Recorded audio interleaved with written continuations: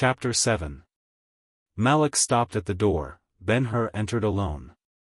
The room was the same in which he had formerly interviewed Simonides, and it had been in no wise changed, except now, close by the armchair, a polished brazen rod, set on a broad wooden pedestal, arose higher than a tall man, holding lamps of silver on sliding arms, 6 or more in number, and all burning.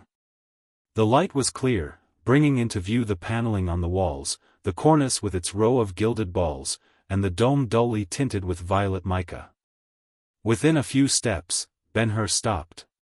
3 persons were present, looking at him: Simonides, Ilderim, and Esther. He glanced hurriedly from one to another, as if to find answer to the question half formed in his mind, "What business can these have with me?" He became calm, with every sense on the alert, for the question was succeeded by another: "Are they friends or enemies?" At length, his eyes rested upon Esther. The men returned his look kindly. In her face there was something more than kindness, something too spirituel for definition, which yet went to his inner consciousness without definition. Shall it be said, good reader? Back of his gaze there was a comparison in which the Egyptian arose and set herself over against the gentle Jewess. But it lived an instant, and, as is the habit of such comparisons, passed away without a conclusion. "Son of her." The guest turned to the speaker. "Son of her," said Simonides, repeating the address slowly, and with distinct emphasis, as if to impress all its meaning upon him most interested in understanding it. "Take thou the peace of the Lord God of our fathers, take it from me." He paused, then added, "From me and mine." The speaker sat in his chair. There were the royal head, the bloodless face, the masterful air, under the influence of which visitors forgot the broken limbs and distorted body of the man. The full black eyes gazed out under the white brows steadily, but not sternly. A moment thus, then he crossed his hands upon his breast. The action, taken with the salutation, could not be misunderstood, and was not. "Simonides," Ben-Hur answered, much moved, "the holy peace you tender is accepted. As son to father, I return it to you. Only let there be perfect understanding between us." Thus delicately he sought to put aside the submission of the merchant, and, in place of the relation of master and servant, substitute one higher and holier. Simonides let fall his hands, and, turning to Esther, said, "A seat for the master, daughter." She hastened, and brought a stool, and stood, with suffused face, looking from one to the other, from Ben-Hur to Simonides, from Simonides to Ben-Hur. And they waited, each declining the superiority direction would imply. When at length the pause began to be embarrassing, Ben-Hur advanced, and gently took the stool from her, and, going to the chair, placed it at the merchant's feet. "I will sit here," he said. His eyes met hers, an instant only, but both were better of the look. He recognized her gratitude, she his generosity and forbearance. Simonides bowed his acknowledgment. "Esther, child, bring me the paper," he said, with a breath of relief. She went to a panel in the wall, opened it, took out a roll of papyri, and brought and gave it to him. "Thou saidst well, son of her," Simonides began, while unrolling the sheets. "Let us understand each other. In anticipation of the demand, which I would have made hadst thou waived it, I have here a statement covering everything necessary to the understanding required. I could see but 2 points involved, the property first, and then our relation. The statement is explicit as to both. Will it please thee to read it now?" Ben-Hur received the papers, but glanced at Ilderim. "Nay," said Simonides, "the sheik shall not deter thee from reading. The account, such thou wilt find it, is of a nature requiring a witness. In the attesting place at the end thou wilt find, when thou comest to it, the name, Ilderim, sheik. He knows all. He is thy friend. All he has been to me, that will he be to thee also." Simonides looked at the Arab, nodding pleasantly, and the latter gravely returned the nod, saying, "Thou hast said." Ben-Hur replied, "I know already the excellence of his friendship, and have yet to prove myself worthy of it."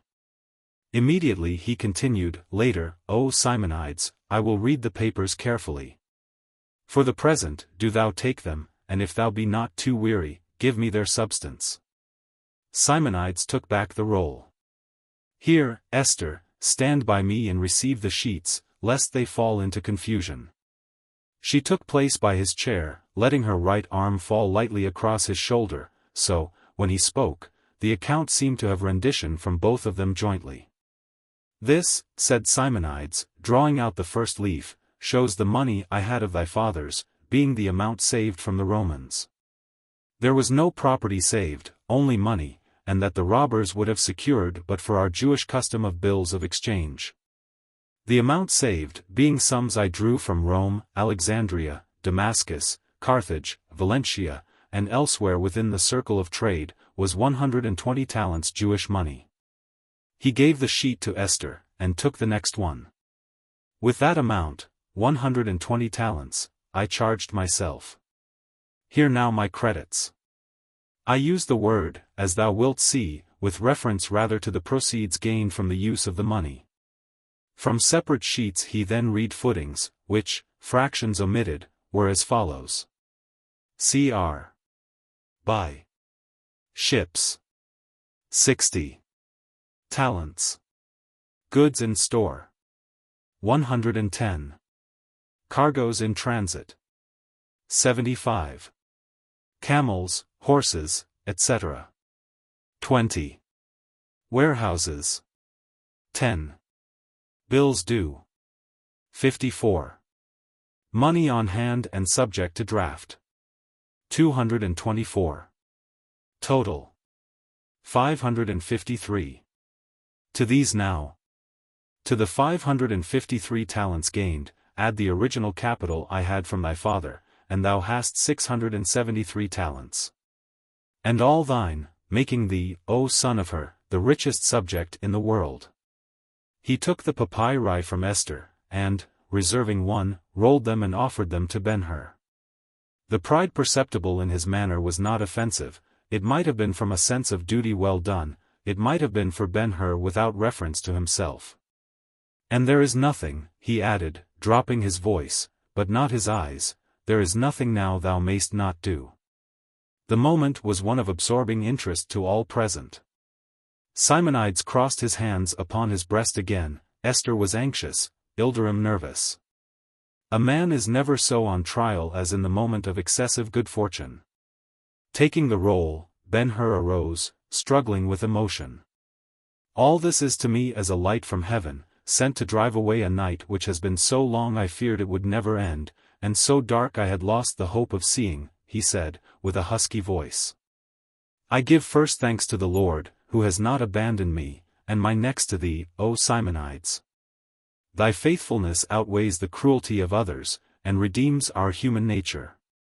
There is nothing I cannot do, be it so.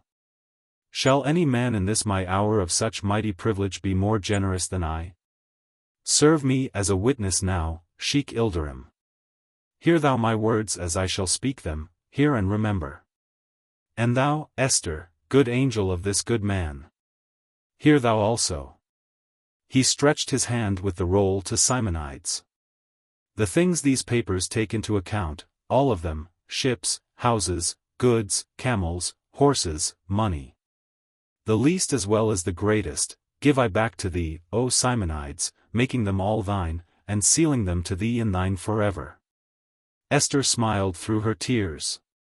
Ilderim pulled his beard with rapid motion, his eyes glistening like beads of jet. Simonides alone was calm.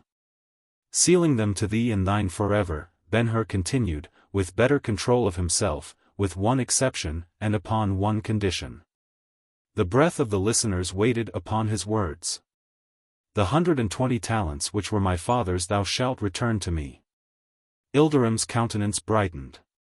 And thou shalt join me in search of my mother and sister, holding all thine subject to the expense of discovery, even as I will hold mine. Simonides was much affected. Stretching out his hand, he said, I see thy spirit, son of her, and I am grateful to the Lord that he hath sent thee to me such as thou art.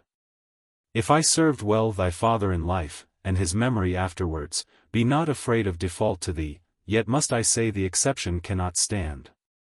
Exhibiting, then, the reserved sheet, he continued. Thou hast not all the account. Take this and read aloud. Ben-Hur took the supplement, and read it. Statement of the servants of her, rendered by Simonides, steward of the estate. 1. Amrah, Egyptian, keeping the palace in Jerusalem. 2. Simonides, the steward, in Antioch. 3. Esther, daughter of Simonides. Now, in all his thoughts of Simonides, not once had it entered Ben-Hur's mind that, by the law, a daughter followed the parent's condition. In all his visions of her, the sweet-faced Esther had figured as the rival of the Egyptian, and an object of possible love. He shrank from the revelation so suddenly brought him, and looked at her blushing, and, blushing, she dropped her eyes before him. Then he said, while the papyrus rolled itself together. A man with 600 talents is indeed rich, and may do what he pleases. But, rarer than the money, more priceless than the property, is the mind which amassed the wealth, and the heart it could not corrupt when amassed. O Simonides, and thou, fair Esther, fear not. Sheikh Ilderim here shall be witness that in the same moment ye were declared my servants, that moment I declared ye free, and what I declare, that will I put in writing. Is it not enough? Can I do more? Son of her, said Simonides, verily thou dost make servitude lightsome. I was wrong, there are some things thou canst not do, thou canst not make us free in law. I am thy servant forever, because I went to the door with thy father one day, and in my ear the all-marks yet abide. Did my father that? Judge him not, cried Simonides, quickly. He accepted me a servant of that class because I prayed him to do so. I never repented the step. It was the price I paid for Rachel, the mother of my child here. For Rachel, who would not be my wife unless I became what she was. Was she a servant forever? Even so. Ben-Hur walked the floor in pain of impotent wish. I was rich before, he said, stopping suddenly. I was rich with the gifts of the generous Arius, now comes this greater fortune, and the mind which achieved it. Is there not a purpose of God in it all? Counsel me, O Simonides. Help me to see the right and do it. Help me to be worthy my name, and what thou art in law to me, that will I be to thee in fact and deed. I will be thy servant forever. Simonides' face actually glowed. O son of my dead master! I will do better than help, I will serve thee with all my might of mind and heart. Body, I have not, it perished in thy cause, but with mind and heart I will serve thee. I swear it, by the altar of our God, and the gifts upon the altar. Only make me formally what I have assumed to be. Name it, said Ben-Hur, eagerly. As steward the care of the property will be mine. Count thyself steward now, or wilt thou have it in writing? Thy word simply is enough. It was so with the Father, and I will not more from the Son. And now, if the understanding be perfect, Simonides paused. It is with me, said Ben-Hur. And thou, daughter of Rachel, speak. Said Simonides, lifting her arm from his shoulder. Esther, left thus alone, stood a moment abashed, her color coming and going. Then she went to Ben-Hur, and said, with a womanliness singularly sweet, I am not better than my mother was, and, as she is gone, I pray you, O my master, let me care for my father. Ben-Hur took her hand, and led her back to the chair, saying, Thou art a good child. Have thy will. Simonides replaced her arm upon his neck, and there was silence for a time in the room. Chapter 8. Simonides looked up, none the less a master. Esther, he said, quietly, the night is going fast. And, lest we become too weary for that which is before us, let the refreshments be brought. She rang a bell. A servant answered with wine and bread, which she bore round. The understanding, good my master, continued Simonides, when all were served, is not perfect in my sight. Henceforth our lives will run on together like rivers which have met and joined their waters. I think their flowing will be better if every cloud is blown from the sky above them. You left my door the other day with what seemed a denial of the claims which I have just allowed in the broadest terms, but it was not so, indeed it was not. Esther is witness that I recognized you. And that I did not abandon you, let Malak say. Malak, exclaimed Ben-Hur. One bound to a chair, like me, must have many hands far-reaching, if he would move the world from which he is so cruelly barred. I have many such, and Malak is one of the best of them. And, sometimes, he cast a grateful glance at the sheik, sometimes I borrow from others good of heart, like Ilderim the generous, good and brave. Let him say if I either denied or forgot you. Ben-Hur looked at the Arab. This is he, good Ilderim, this is he who told you of me? Ilderim's eyes twinkled as he nodded his answer. How, O my master, said Simonides, may we without trial tell what a man is? I knew you, I saw your father in you, but the kind of man you were I did not know. There are people to whom fortune is a curse in disguise. Were you of them? I sent Malak to find out for me, and in the service he was my eyes and ears. Do not blame him. He brought me report of you which was all good. I do not, said Ben-Hur, heartily. There was wisdom in your goodness. The words are very pleasant to me, said the merchant, with feeling, very pleasant. My fear of misunderstanding is laid. Let the rivers run on now as God may give them direction. After an interval he continued. I am compelled now by truth. The weaver sits weaving, and, as the shuttle flies, the cloth increases, and the figures grow, and he dreams dreams meanwhile. So to my hands the fortune grew, and I wondered at the increase, and asked myself about it many times. I could see a care not my own went with the enterprises I set going. The simoons which smote others on the desert jumped over the things which were mine. The storms which heaped the seashore with wrecks did but blow my ships the sooner into port. Strangest of all, so dependent upon others, fixed to a place like a dead thing, had never a loss by an agent, never. The elements stooped to serve me, and all my servants, in fact, were faithful. It is very strange, said Ben-Hur. So I said, and kept saying. Finally, O my master, finally I came to be of your opinion, God was in it, and, like you, I asked, what can his purpose be? Intelligence is never wasted, intelligence like God's never stirs except with design. I have held the question in heart, lo. These many years, watching for an answer. I felt sure, if God were in it, some day, in his own good time, in his own way, he would show me his purpose, making it clear as a whited house upon a hill. And I believe he has done so. Ben-Hur listened with every faculty intent. Many years ago, with my people, thy mother was with me, Esther, beautiful as morning over old Olivet, I sat by the wayside out north of Jerusalem, near the tombs of the kings. When 3 men passed by riding great white camels, such as had never been seen in the holy city. The men were strangers, and from far countries. The first one stopped and asked me a question. Where is he that is born King of the Jews? As if to allay my wonder, he went on to say, we have seen his star in the east, and have come to worship him. I could not understand, but followed them to the Damascus gate. And of every person they met on the way, of the guard at the gate, even, they asked the question. All who heard it were amazed like me. In time I forgot the circumstance, though there was much talk of it as a presage of the Messiah. Alas, alas! What children we are, even the wisest.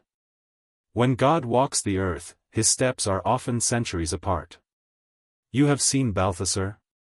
And heard him tell his story, said Ben-Hur. A miracle, a very miracle, cried Simonides. As he told it to me, good my master, I seemed to hear the answer I had so long waited, God's purpose burst upon me. Poor will the king be when he comes, poor and friendless. Without following, without armies, without cities or castles, a kingdom to be set up, and Rome reduced and blotted out.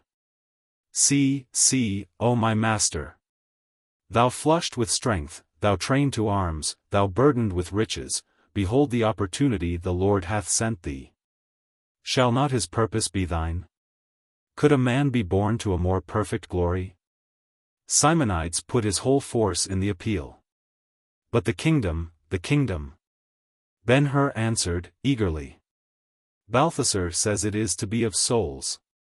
The pride of the Jew was strong in Simonides, and therefore the slightly contemptuous curl of the lip with which he began his reply.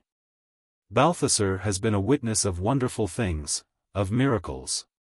O my master! And when he speaks of them, I bow with belief, for they are of sight and sound personal to him. But he is a son of Mizraim, and not even a proselyte.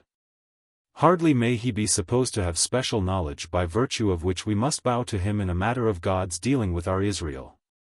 The prophets had their light from heaven directly, even as he had his, many to one, and Jehovah the same forever. I must believe the prophets, bring me the Torah, Esther. He proceeded without waiting for her. May the testimony of a whole people be slighted, my master? Though you travel from Tyre, which is by the sea in the north, to the capital of Edom, which is in the desert south, you will not find a lisper of the Shema, an almsgiver in the temple. Or anyone who has ever eaten of the lamb of the Passover, to tell you the kingdom the king is coming to build for us, the children of the covenant, is other than of this world. Like our father David's. Now where got they the faith, ask you? We will see presently. Esther here returned, bringing a number of rolls carefully enveloped in dark brown linen lettered quaintly in gold.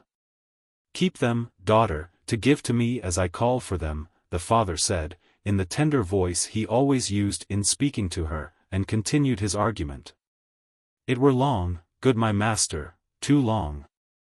Indeed, for me to repeat to you the names of the holy men who, in the providence of God, succeeded the prophets.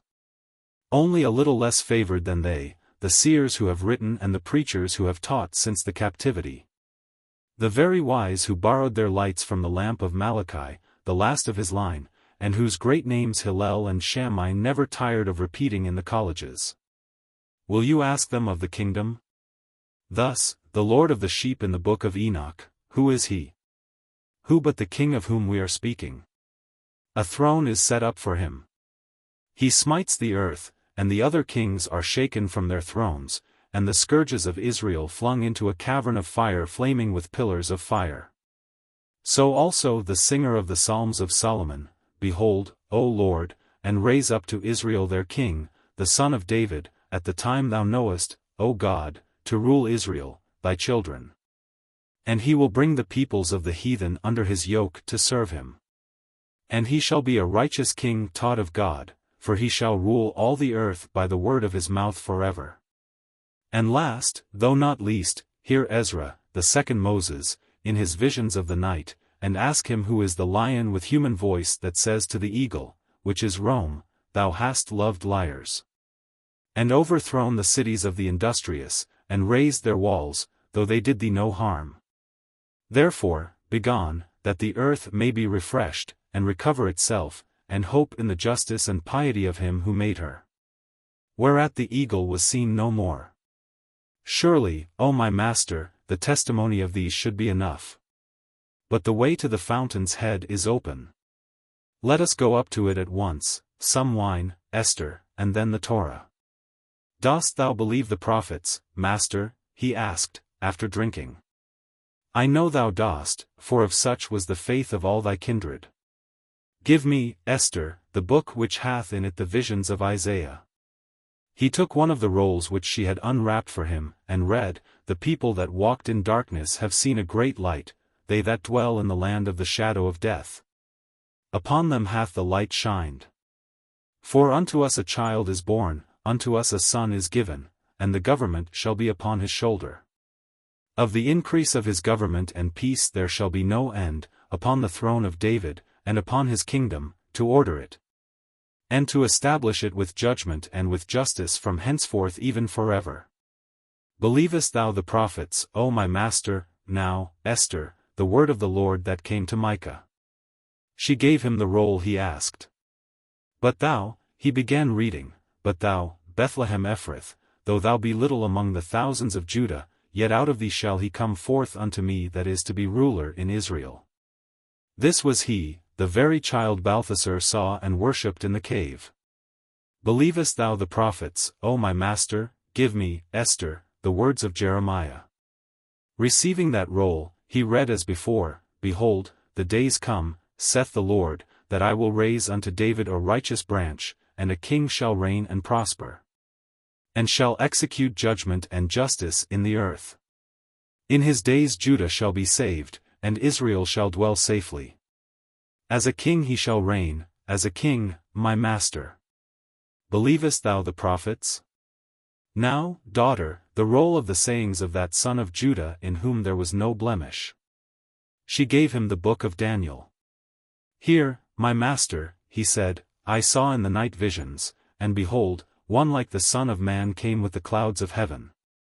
And there was given him dominion, and glory, and a kingdom, that all people, nations, and languages should serve him.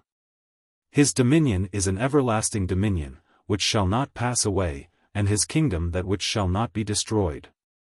Believest thou the prophets, O my master? It is enough.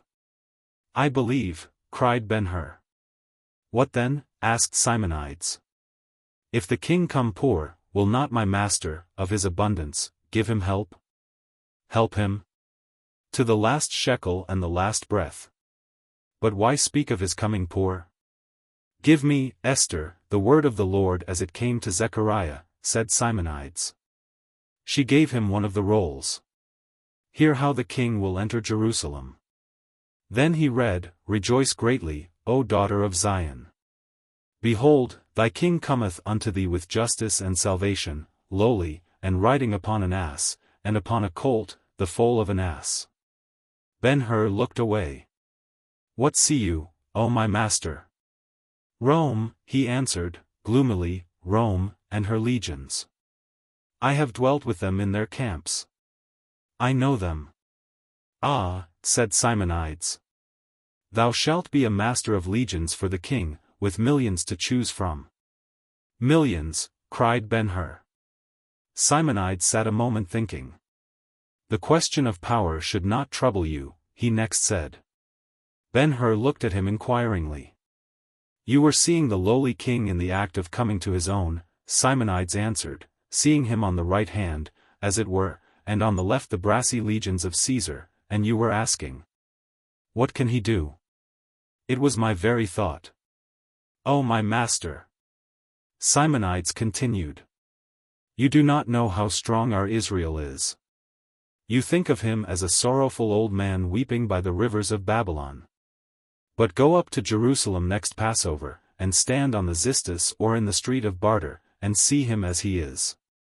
The promise of the Lord to father Jacob coming out of Padan Aram was a law under which our people have not ceased multiplying, not even in captivity, they grew under foot of the Egyptian.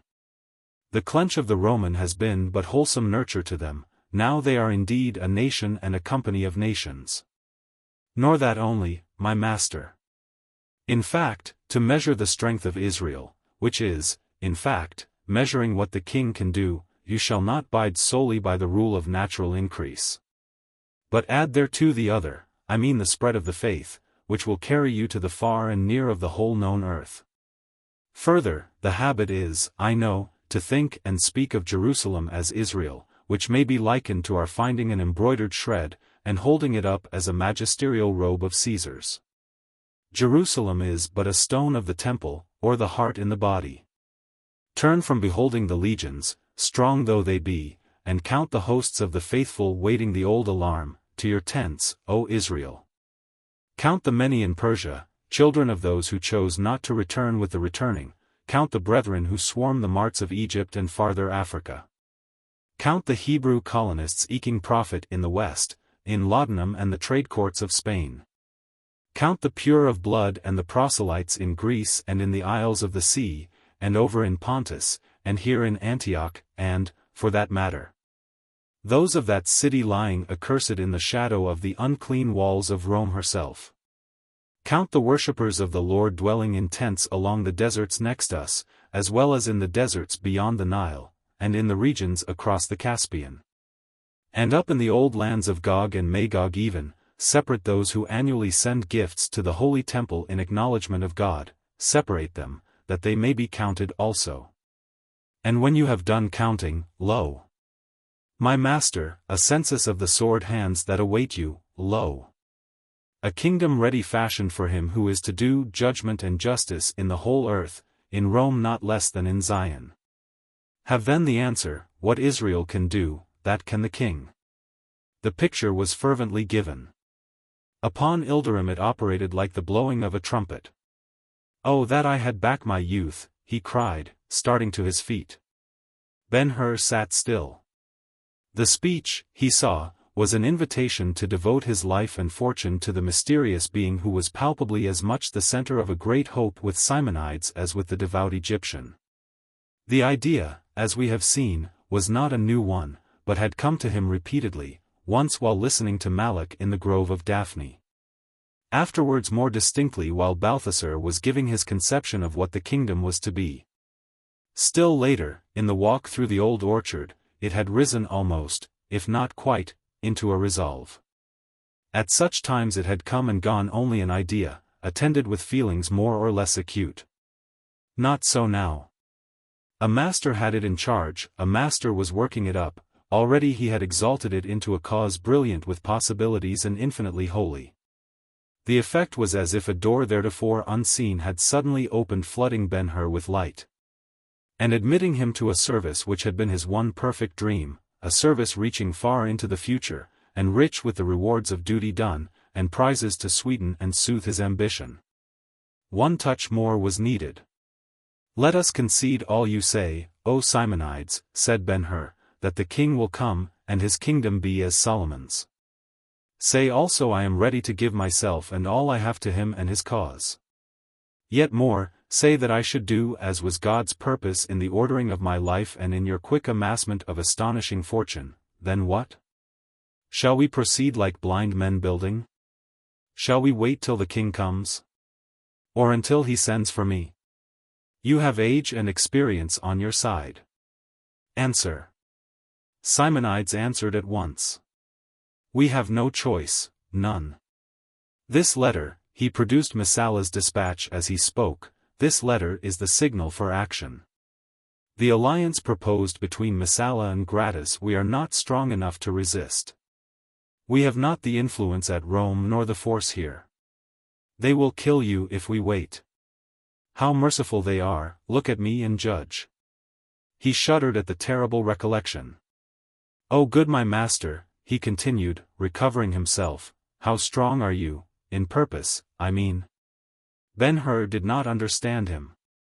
I remember how pleasant the world was to me in my youth, Simonides proceeded. Yet, said Ben-Hur, you were capable of a great sacrifice. Yes, for love. Has not life other motives as strong? Simonides shook his head. There is ambition. Ambition is forbidden a son of Israel. What, then, of revenge? The spark dropped upon the inflammable passion, the man's eyes gleamed, his hands shook, he answered, quickly, revenge is a Jew's of right, it is the law. A camel, even a dog, will remember a wrong, cried Ilderim. Directly Simonides picked up the broken thread of his thought. There is a work for the king, which should be done in advance of his coming. We may not doubt that Israel is to be his right hand, but, alas! It is a hand of peace, without cunning in war. Of the millions, there is not one trained band, not a captain. The mercenaries of the Herods I do not count, for they are kept to crush us. The condition is as the Roman would have it. His policy has fruited well for his tyranny, but the time of change is at hand, when the shepherd shall put on armor, and take to spear and sword, and the feeding flocks be turned to fighting lions. Someone, my son, must have place next the king at his right hand. Who shall it be if not he who does this work well? Ben-Hur's face flushed at the prospect, though he said, I see. But speak plainly. A deed to be done is one thing, how to do it is another. Simonides sipped the wine Esther brought him, and replied. The sheik, and thou, my master, shall be principals, each with a part. I will remain here, carrying on as now, and watchful that the spring go not dry. Thou shalt betake thee to Jerusalem, and thence to the wilderness, and begin numbering the fighting men of Israel, and telling them into tens and hundreds, and choosing captains and training them. And in secret places hoarding arms, for which I shall keep thee supplied. Commencing over in Perea, thou shalt go then to Galilee, whence it is but a step to Jerusalem. In Perea, the desert will be at thy back, and Ilderim in reach of thy hand. He will keep the roads, so that nothing shall pass without thy knowledge. He will help thee in many ways. Until the ripening time no one shall know what is here contracted. Mine is but a servant's part. I have spoken to Ilderim. What sayest thou? Ben-Hur looked at the sheik. It is as he says, son of Hur, the Arab responded. I have given my word, and he is content with it, but thou shalt have my oath, binding me, and the ready hands of my tribe, and whatever serviceable thing I have. The three, Simonides, Ilderim, Esther, gazed at Ben-Hur fixedly. Every man, he answered, at first sadly, has a cup of pleasure poured for him, and soon or late it comes to his hand, and he tastes and drinks, every man but me. I see, Simonides, and thou, O generous sheik, I see whither the proposal tends. If I accept, and enter upon the course, farewell peace, and the hopes which cluster around it. The doors I might enter and the gates of quiet life will shut behind me, never to open again, for Rome keeps them all, and her outlawry will follow me, and her hunters. And in the tombs near cities and the dismal caverns of remotest hills, I must eat my crust and take my rest. The speech was broken by a sob. All turned to Esther, who hid her face upon her father's shoulder. I did not think of you, Esther, said Simonides, gently, for he was himself deeply moved. It is well enough, Simonides, said Ben-Hur. A man bears a hard doom better, knowing there is pity for him. Let me go on. They gave him ear again. I was about to say, he continued, I have no choice, but take the part you assign me, and as remaining here is to meet an ignoble death, I will to the work at once. Shall we have writings? Asked Simonides, moved by his habit of business. I rest upon your word, said Ben-Hur. And I, Ilderim answered. Thus simply was effected the treaty which was to alter Ben-Hur's life. And almost immediately the latter added. It is done, then. May the God of Abraham help us. Simonides exclaimed. One word now, my friends, Ben-Hur said, more cheerfully. By your leave, I will be my own until after the games. It is not probable Messala will set peril on foot for me until he has given the procurator time to answer him. And that cannot be in less than 7 days from the dispatch of his letter. The meeting him in the circus is a pleasure I would buy at whatever risk. Ilderim, well pleased, assented readily, and Simonides, intent on business, added, It is well, for look you, my master, the delay will give me time to do you a good part.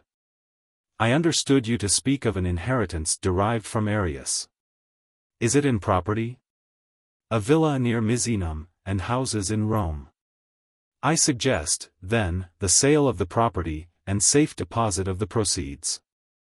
Give me an account of it, and I will have authorities drawn, and dispatch an agent on the mission forthwith. We will forestall the imperial robbers at least this once. You shall have the account tomorrow. Then, if there be nothing more, the work of the night is done, said Simonides. Ilderim combed his beard complacently, saying, And well done. The bread and wine again, Esther. Sheik Ilderim will make us happy by staying with us till tomorrow, or at his pleasure. And thou, my master. Let the horses be brought, said Ben-Hur. I will return to the orchard. The enemy will not discover me if I go now, and, he glanced at Ilderim, the four will be glad to see me. As the day dawned, he and Malak dismounted at the door of the tent. Chapter 9. Next night, about the 4th hour, Ben-Hur stood on the terrace of the great warehouse with Esther.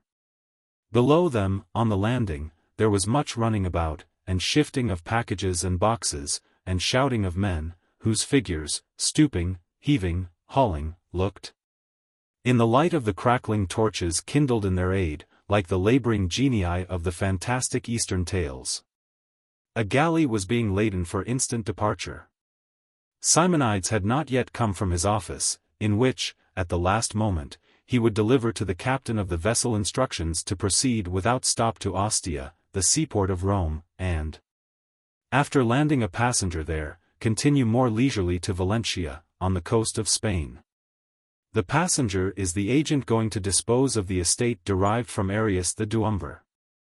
When the lines of the vessel are cast off, and she is put about, and her voyage begun, Ben-Hur will be committed irrevocably to the work undertaken the night before. If he is disposed to repent the agreement with Ilderim, a little time is allowed him to give notice and break it off. He is master, and has only to say the word. Such may have been the thought at the moment in his mind. He was standing with folded arms, looking upon the scene in the manner of a man debating with himself. Young, handsome, rich, but recently from the patrician circles of Roman society. It is easy to think of the world besetting him with appeals not to give more to onerous duty or ambition attended with outlawry and danger. We can even imagine the arguments with which he was pressed, the hopelessness of contention with Caesar, the uncertainty veiling everything connected with the king and his coming. The ease, honors, state, purchasable like goods in market, and, strongest of all, the sense newly acquired of home, with friends to make it delightful.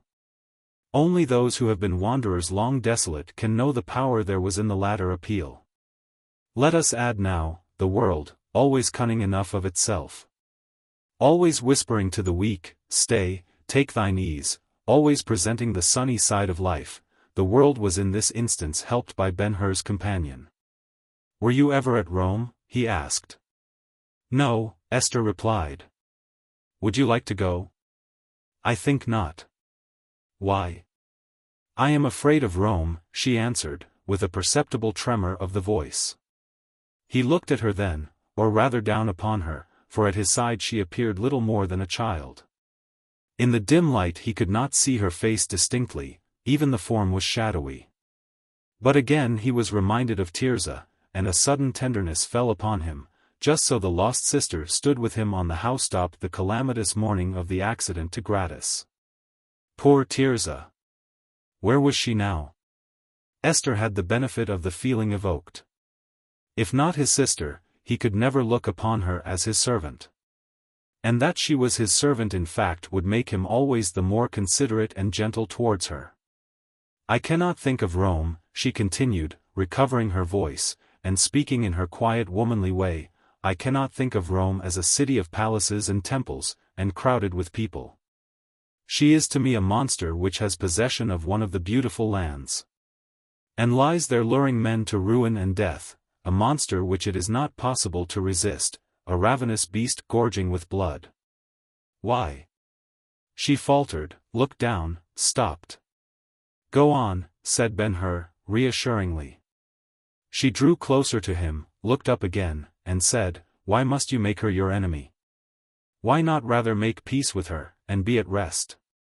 You have had many ills, and borne them, you have survived the snares laid for you by foes. Sorrow has consumed your youth. Is it well to give it the remainder of your days?" The girlish face under his eyes seemed to come nearer and get whiter as the pleading went on. He stooped towards it, and asked, softly, "What would you have me do, Esther?" She hesitated a moment, then asked, in return, "Is the property near Rome a residence?" "Yes." "And pretty?"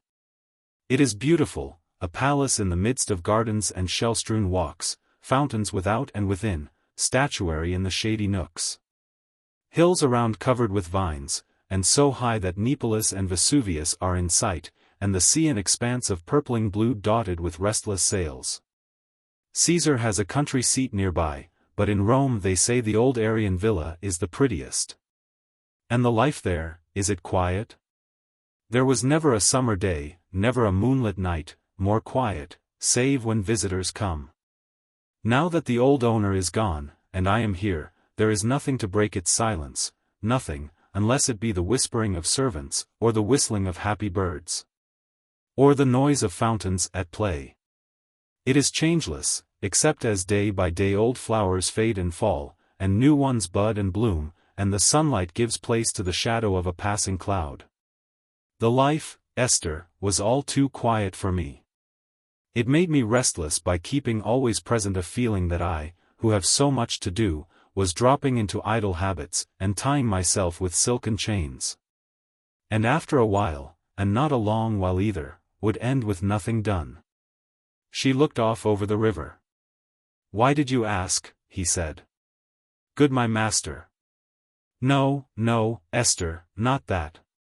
Call me friend, brother, if you will, I am not your master, and will not be. Call me brother." He could not see the flush of pleasure which reddened her face, and the glow of the eyes that went out lost in the void above the river. "I cannot understand," she said, "the nature which prefers the life you are going to, a life of violence, and it may be of blood," he said, completing the sentence. "Yes," she added, "the nature which could prefer that life to such as might be in the beautiful villa." "Esther, you mistake. There is no preference. Alas! The Roman is not so kind. I am going of necessity. To stay here is to die, and if I go there, the end will be the same, a poisoned cup, a bravo's blow, or a judge's sentence obtained by perjury. Messala and the procurator Gratus are rich with plunder of my father's estate, and it is more important to them to keep their gains now than was their getting in the first instance. A peaceable settlement is out of reach, because of the confession it would imply. And then, Esther, if I could buy them, I do not know that I would. I do not believe peace possible to me. No, not even in the sleepy shade and sweet air of the marble porches of the old villa, no matter who might be there to help me bear the burden of the days. Nor by what patience of love she made the effort. Peace is not possible to me while my people are lost, for I must be watchful to find them. If I find them, and they have suffered wrong, shall not the guilty suffer for it? If they are dead by violence, shall the murderers escape? Oh, I could not sleep for dreams. Nor could the holiest love, by any stratagem, lull me to a rest which conscience would not strangle. Is it so bad then? She asked, her voice tremulous with feeling. Can nothing, be done? Ben-Hur took her hand. Do you care so much for me? Yes, she answered, simply. The hand was warm, and in the palm of his it was lost. He felt it tremble. Then the Egyptian came, so the opposite of this little one. So tall, so audacious, with a flattery so cunning, a wit so ready, a beauty so wonderful, a manner so bewitching. He carried the hand to his lips, and gave it back. You shall be another Tirzah to me, Esther. Who is Tirzah? The little sister the Romans stole from me, and whom I must find before I can rest or be happy. Just then a gleam of light flashed athwart the terrace and fell upon the two, and, looking round, they saw a servant roll Simonides in his chair out of the door. They went to the merchant, and in the aftertalk he was principal. Immediately the lines of the galley were cast off, and she swung round, and, midst the flashing of torches and the shouting of joyous sailors, hurried off to the sea, leaving Ben-Hur committed to the cause of the king who was to come. Chapter 10. The day before the games, in the afternoon, all Ilderim's racing property was taken to the city, and put in quarters adjoining the circus. Along with it the good man carried a great deal of property not of that class. So with servants, retainers mounted and armed, horses in leading, cattle driven, camels laden with baggage, his outgoing from the orchard was not unlike a tribal migration. The people along the road failed not to laugh at his motley procession. On the other side, it was observed that, with all his irascibility, he was not in the least offended by their rudeness. If he was under surveillance, as he had reason to believe, the informer would describe the semi-barbarous show with which he came up to the races. The Romans would laugh, the city would be amused. But what cared he? Next morning the pageant would be far on the road to the desert. And going with it would be every movable thing of value belonging to the orchard, everything save such as were essential to the success of his four.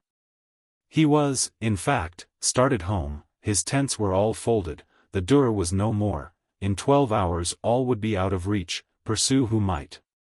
A man is never safer than when he is under the laugh. And the shrewd old Arab knew it. Neither he nor Ben-Hur overestimated the influence of Messala.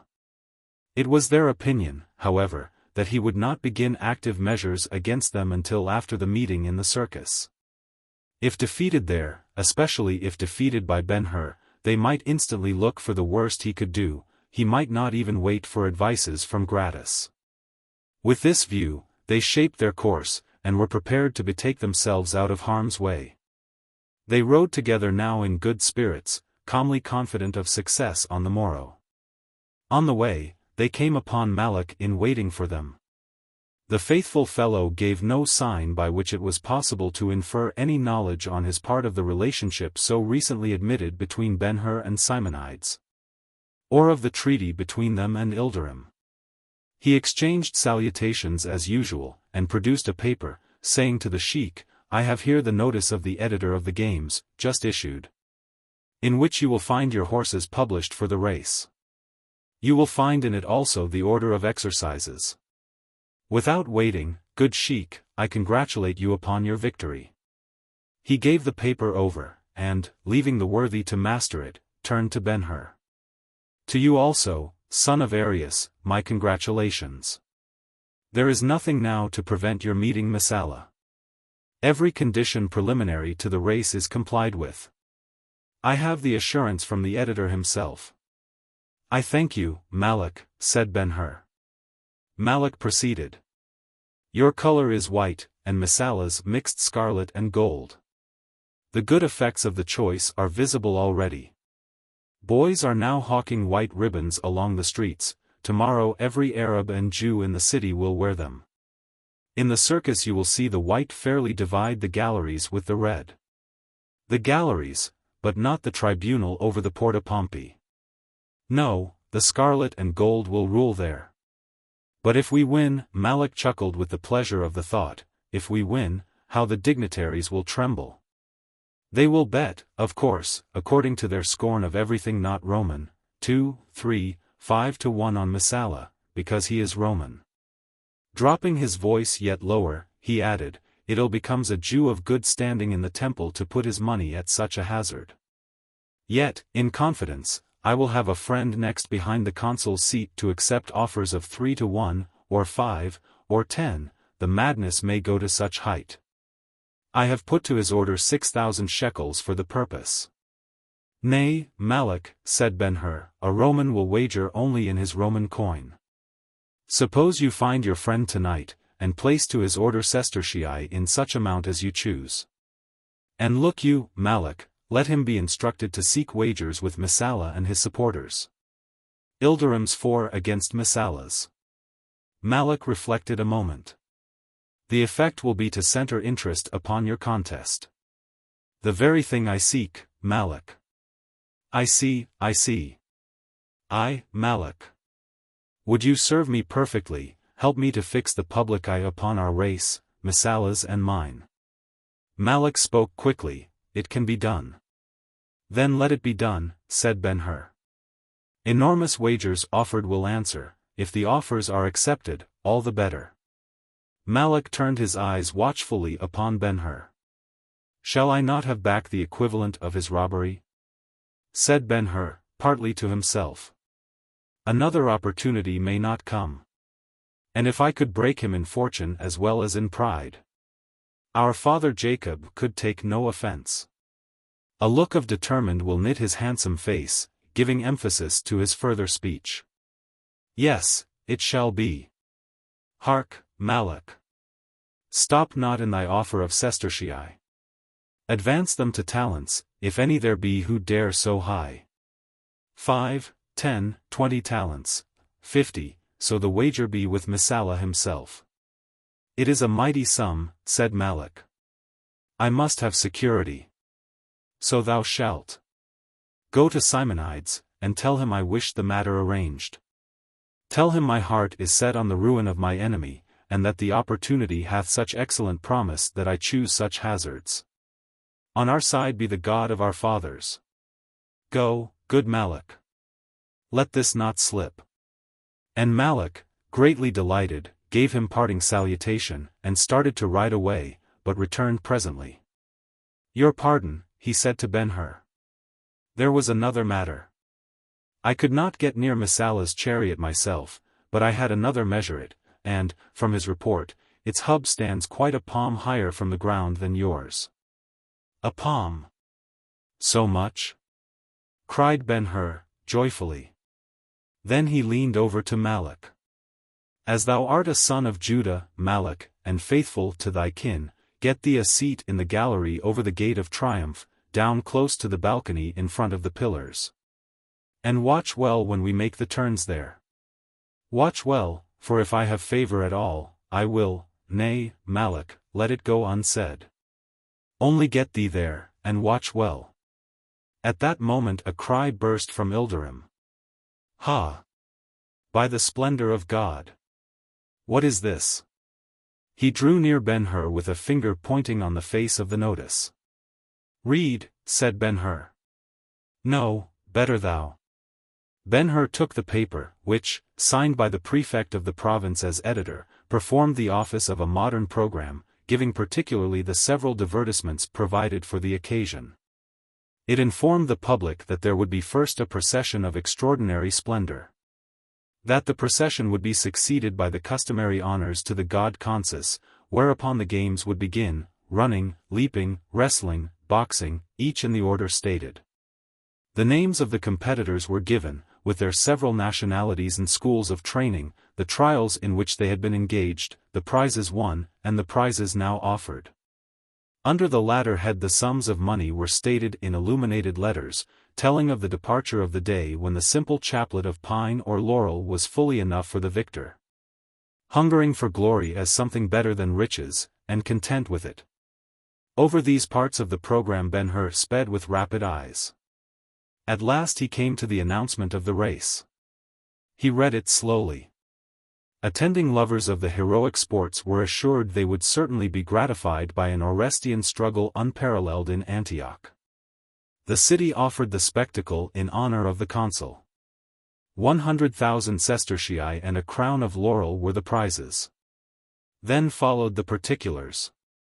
The entries were 6 in all, 4s only permitted. And, to further interest in the performance, the competitors would be turned into the course together. Each 4 then received description. A 4 of Lysippus the Corinthian, 2 greys, a bay, and a black, entered at Alexandria last year, and again at Corinth, where they were winners.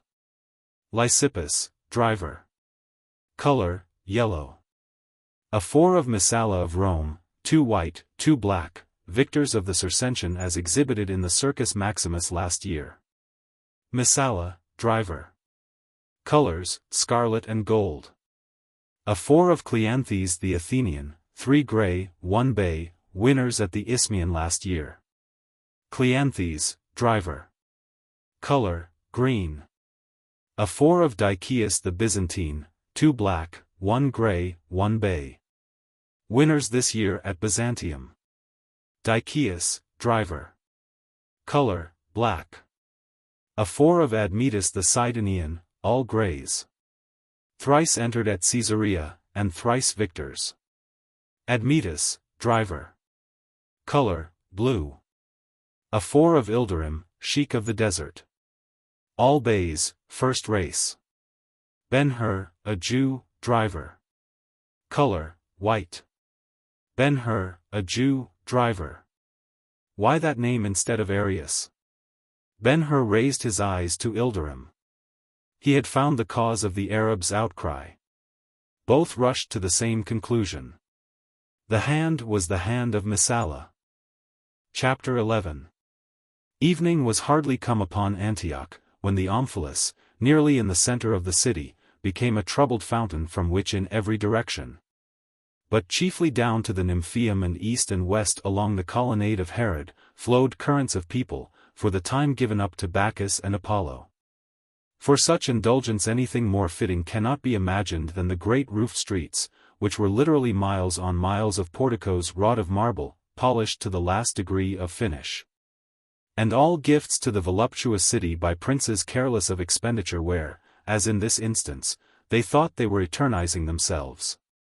Darkness was not permitted anywhere. And the singing, the laughter, the shouting, were incessant, and in compound like the roar of waters dashing through hollow grots, confused by a multitude of echoes. The many nationalities represented, though they might have amazed a stranger, were not peculiar to Antioch. Of the various missions of the great empire, one seems to have been the fusion of men and the introduction of strangers to each other.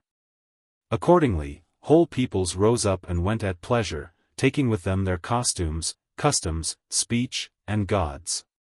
And where they chose, they stopped, engaged in business, built houses, erected altars, and were what they had been at home. There was a peculiarity, however, which could not have failed the notice of a looker on this night in Antioch. Nearly everybody wore the colors of one or other of the charioteers announced for the morrow's race. Sometimes it was in form of a scarf, sometimes a badge, often a ribbon or a feather. Whatever the form, it signified merely the wearer's partiality. Thus, green published a friend of Cleanthes the Athenian, and black an adherent of the Byzantine. This was according to a custom, old probably as the day of the race of Orestes, a custom, by the way, worthy of study as a marvel of history. Illustrative of the absurd yet appalling extremities to which men frequently suffer their follies to drag them. The observer abroad on this occasion, once attracted to the wearing of colors, would have very shortly decided that there were three in predominance, green, white, and the mixed scarlet and gold. But let us from the streets to the palace on the island. The 5 great chandeliers in the saloon are freshly lighted. The assemblage is much the same as that already noticed in connection with the place. The divan has its core of sleepers and burden of garments, and the tables yet resound with the rattle and clash of dice. Yet the greater part of the company are not doing anything. They walk about, or yawn tremendously, or pause as they pass each other to exchange idle nothings. Will the weather be fair tomorrow? Are the preparations for the games complete? Do the laws of the circus in Antioch differ from the laws of the circus in Rome?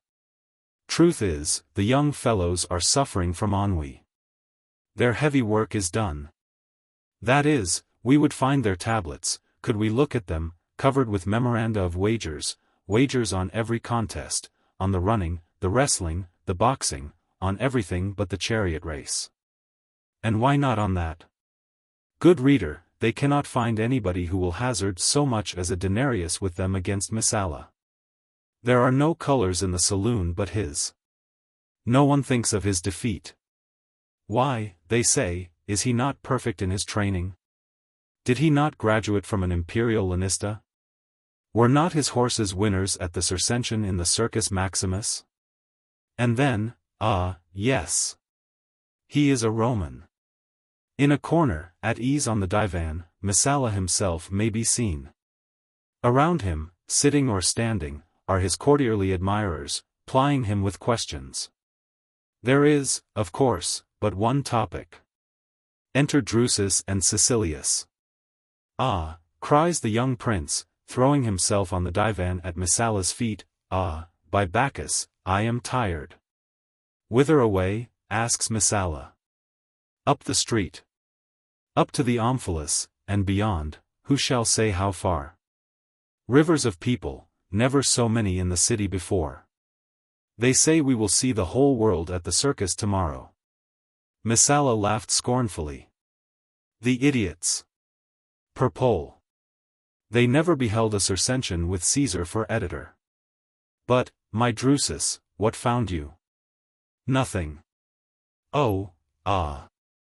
You forget, said Caecilius. What? Asked Drusus. The procession of whites. Mirabile, cried Drusus, half rising. We met a faction of whites, and they had a banner. But, ha, ha, ha. He fell back indolently. Cruel Drusus, not to go on, said Messala. Scum of the desert were they, my Messala, and garbage eaters from the Jacob's temple in Jerusalem. What had I to do with them? Nay, said Caecilius, Drusus is afraid of a laugh, but I am not, my Messala. Speak thou, then.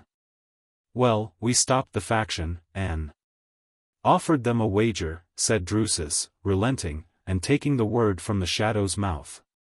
And, ha, ha, ha.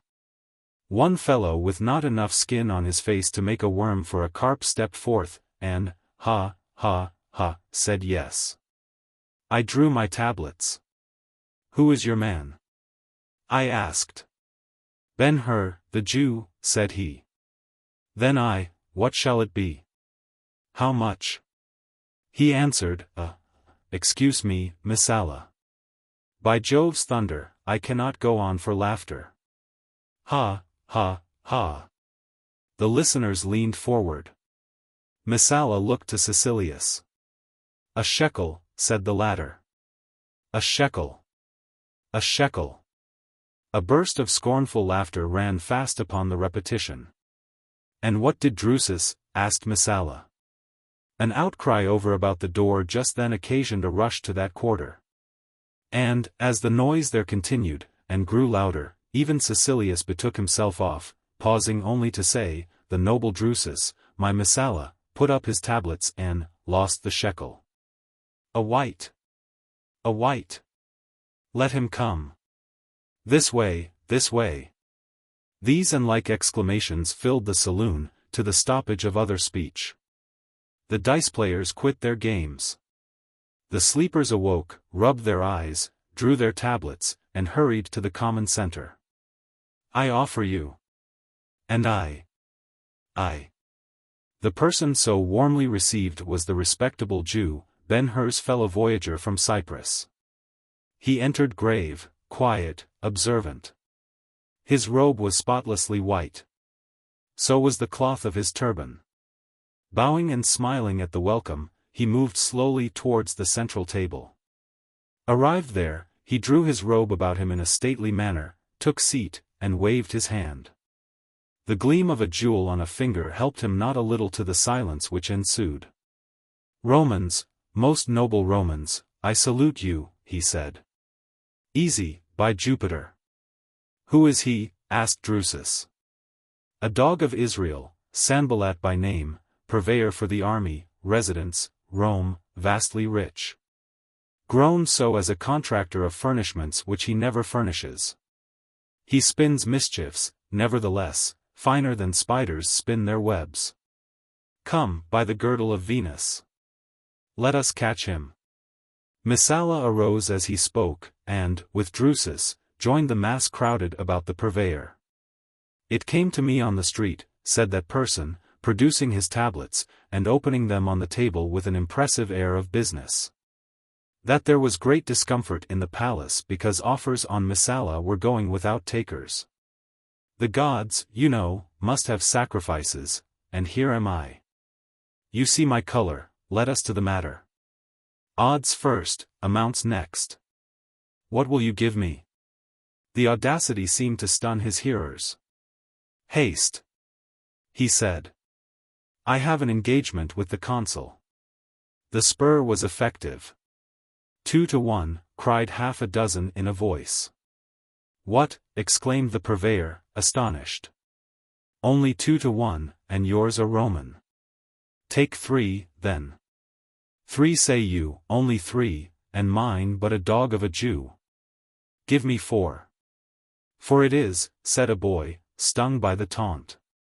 5, give me 5, cried the purveyor, instantly. A profound stillness fell upon the assemblage. The consul, your master and mine, is waiting for me. The inaction became awkward to the many. Give me 5, for the honor of Rome, 5. 5 let it be, said one in answer. There was a sharp cheer, a commotion, and Messala himself appeared. 5 let it be, he said. And Sanballat smiled, and made ready to write.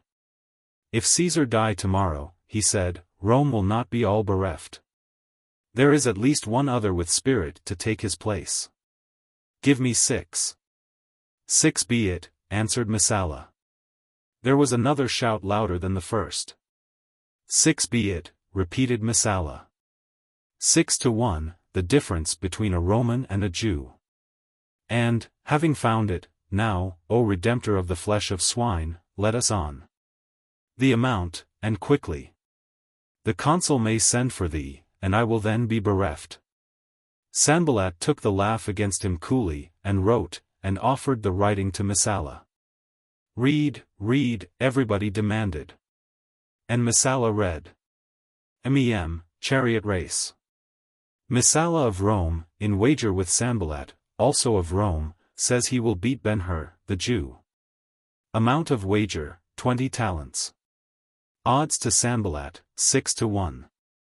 Witnesses, Sanballat. There was no noise, no motion. Each person seemed held in the pose the reading found him. Messala stared at the memorandum, while the eyes which had him in view opened wide, and stared at him. He felt the gaze, and thought rapidly. So lately he stood in the same place, and in the same way hectored the countrymen around him. They would remember it. If he refused to sign, his heroship was lost. And sign he could not, he was not worth 100 talents, nor the 5th part of the sum. Suddenly his mind became a blank, he stood speechless. The color fled his face. An idea at last came to his relief. Thou Jew, he said, where hast thou 20 talents? Show me. Sanballat's provoking smile deepened. There, he replied, offering Messala a paper. Read, read, arose all around. Again Messala read. At Antioch, Tammuz 16th day. The bearer, Sanballat of Rome, hath now to his order with me 50 talents, coin of Caesar. Simonides. 50 talents, echoed the throng, in amazement. Then Drusus came to the rescue. By Hercules, he shouted, the paper lies, and the Jew is a liar. Who but Caesar hath 50 talents at order? Down with the insolent wight. The cry was angry, and it was angrily repeated, yet Sanballat kept his seat, and his smile grew more exasperating the longer he waited. At length Messala spoke. Hush! 1-1, my countrymen, 1-1, for love of our ancient Roman name. The timely action recovered him his ascendancy. O thou circumcised dog! He continued, to Sanballat, I gave thee 6-1, did I not? Yes, said the Jew, quietly. Well, give me now the fixing of the amount. With reserve, if the amount be trifling, have thy will, answered Sanballat. Write, then, 5 in place of 20. Hast thou so much? By the mother of the gods, I will show you receipts. Nay, the word of so brave a Roman must pass. Only make the sum even, 6 make it, and I will write. Write it so. And forthwith they exchanged writings. Sanballat immediately arose and looked around him, a sneer in place of his smile. No man better than he knew those with whom he was dealing. Romans, he said, another wager, if you dare. 5 talents against 5 talents that the white will win. I challenge you collectively. They were again surprised. What, he cried, louder. Shall it be said in the circus tomorrow that a dog of Israel went into the saloon of the palace full of Roman nobles, among them the scion of a Caesar, and laid 5 talents before them in challenge? And they had not the courage to take it up? The sting was unendurable. Have done, O insolent, said Drusus, write the challenge, and leave it on the table. And tomorrow, if we find thou hast indeed so much money to put at such hopeless hazard, I, Drusus, promise it shall be taken. Sanballat wrote again, and, rising, said, unmoved as ever, see, Drusus, I leave the offer with you. When it is signed, send it to me any time before the race begins. I will be found with the consul in a seat over the Porta Pompey. Peace to you, peace to all." He bowed, and departed, careless of the shout of derision with which they pursued him out of the door. In the night the story of the prodigious wager flew along the streets and over the city, and Ben-Hur, lying with his four, was told of it, and also that Messala's whole fortune was on the hazard. And he slept never so soundly. Chapter 12. The circus at Antioch stood on the south bank of the river, nearly opposite the island, differing in no respect from the plan of such buildings in general. In the purest sense, the games were a gift to the public, consequently, everybody was free to attend. And, vast as the holding capacity of the structure was, so fearful were the people, on this occasion, lest there should not be room for them, that, early the day before the opening of the exhibition, they took up all the vacant spaces in the vicinity, where their temporary shelter suggested an army in waiting.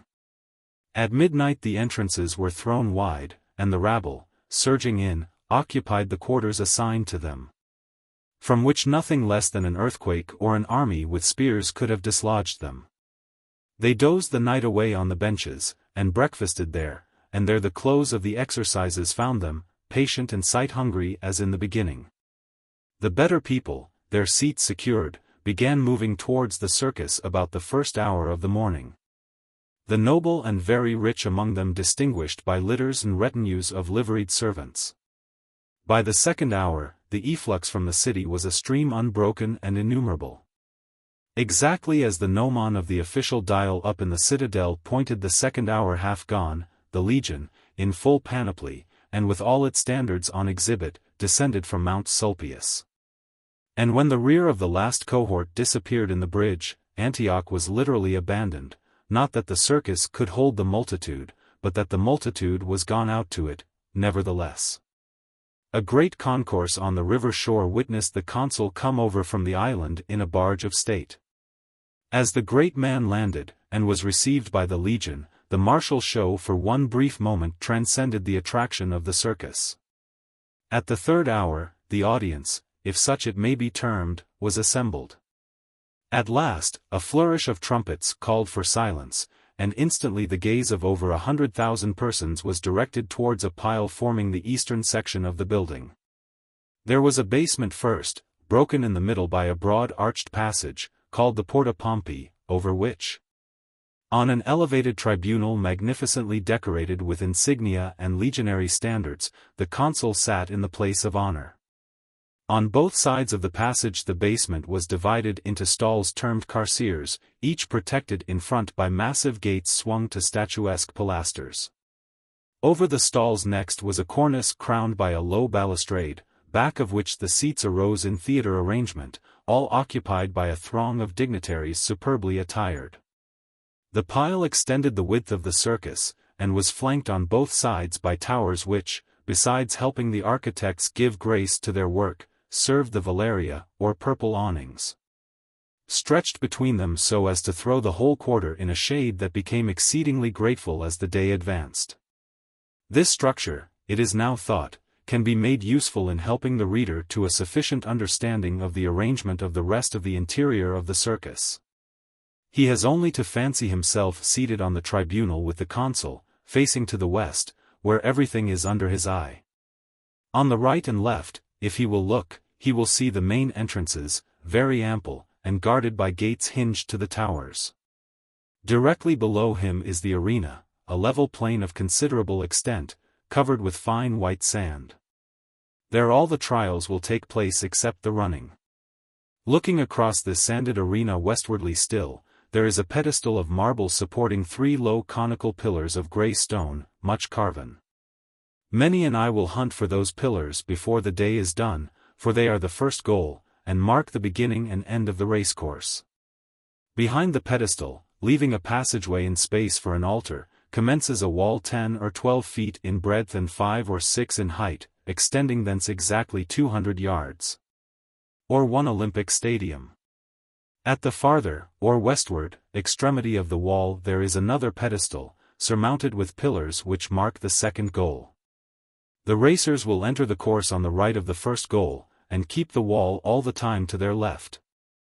The beginning and ending points of the contest lie, consequently, directly in front of the consul across the arena, and for that reason his seat was admittedly the most desirable in the circus.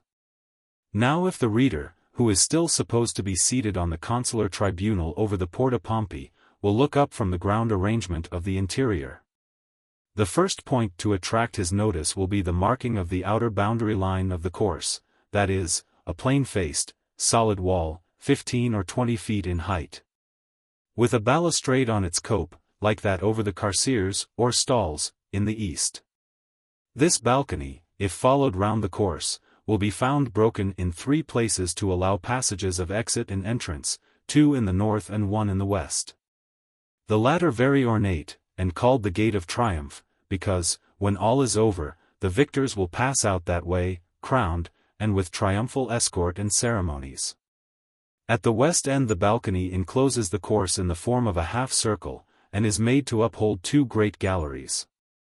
Directly behind the balustrade on the coping of the balcony is the first seat, from which ascend the succeeding benches, each higher than the one in front of it, giving to view a spectacle of surpassing interest, the spectacle of a vast space ruddy and glistening with human faces, and rich with varicolored costumes. The commonalty occupy quarters over in the west, beginning at the point of termination of an awning, stretched, it would seem, for the accommodation of the better classes exclusively. Having thus the whole interior of the circus under view at the moment of the sounding of the trumpets, let the reader next imagine the multitude seated and sunk to sudden silence, and motionless in its intensity of interest.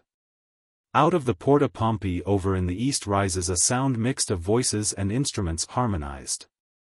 Presently, forth issues the chorus of the procession with which the celebration begins. The editor and civic authorities of the city, givers of the games, follow in robes and garlands. Then the gods, some on platforms borne by men, others in great four-wheel carriages gorgeously decorated. Next them, again, the contestants of the day, each in costume exactly as he will run, wrestle, leap, box, or drive. Slowly crossing the arena, the procession proceeds to make circuit of the course. The display is beautiful and imposing. Approval runs before it in a shout, as the water rises and swells in front of a boat in motion.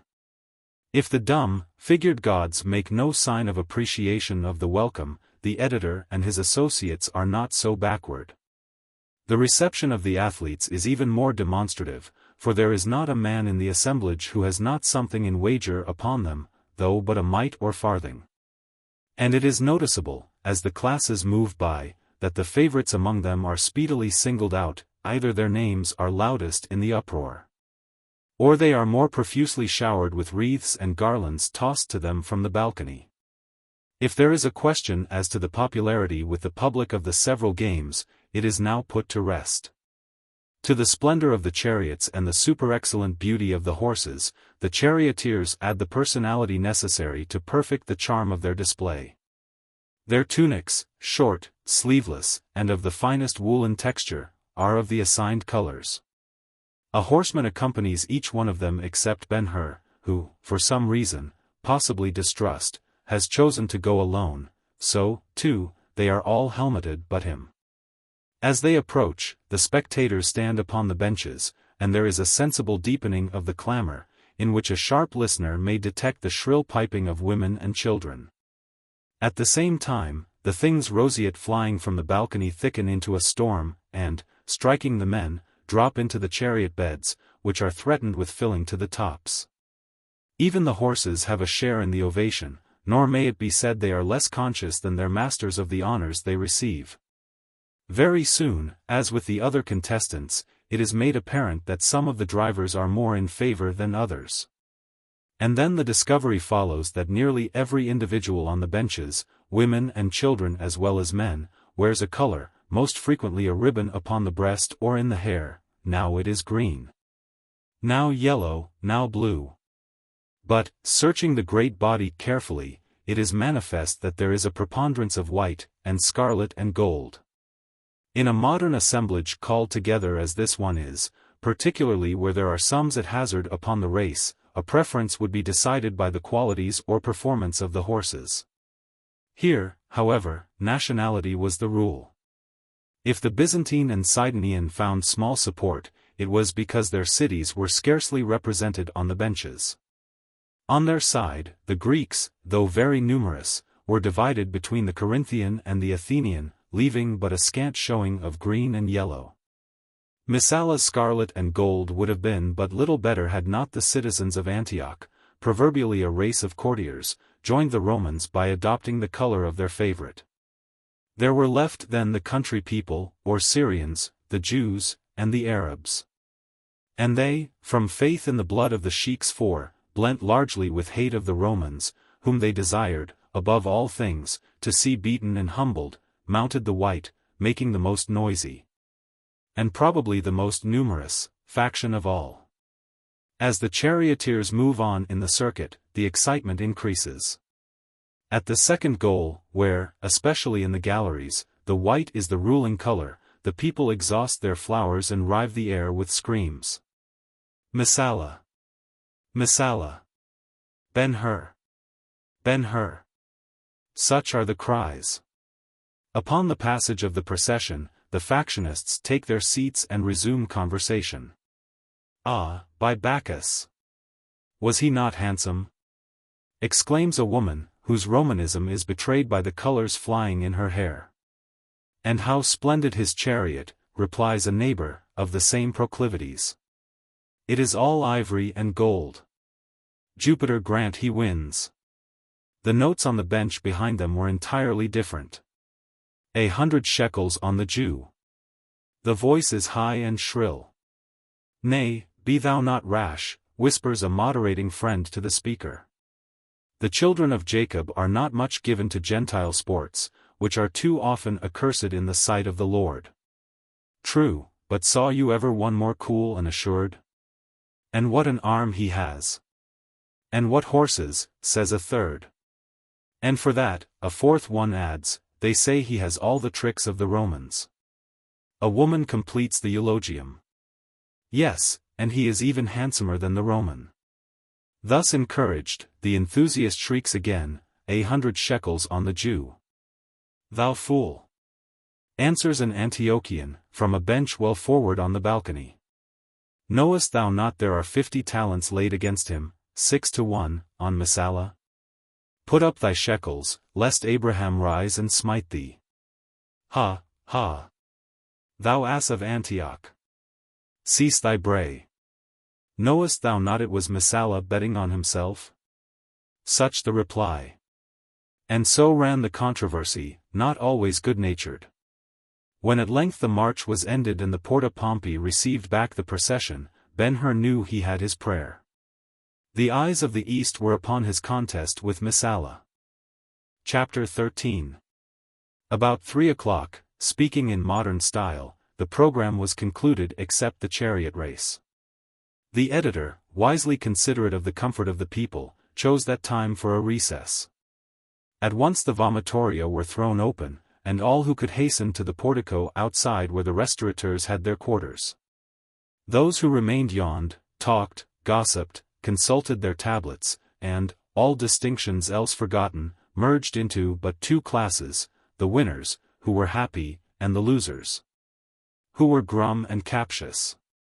Now, however, a third class of spectators, composed of citizens who desired only to witness the chariot race, availed themselves of the recess to come in and take their reserved seats.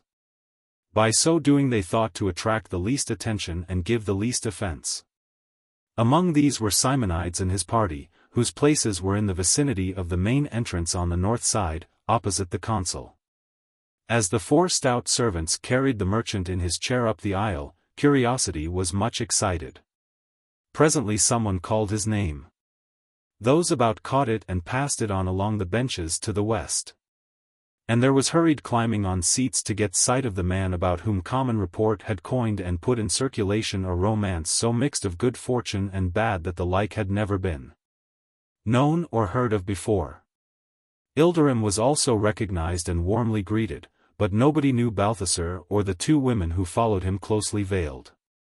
The people made way for the party respectfully, and the ushers seated them in easy speaking distance of each other down by the balustrade overlooking the arena.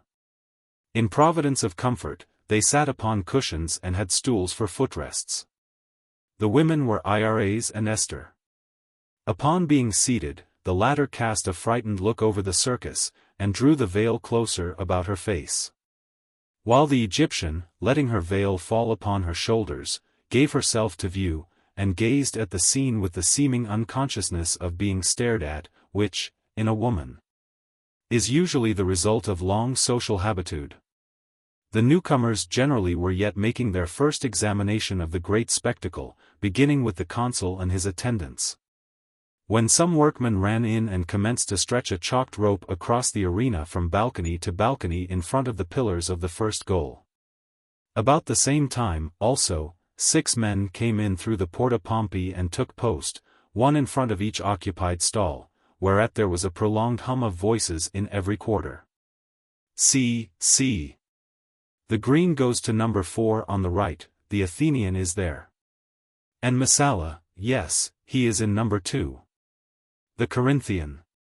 Watch the white. See, he crosses over, he stops. Number 1 it is, number 1 on the left.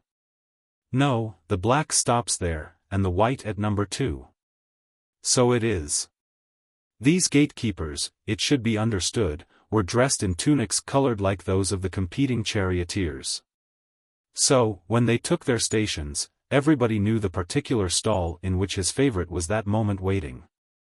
Did you ever see Messala? The Egyptian asked Esther. The Jewess shuddered as she answered no.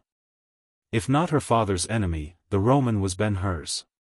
He is beautiful as Apollo. As Iras spoke, her large eyes brightened and she shook her jeweled fan. Esther looked at her with the thought, is he, then, so much handsomer than Ben-Hur? Next moment she heard Ilderim say to her father, yes, his stall is number 2 on the left of the Porta Pompei. And, thinking it was of Ben-Hur he spoke, her eyes turned that way. Taking but the briefest glance at the wattled face of the gate, she drew the veil close and muttered a little prayer. Presently Sanballat came to the party. I am just from the stalls, O Sheik, he said, bowing gravely to Ilderim, who began combing his beard, while his eyes glittered with eager inquiry. The horses are in perfect condition. Ilderim replied simply, if they are beaten, I pray it be by some other than Messala. Turning then to Simonides, Sanballat drew out a tablet, saying, I bring you also something of interest. I reported, you will remember, the wager concluded with Messala last night, and stated that I left another which, if taken, was to be delivered to me in writing today before the race began. Here it is. Simonides took the tablet and read the memorandum carefully. Yes, he said, their emissary came to ask me if you had so much money with me. Keep the tablet close. If you lose, you know where to come, if you win, his face knit hard, if you win, friend, see to it. See the signers escape not, hold them to the last shekel. That is what they would with us. Trust me, replied the purveyor. Will you not sit with us? Asked Simonides. You are very good, the other returned, but if I leave the consul, young Rome yonder will boil over. Peace to you. Peace to all. At length the recess came to an end. The trumpeters blew a call at which the absentees rushed back to their places. At the same time, some attendants appeared in the arena, and, climbing upon the division wall, went to an entablature near the second goal at the west end, and placed upon it 7 wooden balls. Then returning to the first goal, upon an entablature there they set up 7 other pieces of wood hewn to represent dolphins. What shall they do with the balls and fishes, O Sheik? Asked Balthasar. Hast thou never attended a race? Never before, and hardly know I why I am here. Well, they are to keep the count. At the end of each round run thou shalt see 1 ball and 1 fish taken down. The preparations were now complete, and presently a trumpeter in gaudy uniform arose by the editor, ready to blow the signal of commencement promptly at his order.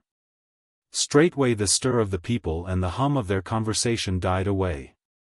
Every face nearby, and every face in the lessening perspective, turned to the east, as all eyes settled upon the gates of the 6 stalls which shut in the competitors. The unusual flush upon his face gave proof that even Simonides had caught the universal excitement.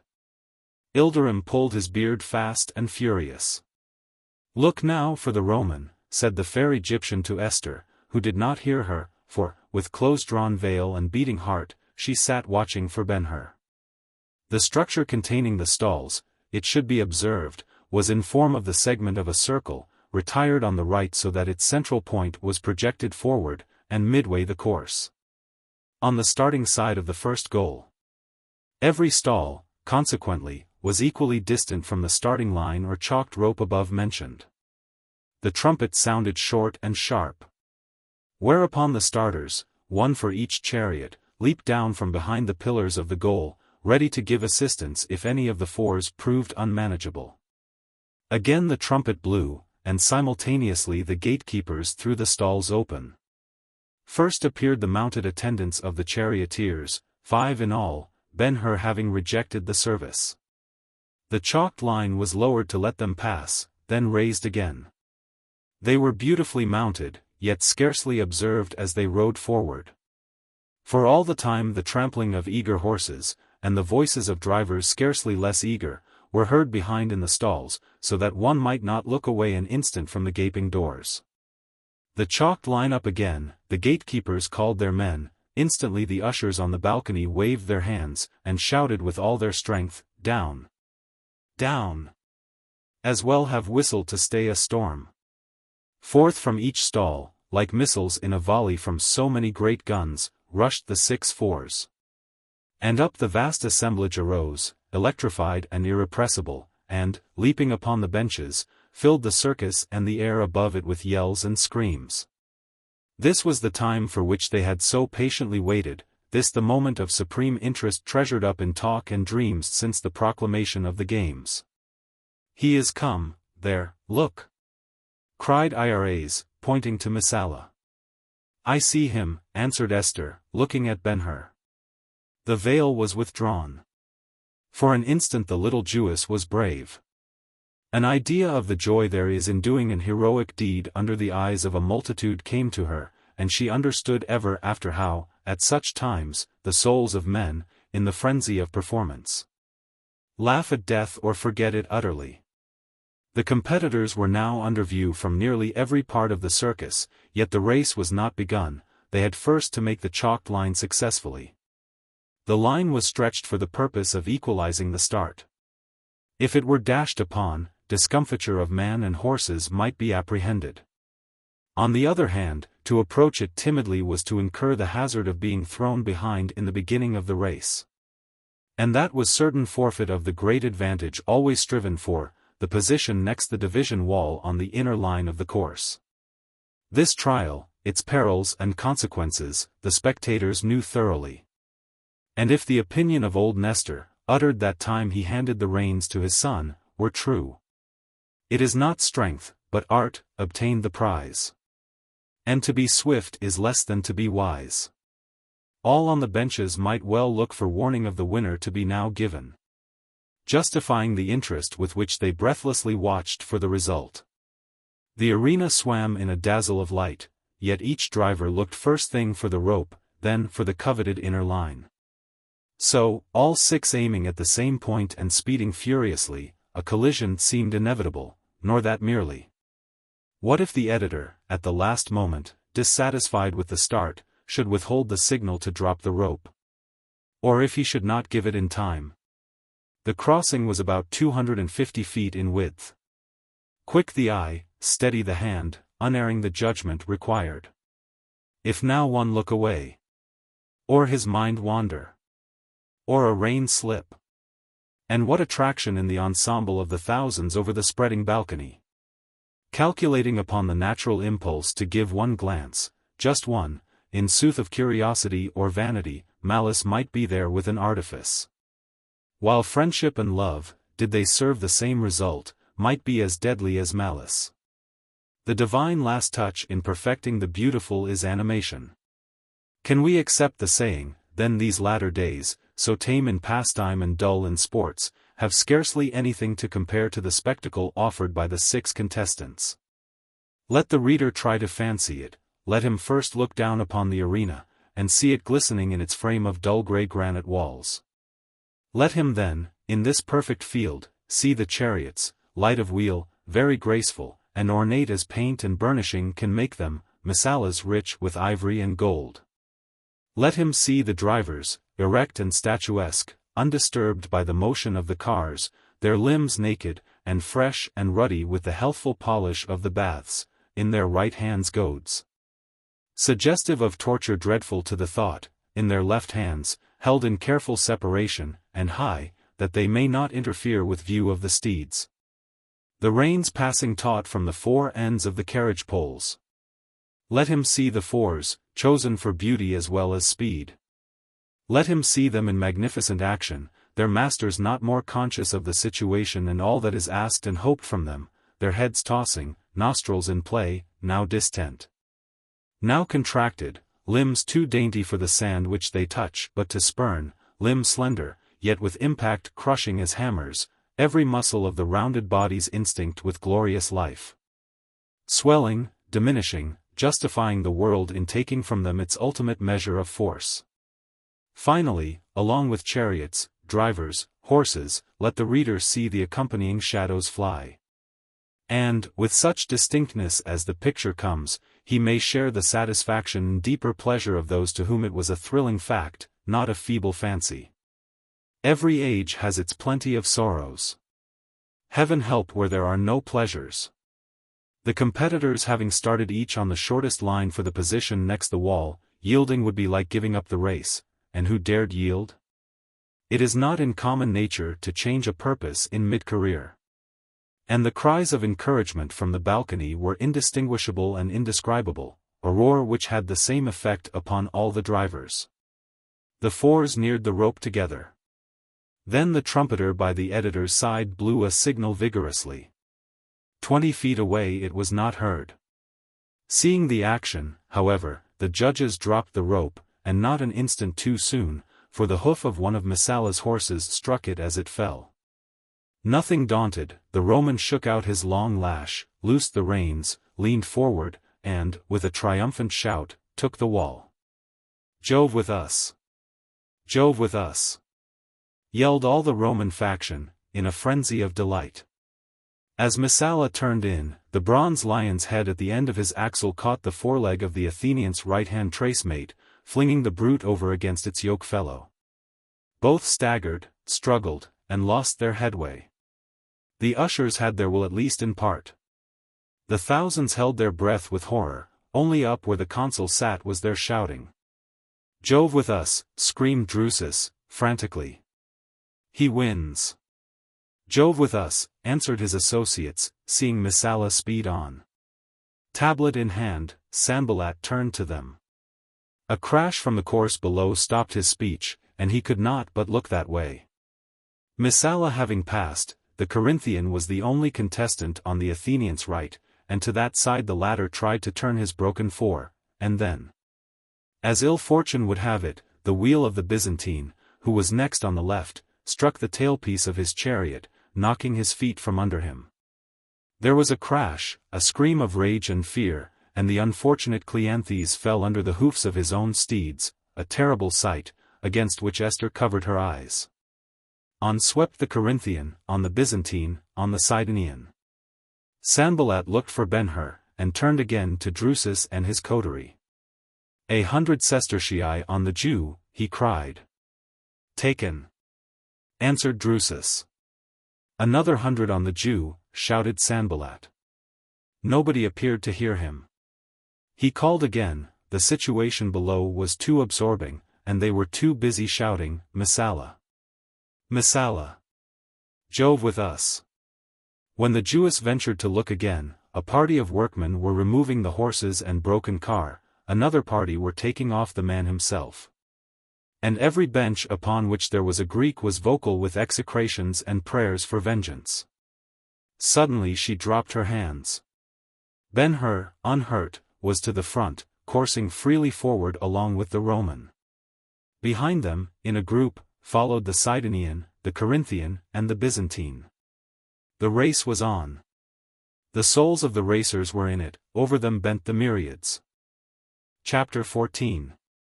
When the dash for position began, Ben-Hur, as we have seen, was on the extreme left of the six. For a moment, like the others, he was half blinded by the light in the arena. Yet he managed to catch sight of his antagonists and divine their purpose. At Messala, who was more than an antagonist to him, he gave one searching look. The air of passionless hauteur characteristic of the fine patrician face was there as of old, and so was the Italian beauty, which the helmet rather increased. But more, it may have been a jealous fancy, or the effect of the brassy shadow in which the features were at the moment cast. Still the Israelite thought he saw the soul of the man as through a glass, darkly, cruel, cunning, desperate. Not so excited as determined, a soul in a tension of watchfulness and fierce resolve. In a time not longer than was required to turn to his fore again, Ben-Hur felt his own resolution harden to a like temper. At whatever cost, at all hazards, he would humble this enemy. Prize, friends, wagers, honor, everything that can be thought of as a possible interest in the race was lost in the one deliberate purpose. Regard for life even should not hold him back. Yet there was no passion, on his part, no blinding rush of heated blood from heart to brain, and back again, no impulse to fling himself upon fortune. He did not believe in fortune, far otherwise. He had his plan, and, confiding in himself, he settled to the task never more observant, never more capable. The air about him seemed aglow with a renewed and perfect transparency. When not halfway across the arena, he saw that Messala's rush would, if there was no collision, and the rope fell, give him the wall, that the rope would fall, he ceased as soon to doubt. And, further, it came to him, a sudden flash-like insight, that Messala knew it was to be let drop at the last moment. Pre-arrangement with the editor could safely reach that point in the contest. And it suggested, what more Roman-like than for the official to lend himself to a countryman who, besides being so popular, had also so much at stake? There could be no other accounting for the confidence with which Messala pushed his four forward the instant his competitors were prudentially checking their fours in front of the obstruction. No other except madness. It is one thing to see a necessity and another to act upon it. Ben-Hur yielded the wall for the time. The rope fell, and all the fours but his sprang into the course under urgency of voice and lash. He drew head to the right, and, with all the speed of his Arabs, darted across the trails of his opponents. The angle of movement being such as to lose the least time and gain the greatest possible advance.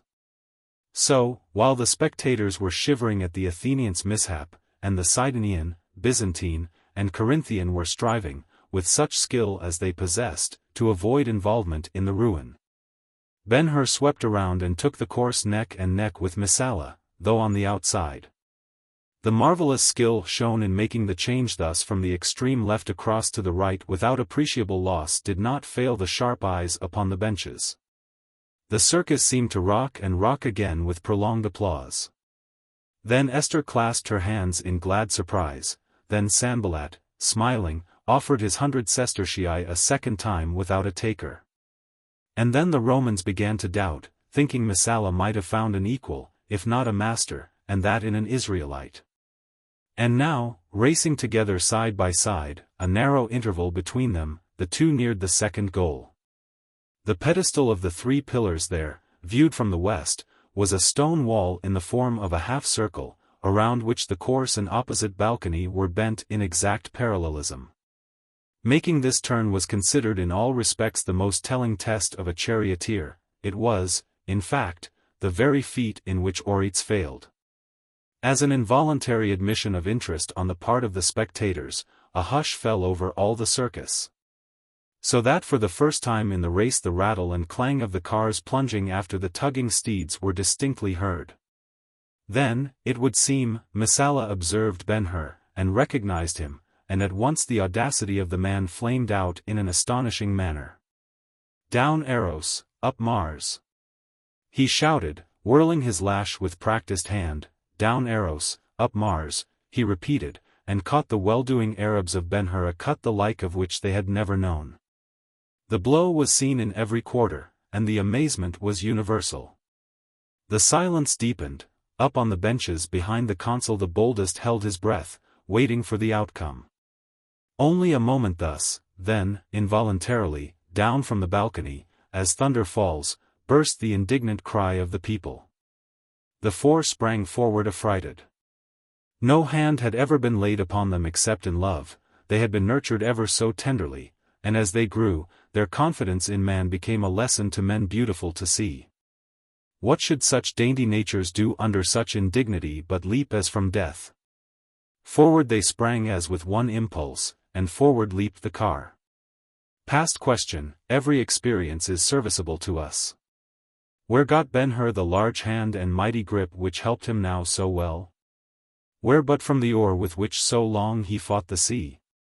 And what was this spring of the floor under his feet to the dizzy eccentric lurch with which in the old time the trembling ship yielded to the beat of staggering billows, drunk with their power?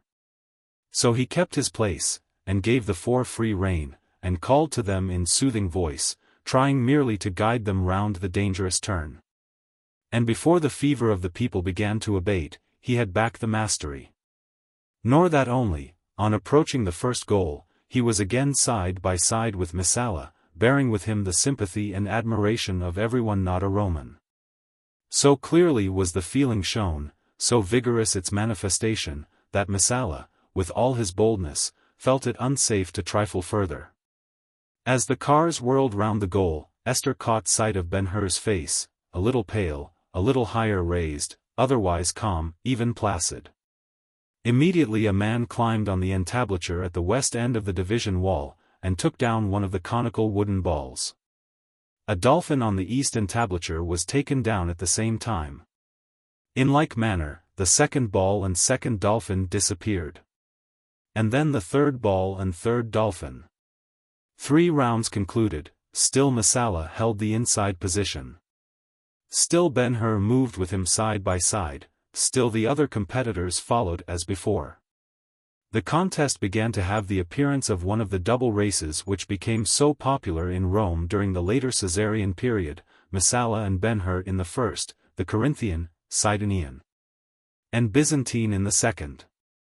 Meantime the ushers succeeded in returning the multitude to their seats, though the clamor continued to run the rounds, keeping, as it were, even pace with the rivals in the course below.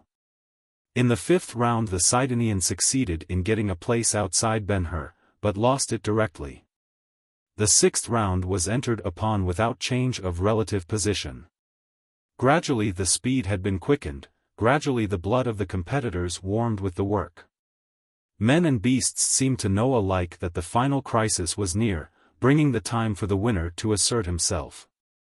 The interest which from the beginning had centered chiefly in the struggle between the Roman and the Jew, with an intense and general sympathy for the latter, was fast changing to anxiety on his account. On all the benches the spectators bent forward motionless, except as their faces turned following the contestants. Ilderim quitted combing his beard, and Esther forgot her fears. 100 sestertii on the Jew, cried Sanballat to the Romans under the consul's awning. There was no reply. A talent, or 5 talents, or 10, choose ye. He shook his tablets at them defiantly. I will take thy sestertii, answered a Roman youth, preparing to write.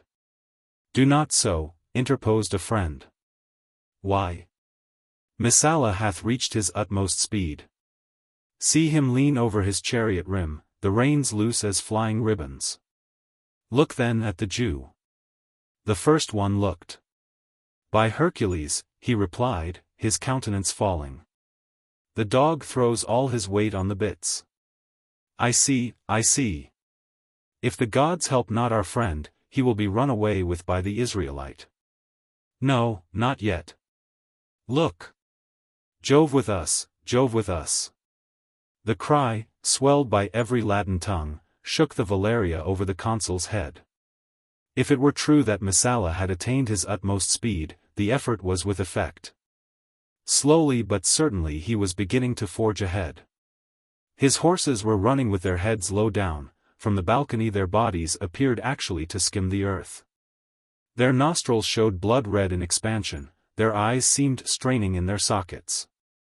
Certainly the good steeds were doing their best. How long could they keep the pace? It was but the commencement of the 6th round. On they dashed. As they neared the second goal, Ben-Hur turned in behind the Romans' car. The joy of the Messala faction reached its bound, they screamed and howled, and tossed their colors, and Sanballat filled his tablets with wagers of their tendering. Malak, in the lower gallery over the Gate of Triumph, found it hard to keep his cheer. He had cherished the vague hint dropped to him by Ben-Hur of something to happen in the turning of the western pillars. It was the 5th round, yet the something had not come. And he had said to himself, the 6th will bring it, but, lo! Ben-Hur was hardly holding a place at the tail of his enemy's car. Over in the East End, Simonides' party held their peace. The merchant's head was bent low. Ilderim tugged at his beard, and dropped his brows till there was nothing of his eyes but an occasional sparkle of light. Esther scarcely breathed. Ires alone appeared glad. Along the home stretch, 6th round, Messala leading, next him Ben-Hur, and so close it was the old story. First flew Eumelus on Phaeacian steeds. With those of Tros bold Dium succeeds. Close on Eumelus' back they puff the wind. And seem just mounting on his car behind. Full on his neck he feels the sultry breeze. And, hovering o'er, their stretching shadow sees. Thus to the first goal, and round it. Messala, fearful of losing his place, hugged the stony wall with perilous clasp, a foot to the left, and he had been dashed to pieces. Yet, when the turn was finished, no man, looking at the wheel tracks of the two cars, could have said, here went Messala, there the Jew. They left but one trace behind them. As they whirled by, Esther saw Ben-Hur's face again, and it was whiter than before. Simonides, shrewder than Esther, said to Ilderim, the moment the rivals turned into the course, I am no judge, good sheik, if Ben-Hur be not about to execute some design. His face hath that look. To which Ilderim answered, saw you how clean they were and fresh? By the splendor of God, friend, they have not been running. But now watch. One ball and one dolphin remained on the entablatures. And all the people drew a long breath, for the beginning of the end was at hand. First, the Sidonian gave the scourge to his fore, and, smarting with fear and pain, they dashed desperately forward, promising for a brief time to go to the front. The effort ended in promise. Next, the Byzantine and the Corinthian each made the trial with like result, after which they were practically out of the race. Thereupon, with a readiness perfectly explicable, all the factions except the Romans joined hope in Ben-Hur, and openly indulged their feeling. Ben-Hur! Ben-Hur! They shouted, and the blent voices of the many rolled overwhelmingly against the consular stand. From the benches above him as he passed, the favor descended in fierce injunctions. Speed thee, Jew! Take the wall now! On! Loose the Arabs! Give them rein and scourge! Let him not have the turn on thee again! Now or never! Over the balustrade they stooped low, stretching their hands imploringly to him. Either he did not hear, or could not do better, for halfway round the course and he was still following. At the second goal even still no change. And now, to make the turn, Messala began to draw in his left-hand steeds, an act which necessarily slackened their speed. His spirit was high. More than one altar was richer of his vows, the Roman genius was still president. On the three pillars only 600 feet away were fame, increase of fortune, promotions, and a triumph ineffably sweetened by hate, all in store for him. That moment Malak, in the gallery, saw Ben-Hur lean forward over his Arabs, and give them the reins. Out flew the many-folded lash in his hand. Over the backs of the startled steeds it writhed and writhed again and again, and though it fell not, there were both sting and menace in its quick report. And as the man passed thus from quiet to resistless action, his face suffused, his eyes gleaming, along the reins he seemed to flash his will. And instantly not one, but the four as one, answered with a leap that landed them alongside the Roman's car. Messala, on the perilous edge of the goal, heard, but dared not look to see what the awakening portended. From the people he received no sign. Above the noises of the race there was but one voice, and that was Ben-Hur's. In the old Aramaic, as the sheikh himself, he called to the Arabs. On, Ater. On, Rigel. What, Antares? Dost thou linger now? Good horse, Oho, Aldebaran. I hear them singing in the tents. I hear the children singing and the women, singing of the stars, of Ater, Antares, Rigel, Aldebaran, victory. And the song will never end. Well done. Home tomorrow, under the black tent, home.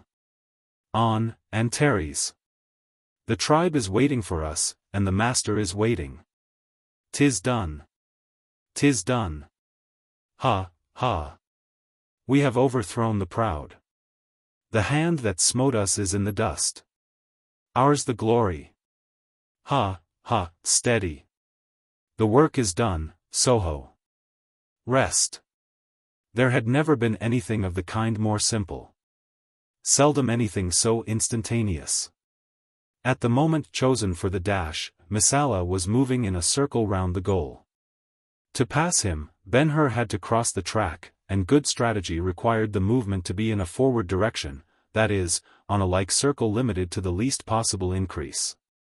The thousands on the benches understood it all. They saw the signal given, the magnificent response, the four close outside Messala's outer wheel.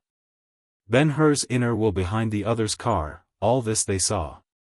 Then they heard a crash loud enough to send a thrill through the circus, and, quicker than thought, out over the course a spray of shining white and yellow flinders flew. Down on its right side toppled the bed of the Roman's chariot. There was a rebound as of the axle hitting the hard earth, another and another, then the car went to pieces. And Messala, entangled in the reins, pitched forward headlong. To increase the horror of the sight by making death certain, the Sidonian, who had the wall next behind, could not stop or turn out. Into the wreck full speed he drove, then over the Roman, and into the latter's four, all mad with fear. Presently, out of the turmoil, the fighting of horses, the resound of blows, the murky cloud of dust and sand, he crawled. In time to see the Corinthian and Byzantine go on down the course after Ben-Hur, who had not been an instant delayed. The people arose, and leaped upon the benches, and shouted and screamed. Those who looked that way caught glimpses of Messala, now under the trampling of the fours, now under the abandoned cars. He was still, they thought him dead, but far the greater number followed Ben-Hur in his career. They had not seen the cunning touch of the reins by which, turning a little to the left, he caught Messala's wheel with the iron-shod point of his axle, and crushed it.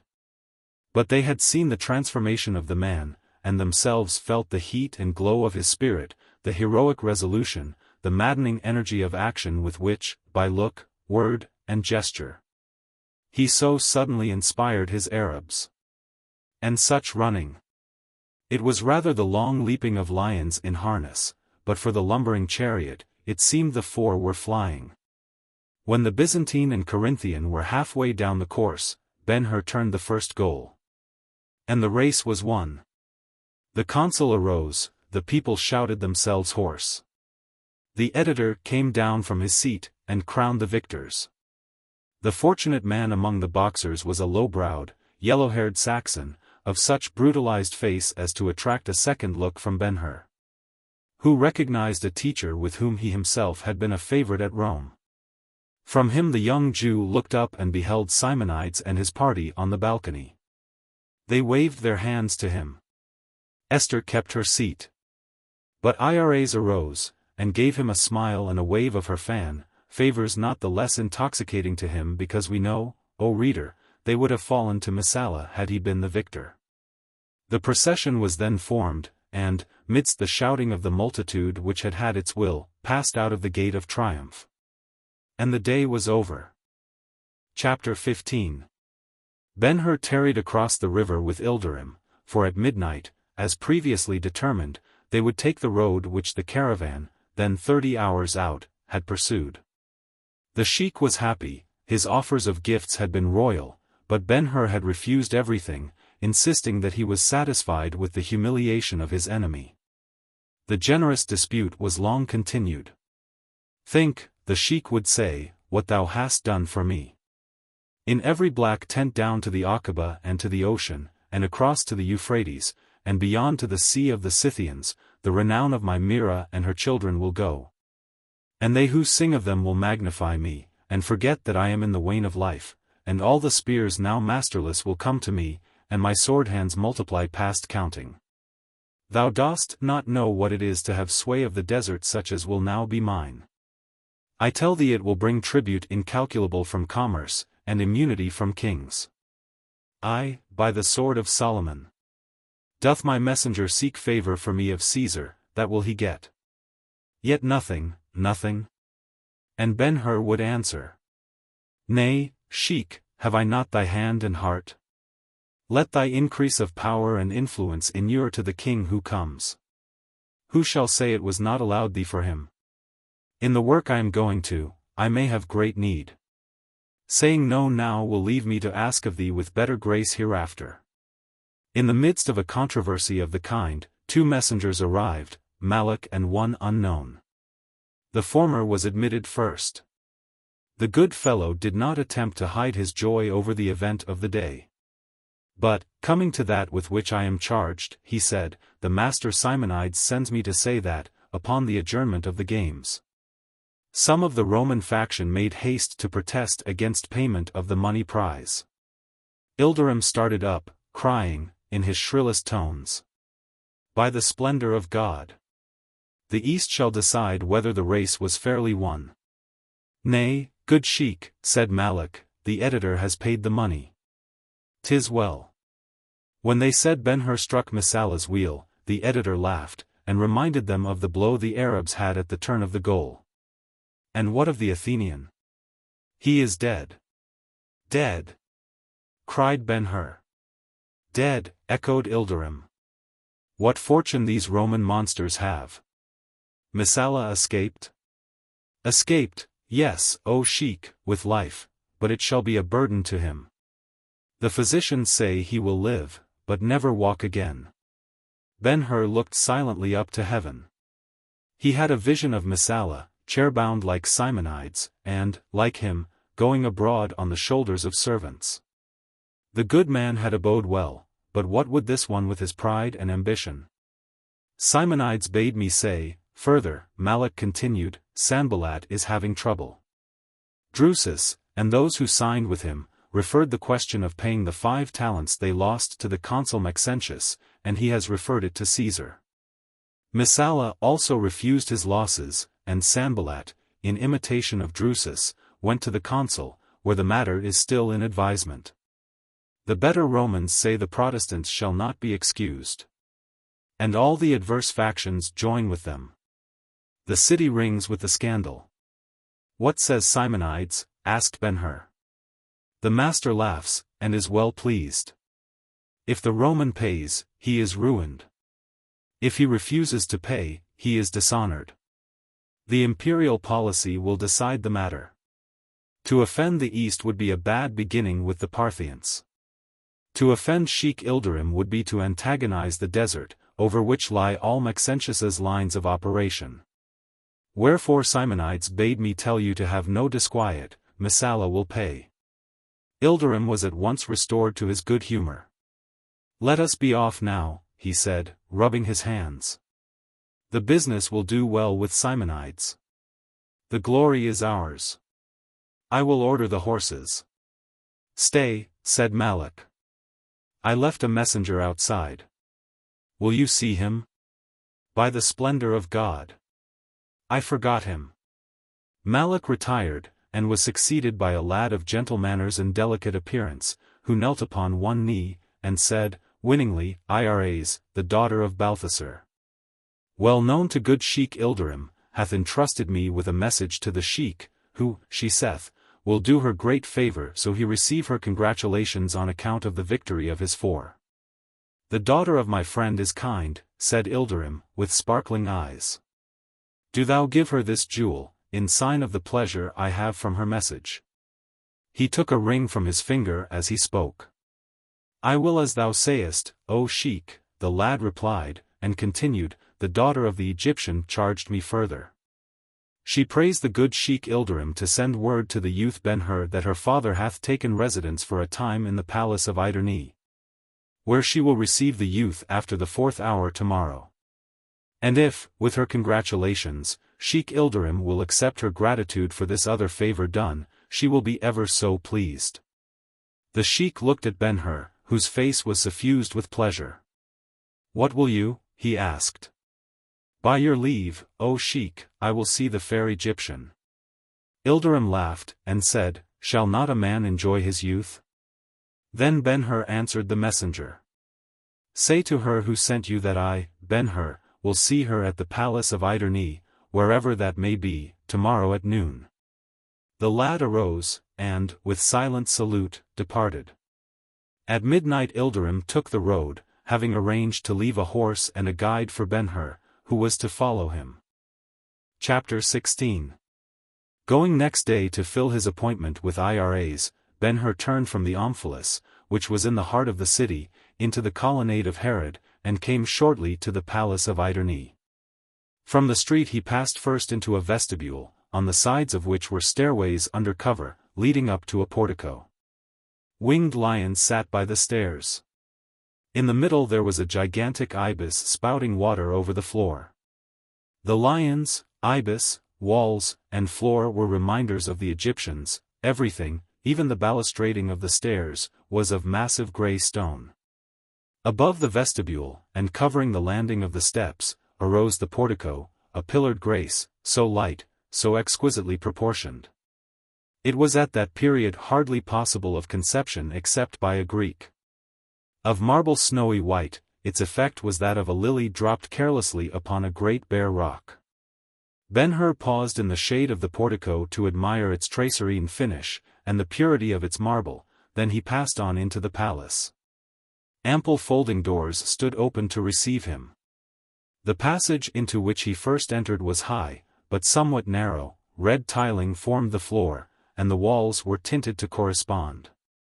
Yet this plainness was a warning of something beautiful to come. He moved on slowly, all his faculties in repose. Presently he would be in the presence of IRAs, she was waiting for him. Waiting with song and story and badinage, sparkling, fanciful, capricious, with smiles which glorified her glance, and glances which lent voluptuous suggestion to her whisper. She had sent for him the evening of the boat ride on the lake in the orchard of palms. She had sent for him now, and he was going to her in the beautiful palace of Iderni. He was happy and dreamful rather than thoughtless. The passage brought him to a closed door, in front of which he paused. And, as he did so, the broad leaves began to open of themselves, without creak or sound of lock or latch, or touch of foot or finger. The singularity was lost in the view that broke upon him. Standing in the shade of the dull passage, and looking through the doorway, he beheld the atrium of a Roman house, roomy and rich to a fabulous degree of magnificence. How large the chamber was cannot be stated, because of the deceit there is in exact proportions. Its depth was vista-like, something never to be said of an equal interior. When he stopped to make survey, and looked down upon the floor, he was standing upon the breast of a Leda, represented as caressing a swan. And, looking farther, he saw the whole floor was similarly laid in mosaic pictures of mythological subjects. And there were stools and chairs, each a separate design, and a work of art exquisitely composed, and tables much carven, and here and there couches which were invitations of themselves. The articles of furniture, which stood out from the walls, were duplicated on the floor distinctly as if they floated unrippled water. Even the paneling of the walls, the figures upon them in painting and bas-relief, and the fresco of the ceiling were reflected on the floor. The ceiling curved up towards the center, where there was an opening through which the sunlight poured without hindrance, and the sky, ever so blue, seemed in hand reach. The impluvium under the opening was guarded by bronzed rails. The gilded pillars supporting the roof at the edges of the opening shone like flame where the sun struck them, and their reflections beneath seemed to stretch to infinite depth. And there were candelabra quaint and curious, and statuary and vases. The whole making an interior that would have befitted well the house on the Palatine hill which Cicero bought of Crassus, or that other, yet more famous for extravagance, the Tusculan villa of Scaurus. Still in his dreamful mood, Ben-Hur sauntered about, charmed by all he beheld, and waiting. He did not mind a little delay. When Iras was ready, she would come or send a servant. In every well-regulated Roman house the atrium was the reception chamber for visitors. Twice, thrice, he made the round. As often he stood under the opening in the roof, and pondered the sky and its azure depth, then, leaning against a pillar, he studied the distribution of light and shade, and its effects. Here a veil diminishing objects, there a brilliance exaggerating others, yet nobody came. Time, or rather the passage of time, began at length to impress itself upon him, and he wondered why Iras stayed so long. Again he traced out the figures upon the floor, but not with the satisfaction the first inspection gave him.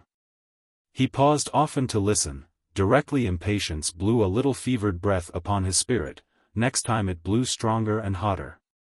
And at last he woke to a consciousness of the silence which held the house in thrall, and the thought of it made him uneasy and distrustful. Still he put the feeling off with a smile and a promise. Oh, she is giving the last touch to her eyelids, or she is arranging a chaplet for me, she will come presently, more beautiful of the delay. He sat down then to admire a candelabrum, a bronze plinth on rollers, filigree on the sides and edges, the post at one end, and on the end opposite it an altar and a female celebrant. The lamprests swinging by delicate chains from the extremities of drooping palm branches, altogether a wonder in its way. But the silence would obtrude itself. He listened even as he looked at the pretty object, he listened, but there was not a sound, the palace was still as a tomb. There might be a mistake. No, the messenger had come from the Egyptian, and this was the palace of Iderne.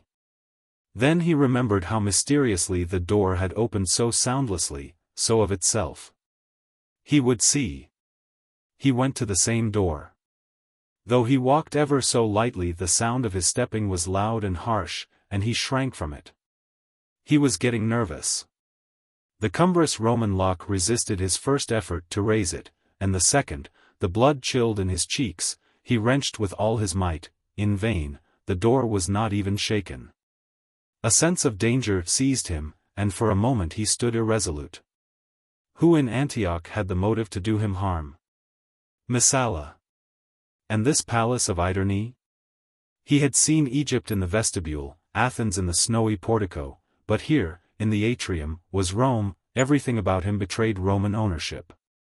True, the site was on the great thoroughfare of the city, a very public place in which to do him violence, but for that reason it was more accordant with the audacious genius of his enemy. The atrium underwent a change. With all its elegance and beauty, it was no more than a trap. Apprehension always paints in black. The idea irritated Ben-Hur. There were many doors on the right and left of the atrium, leading, doubtless, to sleeping chambers. He tried them, but they were all firmly fastened. Knocking might bring response. Ashamed to make outcry, he betook himself to a couch, and, lying down, tried to reflect. All too plainly he was a prisoner, but for what purpose? And by whom? If the work were Messala's. He sat up, looked about, and smiled defiantly. There were weapons in every table. But birds had been starved in golden cages, not so would he, the couches would serve him as battering rams. And he was strong, and there was such increase of might in rage and despair. Messala himself could not come. He would never walk again, he was a cripple like Simonides, still he could move others. And where were there not others to be moved by him? Ben-Hur arose, and tried the doors again. Once he called out, the room echoed so that he was startled. With such calmness as he could assume, he made up his mind to wait a time before attempting to break a way out. In such a situation the mind has its ebb and flow of disquiet, with intervals of peace between. At length, how long, though, he could not have said, he came to the conclusion that the affair was an accident or mistake. The palace certainly belonged to somebody. It must have care and keeping, and the keeper would come, the evening or the night would bring him. Patience. So concluding, he waited. Half an hour passed, a much longer period to Ben-Hur, when the door which had admitted him opened and closed noiselessly as before, and without attracting his attention. The moment of the occurrence he was sitting at the farther end of the room. A footstep startled him. At last she has come, he thought, with a throb of relief and pleasure, and arose. The step was heavy, and accompanied with the gride and clang of coarse sandals. The gilded pillars were between him and the door. He advanced quietly, and leaned against one of them. Presently he heard voices, the voices of men, one of them rough and guttural. What was said he could not understand, as the language was not of the east or south of Europe. After a general survey of the room, the strangers crossed to their left, and were brought into Ben-Hur's view, 2 men, one very stout, both tall, and both in short tunics. They had not the air of masters of the house or domestics. Everything they saw appeared wonderful to them, everything they stopped to examine they touched. They were vulgarians. The atrium seemed profaned by their presence.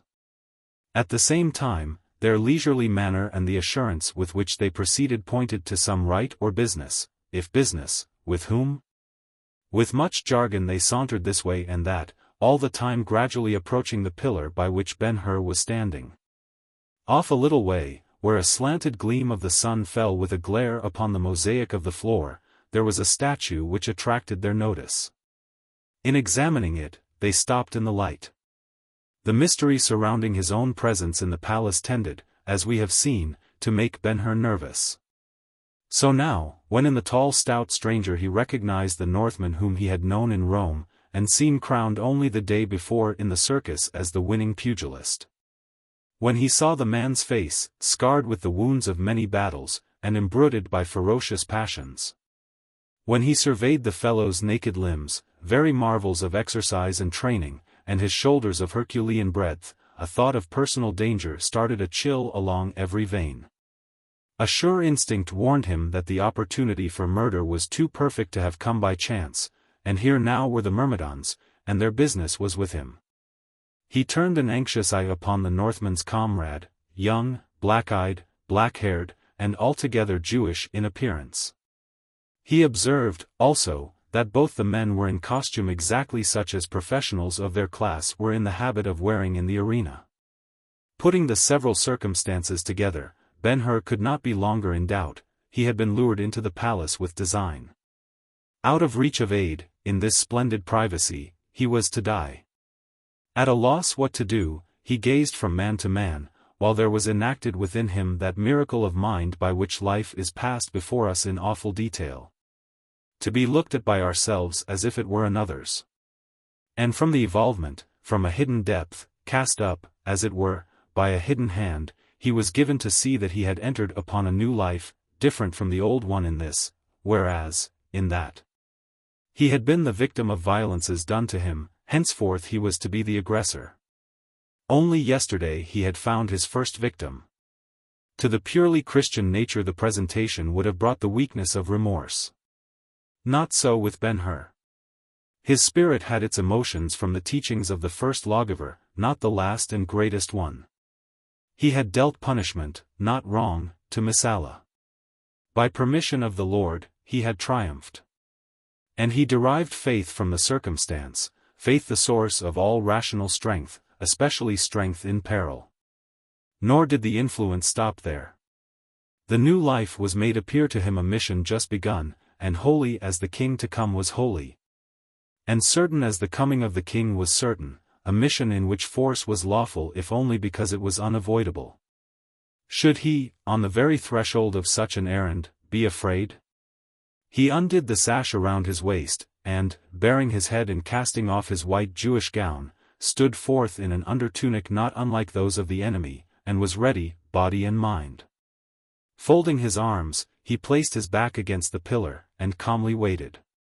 The examination of the statue was brief. Directly the Northman turned, and said something in the unknown tongue. Then both looked at Ben-Hur. A few more words, and they advanced towards him. "Who are you?" he asked, in Latin. The Northman fetched a smile which did not relieve his face of its brutalism, and answered. "Barbarians. This is the palace of Iderne. Whom seek you?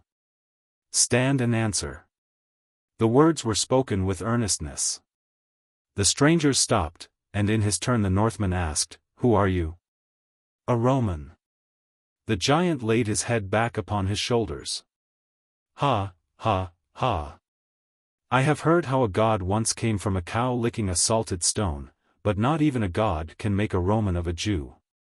The laugh over, he spoke to his companion again, and they moved nearer. "Hold," said Ben-Hur, quitting the pillar. "One word." They stopped again.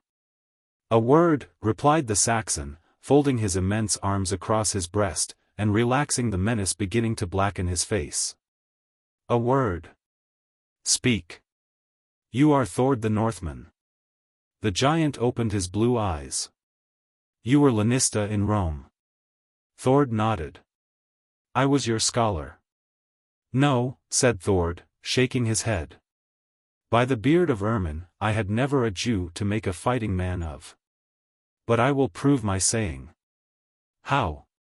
"You came here to kill me." "That is true." "Then let this man fight me singly, and I will make the proof on his body." A gleam of humor shone in the Northman's face. He spoke to his companion, who made answer.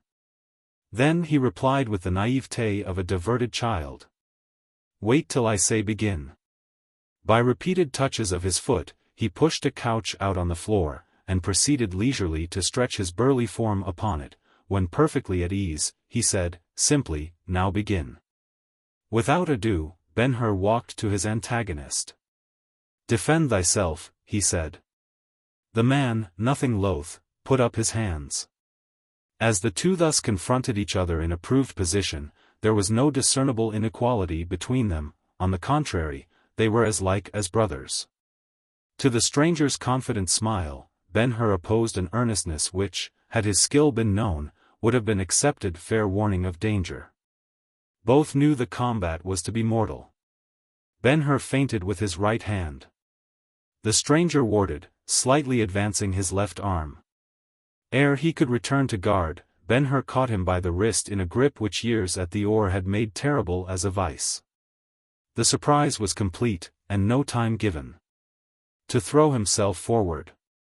To push the arm across the man's throat and over his right shoulder, and turn him left side front, to strike surely with the ready left hand. To strike the bare neck under the ear, were but petty divisions of the same act. No need of a second blow. The myrmidon fell heavily, and without a cry, and lay still. Ben-Hur turned to Thord. "Ha! What?" "By the beard of Ermin," the latter cried, in astonishment, rising to a sitting posture. Then he laughed. "Ha, ha, ha. I could not have done it better myself." He viewed Ben-Hur coolly from head to foot, and, rising, faced him with undisguised admiration. "It was my trick, the trick I have practiced for 10 years in the schools of Rome." "You are not a Jew." "Who are you?" "You knew Arius the Duumvir." "Quintus Arius?" "Yes, he was my patron." "He had a son." "Yes," said Thord, his battered features lighting dully, "I knew the boy. He would have made a king gladiator. Caesar offered him his patronage. I taught him the very trick you played on this one here, a trick impossible except to a hand and arm like mine. It has won me many a crown. I am that son of Arius." Thord drew nearer, and viewed him carefully, then his eyes brightened with genuine pleasure, and, laughing, he held out his hand. "Ha, ha, ha. He told me I would find a Jew here, a Jew, a dog of a Jew, killing whom was serving the gods. Who told you so? Asked Ben-Hur, taking the hand. He, Messala, ha, ha, ha. When, Thord? Last night. I thought he was hurt. He will never walk again. On his bed he told me between groans. A very vivid portrayal of hate in a few words. And Ben-Hur saw that the Roman, if he lived, would still be capable and dangerous, and follow him unrelentingly. Revenge remained to sweeten the ruined life. Therefore the clinging to fortune lost in the wager with Sanballat. Ben-Hur ran the ground over, with a distinct foresight of the many ways in which it would be possible for his enemy to interfere with him in the work he had undertaken for the king who was coming. Why not he resort to the Romans' methods? The man hired to kill him could be hired to strike back. It was in his power to offer higher wages. The temptation was strong. And, half yielding, he chanced to look down at his late antagonist lying still, with white upturned face, so like himself. A light came to him, and he asked, Thord, what was Messala to give you for killing me? 1,000 sestertii. You shall have them yet. And so you do now what I tell you, I will add 3,000 more to the sum. The giant reflected aloud. I won 5,000 yesterday, from the Roman 1:6. Give me 4, good Arius, for more, and I will stand firm for you, though old Thor, my namesake, strike me with his hammer. Make it 4, and I will kill the lying patrician, if you say so. I have only to cover his mouth with my hand, thus. He illustrated the process by clapping his hand over his own mouth. I see, said Ben-Hur, 10,000 sestertii is a fortune. It will enable you to return to Rome, and open a wine shop near the great circus, and live as becomes the first of the Lanisti. The very scars on the giant's face glowed afresh with the pleasure the picture gave him. I will make it 4,000, Ben-Hur continued. And in what you shall do for the money there will be no blood on your hands, Thord. Hear me now. Did not your friend here look like me? I would have said he was an apple from the same tree. Well, if I put on his tunic, and dress him in these clothes of mine, and you and I go away together, leaving him here, can you not get your sestertii from Messala all the same?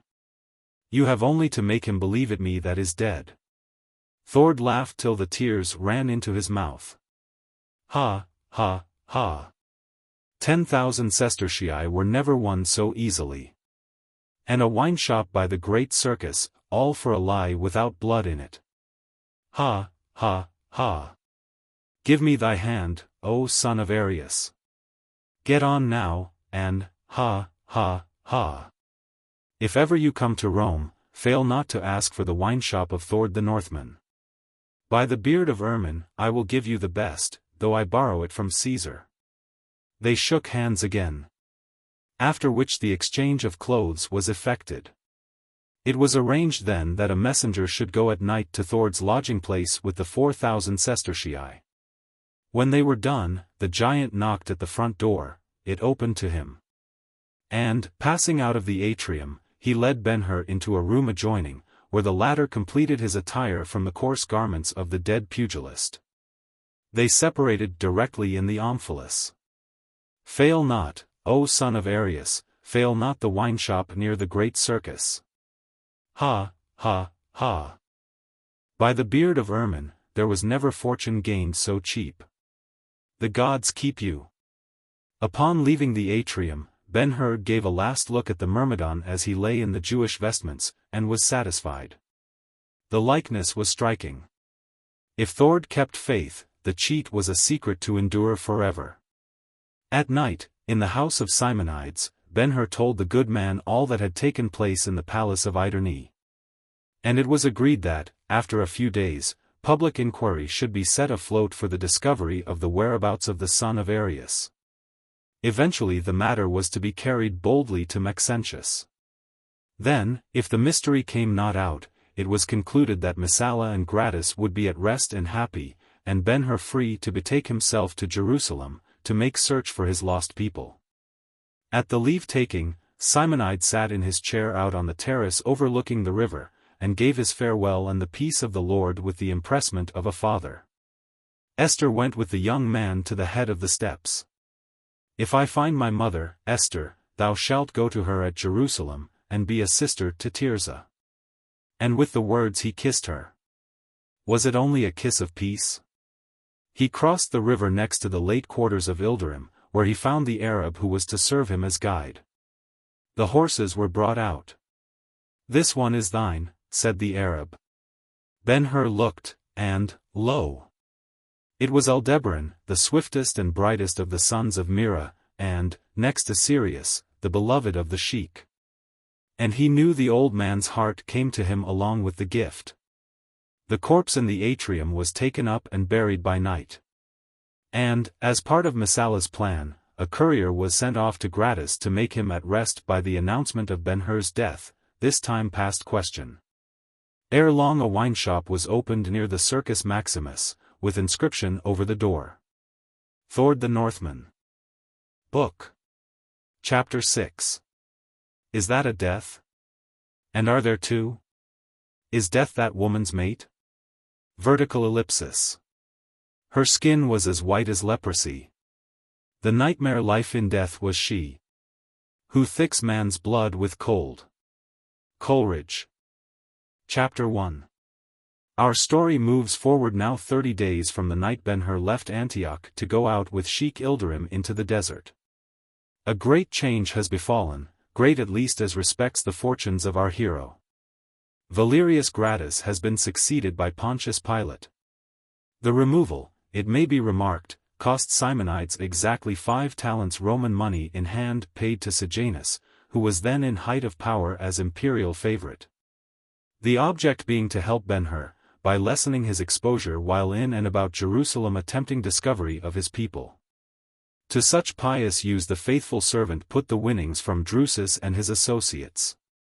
All of whom, having paid their wagers, became at once and naturally the enemies of Messala, whose repudiation was yet an unsettled question in Rome. Brief as the time was, already the Jews knew the change of rulers was not for the better. The cohort sent to relieve the garrison of Antonia made their entry into the city by night. Next morning the first sight that greeted the people resident in the neighborhood was the walls of the old tower decorated with military ensigns, which unfortunately consisted of busts of the emperor mixed with eagles and globes. A multitude, in passion, marched to Caesarea, where Pilate was lingering, and implored him to remove the detested images. 5 days and nights they beset his palace gates. At last he appointed a meeting with them in the circus. When they were assembled, he encircled them with soldiers. Instead of resisting, they offered him their lives, and conquered. He recalled the images and ensigns to Caesarea, where Gratus, with more consideration, had kept such abominations housed during the 11 years of his reign. The worst of men do once in a while vary their wickednesses by good acts, so with Pilate. He ordered an inspection of all the prisons in Judea, and a return of the names of the persons in custody, with a statement of the crimes for which they had been committed. Doubtless, the motive was the one so common with officials just installed, dread of entailed responsibility. The people, however, in thought of the good which might come of the measure, gave him credit, and, for a period, were comforted. The revelations were astonishing. Hundreds of persons were released against whom there were no accusations, many others came to light who had long been accounted dead. Yet more amazing, there was opening of dungeons not merely unknown at the time by the people, but actually forgotten by the prison authorities. With one instance of the latter kind we have now to deal, and, strange to say, it occurred in Jerusalem. The Tower of Antonia, which will be remembered as occupying 2/3 of the sacred area on Mount Moriah, was originally a castle built by the Macedonians. Afterwards, John Hyrcanus erected the castle into a fortress for the defense of the temple, and in his day it was considered impregnable to assault. But when Herod came with his bolder genius, he strengthened its walls and extended them, leaving a vast pile which included every appurtenance necessary for the stronghold he intended it to be forever. Such as offices, barracks, armories, magazines, cisterns, and last, though not least, prisons of all grades. He leveled the solid rock, and tapped it with deep excavations, and built over them, connecting the whole great mass with the temple by a beautiful colonnade, from the roof of which one could look down over the courts of the sacred structure. In such condition the tower fell at last out of his hands into those of the Romans, who were quick to see its strength and advantages, and convert it to uses becoming such masters. All through the administration of Gratus it had been a garrison citadel and underground prison terrible to revolutionists. Woe when the cohorts poured from its gates to suppress disorder. Woe not less when a Jew passed the same gates going in under arrest. With this explanation, we hasten to our story. The order of the new procurator requiring a report of the persons in custody was received at the Tower of Antonia, and promptly executed. And 2 days have gone since the last unfortunate was brought up for examination. The tabulated statement, ready for forwarding, lies on the table of the tribune in command. In 5 minutes more it will be on the way to Pilate, sojourning in the palace up on Mount Zion. The tribune's office is spacious and cool, and furnished in a style suitable to the dignity of the commandant of a post in every respect so important. Looking in upon him about the 7th hour of the day, the officer appears weary and impatient. When the report is dispatched, he will to the roof of the colonnade for air and exercise, and the amusement to be had watching the Jews over in the courts of the temple. His subordinates and clerks share his impatience. In the spell of waiting a man appeared in a doorway leading to an adjoining apartment. He rattled a bunch of keys, each heavy as a hammer, and at once attracted the chief's attention. "Ah, Jesus! Come in," the tribune said.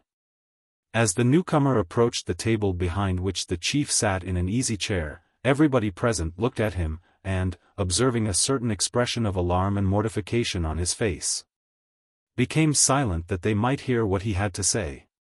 "O tribune," he began, bending low, "I fear to tell what now I bring you. Another mistake, Jesus? If I could persuade myself it is but a mistake, I would not be afraid. A crime then, or, worse, a breach of duty. Thou mayst laugh at Caesar, or curse the gods, and live, but if the offense be to the eagles, thou knowest, Jesus, go on. It is now about 8 years since Valerius Gratus selected me to be keeper of prisoners here in the tower," said the man, deliberately. "I remember the morning I entered upon the duties of my office. There had been a riot the day before, and fighting in the streets. We slew many Jews, and suffered on our side. The affair came, it was said, of an attempt to assassinate Gratus, who had been knocked from his horse by a tile thrown from a roof. I found him sitting where you now sit, O tribune, his head swathed in bandages. He told me of my selection, and gave me these keys, numbered to correspond with the numbers of the cells.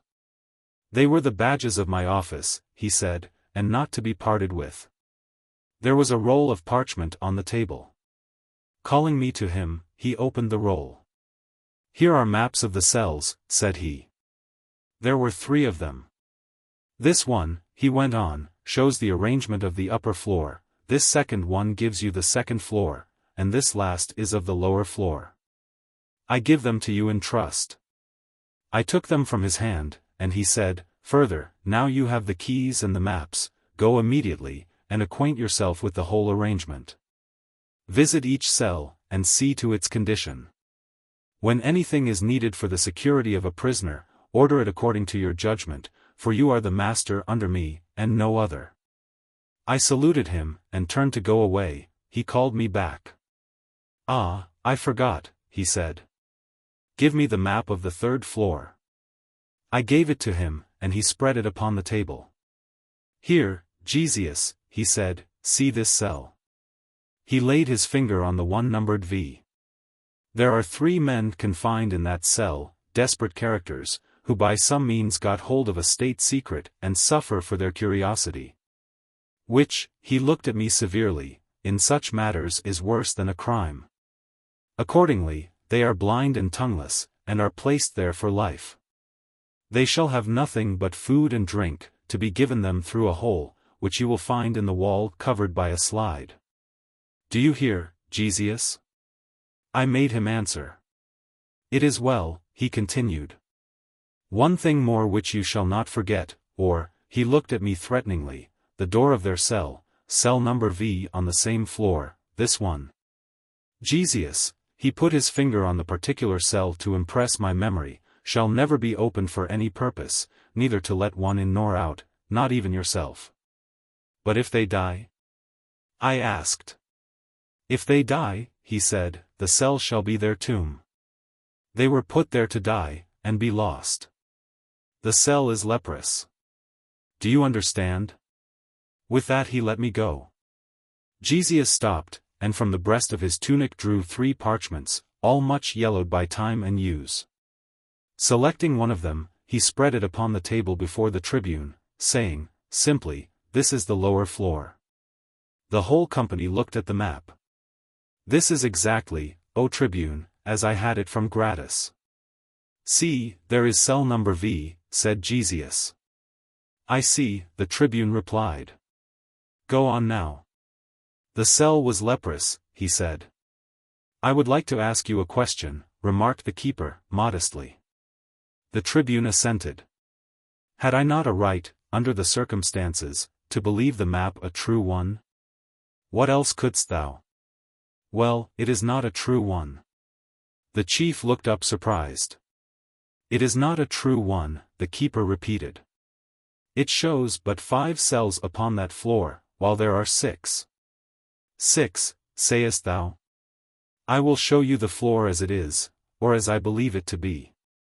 Upon a page of his tablets, Gesius drew the following diagram, and gave it to the tribune. Thou hast done well, said the tribune, examining the drawing. And thinking the narrative at an end. I will have the map corrected, or, better, I will have a new one made, and given thee. Come for it in the morning.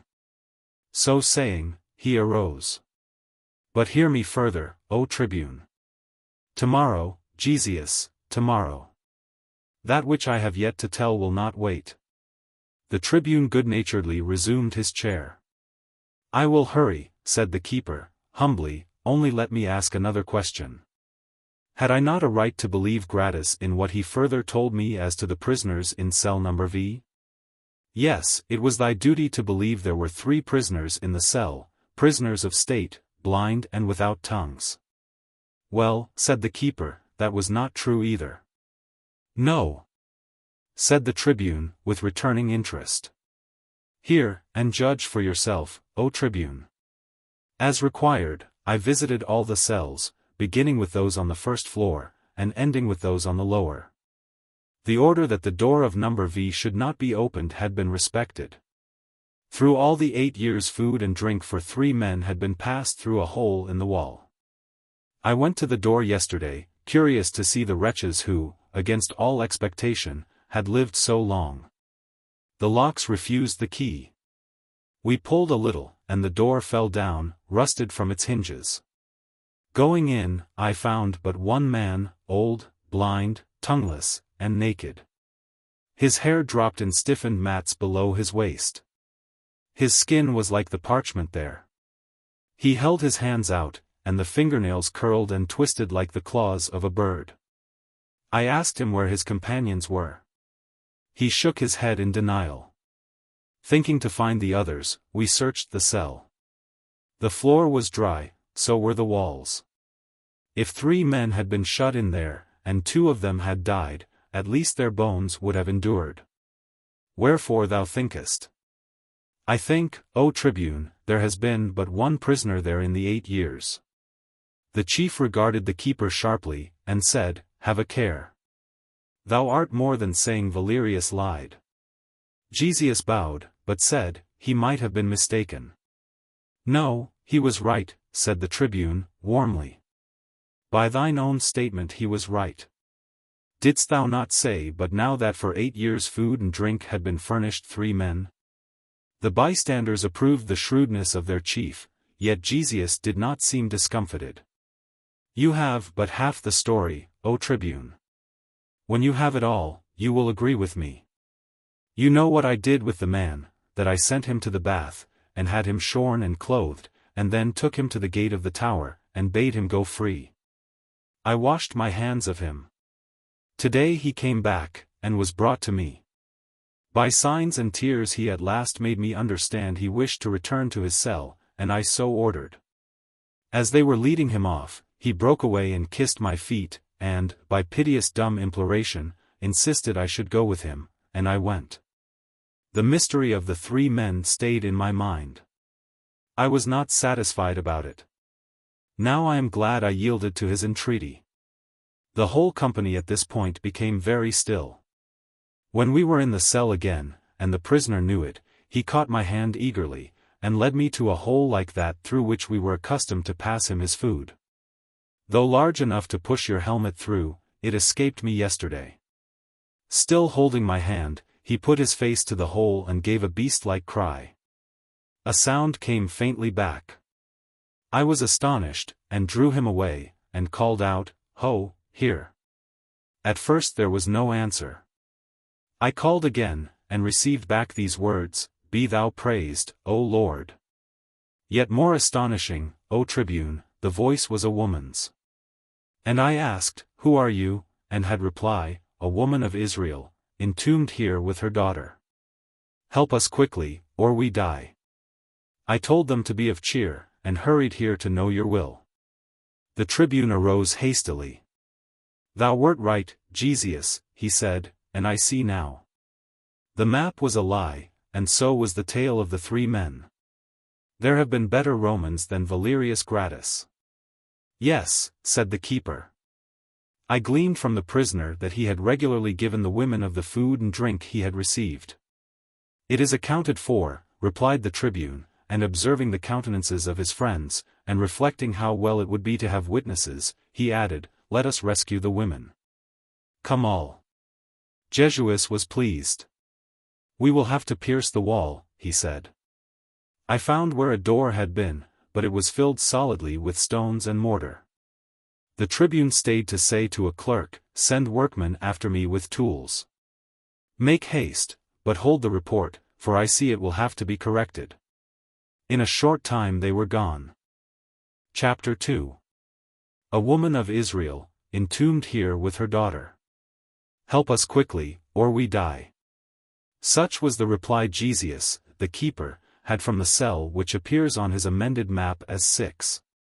The reader, when he observed the answer, knew who the unfortunates were, and, doubtless, said to himself, "At last the mother of Ben-Hur, and Tirzah, his sister." And so it was. The morning of their seizure, 8 years before, they had been carried to the tower, where Gratus proposed to put them out of the way. He had chosen the tower for the purpose as more immediately in his own keeping, and cell 6 because, first, it could be better lost than any other, and, secondly, it was infected with leprosy. For these prisoners were not merely to be put in a safe place, but in a place to die. They were, accordingly, taken down by slaves in the night time, when there were no witnesses of the deed. Then, in completion of the savage task, the same slaves walled up the door, after which they were themselves separated, and sent away never to be heard of more. To save accusation, and, in the event of discovery, to leave himself such justification as might be allowed in a distinction between the infliction of a punishment and the commission of a double murder. Gratus preferred sinking his victims where natural death was certain, though slow. That they might linger along, he selected a convict who had been made blind and tongueless, and sank him in the only connecting cell, there to serve them with food and drink. Under no circumstances could the poor wretch tell the tale or identify either the prisoners or their doomsman. So, with a cunning partly due to Messala, the Roman, under color of punishing a brood of assassins, smoothed a path to confiscation of the estate of the Hurs, of which no portion ever reached the imperial coffers. As the last step in the scheme, Gratus summarily removed the old keeper of the prisons. Not because he knew what had been done, for he did not, but because, knowing the underground floors as he did, it would be next to impossible to keep the transaction from him. Then, with masterly ingenuity, the procurator had new maps drawn for delivery to a new keeper, with the omission, as we have seen, of cell 6. The instructions given the latter, taken with the omission on the map, accomplished the design. The cell and its unhappy tenants were all alike lost. What may be thought of the life of the mother and daughter during the 8 years must have relation to their culture and previous habits. Conditions are pleasant or grievous to us according to our sensibilities. It is not extreme to say, if there was a sudden exit of all men from the world, heaven, as prefigured in the Christian idea, would not be a heaven to the majority. On the other hand, neither would all suffer equally in the so-called Tophet. Cultivation has its balances. As the mind is made intelligent, the capacity of the soul for pure enjoyment is proportionally increased. Well, therefore, if it be saved. If lost, however, alas that it ever had cultivation. Its capacity for enjoyment in the one case is the measure of its capacity to suffer in the other. Wherefore repentance must be something more than mere remorse for sins. It comprehends a change of nature befitting heaven. We repeat, to form an adequate idea of the suffering endured by the mother of Ben-Hur, the reader must think of her spirit and its sensibilities as much as, if not more than, of the conditions of the immurement. The question being, not what the conditions were, but how she was affected by them. And now we may be permitted to say it was in anticipation of this thought that the scene in the summerhouse on the roof of the family palace was given so fully in the beginning of the second book of our story. So, too, to be helpful when the inquiry should come up, we ventured the elaborate description of the palace of the Hurs. In other words, let the serene, happy, luxurious life in the princely house be recalled and contrasted with this existence in the lower dungeon of the Tower of Antonia. Then if the reader, in his effort to realize the misery of the woman, persists in mere reference to conditions physical, he cannot go amiss. As he is a lover of his kind, tender of heart, he will be melted with much sympathy. But will he go further? Will he more than sympathize with her? Will he share her agony of mind and spirit? Will he at least try to measure it? Let him recall her as she discoursed to her Son of God and nations and heroes, one moment a philosopher, the next a teacher, and all the time a mother. Would you hurt a man keenest, strike at his self-love? Would you hurt a woman worst, aim at her affections? With quickened remembrance of these unfortunates, remembrance of them as they were, let us go down and see them as they are. The cell 6 was in form as Jesus drew it on his map. Of its dimensions but little idea can be had, enough that it was a roomy, roughened interior, with ledged and broken walls and floor. In the beginning, the site of the Macedonian castle was separated from the site of the temple by a narrow but deep cliff somewhat in shape of a wedge. The workmen, wishing to hew out a series of chambers, made their entry in the north face of the cleft, and worked in, leaving a ceiling of the natural stone. Delving farther, they executed the cells V4, 3, 2, I, with no connection with number 6 except through number V. In like manner, they constructed the passage and stairs to the floor above. The process of the work was precisely that resorted to in carving out the tombs of the kings, yet to be seen a short distance north of Jerusalem. Only when the cutting was done, cell 6 was enclosed on its outer side by a wall of prodigious stones, in which, for ventilation, narrow apertures were left beveled like modern portholes. Herod, when he took hold of the temple and tower, put a facing yet more massive upon this outer wall, and shut up all the apertures but one, which yet admitted a little vitalizing air. An array of light not nearly strong enough to redeem the room from darkness. Such was cell 6. Startle not now. The description of the blind and tongueless wretch just liberated from cell V may be accepted to break the horror of what is coming. The two women are grouped close by the aperture, one is seated, the other is half reclining against her, there is nothing between them and the bare rock. The light, slanting upwards, strikes them with ghastly effect, and we cannot avoid seeing they are without vesture or covering. At the same time we are helped to the knowledge that love is there yet, for the two are in each other's arms. Riches take wings, comforts vanish, hope withers away, but love stays with us. Love is God. Where the two are thus grouped the stony floor is polished shining smooth. Who shall say how much of the 8 years they have spent in that space there in front of the aperture, nursing their hope of rescue by that timid yet friendly ray of light? When the brightness came creeping in, they knew it was dawn. When it began to fade, they knew the world was hushing for the night, which could not be anywhere so long and utterly dark as with them. The world. Through that crevice, as if it were broad and high as a king's gate, they went to the world in thought, and passed the weary time going up and down as spirits go, looking and asking. The one for her son, the other for her brother. On the seas they sought him, and on the islands of the seas. Today he was in this city, tomorrow in that other, and everywhere, and at all times, he was a flitting sojourner. For, as they lived waiting for him, he lived looking for them. How often their thoughts passed each other in the endless search, his coming, theirs going. It was such sweet flattery for them to say to each other, while he lives, we shall not be forgotten, as long as he remembers us, there is hope. The strength one can eke from little, who knows till he has been subjected to the trial? Our recollections of them in former days enjoin us to be respectful, their sorrows clothe them with sanctity. Without going too near, across the dungeon, we see they have undergone a change of appearance not to be accounted for by time or long confinement. The mother was beautiful as a woman, the daughter beautiful as a child, not even love could say so much now. Their hair is long, unkempt, and strangely white. They make us shrink and shudder with an indefinable repulsion, though the effect may be from an illusory glozing of the light glimmering dismally through the unhealthy murk. Or they may be enduring the tortures of hunger and thirst, not having had to eat or drink since their servant, the convict, was taken away, that is, since yesterday. Tirzah, reclining against her mother in half-embrace, moans piteously. Be quiet, Tirzah. They will come. God is good. We have been mindful of him, and forgotten not to pray at every sounding of the trumpets over in the temple. The light, you see, is still bright. The sun is standing in the south sky yet, and it is hardly more than the 7th hour. Somebody will come to us. Let us have faith. God is good. Thus the mother.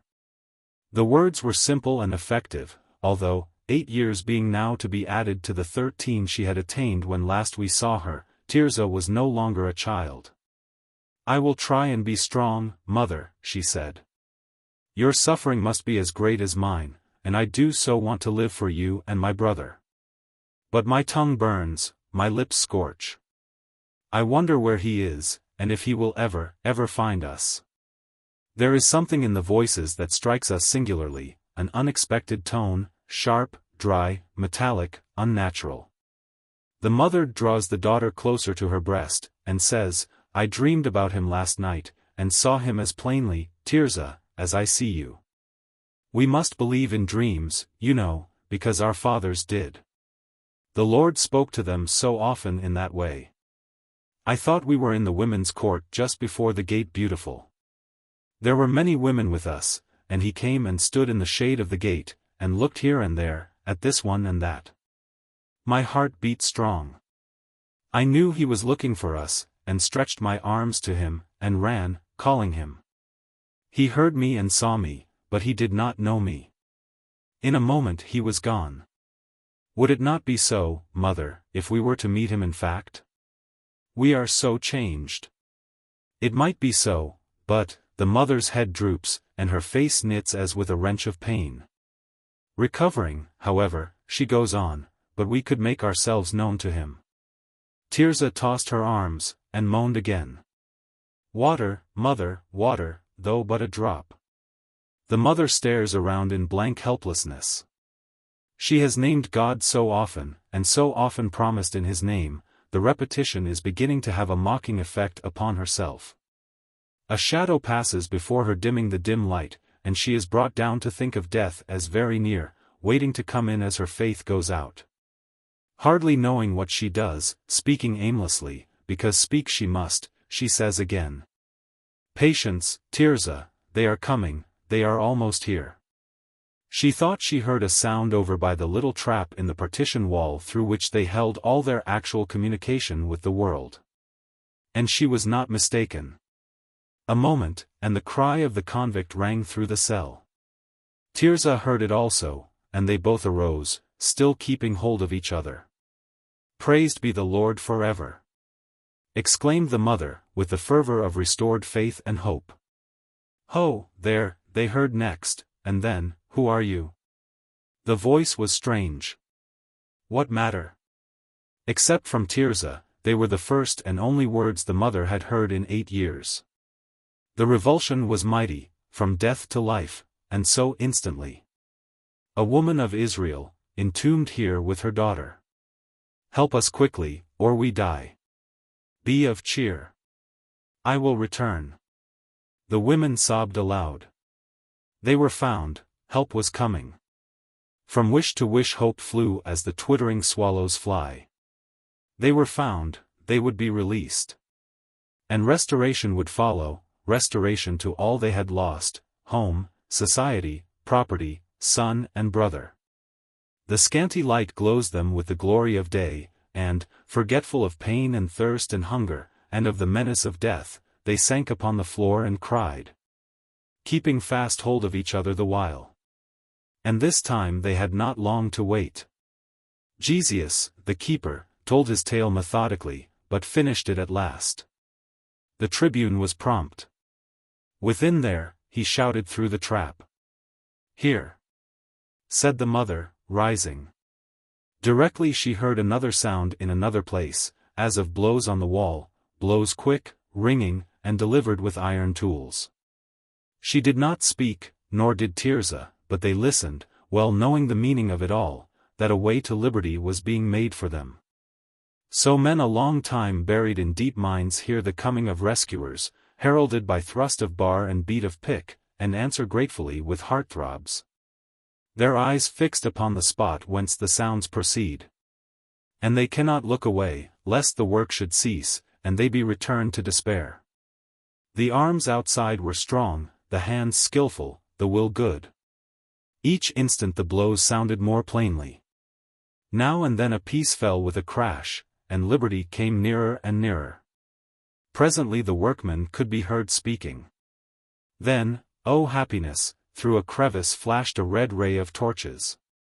Into the darkness it cut incisive as diamond brilliance, beautiful as if from a spear of the morning. "It is he, mother, it is he. He has found us at last," cried Tirzah, with the quickened fancy of youth. But the mother answered meekly, "God is good." A block fell inside, and another, then a great mass, and the door was open. A man grimed with mortar and stone dust stepped in, and stopped, holding a torch over his head.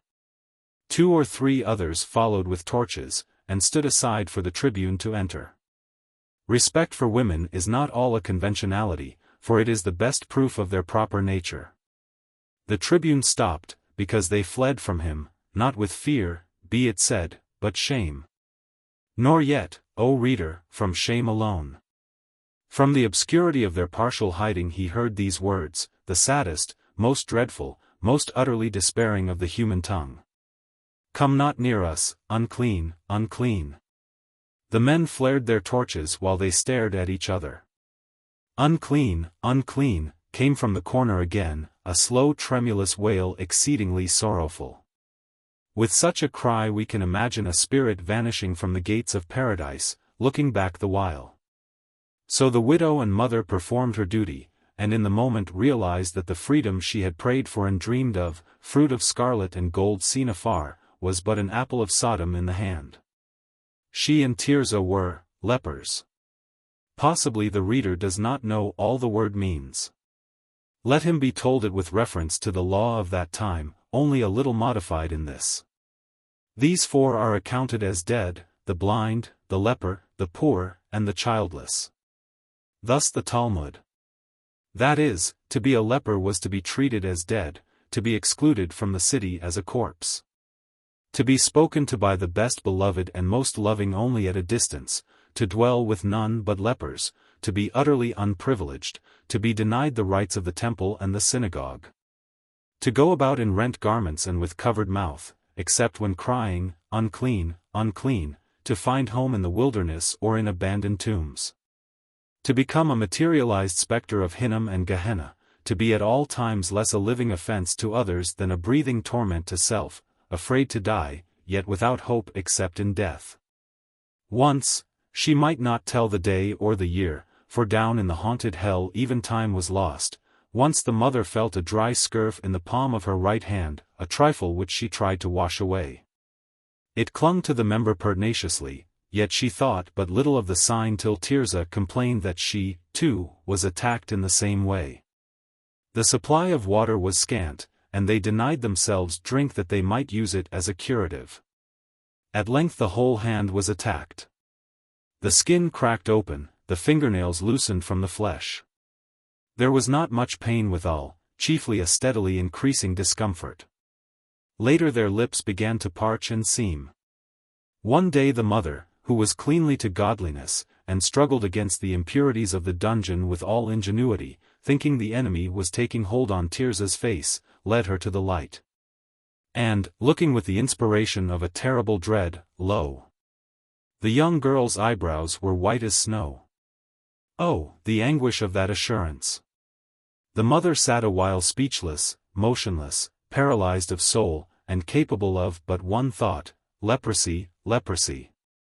When she began to think, mother-like, it was not of herself, but her child, and, mother-like, her natural tenderness turned to courage, and she made ready for the last sacrifice of perfect heroism.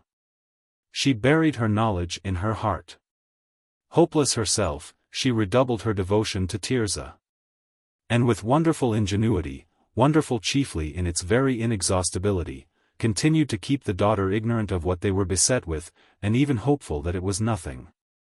She repeated her little games, and retold her stories, and invented new ones, and listened with ever so much pleasure to the songs she would have from Tirzah. While on her own wasting lips the psalms of the singing king and their race served to bring soothing of forgetfulness, and keep alive in them both the recollection of the God who would seem to have abandoned them, the world not more lightly or utterly. Slowly, steadily, with horrible certainty, the disease spread, after a while bleaching their heads white, eating holes in their lips and eyelids, and covering their bodies with scales.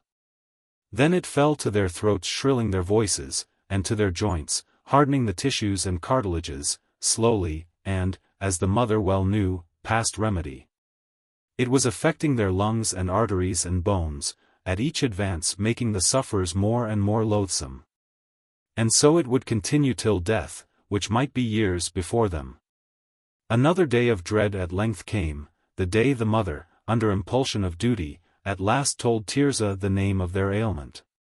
And the two, in agony of despair, prayed that the end might come quickly. Still, as is the force of habit, these so afflicted grew in time not merely to speak composedly of their disease. They beheld the hideous transformation of their persons as of course, and in despite clung to existence. One tie to earth remained to them. Unmindful of their own loneliness, they kept up a certain spirit by talking and dreaming of Ben-Hur. The mother promised reunion with him to the sister, and she to the mother, not doubting, either of them, that he was equally faithful to them, and would be equally happy of the meeting. And with the spinning and respinning of this slender thread they found pleasure, and excused their not dying.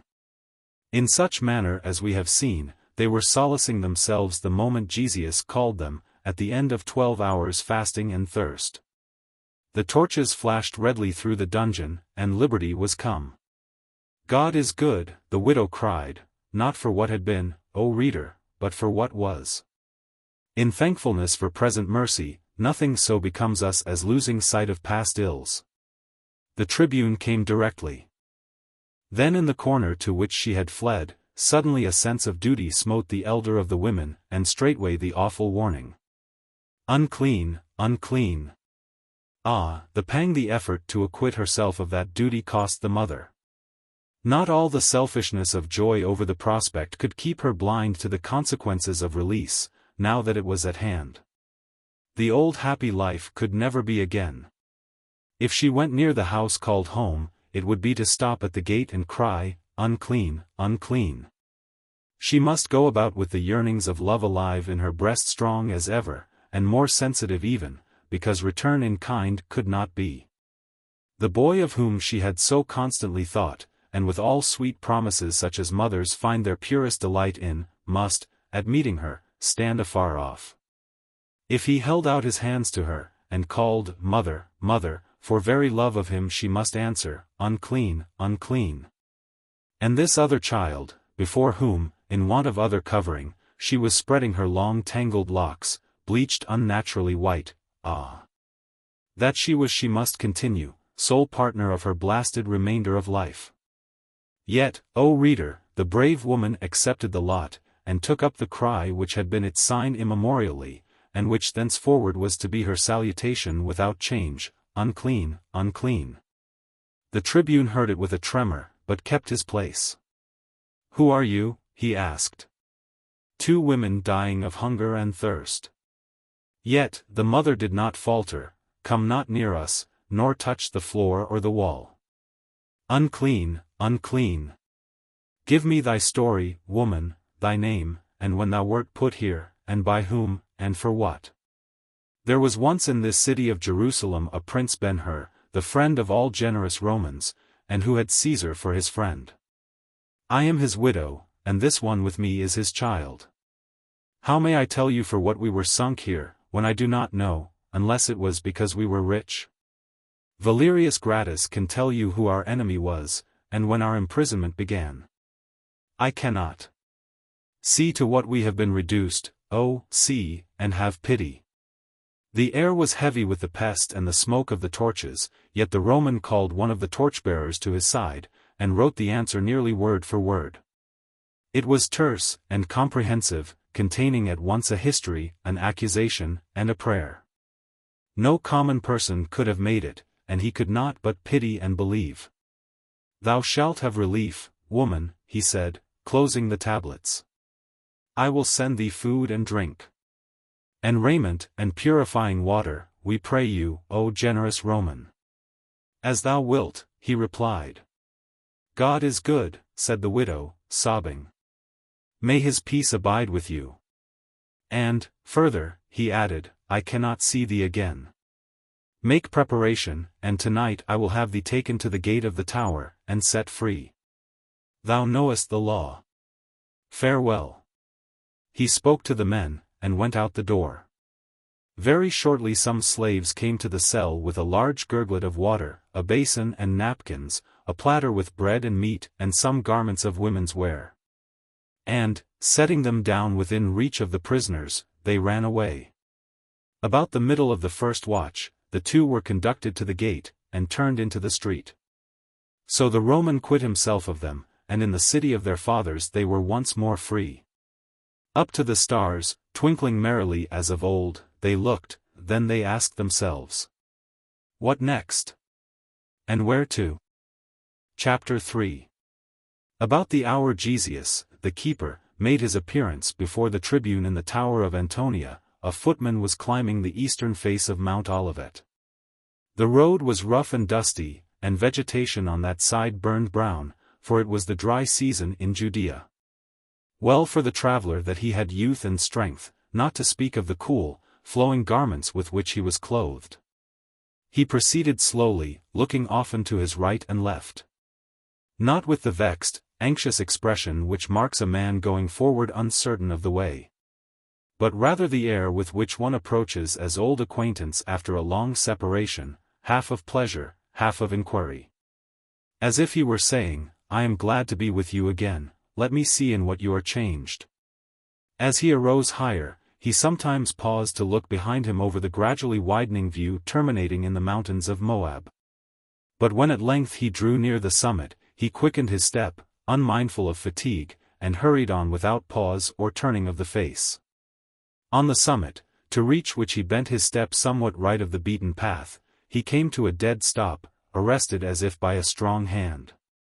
Then one might have seen his eyes dilate, his cheeks flush, his breath quicken, effects all of one bright sweeping glance at what lay before him. The traveler, good reader, was no other than Ben-Hur, the spectacle, Jerusalem.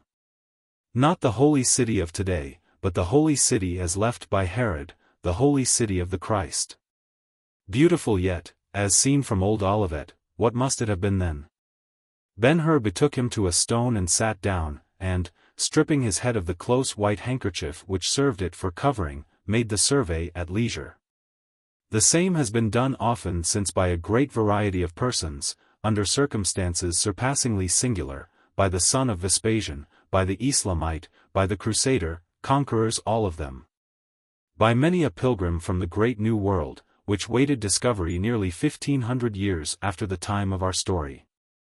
But of the multitude probably not one has taken that view with sensations more keenly poignant, more sadly sweet, more proudly bitter, than Ben-Hur. He was stirred by recollections of his countrymen, their triumphs and vicissitudes, their history, the history of God.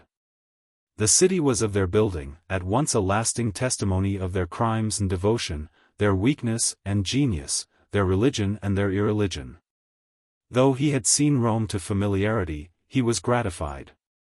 The sight filled a measure of pride which would have made him drunk with vainglory but for the thought, princely as the property was, it did not any longer belong to his countrymen. The worship in the temple was by permission of strangers. The hill where David dwelt was a marble cheat, an office in which the chosen of the Lord were wrung and wrung for taxes, and scourged for very deathlessness of faith. These, however, were pleasures and griefs of patriotism common to every Jew of the period. In addition, Ben-Hur brought with him a personal history which would not out of mind for other consideration whatever, which the spectacle served only to freshen and vivify. A country of hills changes but little, where the hills are of rock, it changes not at all. The scene Ben-Hur beheld is the same now, except as respects the city. The failure is in the handiwork of man alone. The sun dealt more kindly by the west side of Olivet than by the east, and men were certainly more loving towards it. The vines with which it was partially clad, and the sprinkling of trees, chiefly figs and old wild olives, were comparatively green. Down to the dry bed of the Cedron the verdure extended, a refreshment to the vision. There Olivet ceased and Moriah began, a wall of bluff boldness, white as snow, founded by Solomon, completed by Herod. Up the wall the eye climbed course by course of the ponderous rocks composing it, up to Solomon's porch, which was as the pedestal of the monument, the hill being the plinth. Lingering there a moment, the eye resumed its climbing, going next to the Gentiles' court, then to the Israelites' court, then to the women's court, then to the court of the priests. Each a pillared tier of white marble, one above the other in terraced retrocession. Over them all a crown of crowns infinitely sacred, infinitely beautiful, majestic in proportions, effulgent with beaten gold, lo! The tent, the tabernacle, the Holy of Holies. The ark was not there, but Jehovah was. In the faith of every child of Israel he was there a personal presence. As a temple, as a monument, there was nowhere anything of man's building to approach that superlative apparition. Now, not a stone of it remains above another. Who shall rebuild that building? When shall the rebuilding be begun? So asks every pilgrim who has stood where Ben-Hur was, he asks, knowing the answer is in the bosom of God, whose secrets are not least marvelous in their well-keeping. And then the third question, what of him who foretold the ruin which has so certainly befallen? God? Or man of God? Or, enough that the question is for us to answer. And still Ben-Hur's eyes climbed on and up over the roof of the temple, to the hill Zion, consecrated to sacred memories, inseparable from the anointed kings. He knew the cheesemonger's valley dipped deep down between Moriah and Zion, that it was spanned by the Xistus, that there were gardens and palaces in its depths. But over them all his thoughts soared with his vision to the great grouping on the royal hill, the house of Caiaphas, the central synagogue, the Roman praetorium, Hippicus the Eternal. And the sad but mighty cenotaphs Phasaelus and Miriam, all relieved against Gareb, purpling in the distance. And when midst them he singled out the palace of Herod, what could he but think of the king who was coming, to whom he was himself devoted, whose path he had undertaken to smooth, whose empty hands he dreamed of filling? And forward ran his fancy to the day the new king should come to claim his own and take possession of it, of Moriah and its temple, of Zion and its towers and palaces. Of Antonia, frowning darkly there just to the right of the temple, of the new unwalled city of Bezitha. Of the millions of Israel to assemble with palm branches and banners, to sing rejoicing because the Lord had conquered and given them the world. Men speak of dreaming as if it were a phenomenon of night and sleep. They should know better. All results achieved by us are self-promised, and all self-promises are made in dreams awake. Dreaming is the relief of labor, the wine that sustains us in act. We learn to love labor, not for itself, but for the opportunity it furnishes for dreaming, which is the great undermonotone of real life, unheard, unnoticed, because of its constancy. Living is dreaming. Only in the grave are there no dreams. Let no one smile at Ben-Hur for doing that which he himself would have done at that time and place under the same circumstances. The sun stooped low in its course. A while the flaring disk seemed to perch itself on the far summit of the mountains in the west, brazening all the sky above the city, and rimming the walls and towers with the brightness of gold. Then it disappeared as with a plunge. The quiet turned Ben-Hur's thought homeward. There was a point in the sky a little north of the peerless front of the Holy of Holies upon which he fixed his gaze. Under it, straight as a lead line would have dropped, lay his father's house. If yet the house endured. The mellowing influences of the evening mellowed his feelings, and, putting his ambitions aside, he thought of the duty that was bringing him to Jerusalem. Out in the desert while with Ilderim, looking for strong places and acquainting himself with it generally, as a soldier studies a country in which he has projected a campaign. A messenger came one evening with the news that Gratus was removed, and Pontius Pilate sent to take his place. Messala was disabled and believed him dead, Gratus was powerless and gone. Why should Ben-Hur longer defer the search for his mother and sister? There was nothing to fear now. If he could not himself see into the prisons of Judea, he could examine them with the eyes of others. If the lost were found, Pilate could have no motive in holding them in custody, none, at least, which could not be overcome by purchase. If found, he would carry them to a place of safety, and then, in calmer mind, his conscience at rest, this one first duty done, he could give himself more entirely to the king who was coming. He resolved at once. That night he counseled with Ilderim, and obtained his assent. 3 Arabs came with him to Jericho, where he left them and the horses, and proceeded alone and on foot. Malach was to meet him in Jerusalem. Ben-Hur's scheme, be it observed, was as yet a generality. In view of the future, it was advisable to keep himself in hiding from the authorities, particularly the Romans. Malach was shrewd and trusty. The very man to charge with the conduct of the investigation. Where to begin was the first point. He had no clear idea about it. His wish was to commence with the Tower of Antonia. Tradition not of long standing planted the gloomy pile over a labyrinth of prison cells, which, more even than the strong garrison, kept it a terror to the Jewish fancy. A burial, such as his people had been subjected to, might be possible there. Besides, in such a strait, the natural inclination is to start search at the place where the loss occurred. And he could not forget that his last sight of the loved ones was as the guard pushed them along the street in the direction to the tower. If they were not there now, but had been, some record of the fact must remain, a clue which had only to be followed faithfully to the end. Under this inclination, moreover, there was a hope which he could not forego. From Simonides he knew Umrah, the Egyptian nurse, was living. It will be remembered, doubtless, that the faithful creature, the morning the calamity overtook the Hurs, broke from the guard and ran back into the palace, where, along with other chattels, she had been sealed up. During the years following, Simonides kept her supplied, so she was there now, sole occupant of the great house, which, with all his offers, Gratus had not been able to sell. The story of its rightful owners sufficed to secure the property from strangers, whether purchasers or mere occupants. People going to and fro passed it with whispers.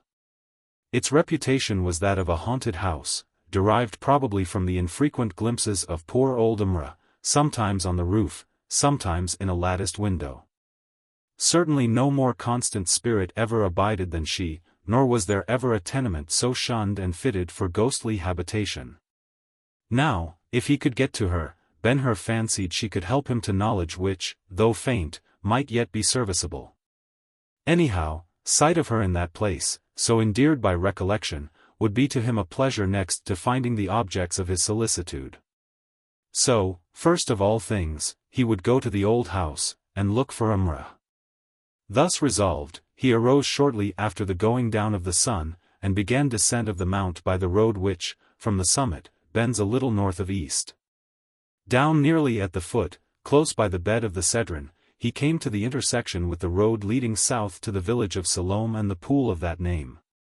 There he fell in with a herdsman driving some sheep to market. He spoke to the man, and joined him, and in his company passed by Gethsemane on into the city through the fish gate. Chapter 4. It was dark when, parting with the drover inside the gate, Ben-Hur turned into a narrow lane leading to the south. A few of the people whom he met saluted him. The bouldering of the pavement was rough. The houses on both sides were low, dark, and cheerless, the doors all closed. From the roofs, occasionally, he heard women crooning to children. The loneliness of his situation, the night, the uncertainty cloaking the object of his coming, all affected him cheerlessly. With feelings sinking lower and lower, he came directly to the deep reservoir now known as the Pool of Bethesda, in which the water reflected the overpending sky. Looking up, he beheld the northern wall of the Tower of Antonia, a black frowning heap reared into the dim steel-grey sky. He halted as if challenged by a threatening sentinel. The tower stood up so high, and seemed so vast, resting apparently upon foundations so sure, that he was constrained to acknowledge its strength. If his mother were there in living burial, what could he do for her? By the strong hand, nothing. An army might beat the stony face with ballista and ram, and be laughed at. Against him alone, the gigantic southeast turret looked down in the self-containment of a hill. And he thought, cunning is so easily baffled. And God, always the last resort of the helpless, God is sometimes so slow to act. In doubt and misgiving, he turned into the street in front of the tower, and followed it slowly on to the west. Over in Bezitha he knew there was a khan, where it was his intention to seek lodging while in the city, but just now he could not resist the impulse to go home. His heart drew him that way. The old formal salutation which he received from the few people who passed him had never sounded so pleasantly. Presently, all the eastern sky began to silver and shine, and objects before invisible in the west, chiefly the tall towers on Mount Zion, emerged as from a shadowy depth, and put on spectral distinctness, floating, as it were, above the yawning blackness of the valley below, very castles in the air. He came, at length, to his father's house. Of those who read this page, some there will be to divine his feelings without prompting. They are such as had happy homes in their youth, no matter how far that may have been back in time, homes which are now the starting points of all recollection. Paradises from which they went forth in tears, and which they would now return to, if they could, as little children. Places of laughter and singing, and associations dearer than any or all the triumphs of afterlife. At the gate on the north side of the old house Ben-Hur stopped. In the corners the wax used in the sealing up was still plainly seen. And across the valves was the board with the inscription: "This is the property of the Emperor." Nobody had gone in or out the gate since the dreadful day of the separation. Should he knock as of old? It was useless, he knew, yet he could not resist the temptation. Amrah might hear, and look out of one of the windows on that side. Taking a stone, he mounted the broad stone step, and tapped 3 times. A dull echo replied. He tried again, louder than before, and again, pausing each time to listen. The silence was mocking. Retiring into the street, he watched the windows, but they, too, were lifeless. The parapet on the roof was defined sharply against the brightening sky. Nothing could have stirred upon it unseen by him, and nothing did stir. From the north side he passed to the west, where there were 4 windows which he watched long and anxiously, but with as little effect. At times his heart swelled with impotent wishes. At others, he trembled at the deceptions of his own fancy. Umrah made no sign, not even a ghost stirred. Silently, then, he stole round to the south. There, too, the gate was sealed and inscribed. The mellow splendor of the August moon, pouring over the crest of Olivet, since termed the Mount of Offense, brought the lettering boldly out, and he read, and was filled with rage. All he could do was to wrench the board from its nailing, and hurl it into the ditch. Then he sat upon the step, and prayed for the new king, and that his coming might be hastened. As his blood cooled, insensibly he yielded to the fatigue of long travel in the summer heat, and sank down lower, and, at last, slept. About that time 2 women came down the street from the direction of the Tower of Antonia, approaching the palace of the Hers. They advanced stealthily, with timid steps, pausing often to listen. At the corner of the rugged pile, one said to the other, in a low voice, "This is it, Tirzah." And Tirzah, after a look, caught her mother's hand, and leaned upon her heavily, sobbing, but silent. "Let us go on, my child," because, the mother hesitated and trembled. Then, with an effort to be calm, continued, "Because when morning comes they will put us out of the gate of the city to return no more." Tirzah sank almost to the stones. "Ah, yes," she said, between sobs, "I forgot. I had the feeling of going home.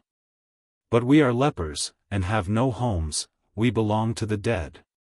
The mother stooped and raised her tenderly, saying, "We have nothing to fear. Let us go on."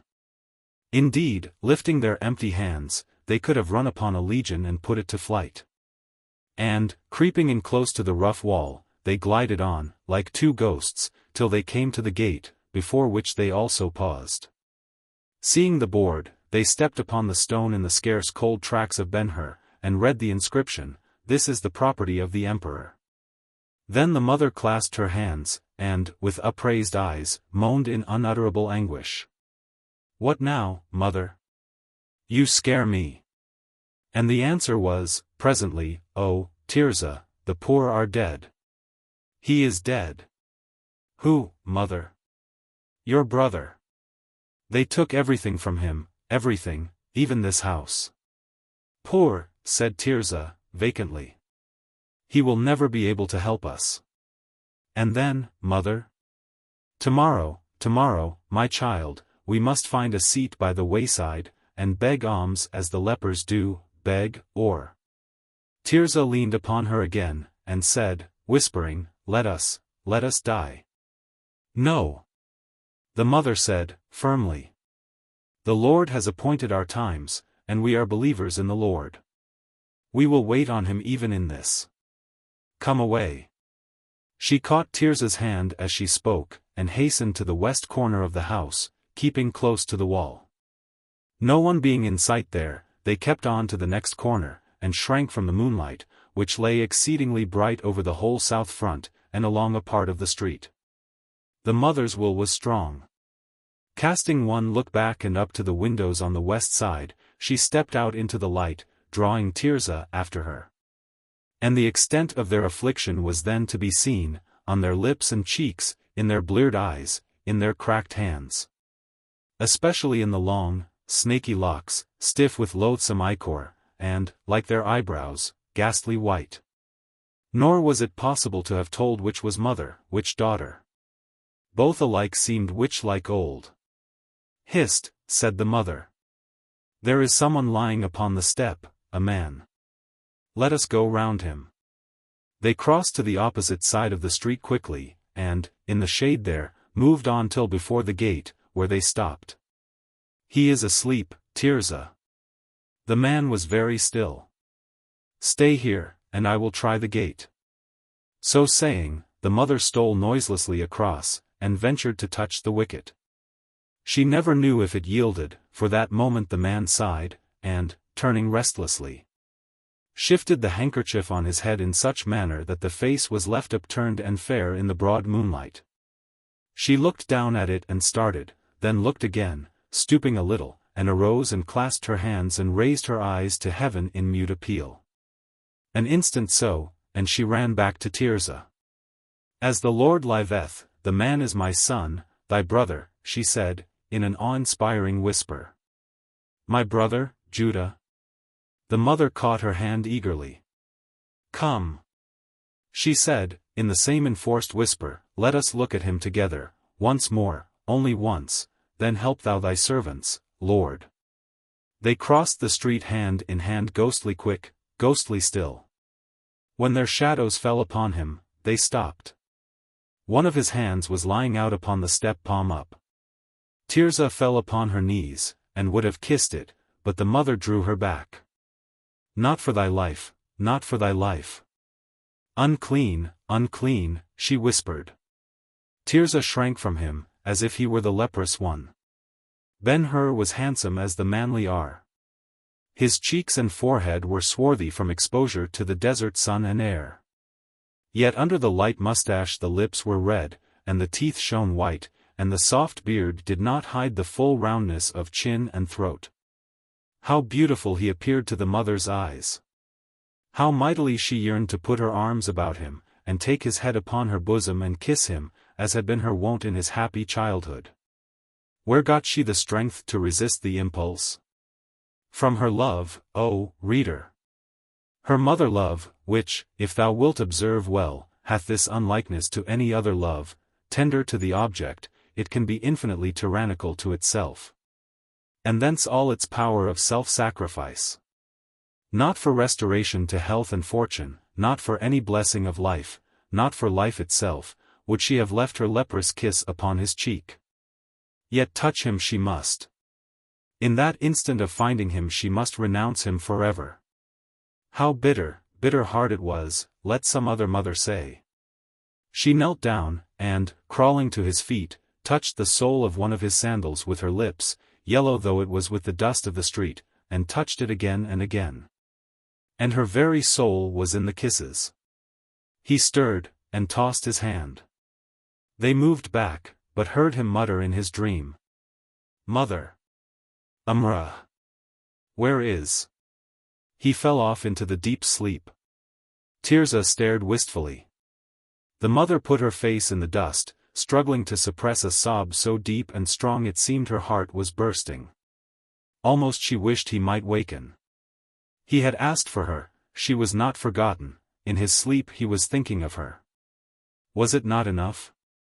Presently mother beckoned to Tirzah, and they arose, and taking one more look, as if to print his image past fading, hand in hand they recrossed the street. Back in the shade of the wall there, they retired and knelt, looking at him, waiting for him to wake, waiting some revelation, they knew not what. Nobody has yet given us a measure for the patience of a love like theirs. By and by, the sleep being yet upon him, another woman appeared at the corner of the palace. The two in the shade saw her plainly in the light, a small figure, much bent, dark-skinned, grey-haired, dressed neatly in servant's garb, and carrying a basket full of vegetables. At sight of the man upon the step the newcomer stopped, then, as if decided, she walked on, very lightly as she drew near the sleeper. Passing round him, she went to the gate, slid the wicket latch easily to one side, and put her hand in the opening. One of the broad boards in the left valve swung ajar without noise. She put the basket through, and was about to follow, when, yielding to curiosity, she lingered to have one look at the stranger whose face was below her in open view. The spectators across the street heard a low exclamation, and saw the woman rub her eyes as if to renew their power, bend closer down, clasp her hands, gaze wildly around, look at the sleeper. Stoop and raise the outlying hand, and kiss it fondly, that which they wished so mightily to do, but dared not.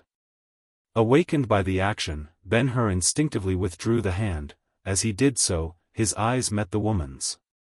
"Oh, is it thou?" he said. The good heart made no answer in words, but fell upon his neck, crying for joy. Gently he put her arms away, and lifting the dark face wet with tears, kissed it, his joy only a little less than hers. Then those across the way heard him say, "Mother, Tirzah, O tell me of them. Speak, speak, I pray thee. Umrah only cried afresh. Thou hast seen them, Umrah. Thou knowest where they are. Tell me they are at home. Tirzah moved, but her mother, divining her purpose, caught her and whispered, Do not go, not for life. Unclean, unclean. Her love was in tyrannical mood. Though both their hearts broke, he should not become what they were, and she conquered. Meantime, Umrah, so entreated, only wept the more. Wert thou going in? He asked, presently, seeing the board swung back. Come, then. I will go with thee. He arose as he spoke. The Romans, be the curse of the Lord upon them, the Romans lied. The house is mine. Rise, Umrah, and let us go in. A moment and they were gone, leaving the two in the shade to behold the gate staring blankly at them, the gate which they might not ever enter more. They nestled together in the dust. They had done their duty. Their love was proven. Next morning they were found, and driven out the city with stones. Begone! Ye are of the dead. Go to the dead. With the doom ringing in their ears, they went forth. Chapter 5. Nowadays travelers in the Holy Land looking for the famous place with the beautiful name, the King's Garden. Descend the bed of the Cedron or the curve of Gihon and Hinnom as far as the old well en Rogel, take a drink of the sweet living water, and stop. Having reached the limit of the interesting in that direction, they look at the great stones with which the well is curbed, ask its depth, smile at the primitive mode of drawing the purling treasure, and waste some pity on the ragged wretch who presides over it. Then, facing about, they are enraptured with the Mounts Moriah and Zion, both of which slope towards them from the north, one terminating in Ophel, the other in what used to be the site of the city of David. In the background, up far in the sky, the garniture of the sacred places is visible, here the Haram, with its graceful dome, yonder the stalwart remains of Hippicus, defiant even in ruins. When that view has been enjoyed, and is sufficiently impressed upon the memory, the travelers glance at the Mount of Offense standing in rugged stateliness at their right hand. And then at the hill of evil counsel over on the left, in which, if they be well up in scriptural history and in the traditions rabbinical and monkish, they will find a certain interest not to be overcome by superstitious horror. It were long to tell all the points of interest grouped around that hill. For the present purpose, enough that its feet are planted in the veritable orthodox hell of the moderns, the hell of brimstone and fire, in the old nomenclature Gehenna. And that now, as in the days of Christ, its bluff face opposite the city on the south and southeast is seamed and pitted with tombs which have been immemorially the dwelling places of lepers. Not singly, but collectively. There they set up their government and established their society, there they founded a city and dwelt by themselves, avoided as the accursed of God. The second morning after the incidents of the preceding chapter, Umrah drew near the well en Rogel, and seated herself upon a stone. One familiar with Jerusalem, looking at her, would have said she was the favorite servant of some well-to-do family. She brought with her a water jar and a basket, the contents of the latter covered with a snow-white napkin. Placing them on the ground at her side, she loosened the shawl which fell from her head, knit her fingers together in her lap, and gazed demurely up to where the hill drops steeply down into Aceldama and the potter's field. It was very early, and she was the first to arrive at the well. Soon, however, a man came bringing a rope and a leathern bucket. Saluting the little dark-faced woman, he undid the rope, fixed it to the bucket, and waited customers. Others who chose to do so might draw water for themselves. He was a professional in the business, and would fill the largest jar the stoutest woman could carry for a gira. Umrah sat still, and had nothing to say.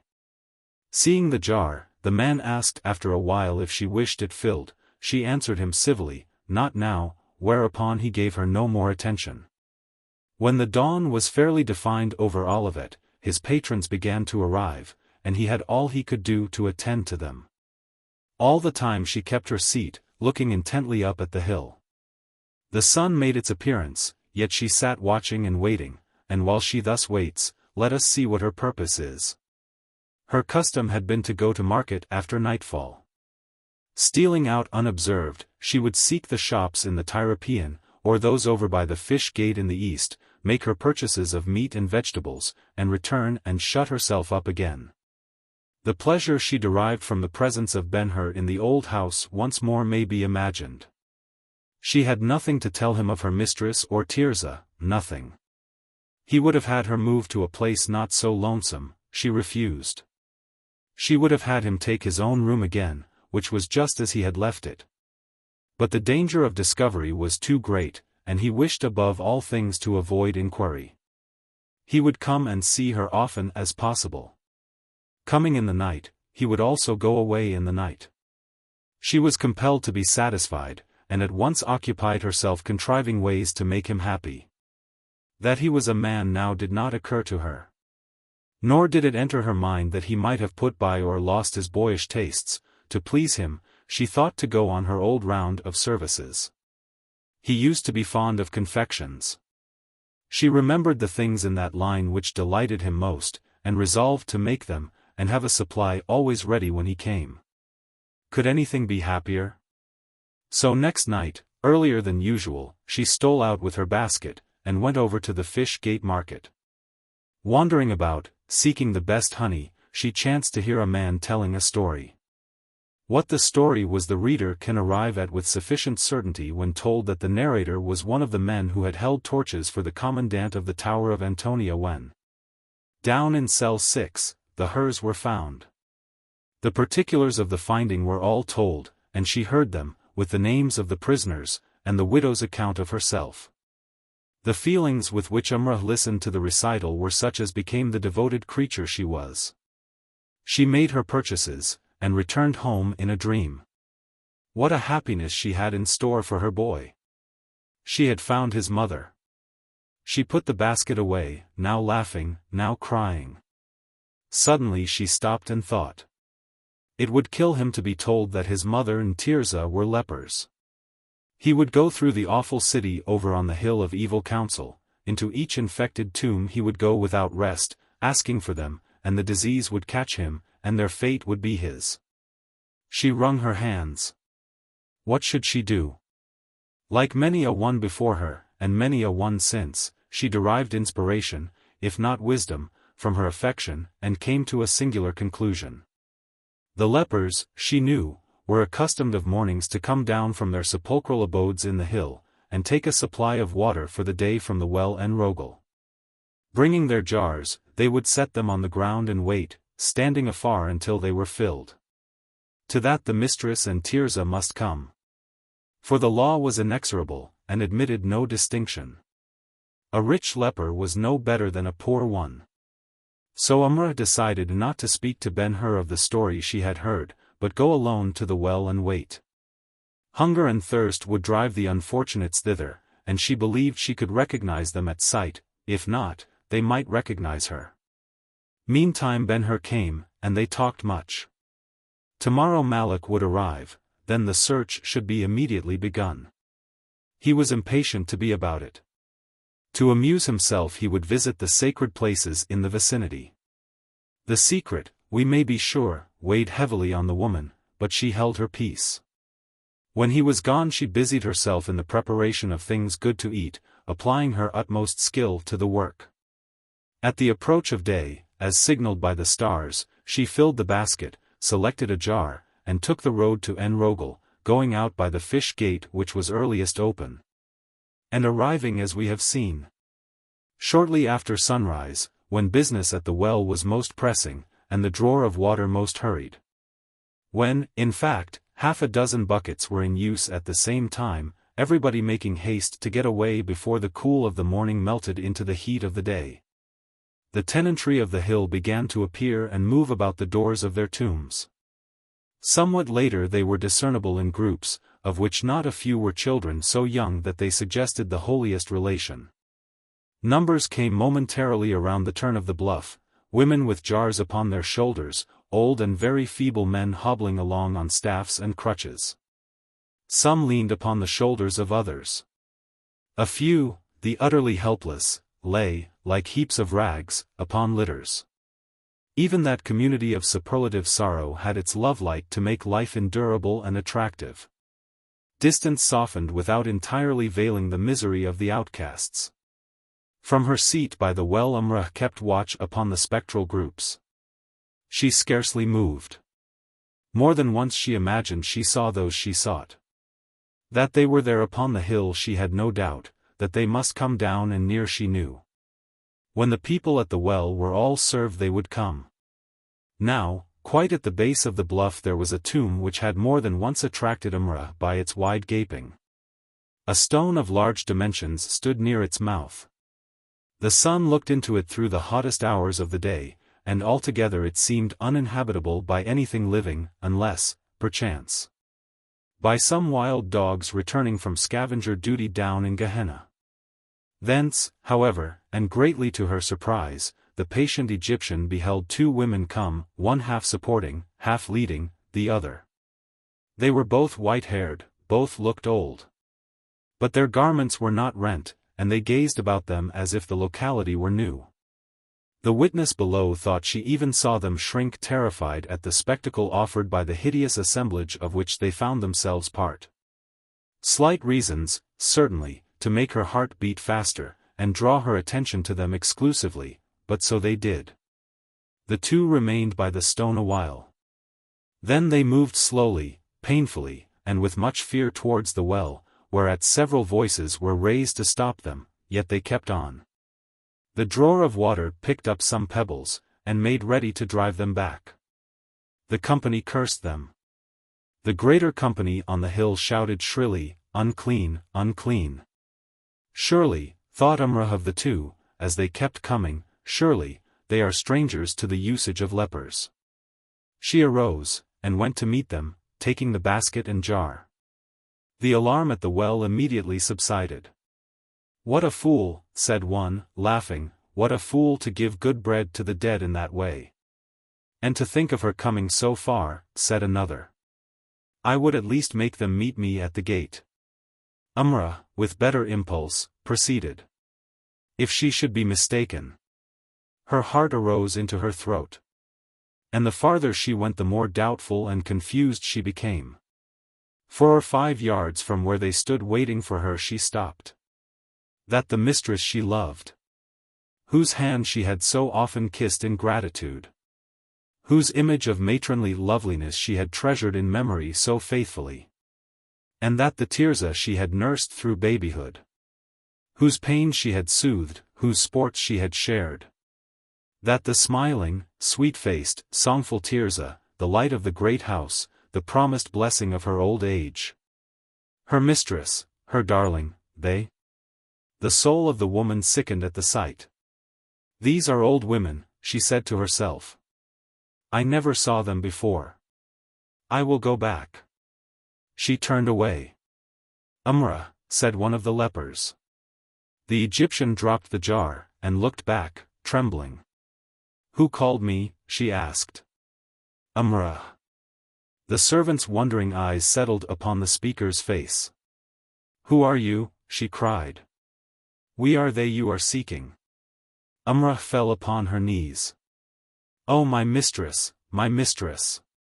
As I have made your God my God, be he praised that he has led me to you." And upon her knees the poor overwhelmed creature began moving forward. "Stay, Umrah. Come not nearer. Unclean, unclean." The word sufficed. Umrah fell upon her face, sobbing so loud the people at the well heard her. Suddenly she arose upon her knees again. "Oh my mistress, where is Tirzah?" "Here I am, Umrah, here. Will you not bring me a little water?" The habit of the servant renewed itself. Putting back the coarse hair fallen over her face, Umrah arose and went to the basket and uncovered it. "See," she said, "here are bread and meat." She would have spread the napkin upon the ground, but the mistress spoke again. "Do not so, Umrah. Those yonder may stone you, and refuse us drink. Leave the basket with me. Take up the jar and fill it, and bring it here. We will carry them to the tomb with us." For this day you will then have rendered all the service that is lawful. Haste, Amrah. The people under whose eyes all this had passed made way for the servant, and even helped her fill the jar, so piteous was the grief her countenance showed. Who are they? A woman asked. Amrah meekly answered, They used to be good to me. Raising the jar upon her shoulder, she hurried back. In forgetfulness, she would have gone to them, but the cry, Unclean, unclean! Beware, arrested her. Placing the water by the basket, she stepped back, and stood off a little way. Thank you, Amrah, said the mistress, taking the articles into possession. This is very good of you. Is there nothing more I can do? Asked Amrah. The mother's hand was upon the jar, and she was fevered with thirst, yet she paused, and rising, said firmly, Yes, I know that Judah has come home. I saw him at the gate night before last asleep on the step. I saw you wake him. Amrah clasped her hands. Oh my mistress! You saw it, and did not come. That would have been to kill him. I can never take him in my arms again. I can never kiss him more. Oh Amrah, Amrah, you love him, I know. Yes, said the true heart, bursting into tears again, and kneeling. I would die for him. Prove to me what you say, Amrah. I am ready. Then you shall not tell him where we are or that you have seen us, only that, Amrah. But he is looking for you. He has come from afar to find you. He must not find us. He shall not become what we are. Here, Amrah. You shall serve us as you have this day. You shall bring us the little we need, not long now, not long. You shall come every morning and evening thus, and, the voice trembled, the strong will almost broke down, and you shall tell us of him, Amrah, but to him you shall say nothing of us. Hear you? Oh, it will be so hard to hear him speak of you, and see him going about looking for you, to see all his love, and not tell him so much as that you are alive. Can you tell him we are well, Amrah? The servant bowed her head in her arms. No, the mistress continued, wherefore to be silent altogether. Go now, and come this evening. We will look for you. Till then, farewell. The burden will be heavy, O my mistress, and hard to bear, said Amrah, falling upon her face. How much harder would it be to see him as we are, the mother answered as she gave the basket to Tirzah. Come again this evening, she repeated, taking up the water, and starting for the tomb. Amrah waited kneeling until they had disappeared, then she took the road sorrowfully home. In the evening she returned. And thereafter it became her custom to serve them in the morning and evening, so that they wanted for nothing needful. The tomb, though ever so stony and desolate, was less cheerless than the cell in the tower had been. Daylight gilded its door, and it was in the beautiful world.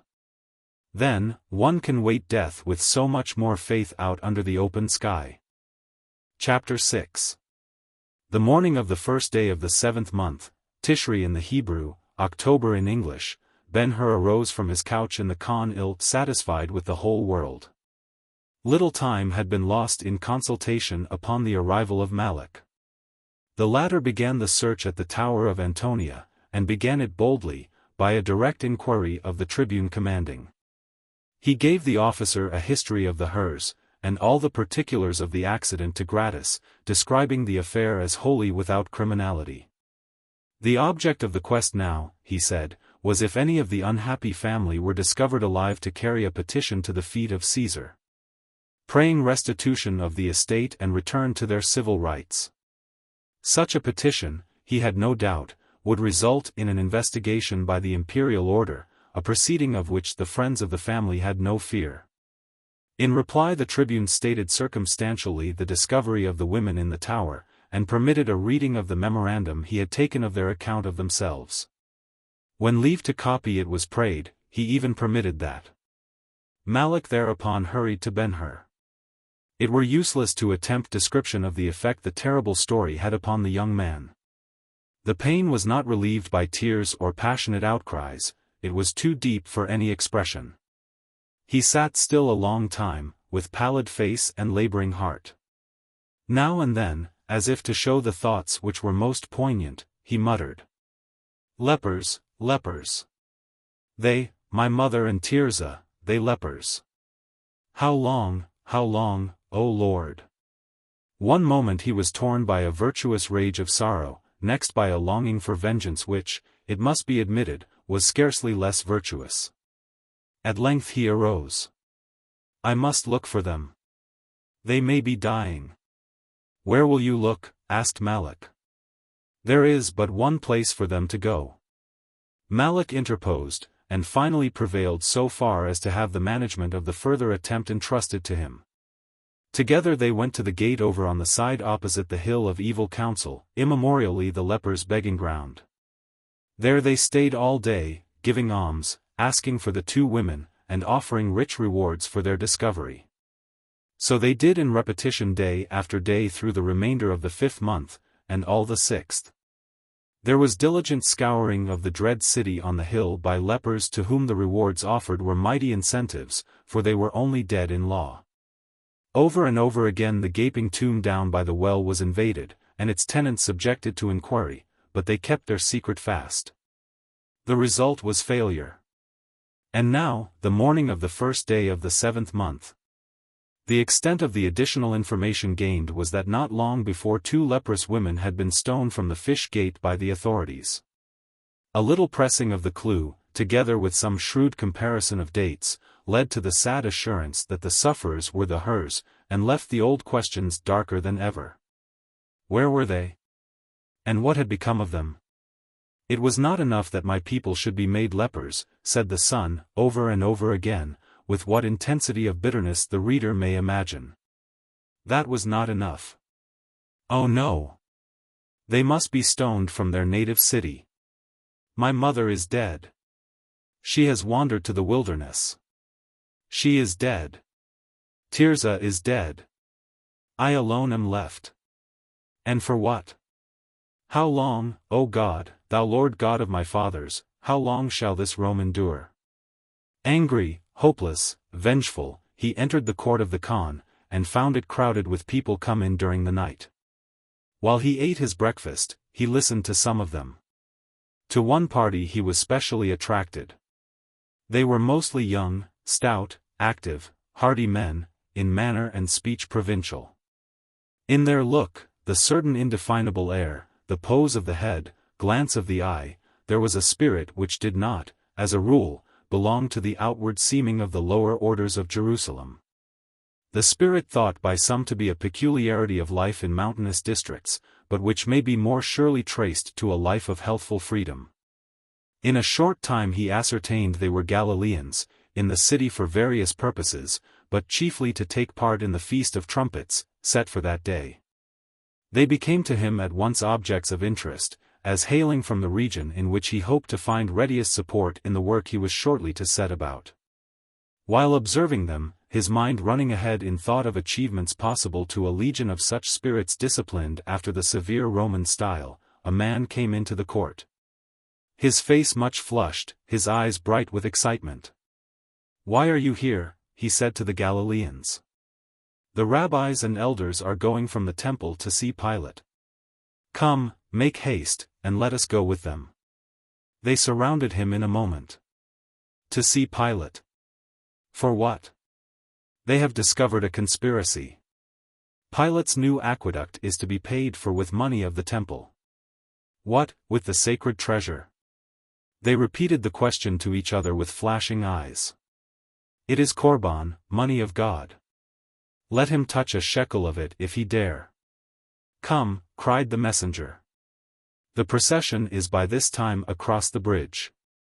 The whole city is pouring after. We may be needed. Make haste. As if the thought and the act were one, there was quick putting away of useless garments, and the party stood forth bareheaded. And in the short sleeveless under-tunics they were used to wearing as reapers in the field and boatmen on the lake, the garb in which they climbed the hills following the herds. And plucked the ripened vintage, careless of the sun. Lingering only to tighten their girdles, they said, "We are ready." Then Ben-Hur spoke to them. Men of Galilee, he said, I am a son of Judah. Will you take me in your company? We may have to fight, they replied. Oh, then, I will not be first to run away. They took the retort in good humor, and the messenger said, You seem stout enough. Come along. Ben-Hur put off his outer garments. You think there may be fighting? He asked, quietly, as he tightened his girdle. Yes. With whom? The guard. Legionaries? Whom else can a Roman trust? What have you to fight with? They looked at him silently. Well, he continued, we will have to do the best we can, but had we not better choose a leader? The legionaries always have one, and so are able to act with one mind. The Galileans stared more curiously, as if the idea were new to them. Let us at least agree to stay together, he said. Now I am ready, if you are. Yes, let us go. The Khan, it should not be forgotten, was in Bezetha, the new town. And to get to the Praetorium, as the Romans resonantly styled the palace of Herod on Mount Zion, the party had to cross the lowlands north and west of the temple. By streets, if they may be so called, trending north and south, with intersections hardly up to the dignity of alleys, they passed rapidly round the Acra district to the Tower of Mariam, from which the way was short to the grand gate of the walled heights. In going, they overtook, or were overtaken by, people like themselves stirred to wrath by news of the proposed desecration. When, at length, they reached the gate of the Praetorium, the procession of elders and rabbis had passed in with a great following, leaving a greater crowd clamoring outside. A centurion kept the entrance with a guard drawn up full-armed under the beautiful marble battlements. The sun struck the soldiers fervidly on helm and shield. But they kept their ranks indifferent alike to its dazzle and to the mouthings of the rabble. Through the open bronze gates a current of citizens poured in, while a much lesser one poured out.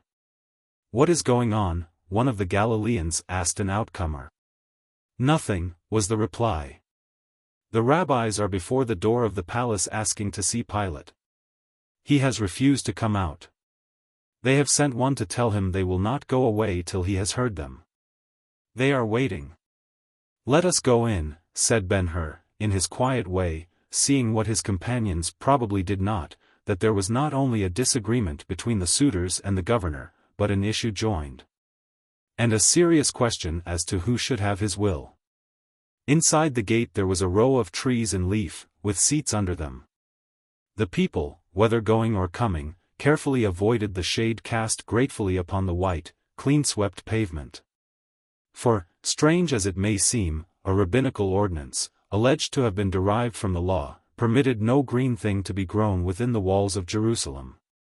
Even the wise king, it was said, wanting a garden for his Egyptian bride, was constrained to found it down in the meeting place of the valleys above En Rogel. Through the treetops shone the outer fronts of the palace. Turning to the right, the party proceeded a short distance to a spacious square, on the west side of which stood the residence of the governor. An excited multitude filled the square. Every face was directed towards a portico built over a broad doorway which was closed. Under the portico there was another array of legionaries. The throng was so close the friends could not well have advanced if such had been their desire, they remained therefore in the rear, observers of what was going on. About the portico they could see the high turbans of the rabbis, whose impatience communicated at times to the mass behind them. A cry was frequent to the effect, Pilate, if thou be a governor, come forth, come forth. Once a man coming out pushed through the crowd, his face red with anger. Israel is of no account here, he said, in a loud voice. On this holy ground we are no better than dogs of Rome. Will he not come out, think you? Come. Has he not thrice refused? What will the rabbis do? As at Caesarea, camp here till he gives them ear.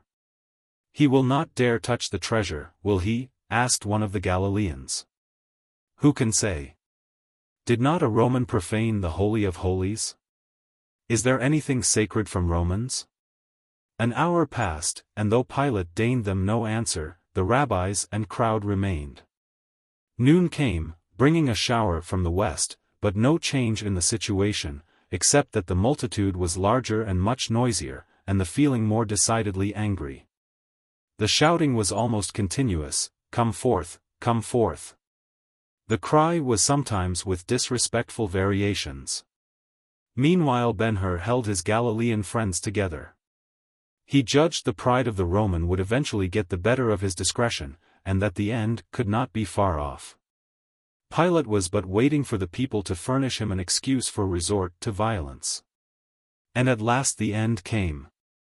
In the midst of the assemblage there was heard the sound of blows, succeeded instantly by yells of pain and rage, and a most furious commotion.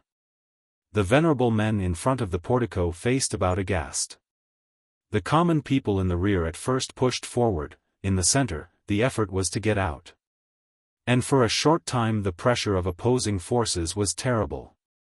1,000 voices made inquiry, raised all at once. As no one had time to answer, the surprise speedily became a panic. Ben-Hur kept his senses. "You cannot see," he said to one of the Galileans. "No. I will raise you up." He caught the man about the middle, and lifted him bodily. "What is it?" "I see now," said the man. "There are some armed with clubs, and they are beating the people. They are dressed like Jews." "Who are they?" "Romans, as the Lord liveth. Romans in disguise. Their clubs fly like flails. There, I saw a rabbi struck down, an old man. They spare nobody." Ben-Hur let the man down. "Men of Galilee," he said, "it is a trick of Pilate's.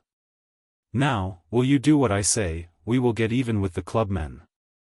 The Galilean spirit arose. "Yes, yes," they answered. "Let us go back to the trees by the gate, and we may find the planting of Herod, though unlawful, has some good in it after all. Come." They ran back all of them fast as they could. And, by throwing their united weight upon the limbs, tore them from the trunks. In a brief time they, too, were armed.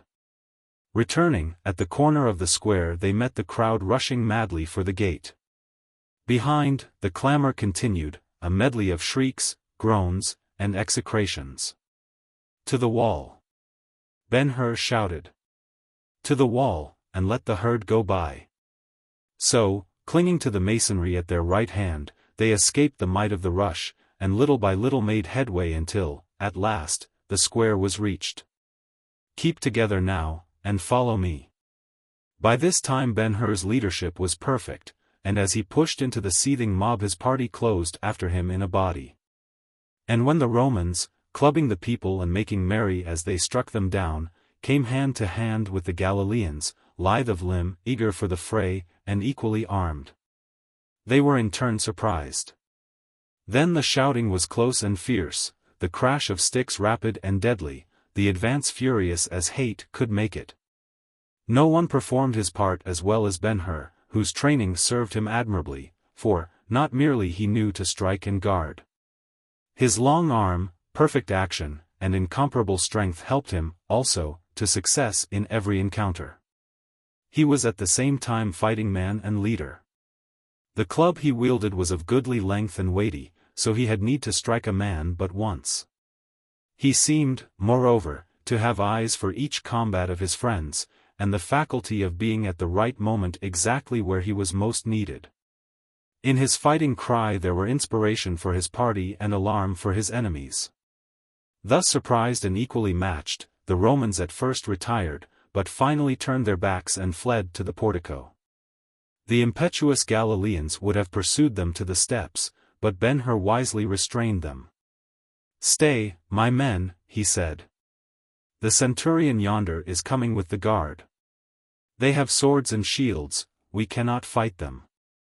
We have done well, let us get back and out of the gate while we may." They obeyed him, though slowly. For they had frequently to step over their countrymen lying where they had been felled, some writhing and groaning, some praying help, others mute as the dead. But the fallen were not all Jews. In that there was consolation.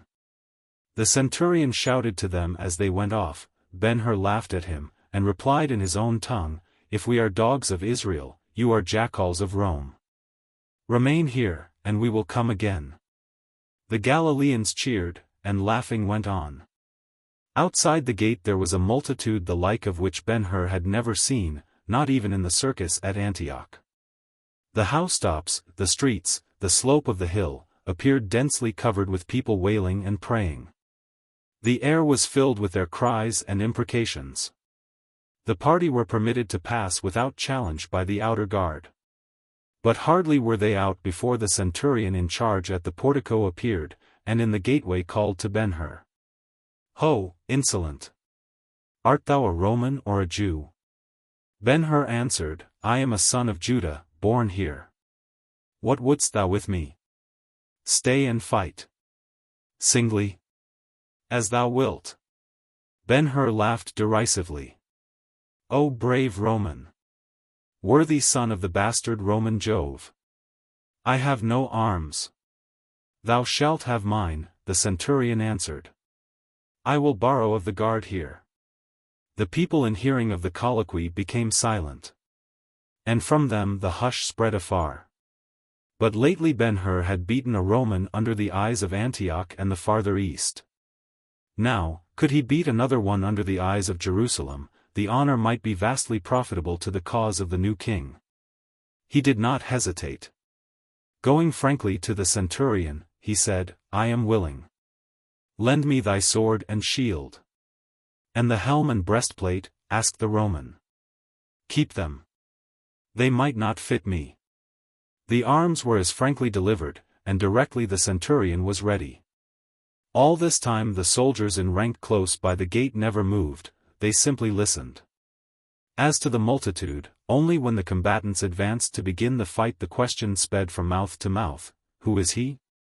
And no one knew. Now the Roman supremacy in arms lay in three things: submission to discipline, the legionary formation of battle, and a peculiar use of the short sword.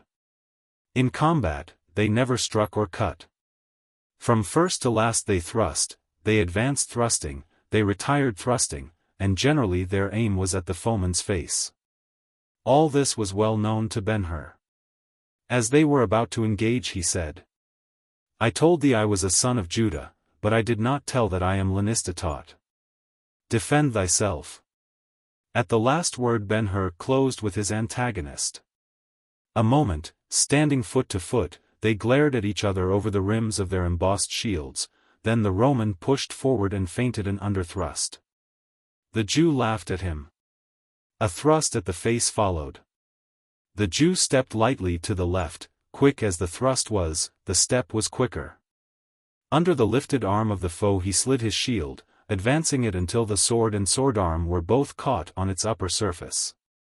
Another step, this time forward and left, and the man's whole right side was offered to the point.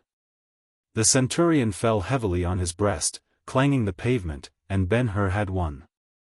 With his foot upon his enemy's back, he raised his shield overhead after a gladiatorial custom, and saluted the imperturbable soldiers by the gate.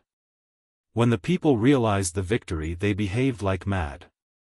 On the houses far as the Xistus, fast as the word could fly, they waved their shawls and handkerchiefs and shouted. And if he had consented, the Galileans would have carried Ben-Hur off upon their shoulders. To a petty officer who then advanced from the gate he said, "Thy comrade died like a soldier. I leave him undespoiled. Only his sword and shield are mine." With that, he walked away. Off a little he spoke to the Galileans. "Brethren, you have behaved well. Let us now separate, lest we be pursued. Meet me tonight at the Khan in Bethany. I have something to propose to you of great interest to Israel." "Who are you?" they asked him. "A son of Judah," he answered, simply. A throng eager to see him surged around the party. "Will you come to Bethany?" he asked. "Yes, we will come." "Then bring with you this sword and shield that I may know you." Pushing brusquely through the increasing crowd, he speedily disappeared. At the instance of Pilate, the people went up from the city, and carried off their dead and wounded, and there was much mourning for them. But the grief was greatly lightened by the victory of the unknown champion, who was everywhere sought, and by everyone extolled. The fainting spirit of the nation was revived by the brave deed. Insomuch that in the streets and up in the temple even, amidst the solemnities of the feast, old tales of the Maccabees were told again, and thousands shook their heads whispering wisely, "A little longer, only a little longer, brethren, and Israel will come to her own. Let there be faith in the Lord, and patience." In such manner Ben-Hur obtained hold on Galilee, and paved the way to greater services in the cause of the king who was coming. And with what result we shall see. Book. Chapter 7. And, waking, I beheld her there. See dreaming in the moated air. A siren lithe and debonair. With wristlets woven of scarlet weeds. And oblong loosened amber beads. Of sea kelp shining in her hair. Thomas Bailey Aldrich. Chapter 1. The meeting took place in the Khan of Bethany as appointed. Thence Ben-Hur went with the Galileans into their country, where his exploits up in the old marketplace gave him fame and influence. Before the winter was gone he raised 3 legions, and organized them after the Roman pattern. He could have had as many more, for the martial spirit of that gallant people never slept. The proceeding, however, required careful guarding as against both Rome and Herod Antipas. Contenting himself for the present with the 3, he strove to train and educate them for systematic action. For that purpose he carried the officers over into the lava beds of Trachonitis, and taught them the use of arms, particularly the javelin and sword, and the maneuvering peculiar to the legionary formation. After which he sent them home as teachers. And soon the training became a pastime of the people. As may be thought, the task called for patience, skill, zeal, faith, and devotion on his part, qualities into which the power of inspiring others in matters of difficulty is always resolvable. And never man possessed them in greater degree or used them to better effect. How he labored! And with utter denial of self. Yet withal he would have failed but for the support he had from Simonides, who furnished him arms and money, and from Ilderim, who kept watch and brought him supplies. And still he would have failed but for the genius of the Galileans. Under that name were comprehended the 4 tribes, Asher, Zebulun, Issachar, and Naphtali, and the districts originally set apart to them. The Jew born in sight of the temple despised these brethren of the north, but the Talmud itself has said, the Galilean loves honor, and the Jew money. Hating Rome fervidly as they loved their own country, in every revolt they were first in the field and last to leave it. 150,000 Galilean youths perished in the final war with Rome. For the great festal days, they went up to Jerusalem marching and camping like armies. Yet they were liberal in sentiment, and even tolerant to heathenism. In Herod's beautiful cities, which were Roman in all things, in Sepphoris and Tiberias especially, they took pride, and in the building them gave loyal support. They had for fellow citizens men from the outside world everywhere, and lived in peace with them. To the glory of the Hebrew name they contributed poets like the singer of the Song of Songs and prophets like Hosea. Upon such a people, so quick, so proud, so brave, so devoted, so imaginative, a tale like that of the coming of the king was all-powerful. That he was coming to put Rome down would have been sufficient to enlist them in the scheme proposed by Ben-Hur. But when, besides, they were assured he was to rule the world, more mighty than Caesar, more magnificent than Solomon, and that the rule was to last forever, the appeal was irresistible. And they vowed themselves to the cause body and soul. They asked Ben-Hur his authority for the sayings, and he quoted the prophets, and told them of Balthasar in waiting over in Antioch. And they were satisfied, for it was the old much-loved legend of the Messiah, familiar to them almost as the name of the Lord, the long-cherished dream with a time fixed for its realization. The king was not merely coming now, he was at hand. So with Ben-Hur the winter months rolled by, and spring came, with gladdening showers blown over from the summering sea in the west. And by that time so earnestly and successfully had he toiled that he could say to himself and his followers, "Let the good king come." He has only to tell us where he will have his throne set up. We have the sword hands to keep it for him. And in all his dealings with the many men they knew him only as a son of Judah, and by that name. One evening, over in Trachonitis, Ben-Hur was sitting with some of his Galileans at the mouth of the cave in which he quartered, when an Arab courier rode to him and delivered a letter. Breaking the package, he read, Jerusalem, Nisan 4. A prophet has appeared who men say is Elias. He has been in the wilderness for years, and to our eyes he is a prophet. And such also is his speech, the burden of which is of one much greater than himself, who, he says, is to come presently, and for whom he is now waiting on the eastern shore of the river Jordan.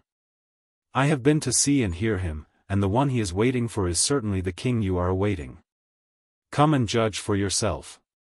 All Jerusalem is going out to the prophet, and with many people else the shore on which he abides is like Mount Olivet in the last days of the Passover. Malak. Ben-Hur's face flushed with joy. By this word, O my friends, he said, by this word, our waiting is at end. The herald of the king has appeared and announced him. Upon hearing the letter read, they also rejoiced at the promise it held out. Get ready now, he added, and in the morning set your faces homeward. When arrived there, send word to those under you, and bid them be ready to assemble as I may direct. For myself and you, I will go see if the king be indeed at hand, and send you report. Let us, in the meantime, live in the pleasure of the promise. Going into the cave, he addressed a letter to Ilderim, and another to Simonides, giving notice of the news received, and of his purpose to go up immediately to Jerusalem. The letters he dispatched by swift messengers. When night fell, and the stars of direction came out, he mounted, and with an Arab guide set out for the Jordan, intending to strike the track of the caravans between Rabbathammon and Damascus. The guide was sure, and Aldebaran swift, so by midnight the two were out of the lava fastness speeding southward. Chapter 2. It was Ben-Hur's purpose to turn aside at the break of day, and find a safe place in which to rest.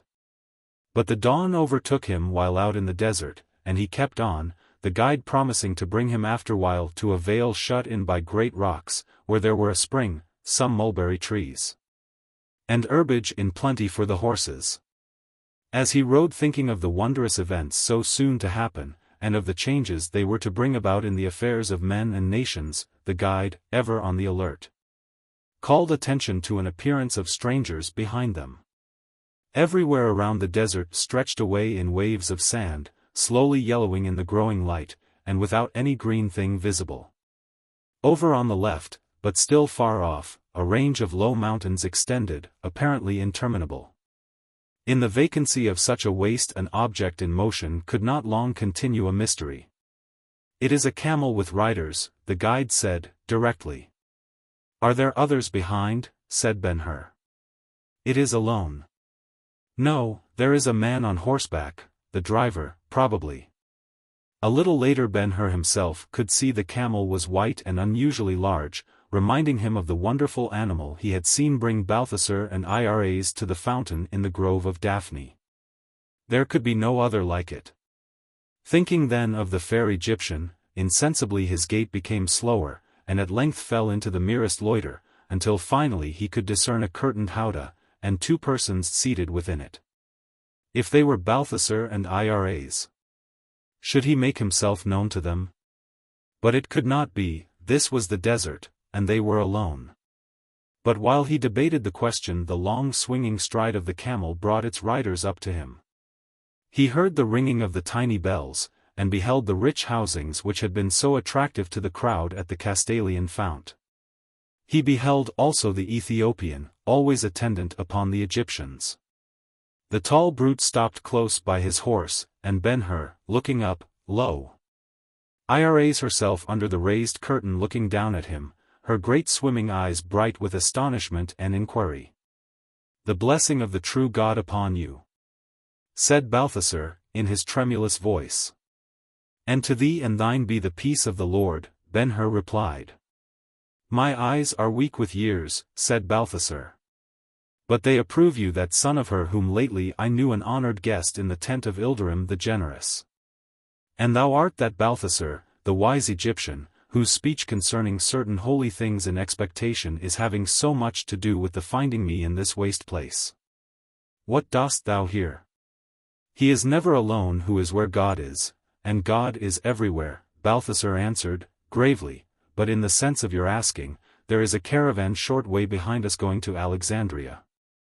And as it is to pass through Jerusalem, I thought best to avail myself of its company as far as the holy city, whither I am journeying.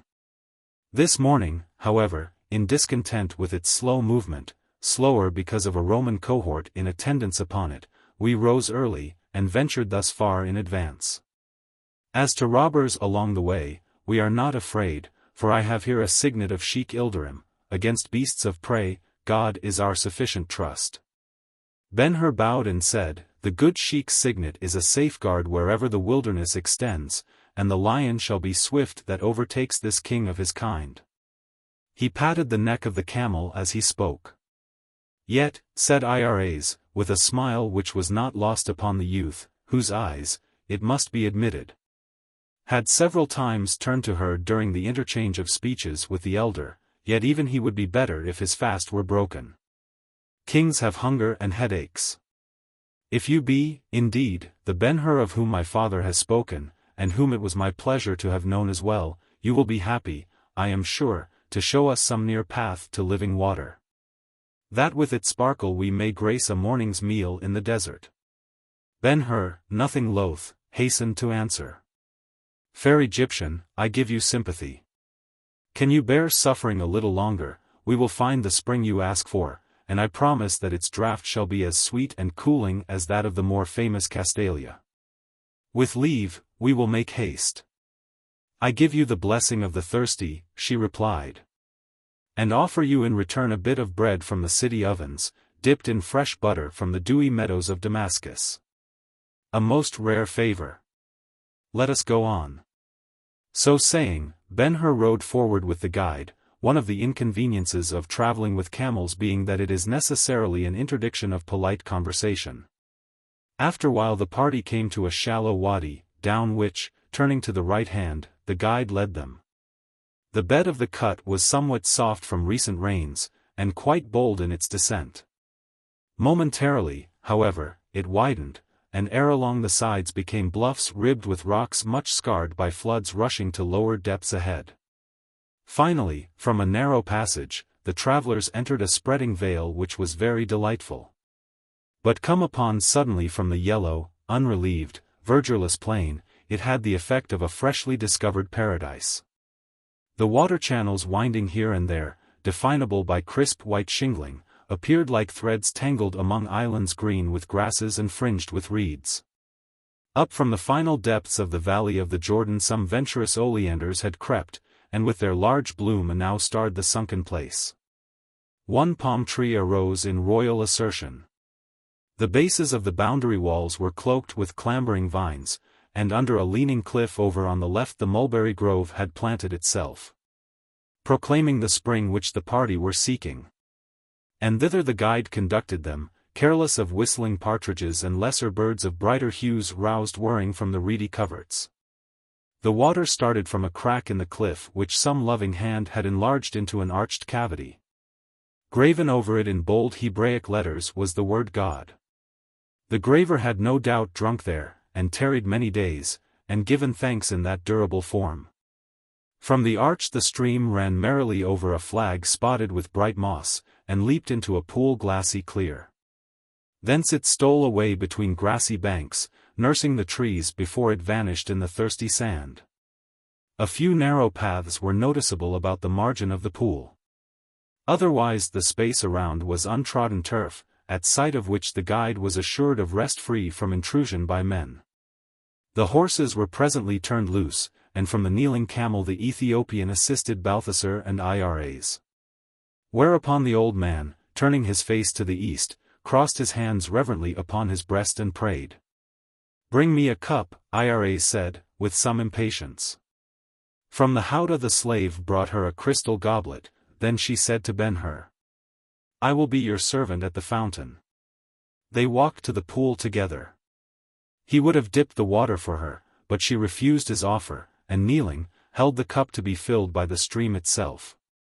Nor yet content, when it was cooled and overrunning, she tendered him the first draught. "No," he said, putting the graceful hand aside, and seeing only the large eyes half hidden beneath the arches of the upraised brows, "be the service mine, I pray."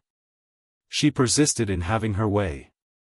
"In my country, O son of her, we have a saying, better a cupbearer to the fortunate than minister to a king." "Fortunate," he said. There were both surprise and inquiry in the tone of his voice and in his look, and she said quickly, "The gods give us success as a sign by which we may know them on our side. Were you not winner in the circus?" His cheeks began to flush. "That was one sign. There is another. In a combat with swords you slew a Roman." The flush deepened, not so much for the triumphs themselves as the flattery there was in the thought that she had followed his career with interest. A moment, and the pleasure was succeeded by a reflection. The combat, he knew, was matter of report throughout the East. But the name of the victor had been committed to a very few, Malak, Ilderim, and Simonides. Could they have made a confidant of the woman? So with wonder and gratification he was confused. And seeing it, she arose and said, holding the cup over the pool, "O gods of Egypt! I give thanks for a hero discovered, thanks that the victim in the palace of Iderne was not my king of men. And so, O holy gods, I pour and drink." Part of the contents of the cup she returned to the stream, the rest she drank. When she took the crystal from her lips, she laughed at him. "O son of her, is it a fashion of the very brave to be so easily overcome by a woman? Take the cup now, and see if you cannot find a happy word in it for me." He took the cup, and stooped to refill it. "A son of Israel has no gods whom he can libate," he said, playing with the water to hide his amazement, now greater than before. What more did the Egyptian know about him?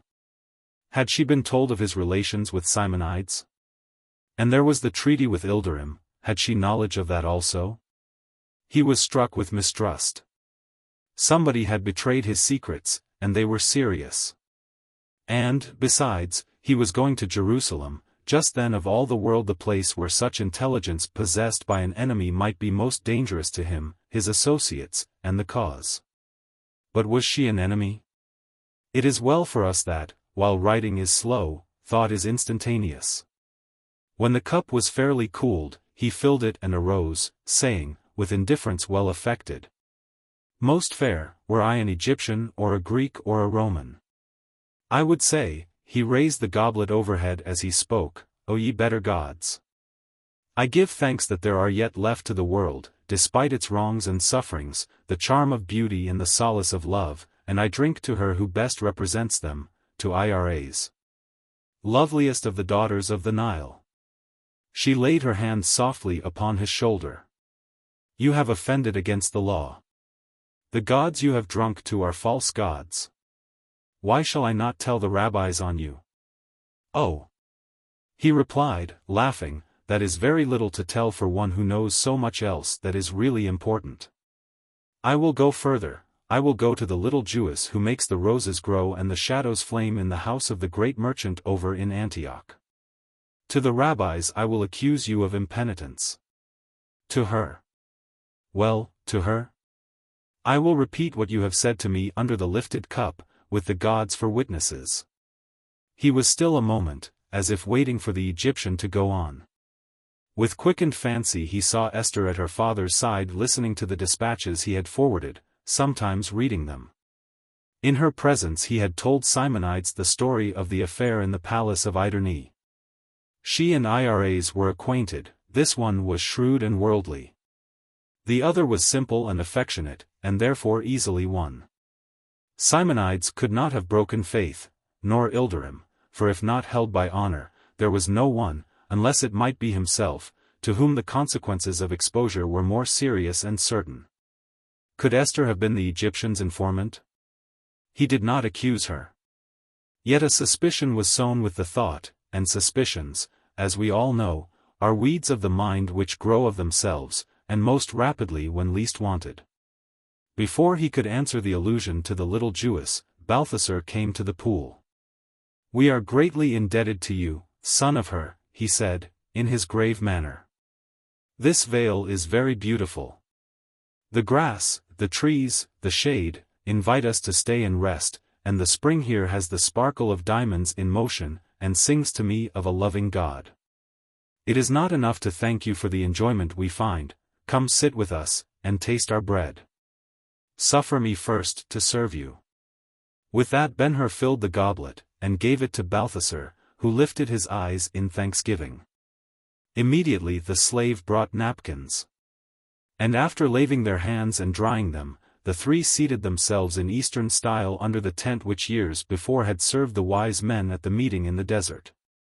And they ate heartily of the good things taken from the camel's pack. Chapter 3. The tent was cozily pitched beneath a tree where the gurgle of the stream was constantly in ear. Overhead the broad leaves hung motionless on their stems. The delicate reed stalks off in the pearly haze stood up arrowy straight. Occasionally a home-returning bee shot humming athwart the shade, and a partridge creeping from the sedge drank, whistled to his mate, and ran away. The restfulness of the vale, the freshness of the air, the garden beauty, the Sabbath stillness, seemed to have affected the spirits of the elder Egyptian. His voice, gestures, and whole manner were unusually gentle, and often as he bent his eyes upon Ben-Hur conversing with Iras, they softened with pity. "When we overtook you, son of her," he said, at the conclusion of the repast, "it seemed your face was also turned towards Jerusalem. May I ask, without offense, if you are going so far?" "I am going to the holy city. For the great need I have to spare myself prolonged toil. I will further ask you, is there a shorter road than that by Rabbath Ammon?" "A rougher route, but shorter, lies by Gerasa and Rabbath Gilead. It is the one I design taking." "I am impatient," said Balthasar. "Latterly my sleep has been visited by dreams, or rather by the same dream in repetition. A voice, it is nothing more, comes and tells me, 'Haste, arise. He whom thou hast so long awaited is at hand.'" "You mean he that is to be king of the Jews?" Ben-Hur asked, gazing at the Egyptian in wonder. "Even so." "Then you have heard nothing of him?" "Nothing, except the words of the voice in the dream." "Here, then, are tidings to make you glad as they made me." From his gown Ben-Hur drew the letter received from Malak. The hand the Egyptian held out trembled violently. He read aloud, and as he read his feelings increased, the limp veins in his neck swelled and throbbed. At the conclusion he raised his suffused eyes in thanksgiving and prayer. He asked no questions, yet had no doubts. "Thou hast been very good to me, O God," he said. "Give me, I pray thee, to see the Saviour again, and worship him, and thy servant will be ready to go in peace."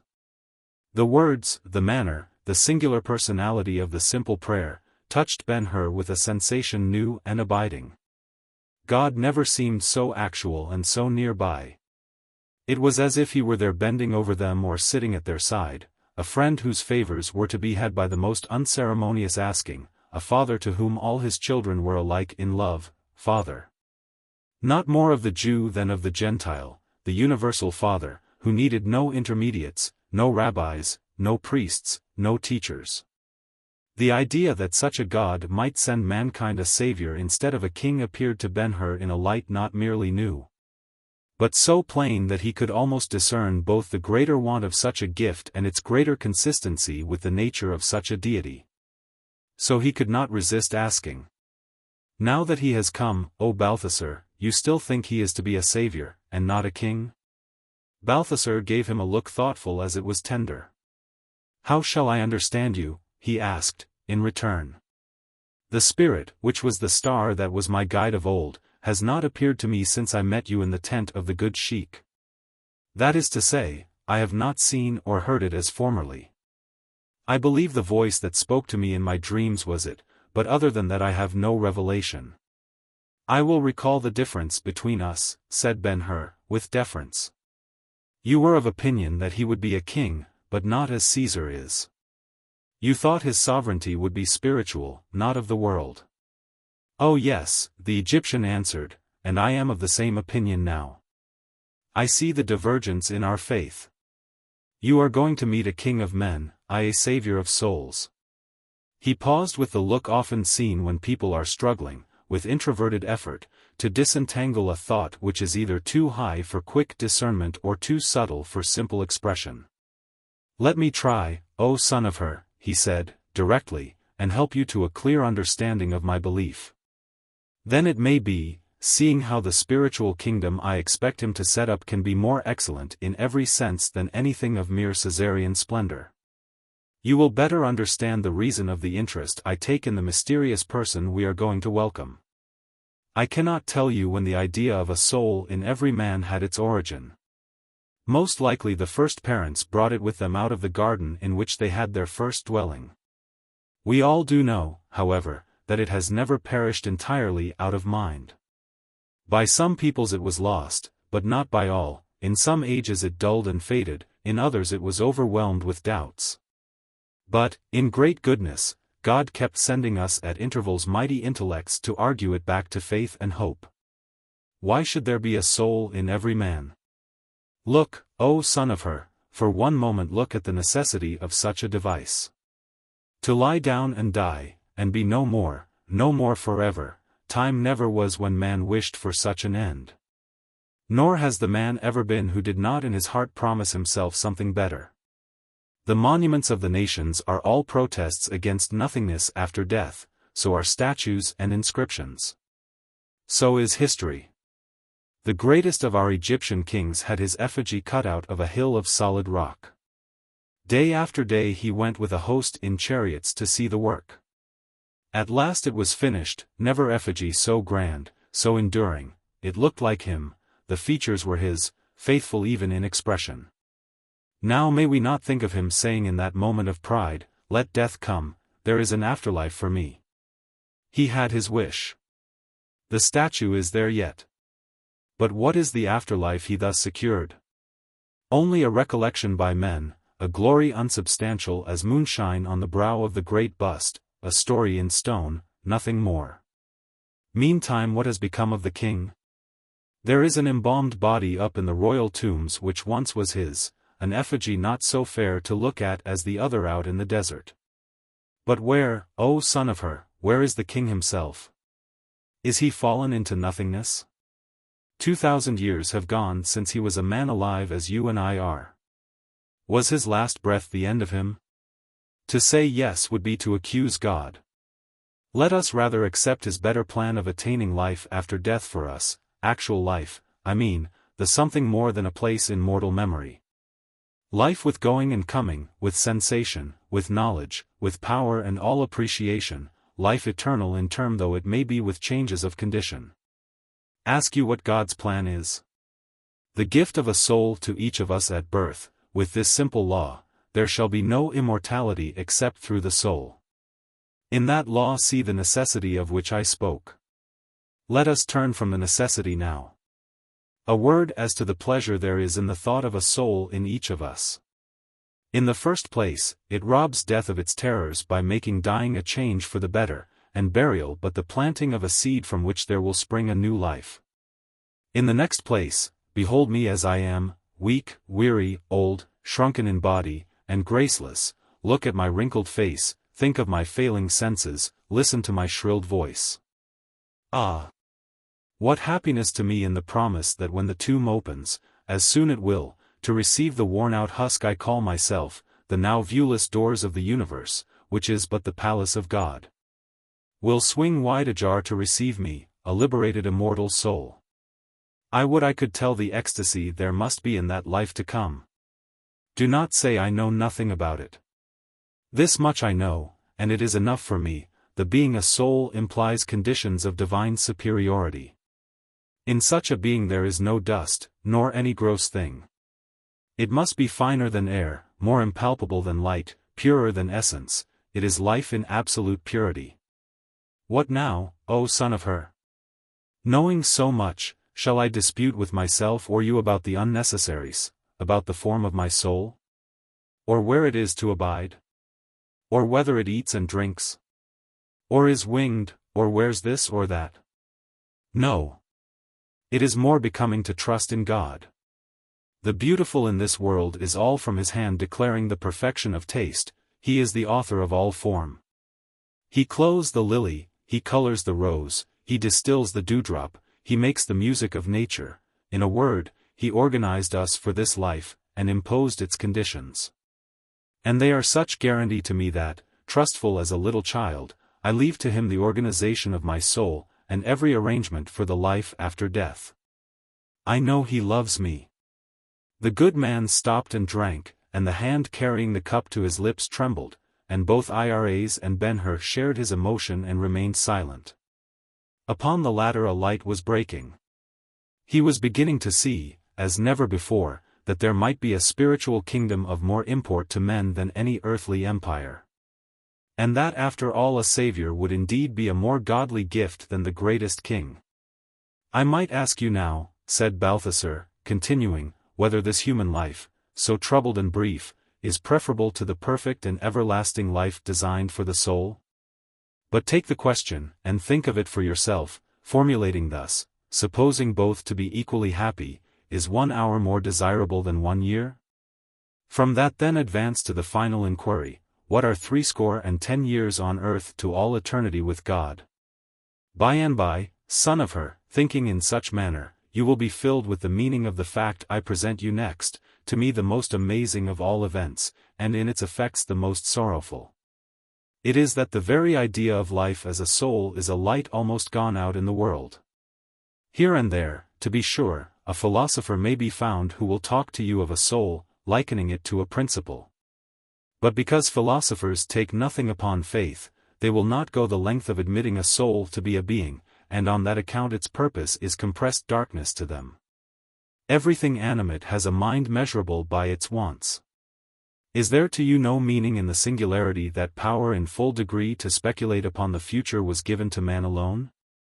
By the sign as I see it, God meant to make us know ourselves created for another and a better life, such being in fact the greatest need of our nature. But, alas!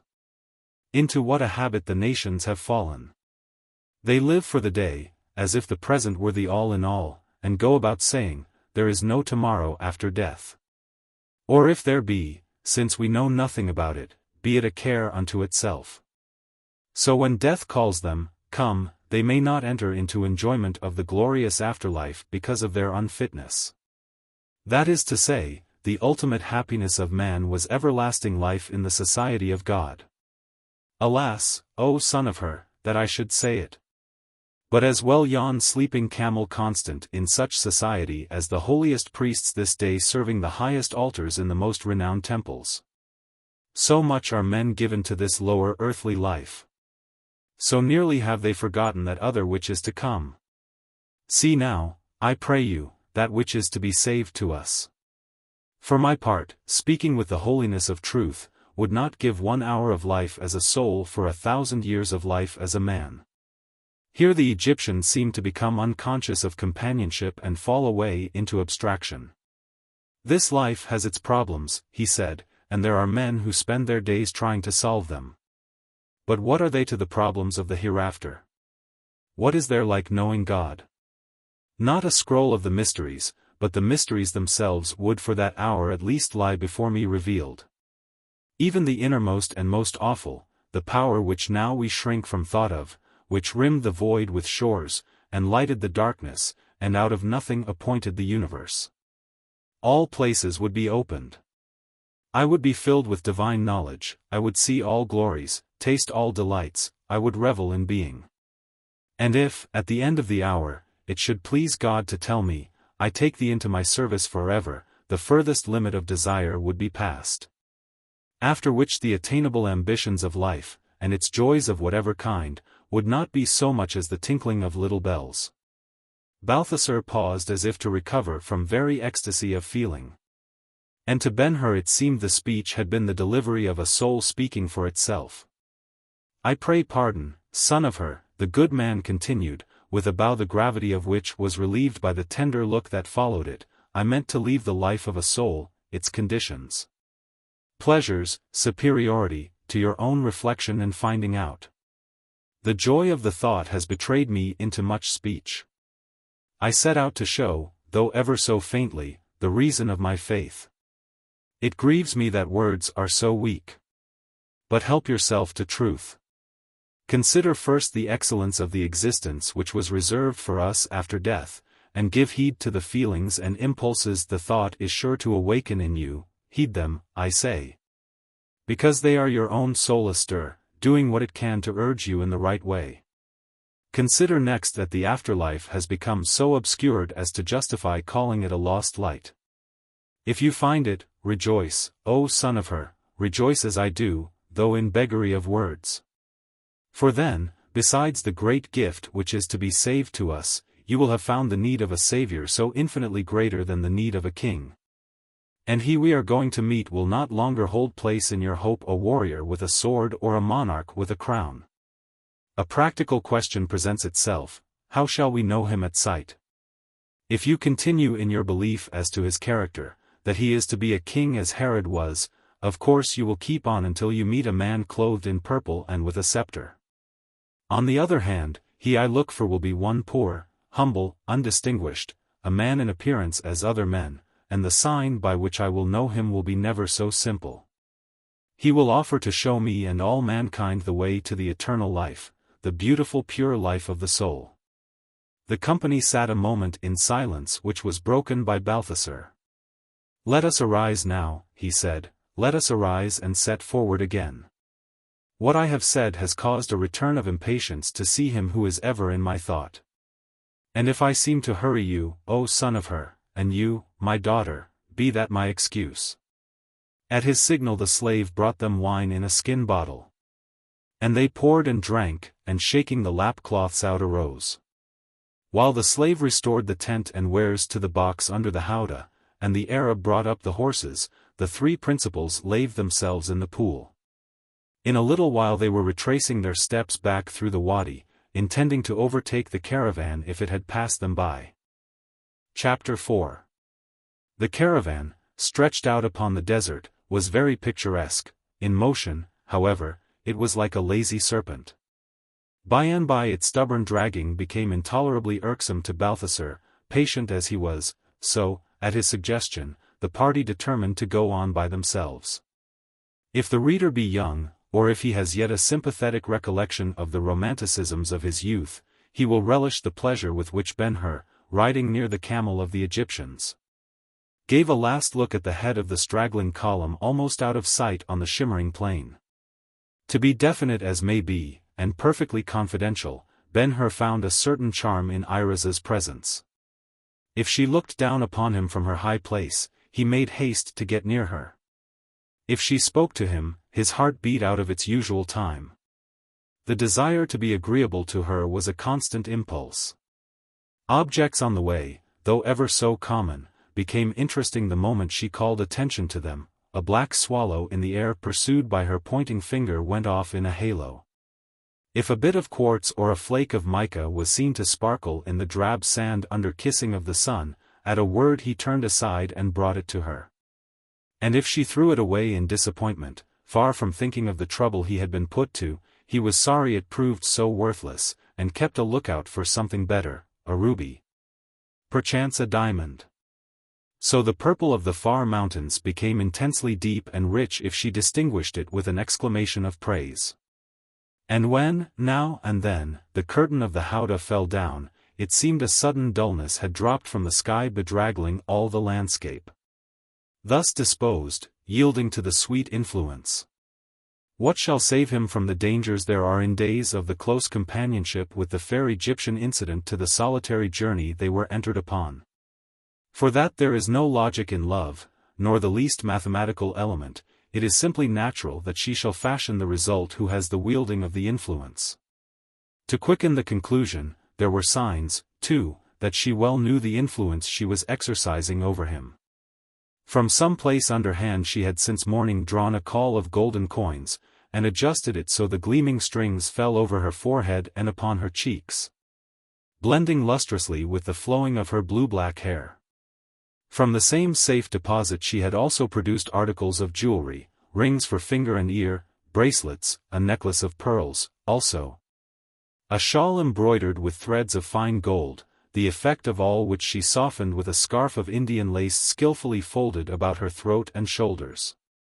And so arrayed, she plied Ben-Hur with countless coquetries of speech and manner, showering him with smiles, laughing in flute-like tremolo, and all the while following him with glances, now melting tender, now sparkling bright. By such play Antony was weaned from his glory. Yet she who wrought his ruin was really not half so beautiful as this her countrywoman. And so to them the nooning came, and the evening. The sun at its going down behind a spur of the old Bashan, left the party halted by a pool of clear water of the rains out in the Abilene desert. There the tent was pitched, the supper eaten, and preparations made for the night. The second watch was Ben-Hur's. And he was standing, spear in hand, within arm reach of the dozing camel, looking awhile at the stars, then over the veiled land. The stillness was intense. Only after long spells a warm breath of wind would sough past, but without disturbing him, for yet in thought he entertained the Egyptian, recounting her charms, and sometimes debating how she came by his secrets, the uses she might make of them, and the course he should pursue with her. And through all the debate love stood off but a little way, a strong temptation, the stronger of a gleam of policy behind. At the very moment he was most inclined to yield to the allurement, a hand very fair even in the moonless gloaming was laid softly upon his shoulder. The touch thrilled him. He started, turned, and she was there. "I thought you asleep," he said, presently. "Sleep is for old people and little children, and I came out to look at my friends, the stars in the south, those now holding the curtains of midnight over the Nile. But confess yourself surprised." He took the hand which had fallen from his shoulder, and said, "Well, was it by an enemy?" "Oh no. To be an enemy is to hate, and hating is a sickness which Isis will not suffer to come near me. She kissed me, you should know, on the heart when I was a child. Your speech does not sound in the least like your father's. Are you not of his faith?" "I might have been," and she laughed low, "I might have been had I seen what he has. I may be when I get old like him. There should be no religion for youth, only poetry and philosophy. And no poetry except such as is the inspiration of wine and mirth and love, and no philosophy that does not excuse for follies which cannot outlive a season. My father's God is too awful for me. I failed to find him in the grove of Daphne. He was never heard of as present in the atria of Rome. But, son of her, I have a wish." "A wish? Where is he who could say it no?" "I will try you." "Tell it then." "It is very simple. I wish to help you." She drew closer as she spoke. He laughed, and replied, lightly, "O Egypt, I came near saying dear Egypt. Does not the Sphinx abide in your country? Well? You are one of its riddles. Be merciful, and give me a little clue to help me understand you. In what do I need help? And how can you help me?" She took her hand from him, and, turning to the camel, spoke to it endearingly, and patted its monstrous head as it were a thing of beauty. "O thou last and swiftest and stateliest of the herds of Job! Sometimes thou, too, goest stumbling, because the way is rough and stony and the burden grievous. How is it thou knowest the kind intent by a word, and always makest answer gratefully, though the help offered is from a woman? I will kiss thee, thou royal brute." She stooped and touched its broad forehead with her lips, saying immediately, "Because in thy intelligence there is no suspicion." And Ben-Hur, restraining himself, said calmly, "The reproach has not failed its mark, O Egypt. I seem to say thee no. May it not be because I am under seal of honor, and by my silence cover the lives and fortunes of others?" "May be," she said, quickly. "It is so." He shrank a step, and asked, his voice sharp with amazement, "What all knowest thou?" She answered, after a laugh, Why do men deny that the senses of women are sharper than theirs? Your face has been under my eyes all day. I had but to look at it to see you bore some weight in mind, and to find the weight, what had I to do more than recall your debates with my father? Son of her. She lowered her voice with singular dexterity, and, going nearer, spoke so her breath was warm upon his cheek. Son of her. He thou art going to find is to be king of the Jews, is he not? His heart beat fast and hard. A king of the Jews like Herod, only greater, she continued. He looked away, into the night, up to the stars, then his eyes met hers, and lingered there, and her breath was on his lips, so near was she. Since morning, she said, further, we have been having visions. Now if I tell you mine, will you serve me as well? What? Silent still? She pushed his hand away, and turned as if to go. But he caught her, and said, eagerly, stay, stay and speak. She went back, and with her hand upon his shoulder, leaned against him, and he put his arm around her, and drew her close, very close. And in the caress was the promise she asked. Speak, and tell me thy visions, O Egypt, dear Egypt. A prophet, nay, not the Tishbite, not even the lawgiver, could have refused an asking of thine. I am at thy will. Be merciful, merciful, I pray. The entreaty passed apparently unheard, for looking up and nestling in his embrace, she said, slowly. The vision which followed me was of magnificent war, war on land and sea, with clashing of arms and rush of armies, as if Caesar and Pompey were come again, and Octavius and Antony. A cloud of dust and ashes arose and covered the world, and Rome was not any more, all dominion returned to the east, out of the cloud issued another race of heroes. And there were vaster satrapies and brighter crowns for giving away than were ever known. And, son of her, while the vision was passing, and after it was gone, I kept asking myself, what shall he not have who served the king earliest and best? Again Ben-Hur recoiled. The question was the very question which had been with him all day. Presently he fancied he had the clue he wanted.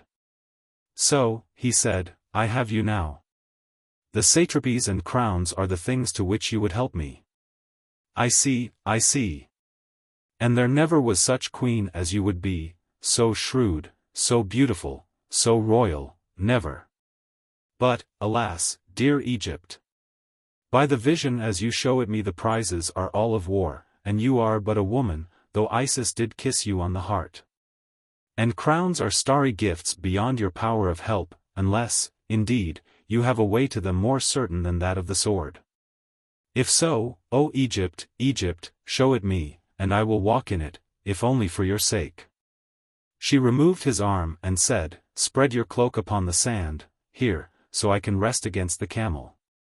I will sit, and tell you a story which came down the Nile to Alexandria, where I had it. He did as she said, first planting the spear in the ground nearby. And what shall I do? He said, ruefully, when she was seated. In Alexandria is it customary for the listeners to sit or stand? From the comfortable place against the old domestic she answered, laughing, the audiences of storytellers are willful, and sometimes they do as they please. Without more ado he stretched himself upon the sand, and put her arm about his neck. I am ready, he said. And directly she began. How the beautiful came to earth. You must know, in the first place, that Isis was, and, for that matter, she may yet be, the most beautiful of deities. And Osiris, her husband, though wise and powerful, was sometimes stung with jealousy of her, for only in their loves are the gods like mortals. The palace of the divine wife was of silver, crowning the tallest mountain in the moon, and thence she passed often to the sun, in the heart of which, a source of eternal light. Osiris kept his palace of gold too shining for men to look at. One time, there are no days with the gods, while she was full pleasantly with him on the roof of the golden palace, she chanced to look, and afar, just on the line of the universe, saw Indra passing with an army of simians, all borne upon the backs of flying eagles. He, the friend of living things, so with much love is Indra called, was returning from his final war with the hideous Rakshikas, returning victorious. And in his suite were Rama, the hero, and Sita, his bride, who, next to Isis herself, was the very most beautiful. And Isis arose, and took off her girdle of stars, and waved it to Sita, mind you, waved it in glad salute. And instantly, between the marching host and the two on the golden roof, a something as of night fell, and shut out the view, but it was not night, only the frown of Osiris. It happened the subject of his speech that moment was such as none else than they could think of, and he arose, and said, majestically, get thee home. I will do the work myself. To make a perfectly happy being I do not need thy help. Get thee gone.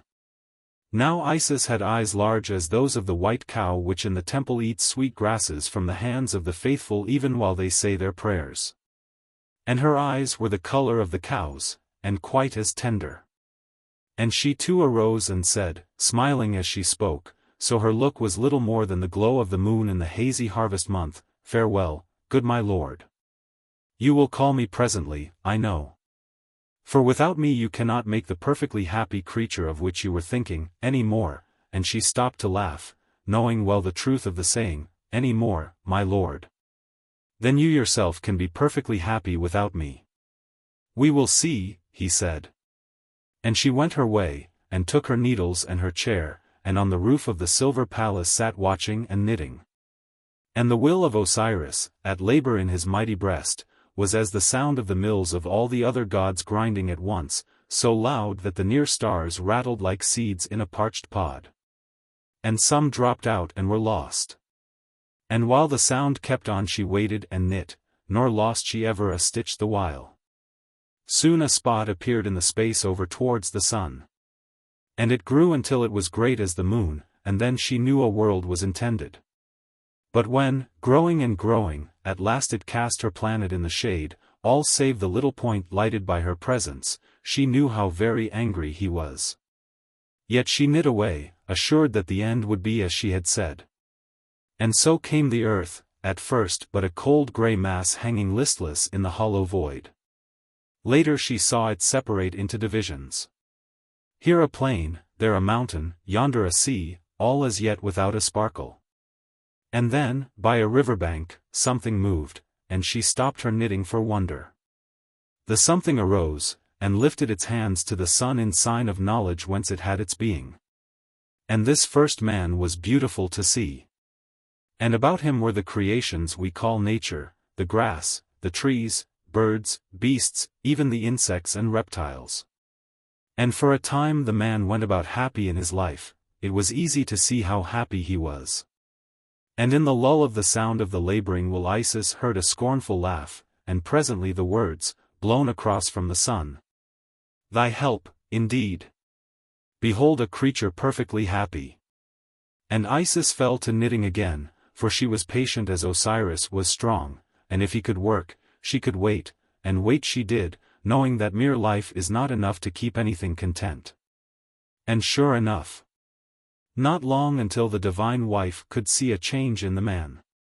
He grew listless, and kept to one place prone by the river, and looked up but seldom, and then always with a moody face. Interest was dying in him. And when she made sure of it, even while she was saying to herself, the creature is sick of his being, there was a roar of the creative will at work again, and in a twinkling the earth, theretofore all a thing of coldest grey, flamed with colors. The mountains swam in purple, the plains bearing grass and trees turned green, the sea blue, and the clouds varied infinitely. And the man sprang up and clapped his hands, for he was cured and happy again. And Isis smiled, and knit away, saying to herself, it was well thought, and will do a little while. But mere beauty in a world is not enough for such a being. My lord must try again. With the last word, the thunder of the will at work shook the moon, and, looking, Isis dropped her knitting and clapped her hands. For theretofore everything on the earth but the man had been fixed to a given place, now all living, and much that was not living, received the gift of motion. The birds took to wing joyously. Beasts great and small went about, each in its way, the trees shook their verdurous branches, nodding to the enamored winds. The rivers ran to the seas, and the seas tossed in their beds and rolled in crested waves, and with surging and ebbing painted the shores with glistening foam. And over all the clouds floated like sailed ships unanchored. And the man rose up happy as a child, whereat Osiris was pleased, so that he shouted, "Ha, ha! See how well I am doing without thee." The good wife took up her work, and answered ever so quietly, "It was well thought, my lord, ever so well thought, and will serve a while." And as before, so again. The sight of things in motion became to the man as of course. The birds in flight, the rivers running, the seas in tumult of action, ceased to amuse him, and he pined again even worse. And Isis waited, saying to herself, "Poor creature! He is more wretched than ever." And, as if he heard the thought, Osiris stirred, and the noise of his will shook the universe. The sun in its central seat alone stood firm. And Isis looked, but saw no change. Then while she was smiling, assured that her lord's last invention was sped, suddenly the creature arose, and seemed to listen. And his face brightened, and he clapped his hands for joy, for sounds were heard the first time on earth, sounds dissonant, sounds harmonious. The winds murmured in the trees. The birds sang, each kind a song of its own, or chattered in speech. The rivulets running to the rivers became so many harpers with harps of silver strings all tinkling together. And the rivers running to the seas surged on in solemn accord, while the seas beat the land to a tune of thunder. There was music, music everywhere, and all the time. So the man could not but be happy. Then Isis mused, thinking how well, how wondrous well, her lord was doing. But presently she shook her head, color, motion, sound, and she repeated them slowly. There was no element else of beauty except form and light, and to them the earth had been born. Now, indeed, Osiris was done, and if the creature should again fall off into wretchedness, her help must be asked, and her fingers flew, 2, 3, 5, even 10 stitches she took at once. And the man was happy a long time, longer than ever before. It seemed, indeed, he would never tire again. But Isis knew better. And she waited and waited, nor minded the many laughs flung at her from the sun. She waited, and at last saw signs of the end. Sounds became familiar to him, and in their range, from the chirping of the cricket under the roses to the roar of the seas and the bellow of the clouds in storm, there was not anything unusual. And he pined and sickened, and sought his place of moping by the river, and at last fell down motionless. Then Isis in pity spoke.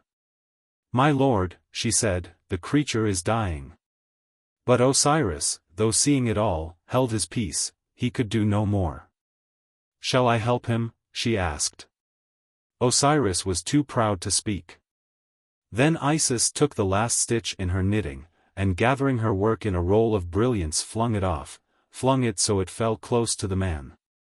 And he, hearing the sound of the fall so near by, looked up, and lo!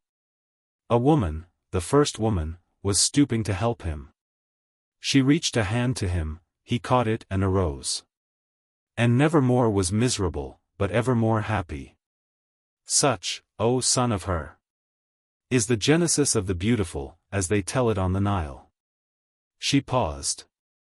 A pretty invention, and cunning, he said, directly, but it is imperfect. What did Osiris afterwards? Oh yes, she replied. He called the divine wife back to the sun, and they went on all pleasantly together, each helping the other. And shall I not do as the first man? He carried the hand resting upon his neck to his lips. In love, he said. His head dropped softly into her lap. You will find the king, she said, placing her other hand caressingly upon his head. You will go on and find the king and serve him. With your sword you will earn his richest gifts. And his best soldier will be my hero. He turned his face, and saw hers close above. In all the sky there was that moment nothing so bright to him as her eyes, enshadowed though they were. Presently he sat up, and put his arms about her, and kissed her passionately, saying, "O Egypt, Egypt! If the king has crowns in gift, one shall be mine. And I will bring it and put it here over the place my lips have marked. You shall be a queen, my queen, no one more beautiful. And we will be ever, ever so happy. And you will tell me everything, and let me help you in all," she said, kissing him in return. The question chilled his fervor. "Is it not enough that I love you?" he asked. "Perfect love means perfect faith," she replied. "But never mind, you will know me better." She took her hand from him and arose. "You are cruel," he said. Moving away, she stopped by the camel, and touched its front face with her lips. "O thou noblest of thy kind, that, because there is no suspicion in thy love." An instant, and she was gone. Chapter 5. The third day of the journey the party nooned by the river Jabbok, where there were 100 or more men, mostly of Perea, resting themselves and their beasts. Hardly had they dismounted, before a man came to them with a pitcher of water and a bowl, and offered them drink. As they received the attention with much courtesy, he said, looking at the camel, "I am returning from the Jordan, where just now there are many people from distant parts, traveling as you are. Illustrious friend. But they had none of them the equal of your servant here. A very noble animal. May I ask of what breed he is sprung?" Balthasar answered, and sought his rest. But Ben-Hur, more curious, took up the remark. "At what place on the river are the people?" he asked. "At Bethabara." "It used to be a lonesome ford," said Ben-Hur. "I cannot understand how it can have become of such interest." "I see," the stranger replied, "you, too, are from abroad, and have not heard the good tidings." "What tidings?" "Well, a man has appeared out of the wilderness, a very holy man, with his mouth full of strange words, which take hold of all who hear them. He calls himself John the Nazarite, son of Zacharias, and says he is the messenger sent before the Messiah." Even IRAs listened closely while the man continued. "They say of this John that he has spent his life from childhood in a cave down by En-Gedi, praying and living more strictly than the Essenes. Crowds go to hear him preach. I went to hear him with the rest." "Have all these, your friends, been there?" "Most of them are going, a few are coming away." "What does he preach?" "A new doctrine, one never before taught in Israel, as all say. He calls it repentance and baptism. The rabbis do not know what to make of him, nor do we. Some have asked him if he is the Christ, others if he is Elias, but to them all he has the answer, 'I am the voice of one crying in the wilderness, make straight the way of the Lord.'" At this point the man was called away by his friends. As he was going, Balthasar spoke. "Good stranger," he said, tremulously, "tell us if we shall find the preacher at the place you left him." "Yes, at Bethabara." "Who should this Nazarite be," said Ben-Hur to IRAs, "if not the herald of our king?" In so short a time he had come to regard the daughter as more interested in the mysterious personage he was looking for than the aged father. Nevertheless, the latter with a positive glow in his sunken eyes half arose, and said, "Let us make haste. I am not tired." They turned away to help the slave. There was little conversation between the three at the stopping place for the night west of Ramoth-Gilead. "Let us arise early, son of Hur," said the old man. "The Savior may come, and we not there. The king cannot be far behind his herald," IRAs whispered, as she prepared to take her place on the camel. "Tomorrow we will see," Ben-Hur replied, kissing her hand. Next day about the third hour, out of the pass through which, skirting the base of Mount Gilead, they had journeyed since leaving Ramoth, the party came upon the barren steppe east of the sacred river. Opposite them they saw the upper limit of the old palm lands of Jericho, stretching off to the hill country of Judea. Ben-Hur's blood ran quickly, for he knew the ford was close at hand. "Content you, good Balthasar," he said, "we are almost there." The driver quickened the camel's pace. Soon they caught sight of booths and tents and tethered animals. And then of the river, and a multitude collected down close by the bank, and yet another multitude on the western shore. Knowing that the preacher was preaching, they made greater haste. Yet, as they were drawing near, suddenly there was a commotion in the mass, and it began to break up and disperse. They were too late. "Let us stay here," said Ben-Hur to Balthasar, who was wringing his hands. "The Nazarite may come this way." The people were too intent upon what they had heard, and too busy in discussion, to notice the newcomers.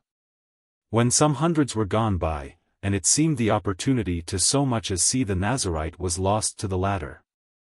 Up the river not far away they beheld a person coming towards them of such singular appearance they forgot all else.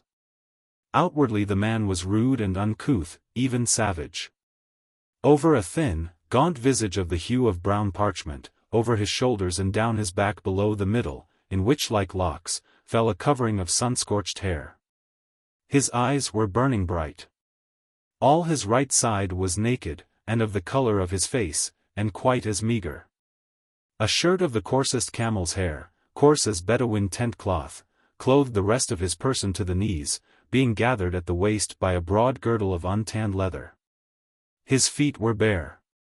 A scrip, also of untanned leather, was fastened to the girdle. He used a knotted staff to help him forward. His movement was quick, decided, and strangely watchful. Every little while he tossed the unruly hair from his eyes, and peered round as if searching for somebody. The fair Egyptian surveyed the son of the desert with surprise, not to say disgust. Presently, raising the curtain of the howdah, she spoke to Ben-Hur, who sat his horse near by. "Is that the herald of thy king?" "It is the Nazarite," he replied, without looking up. In truth, he was himself more than disappointed. Despite his familiarity with the ascetic colonists in En-Gedi, their dress, their indifference to all worldly opinion, their constancy to vows which gave them over to every imaginable suffering of body, and separated them from others of their kind as absolutely as if they had not been born like them, and notwithstanding he had been notified on the way to look for a Nazarite whose simple description of himself was a voice from the wilderness, still Ben-Hur's dream of the king who was to be so great and do so much had colored all his thought of him, so that he never doubted to find in the forerunner some sign or token of the goodliness and royalty he was announcing. Gazing at the savage figure before him, the long trains of courtiers whom he had been used to see in the Thermae and imperial corridors at Rome arose before him, forcing a comparison. Shocked, shamed, bewildered, he could only answer, "It is the Nazarite." With Balthasar it was very different. The ways of God, he knew, were not as men would have them. He had seen the Saviour a child in a manger, and was prepared by his faith for the rude and simple in connection with the divine reappearance. So he kept his seat, his hands crossed upon his breast, his lips moving in prayer. He was not expecting a king. In this time of such interest to the newcomers, and in which they were so differently moved, another man had been sitting by himself on a stone at the edge of the river, thinking yet, probably, of the sermon he had been hearing. Now, however, he arose, and walked slowly up from the shore, in a course to take him across the line the Nazarite was pursuing and bring him near the camel. And the two, the preacher and the stranger, kept on until they came, the former within 20 yards of the animal, the latter within 10 feet.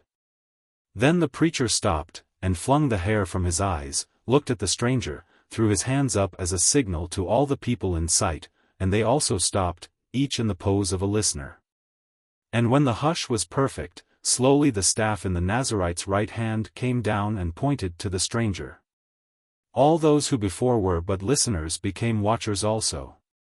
At the same instant, under the same impulse, Balthasar and Ben-Hur fixed their gaze upon the man pointed out, and both took the same impression, only in different degree. He was moving slowly towards them in a clear space a little to their front, a form slightly above the average in stature, and slender, even delicate. His action was calm and deliberate, like that habitual to men much given to serious thought upon grave subjects. And it well became his costume, which was an undergarment full-sleeved and reaching to the ankles, and an outer robe called the talith. On his left arm he carried the usual handkerchief for the head, the red fillet swinging loose down his side. Except the fillet and a narrow border of blue at the lower edge of the tallith, his attire was of linen yellowed with dust and road stains. Possibly the exception should be extended to the tassels, which were blue and white, as prescribed by law for rabbis. His sandals were of the simplest kind. He was without scrip or girdle or staff.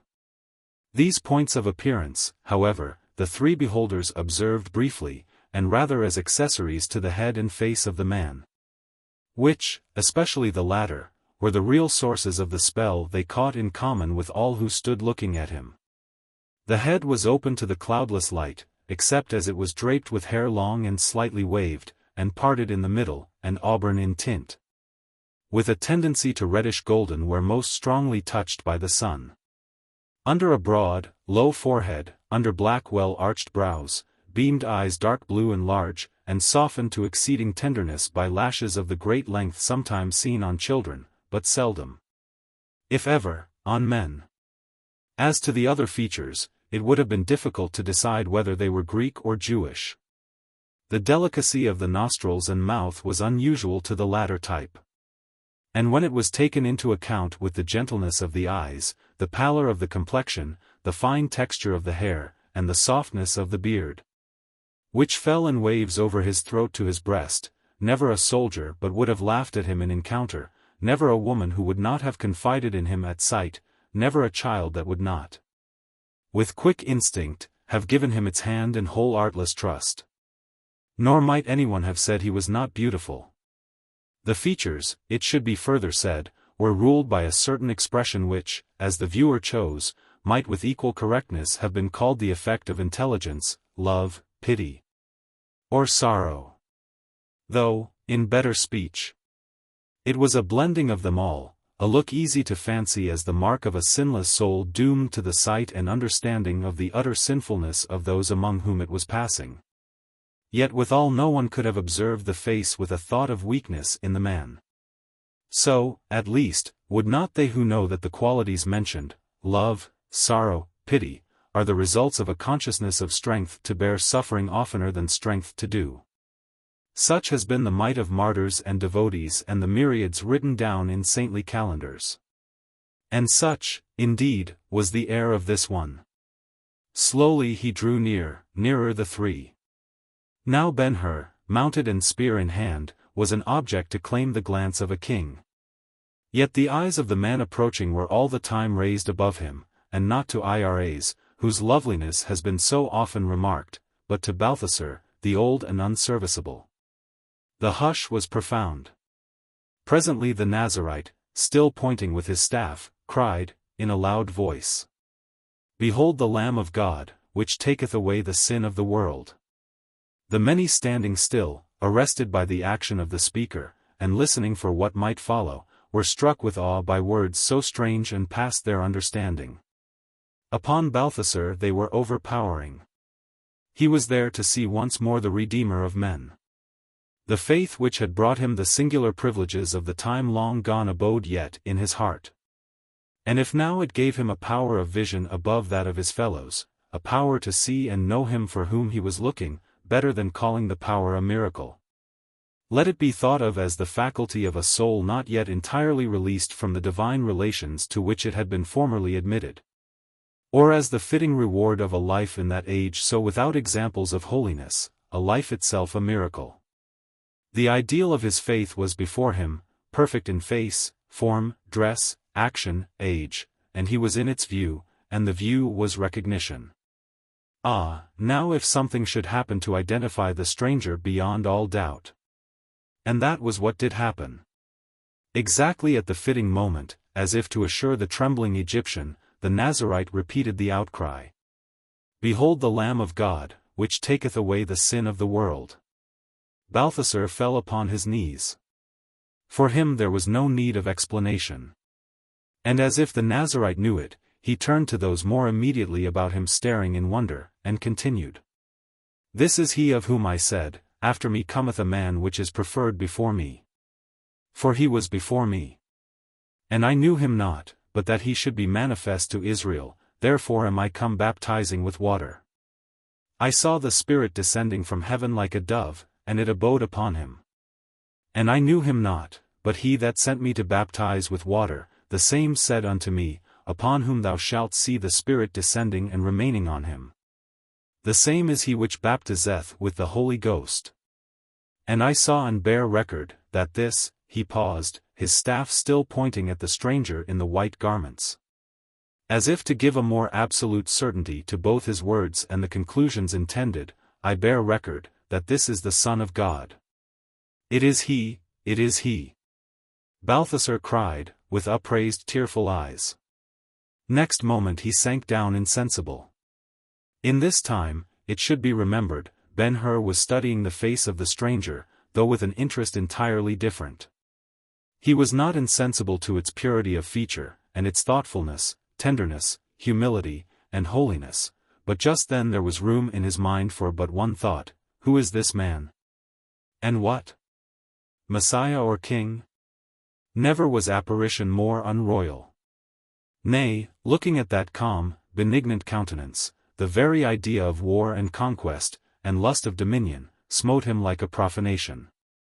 He said, as if speaking to his own heart, Balthasar must be right and Simonides wrong. This man has not come to rebuild the throne of Solomon, he has neither the nature or the genius of Herod. King he may be, but not of another and greater than Rome. It should be understood now that this was not a conclusion with Ben-Hur, but an impression merely. And while it was forming, while yet he gazed at the wonderful countenance, his memory began to throw and struggle. Surely, he said to himself, I have seen the man, but where and when? That the look, so calm, so pitiful, so loving, had somewhere in a past time beamed upon him as that moment it was beaming upon Balthasar became an assurance. Faintly at first, at last a clear light, a burst of sunshine, the scene by the well at Nazareth what time the Roman guard was dragging him to the galleys returned, and all his being thrilled. Those hands had helped him when he was perishing. The face was one of the pictures he had carried in mind ever since. In the effusion of feeling excited, the explanation of the preacher was lost by him, all but the last words, words so marvelous that the world yet rings with them. This is the Son of God. Ben-Hur leaped from his horse to render homage to his benefactor, but Iras cried to him, Help, son of Hur, help, or my father will die. He stopped, looked back, then hurried to her assistance. She gave him a cup, and leaving the slave to bring the camel to its knees, he ran to the river for water. The stranger was gone when he came back. At last Balthasar was restored to consciousness. Stretching forth his hands, he asked, feebly, Where is he? Who? Asked Iras. An intense instant interest shone upon the good man's face, as if a last wish had been gratified, and he answered. He, the Redeemer, the Son of God, whom I have seen again. Believest thou so? Iras asked in a low voice of Ben-Hur. The time is full of wonders, let us wait, was all he said. And next day while the three were listening to him, the Nazarite broke off in mid-speech, saying reverently, Behold the Lamb of God. Looking to where he pointed, they beheld the stranger again. As Ben-Hur surveyed the slender figure, and wholly beautiful countenance compassionate to sadness, a new idea broke upon him. Balthasar is right, so is Simonides. May not the Redeemer be a king also? And he asked one at his side, Who is the man walking yonder? The other laughed mockingly, and replied. He is the son of a carpenter over in Nazareth. Book. Chapter 8. Who could resist? Who in this universe? She did so breathe ambrosia, so immerse my fine existence in a golden clime. She took me like a child of suckling time, and cradled me in roses. Thus condemned, the current of my former life was stemmed, and to this arbitrary queen of sense I bowed a tranced vassal. Keats, Endymion. I am the resurrection and the life. Chapter 1. Esther, Esther. Speak to the servant below that he may bring me a cup of water. Would you not rather have wine, father? Let him bring both. This was in the summer-house upon the roof of the old palace of the Hurs in Jerusalem. From the parapet overlooking the courtyard Esther called to a man in waiting there. At the same moment another manservant came up the steps and saluted respectfully. "A package for the master," he said, giving her a letter enclosed in linen cloth, tied and sealed. For the satisfaction of the reader, we stop to say that it is the 21st day of March, nearly 3 years after the Annunciation of the Christ at Bethabara. In the meanwhile, Malach, acting for Ben-Hur, who could not longer endure the emptiness and decay of his father's house, had bought it from Pontius Pilate. And, in process of repair, gates, courts, lawns, stairways, terraces, rooms, and roof had been cleansed and thoroughly restored. Not only was there no reminder left of the tragic circumstances so ruinous to the family, but the refurnishment was in a style richer than before. At every point, indeed, a visitor was met by evidences of the higher tastes acquired by the young proprietor during his years of residence in the villa by Misenum and in the Roman capital. Now it should not be inferred from this explanation that Ben-Hur had publicly assumed ownership of the property. In his opinion, the hour for that was not yet come. Neither had he yet taken his proper name. Passing the time in the labors of preparation in Galilee, he waited patiently the action of the Nazarene, who became daily more and more a mystery to him, and by prodigies done. Often before his eyes, kept him in a state of anxious doubt both as to his character and mission.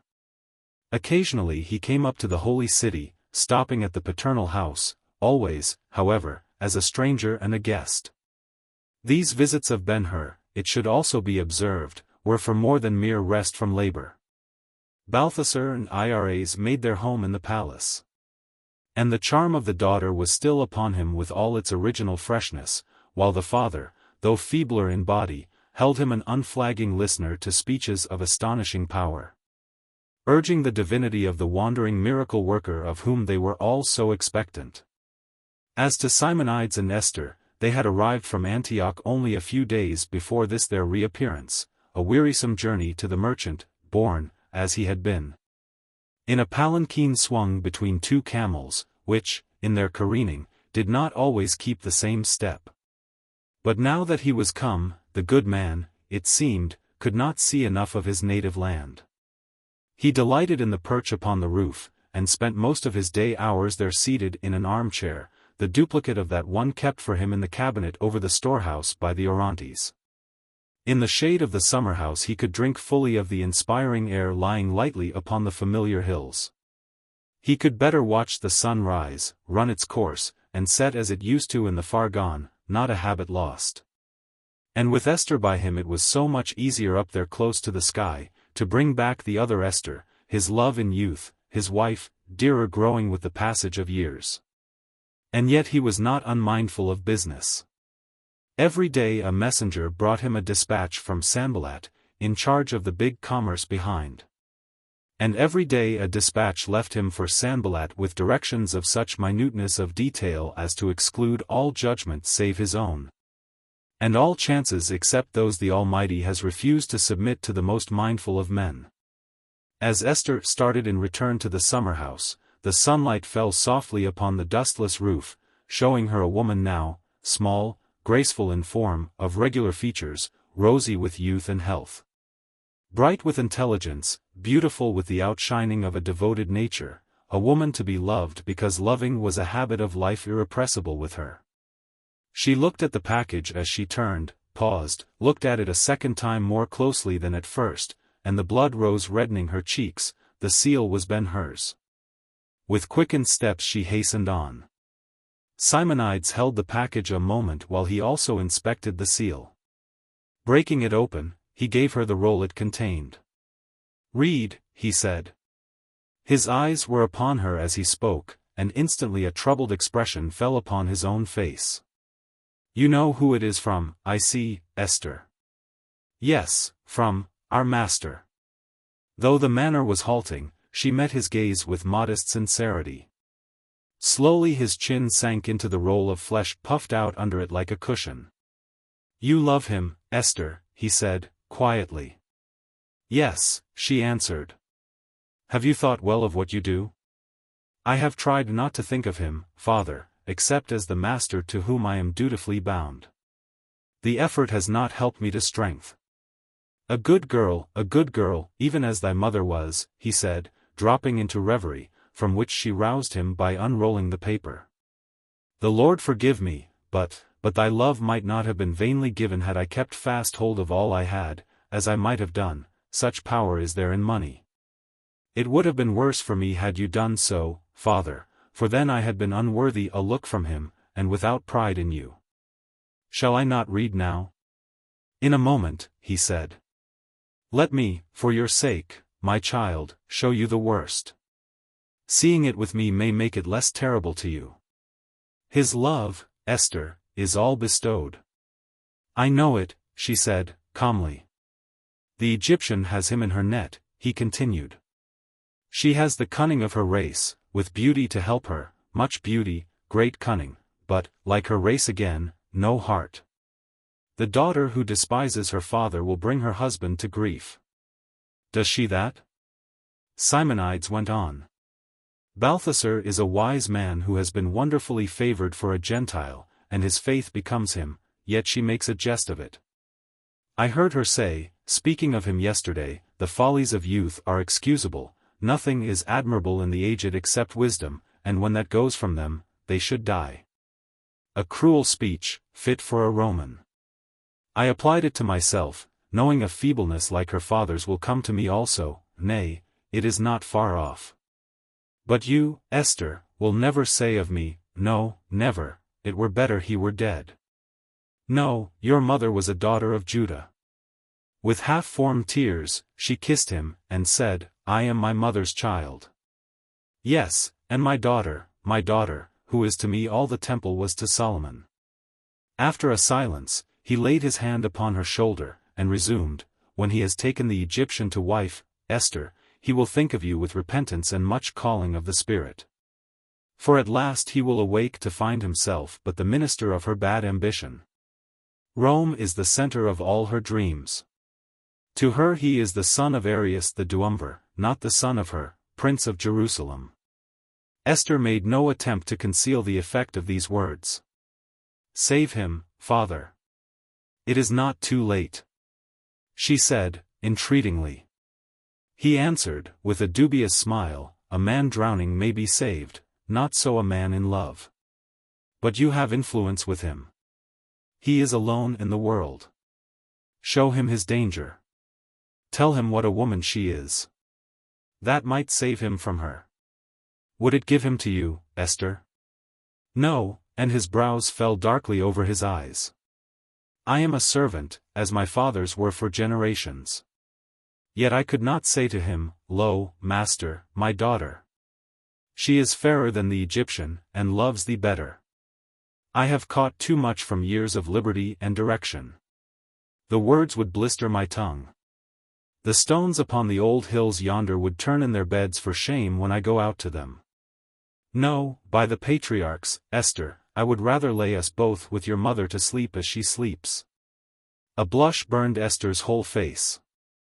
I did not mean you to tell him so, father. I was concerned for him alone, for his happiness, not mine. Because I have dared love him, I shall keep myself worthy his respect, so only can I excuse my folly. Let me read his letter now. Yes, read it. She began at once, in haste to conclude the distasteful subject. Nisan, 8th day. On the road from Galilee to Jerusalem. The Nazarene is on the way also. With him, though without his knowledge, I am bringing a full legion of mine. A second legion follows. The Passover will excuse the multitude. He said upon setting out, we will go up to Jerusalem, and all things that are written by the prophets concerning me shall be accomplished. Our waiting draws to an end. In haste. Peace to thee, Simonides. Ben-Hur. Esther returned the letter to her father, while a choking sensation gathered in her throat. There was not a word in the missive for her, not even in the salutation had she a share, and it would have been so easy to have written, and to thine, peace. For the first time in her life she felt the smart of a jealous sting. "The 8th day," said Simonides, "the 8th day, and this, Esther, this is the 9th, she replied. "Ah, then, they may be in Bethany now. And possibly we may see him tonight," she added, pleased into momentary forgetfulness. "It may be, it may be. Tomorrow is the Feast of Unleavened Bread, and he may wish to celebrate it, so may the Nazarene, and we may see him, we may see both of them, Esther." At this point the servant appeared with the wine and water. Esther helped her father, and in the midst of the service IRAs came upon the roof. To the Jewess the Egyptian never appeared so very, very beautiful as at that moment. Her gauzy garments fluttered about her like a little cloud of mist. Her forehead, neck, and arms glittered with the massive jewelry so affected by her people. Her countenance was suffused with pleasure. She moved with buoyant steps, and self-conscious, though without affectation. Esther at the sight shrank within herself, and nestled closer to her father. "Peace to you, Simonides, and to the pretty Esther peace," said IRAs, inclining her head to the latter. "You remind me, good master, if I may say it without offense, you remind me of the priests in Persia who climb their temples at the decline of day to send prayers after the departing sun. Is there anything in the worship you do not know? Let me call my father. He is Magian bred." "Fair Egyptian," the merchant replied, nodding with grave politeness, "your father is a good man who would not be offended if he knew I told you his Persian lore is the least part of his wisdom." Iras's lip curled slightly. "To speak like a philosopher, as you invite me," she said, "the least part always implies a greater. Let me ask what you esteem the greater part of the rare quality you are pleased to attribute to him." Simonides turned upon her somewhat sternly. "Pure wisdom always directs itself towards God. The purest wisdom is knowledge of God, and no man of my acquaintance has it in higher degree, or makes it more manifest in speech and act, than the good Balthasar." To end the parley, he raised the cup and drank. The Egyptian turned to Esther a little testily. "A man who has millions in store, and fleets of ships at sea, cannot discern in what simple women like us find amusement. Let us leave him. By the wall yonder we can talk." They went to the parapet then, stopping at the place where, years before, Ben-Hur loosed the broken tile upon the head of Gratus. "You have not been to Rome?" IRAs began, toying the while with one of her unclasped bracelets. "No," said Esther, demurely. "Have you not wished to go?" "No." "Ah, how little there has been of your life." The sigh that succeeded the exclamation could not have been more piteously expressive had the loss been the Egyptian's own. Next moment her laugh might have been heard in the street below. And she said, "Oh, oh, my pretty simpleton. The half-fledged birds nested in the ear of the great bust out on the Memphian sands know nearly as much as you." Then, seeing Esther's confusion, she changed her manner, and said in a confiding tone, "You must not take offense." "Oh no. I was playing. Let me kiss the hurt, and tell you what I would not to any other, not if Simbel himself asked it of me," offering a lotus cup of the spray of the Nile. Another laugh, masking excellently the look she turned sharply upon the Jewess, and she said, "The king is coming." Esther gazed at her in innocent surprise. "The Nazarene," IRAs continued, "he whom our fathers have been talking about so much. Whom Ben-Hur has been serving and toiling for so long," her voice dropped several tones lower, "the Nazarene will be here tomorrow, and Ben-Hur tonight." Esther struggled to maintain her composure, but failed, her eyes fell, the telltale blood surged to her cheek and forehead, and she was saved sight of the triumphant smile that passed, like a gleam, over the face of the Egyptian. "See, here is his promise." And from her girdle she took a roll. "Rejoice with me, O my friend. He will be here tonight. On the Tiber there is a house, a royal property, which he has pledged to me. And to be its mistress is to be."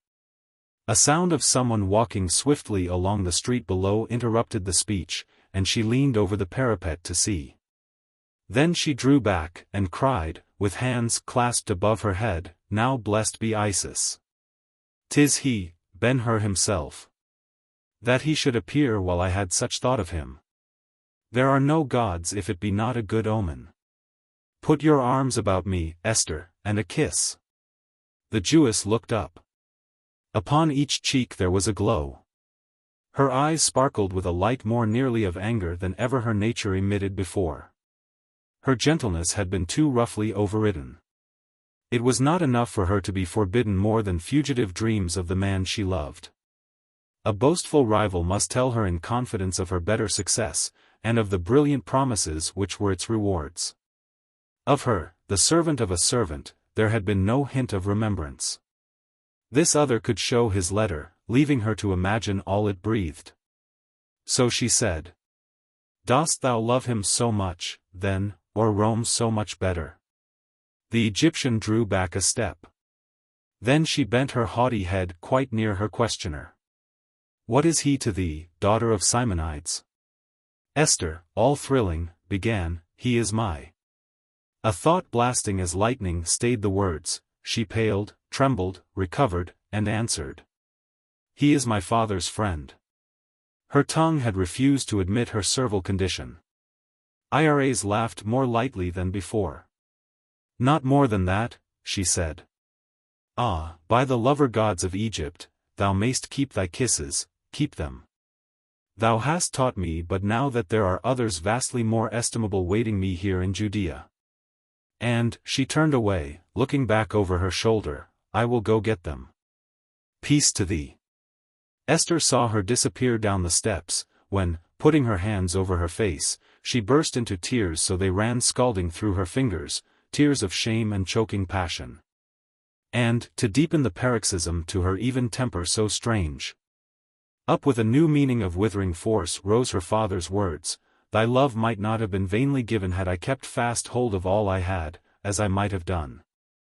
And all the stars were out, burning low above the city and the dark wall of mountains about it, before she recovered enough to go back to the summer house. And in silence take her accustomed place at her father's side, humbly waiting his pleasure. To such duty it seemed her youth, if not her life, must be given. And, let the truth be said, now that the pang was spent, she went not unwillingly back to the duty. Chapter 2. An hour or thereabouts after the scene upon the roof, Balthasar and Simonides, the latter attended by Esther, met in the great chamber of the palace. And while they were talking, Ben-Hur and Iras came in together.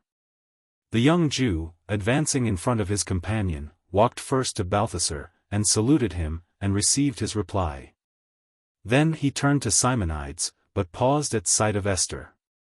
It is not often we have hearts roomy enough for more than one of the absorbing passions at the same time. In its blaze the others may continue to live, but only as lesser lights. So with Ben-Hur, much study of possibilities, indulgence of hopes and dreams, influences born of the condition of his country, influences more direct, that of Iras. For example, had made him in the broadest worldly sense ambitious. And as he had given the passion place, allowing it to become a rule, and finally an imperious governor, the resolves and impulses of former days faded imperceptibly out of being. And at last almost out of recollection. It is at best so easy to forget our youth. In his case it was but natural that his own sufferings and the mystery darkening the fate of his family should move him less and less as, in hope at least, he approached nearer and nearer the goals which occupied all his visions. Only let us not judge him too harshly. He paused in surprise at seeing Esther a woman now, and so beautiful. And as he stood looking at her a still voice reminded him of broken vows and duties undone, almost his old self returned. For an instant he was startled. But recovering, he went to Esther, and said, "Peace to thee, sweet Esther, peace. And thou, Simonides," he looked to the merchant as he spoke, "the blessing of the Lord be thine, if only because thou hast been a good father to the fatherless." Esther heard him with downcast face. Simonides answered, "I repeat the welcome of the good Balthasar, son of Hur, welcome to thy father's house." And sit, and tell us of thy travels, and of thy work, and of the wonderful Nazarene, who he is, and what. If thou art not at ease here, who shall be? Sit, I pray, there, between us, that we may all hear. Esther stepped out quickly and brought a covered stool, and set it for him. Thanks, he said to her, gratefully. When seated, after some other conversation, he addressed himself to the men. I have come to tell you of the Nazarene. The two became instantly attentive. For many days now I have followed him with such watchfulness as one may give another upon whom he is waiting so anxiously. I have seen him under all circumstances said to be trials and tests of men, and while I am certain he is a man as I am, not less certain am I that he is something more. What more? Asked Simonides. I will tell you. Someone coming into the room interrupted him. He turned, and arose with extended hands. Umrah!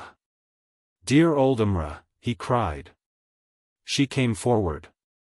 And they, seeing the joy in her face, thought not once how wrinkled and tawny it was. She knelt at his feet, clasped his knees, and kissed his hands over and over.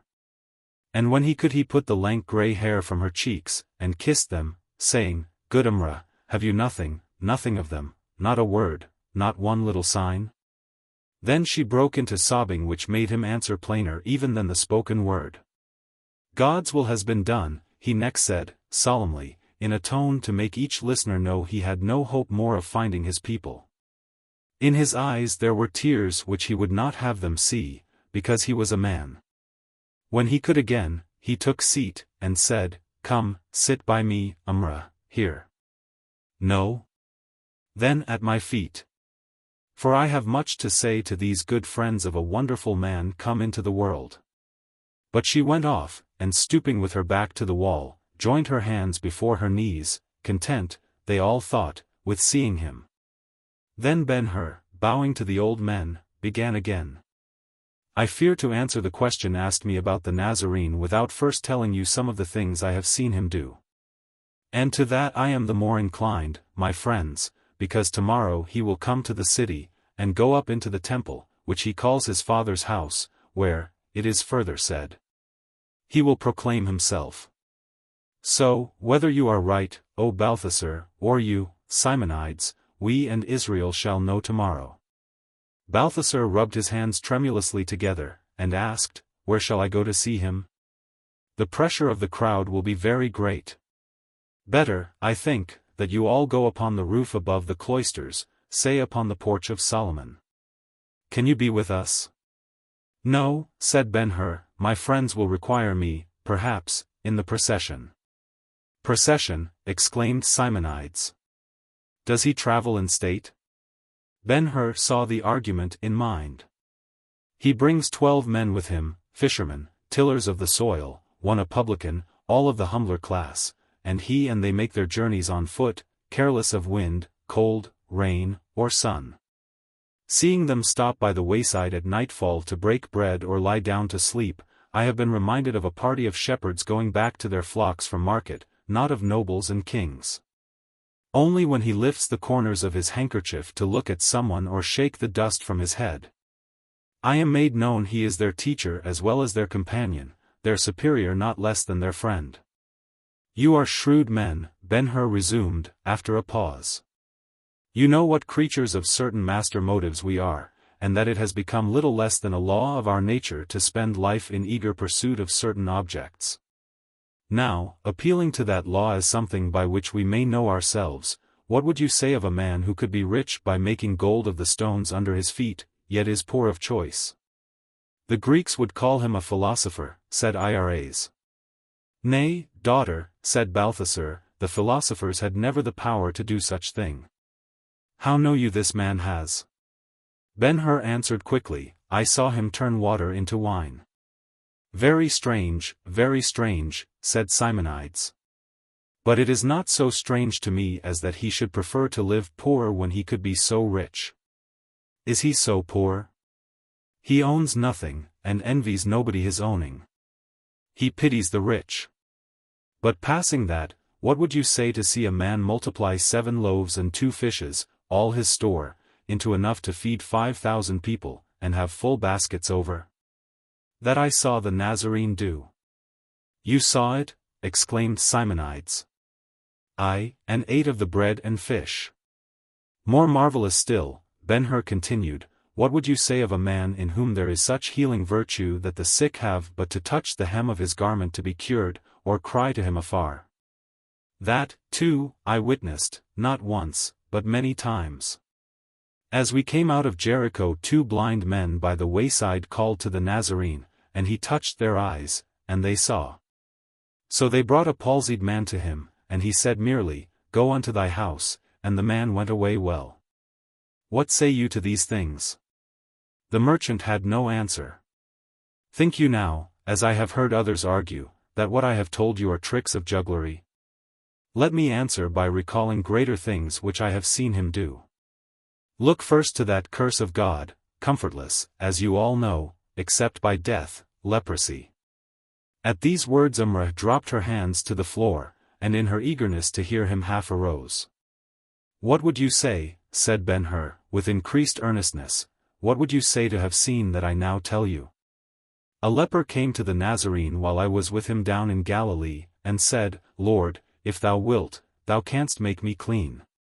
He heard the cry, and touched the outcast with his hand, saying, Be thou clean, and forthwith the man was himself again, healthful as any of us who beheld the cure, and we were a multitude. Here Umrah arose, and with her gaunt fingers held the wiry locks from her eyes. The brain of the poor creature had long since gone to heart, and she was troubled to follow the speech. Then, again, said Ben-Hur, without stop, 10 lepers came to him one day in a body, and falling at his feet, called out, I saw and heard it all, called out, Master, Master, have mercy upon us. He told them, Go, show yourselves to the priest, as the law requires, and before you are come there ye shall be healed. And were they? Yes. On the road going their infirmity left them, so that there was nothing to remind us of it except their polluted clothes. Such thing was never heard before, never in all Israel. Said Simonides, in undertone. And then, while he was speaking, Umrah turned away, and walked noiselessly to the door, and went out, and none of the company saw her go. The thought stirred by such things done under my eyes I leave you to imagine, said Ben-Hur, continuing, but my doubts, my misgivings, my amazement, were not yet at the full. The people of Galilee are, as you know, impetuous and rash. After years of waiting their swords burned their hands, nothing would do them but action. He is slow to declare himself. Let us force him, they cried to me. And I too became impatient. If he is to be king, why not now? The legions are ready. So as he was once teaching by the seaside we would have crowned him whether or not, but he disappeared, and was next seen on a ship departing from the shore. Good Simonides, the desires that make other men mad, riches, power, even kingships offered out of great love by a great people, move this one not at all. What say you? The merchant's chin was low upon his breast, raising his head, he replied, resolutely, The Lord liveth, and so do the words of the prophets. Time is in the green yet, let tomorrow answer. Be it so, said Balthasar, smiling. And Ben-Hur said, Be it so. Then he went on, But I have not yet done. From these things, not too great to be above suspicion by such as did not see them in performance as I did, let me carry you now to others infinitely greater. Acknowledged since the world began to be past the power of man. Tell me, has anyone to your knowledge ever reached out and taken from death what death has made his own? Who ever gave again the breath of a life lost? Who but God, said Balthasar, reverently. Ben-Hur bowed. O wise Egyptian! I may not refuse the name you lend me. What would you, or you, Simonides, what would you either or both have said had you seen as I did, a man, with few words and no ceremony? Without effort more than a mother's when she speaks to wake her child asleep, undo the work of death.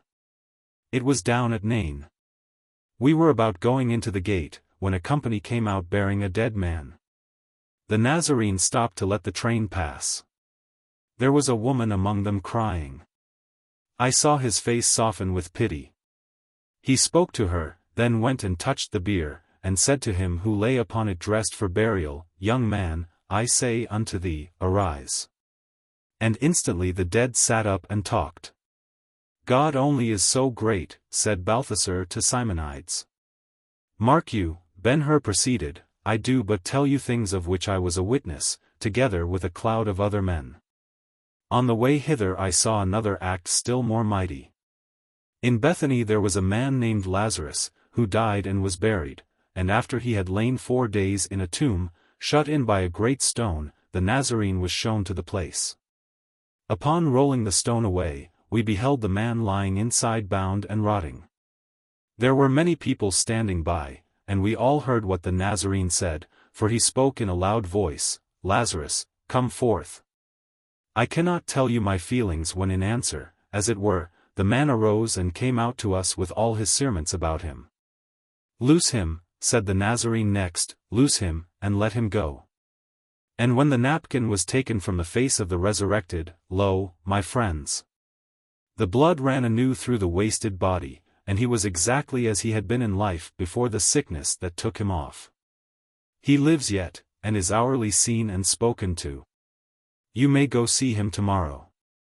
And now, as nothing more is needed for the purpose, I ask you that which I came to ask, it being but a repetition of what you asked me, O Simonides, what more than a man is this Nazarene? The question was put solemnly, and long after midnight the company sat and debated it. Simonides being yet unwilling to give up his understanding of the sayings of the prophets, and Ben-Hur contending that the elder disputants were both right, that the Nazarene was the Redeemer, as claimed by Balthasar, and also the destined king the merchant would have. Tomorrow we will see. Peace to you all. So saying, Ben-Hur took his leave, intending to return to Bethany. Chapter 3. The first person to go out of the city upon the opening of the sheep's gate next morning was Umrah, basket on arm. No questions were asked her by the keepers, since the morning itself had not been more regular in coming than she. They knew her somebody's faithful servant, and that was enough for them. Down the eastern valley she took her way. The side of Olivet, darkly green, was spotted with white tents recently put up by people attending the feasts. The hour, however, was too early for the strangers to be abroad. Still, had it not been so, no one would have troubled her. Past Gethsemane, past the tombs at the meeting of the Bethany roads, past the sepulchral village of Siloam she went. Occasionally the decrepit little body staggered. Once she sat down to get her breath. Rising shortly, she struggled on with renewed haste. The great rocks on either hand, if they had had ears, might have heard her mutter to herself. Could they have seen, it would have been to observe how frequently she looked up over the mount, reproving the dawn for its promptness. If it had been possible for them to gossip, not improbably they would have said to each other, Our friend is in a hurry this morning, the mouths she goes to feed must be very hungry. When at last she reached the king's garden she slackened her gait, for then the grim city of the lepers was in view, extending far round the pitted south hill of Hinnom. As the reader must by this time have surmised, she was going to her mistress, whose tomb, it will be remembered, overlooked the well and Rogel. Early as it was, the unhappy woman was up and sitting outside, leaving Tirzah asleep within. The course of the malady had been terribly swift in the 3 years. Conscious of her appearance, with the refined instincts of her nature, she kept her whole person habitually covered. Seldom as possible she permitted even Tirzah to see her. This morning she was taking the air with bared head, knowing there was no one to be shocked by the exposure. The light was not full, but enough to show the ravages to which she had been subject. Her hair was snow-white and unmanageably coarse, falling over her back and shoulders like so much silver wire. The eyelids, the lips, the nostrils, the flesh of the cheeks, were either gone or reduced to fetid rawness. The neck was a mass of ash-colored scales. One hand lay outside the folds of her habit rigid as that of a skeleton. The nails had been eaten away. The joints of the fingers, if not bare to the bone, were swollen knots crusted with red secretion. Head, face, neck, and hand indicated all too plainly the condition of the whole body. Seeing her thus, it was easy to understand how the once fair widow of the princely Her had been able to maintain her incognito so well through such a period of years. When the sun would gild the crest of Olivet and the mount of offence with light sharper and more brilliant in that old land than in the west, she knew would come, first to the well. Then to a stone midway the well and the foot of the hill on which she had her abode, and that the good servant would there deposit the food she carried in the basket, and fill the water jar afresh for the day. Of her former plenitude of happiness, that brief visit was all that remained to the unfortunate. She could then ask about her son, and be told of his welfare, with such bits of news concerning him as the messenger could glean. Usually the information was meager enough, yet comforting. At times she heard he was at home. Then she would issue from her dreary cell at break of day, and sit till noon, and from noon to set of sun, a motionless figure draped in white, looking, statue-like.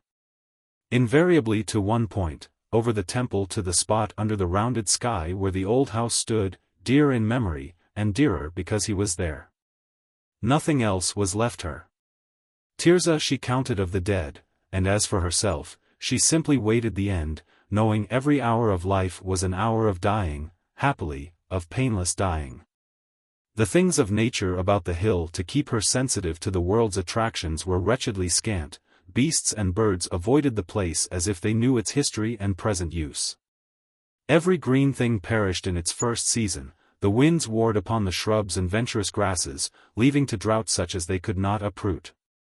Look where she would, the view was made depressingly suggestive by tombs, tombs above her, tombs below, tombs opposite her own tomb, all now freshly whitened in warning to visiting pilgrims.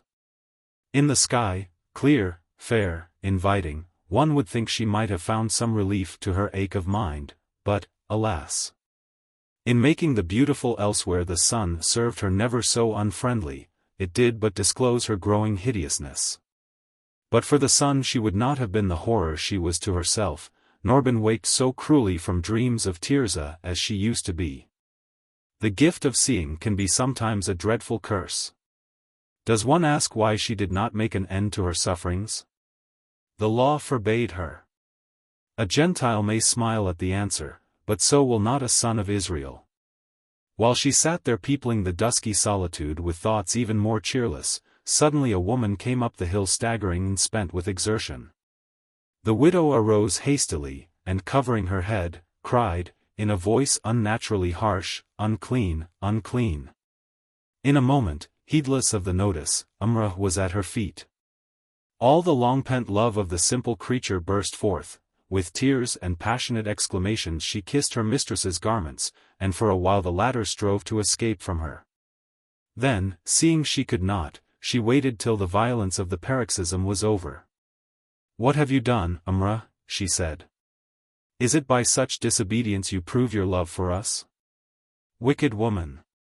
You are lost, and he, your master, you can never, never go back to him." Grovelled sobbing in the dust. "The ban of the law is upon you, too, you cannot return to Jerusalem. What will become of us? Who will bring us bread? Oh wicked, wicked We are all undone alike. Mercy, mercy!" Answered from the ground. "You should have been merciful to yourself, and by so doing been most merciful to us. Now where can we fly? There is no one to help us. O false servant! The wrath of the Lord was already too heavy upon us." Here Tirzah, awakened by the noise, appeared at the door of the tomb. The pen shrinks from the picture she presented. In the half-clad apparition, patched with scales, lividly seamed, nearly blind, its limbs and extremities swollen to grotesque largeness. Familiar eyes however sharpened by love could not have recognized the creature of childish grace and purity we first beheld her. "Is it mother?" The servant tried to crawl to her also. "Stay, the widow cried, imperiously. "I forbid you touching her. Rise, and get you gone before any at the well see you here." Nay, I forgot, it is too late. You must remain now and share our doom. Rise, I say. Umrah rose to her knees, and said, brokenly and with clasped hands, O good mistress! I am not false, I am not wicked. I bring you good tidings of Judah, and as she spoke, the widow half withdrew the cloth from her head. There is a wonderful man, Umrah continued, who has power to cure you. He speaks a word, and the sick are made well, and even the dead come to life. I have come to take you to him. Poor Umrah, said Tirzah, compassionately. No, cried Umrah, detecting the doubt underlying the expression, no, as the Lord lives, even the Lord of Israel, my God as well as yours, I speak the truth. Go with me, I pray, and lose no time. This morning he will pass by on his way to the city. See! The day is at hand. Take the food here, eat, and let us go. The mother listened eagerly. Not unlikely she had heard of the wonderful man, for by this time his fame had penetrated every nook in the land. Who is he? She asked. A Nazarene. Who told you about him? Judah. Judah told you? Is he at home? He came last night. The widow, trying to still the beating of her heart, was silent a while. Did Judah send you to tell us this? She next asked. No. He believes you dead. There was a prophet once who cured a leper, the mother said thoughtfully to Tirzah, but he had his power from God. Then addressing Umrah, she asked, How does my son know this man so possessed? He was traveling with him, and heard the lepers call, and saw them go away well. First there was one man. Then there were 10, and they were all made whole. The elder listener was silent again. The skeleton hand shook. We may believe she was struggling to give the story the sanction of faith, which is always an absolutist in demand, and that it was with her as with the men of the day. Eyewitnesses of what was done by the Christ, as well as the myriads who have succeeded them. She did not question the performance, for her own son was the witness testifying through the servant, but she strove to comprehend the power by which work so astonishing could be done by a man.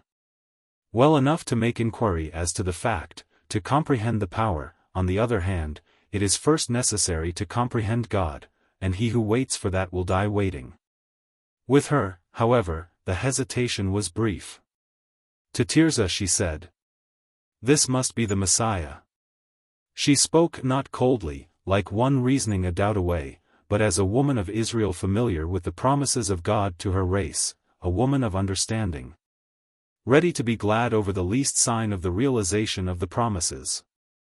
There was a time when Jerusalem and all Judea were filled with a story that he was born. I remember it. By this time he should be a man. It must be, it is he. Yes, she said to Umrah, we will go with you. Bring the water which you will find in the tomb in a jar, and set the food for us. We will eat and be gone. The breakfast, partaken under excitement, was soon dispatched, and the 3 women set out on their extraordinary journey. As Tirzah had caught the confident spirit of the others, there was but one fear that troubled the party. Bethany, Umrah said, was the town the man was coming from.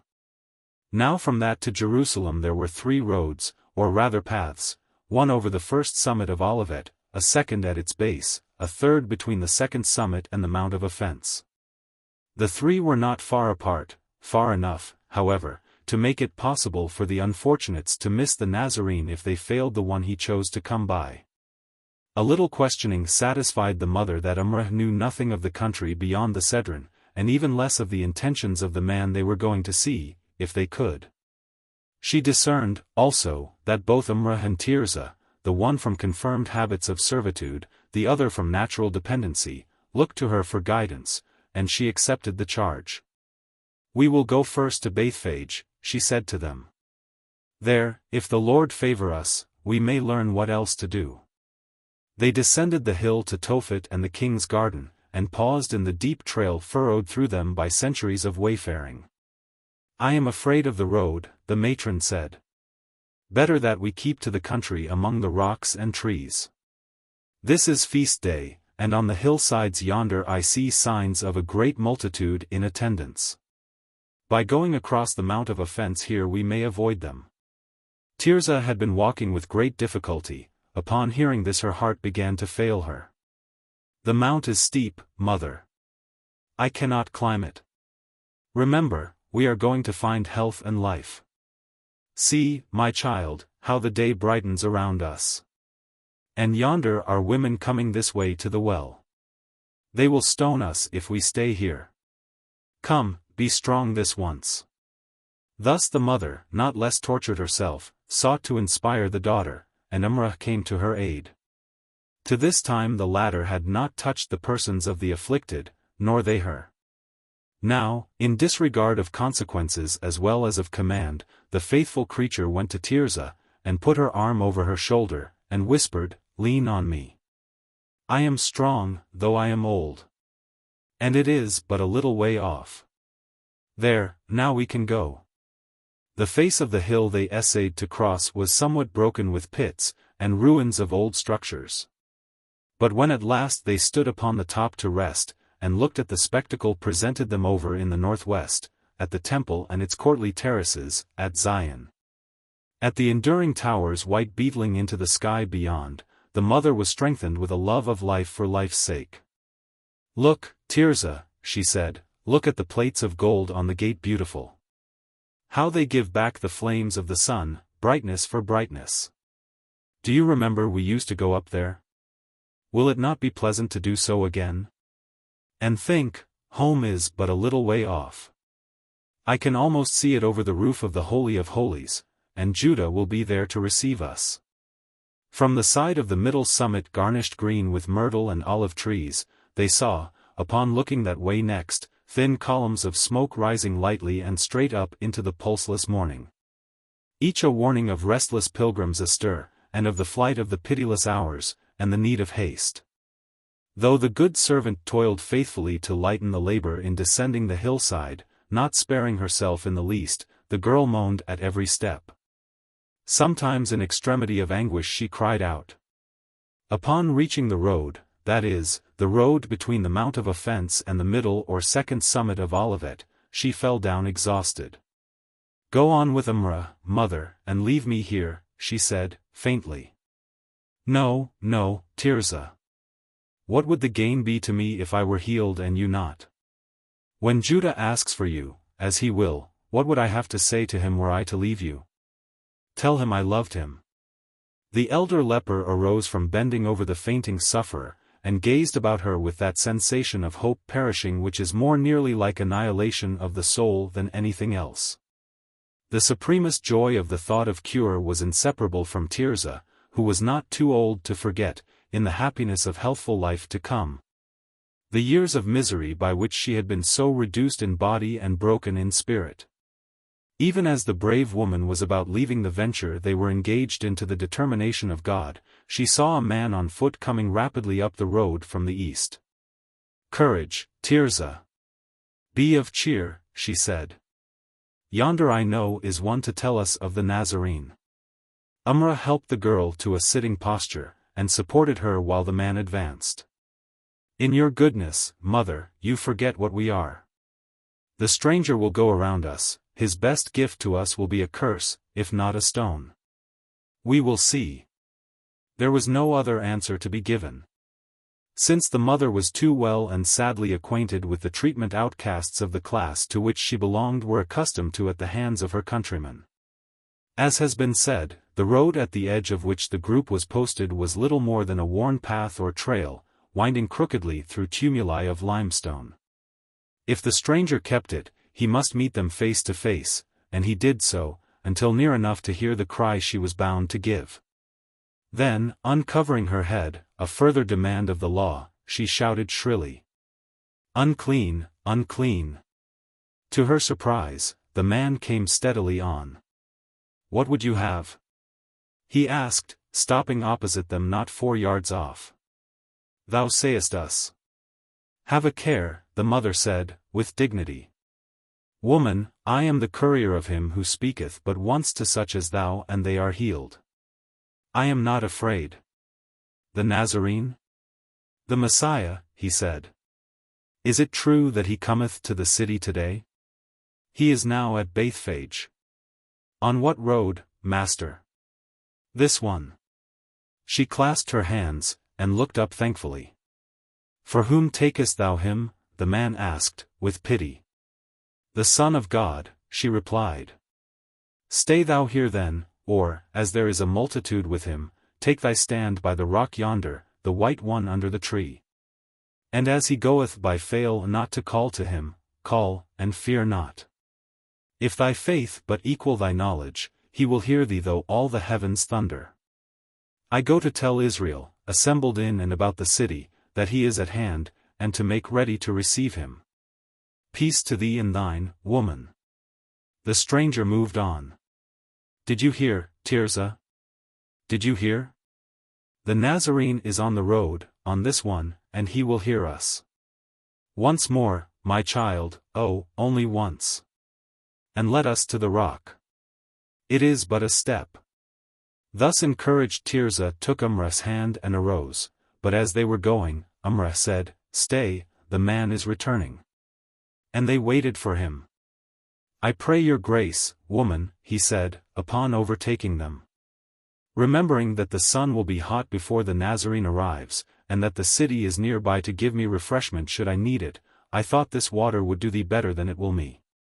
Take it and be of good cheer. Call to him as he passes. He followed the words by offering her a gourd full of water, such as foot travelers sometimes carried with them in their journeys across the hills.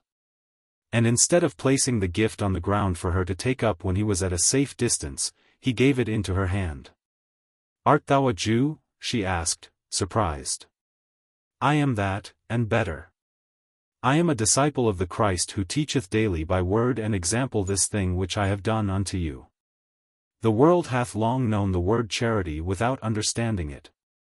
Again I say peace and good cheer to thee and thine. He went on, and they went slowly to the rock he had pointed out to them, high as their heads, and scarcely 30 yards from the road on the right. Standing in front of it, the mother satisfied herself they could be seen and heard plainly by passers-by whose notice they desired to attract. There they cast themselves under the tree in its shade, and drank of the gourd, and rested refreshed. Ere long Tirzah slept, and fearing to disturb her, the others held their peace. Chapter 4. During the 3rd hour the road in front of the resting place of the lepers became gradually more and more frequented by people going in the direction of Bethphage and Bethany. Now, however, about the commencement of the 4th hour, a great crowd appeared over the crest of Olivet, and as it defiled down the road thousands in number. The 2 watchers noticed with wonder that everyone in it carried a palm branch freshly cut. As they sat absorbed by the novelty, the noise of another multitude approaching from the east drew their eyes that way. Then the mother awoke Tirzah. What is the meaning of it all? The latter asked. He is coming, answered the mother. These we see are from the city going to meet him, those we hear in the east are his friends bearing him company. And it will not be strange if the processions meet here before us. I fear, if they do, we cannot be heard. The same thought was in the elder's mind. Umrah, she asked, when Judah spoke of the healing of the 10, in what words did he say they called to the Nazarene? Either they said, Lord, have mercy upon us, or, Master, have mercy. Only that? No more that I heard. Yet it was enough, the mother added, to herself. Yes, said Umrah, Judah said he saw them go away well. Meantime the people in the east came up slowly. When at length the foremost of them were in sight, the gaze of the lepers fixed upon a man riding in the midst of what seemed a chosen company which sang and danced about him in extravagance of joy.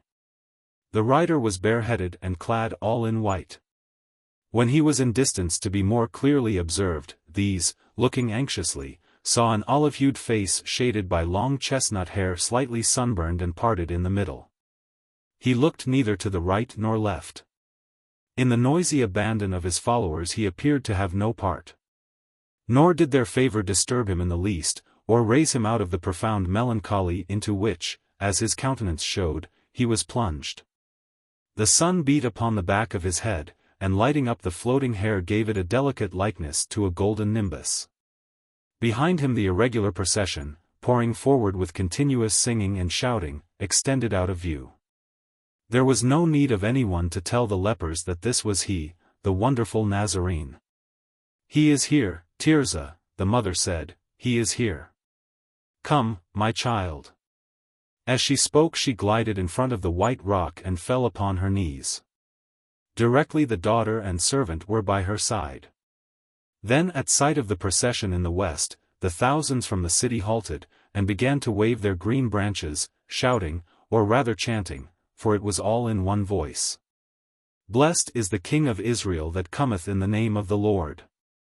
And all the thousands who were of the riders' company, both those near and those afar, replied so the air shook with the sound, which was as a great wind threshing the side of the hill. Amidst the din, the cries of the poor lepers were not more than the twittering of dazed sparrows. The moment of the meeting of the hosts was come, and with it the opportunity the sufferers were seeking. If not taken, it would be lost forever, and they would be lost as well. "Nearer, my child, let us get nearer." "He cannot hear us," said the mother. She arose, and staggered forward. Her ghastly hands were up, and she screamed with horrible shrillness. The people saw her hideous face, and stopped awestruck, an effect for which extreme human misery, visible as in this instance, is as potent as majesty in purple and gold. Tirzah, behind her a little way, fell down too faint and frightened to follow farther. "The lepers! The lepers! Stone them! The accursed of God! Kill them!" These, with other yells of like import, broke in upon the hosannas of the part of the multitude too far removed to see and understand the cause of the interruption. Some there were, however, nearby familiar with the nature of the man to whom the unfortunates were appealing, some who, by long intercourse with him, had caught somewhat of his divine compassion. They gazed at him, and were silent while, in fair view, he rode up and stopped in front of the woman. She also beheld his face, calm, pitiful, and of exceeding beauty, the large eyes tender with benignant purpose.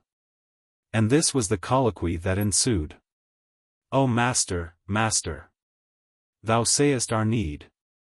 Thou canst make us clean. Have mercy upon us, mercy.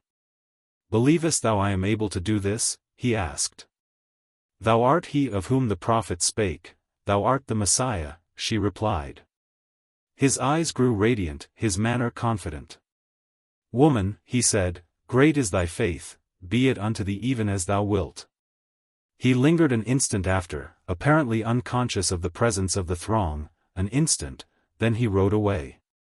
To the heart divinely original, yet so human in all the better elements of humanity, going with sure provision to a death of all the inventions of men the foulest and most cruel. Breathing even then in the forecast shadow of the awful event, and still as hungry and thirsty for love and faith as in the beginning. How precious and ineffably soothing the farewell exclamation of the grateful woman. "To God in the highest, glory. Blessed, thrice blessed, the Son whom he hath given us." Immediately both the hosts, that from the city and that from VIII, closed around him with their joyous demonstrations, with hosannas and waving of palms. And so he passed from the lepers forever. Covering her head, the elder hastened to Tirzah, and folded her in her arms, crying, "Daughter, look up. I have his promise, he is indeed the Messiah. We are saved, saved." And the two remained kneeling while the procession, slowly going, disappeared over the mount. When the noise of its singing afar was a sound scarcely heard, the miracle began. There was first in the hearts of the lepers a freshening of the blood, then it flowed faster and stronger, thrilling their wasted bodies with an infinitely sweet sense of painless healing. Each felt the scourge going from her, their strength revived, they were returning to be themselves. Directly, as if to make the purification complete, from body to spirit the quickening ran, exalting them to a very fervor of ecstasy. The power possessing them to this good end was most nearly that of a draught of swift and happy effect. Yet it was unlike and superior in that its healing and cleansing were absolute, and not merely a delicious consciousness while in progress, but the planting, growing, and maturing all at once of a recollection so singular and so holy that the simple thought of it should be of itself ever after a formless yet perfect thanksgiving. To this transformation, for such it may be called quite as properly as a cure, there was a witness other than Umrah. The reader will remember the constancy with which Ben-Hur had followed the Nazarene throughout his wanderings. And now, recalling the conversation of the night before, there will be little surprise at learning that the young Jew was present when the leprous woman appeared in the path of the pilgrims. He heard her prayer, and saw her disfigured face. He heard the answer also, and was not so accustomed to incidents of the kind, frequent as they had been, as to have lost interest in them. Had such thing been possible with him, still the bitter disputation always excited by the simplest display of the Master's curative gift would have sufficed to keep his curiosity alive.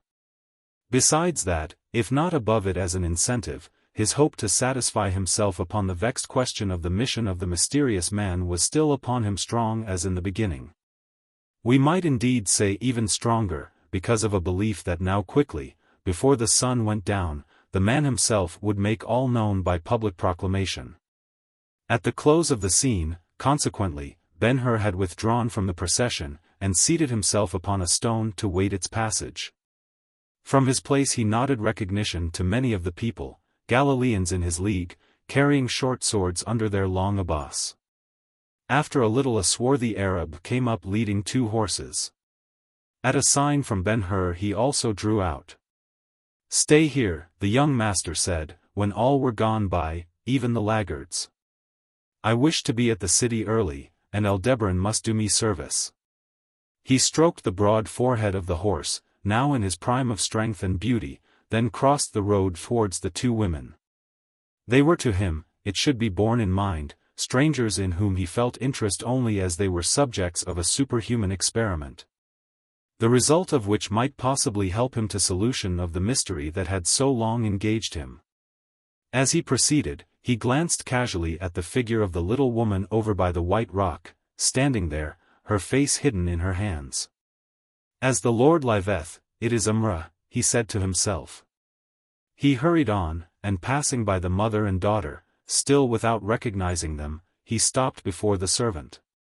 "Umrah," he said to her, "Umrah, what do you here?"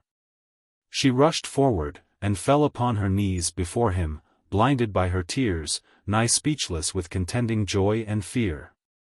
"O Master, Master! Thy God and mine, how good He is!" The knowledge we gain from much sympathy with others passing through trials is but vaguely understood.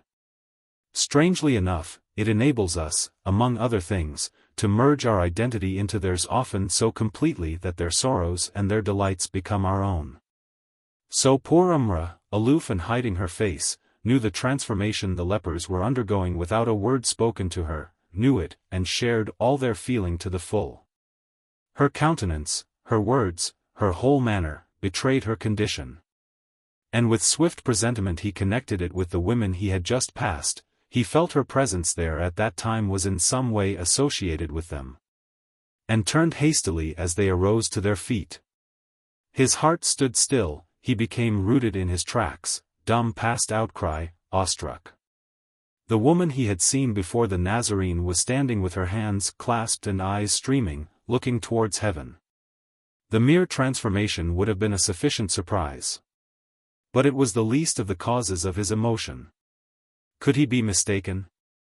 Never was there in life a stranger so like his mother, and like her as she was the day the Roman snatched her from him.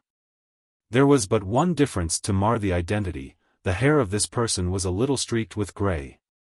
Yet that was not impossible of reconcilement, since the intelligence which had directed the miracle might have taken into consideration the natural effects of the passage of years. And who was it by her side, if not Tirzah? Fair, beautiful, perfect, more mature, but in all other respects exactly the same in appearance as when she looked with him over the parapet the morning of the accident to Gratus. He had given them over as dead, and time had accustomed him to the bereavement.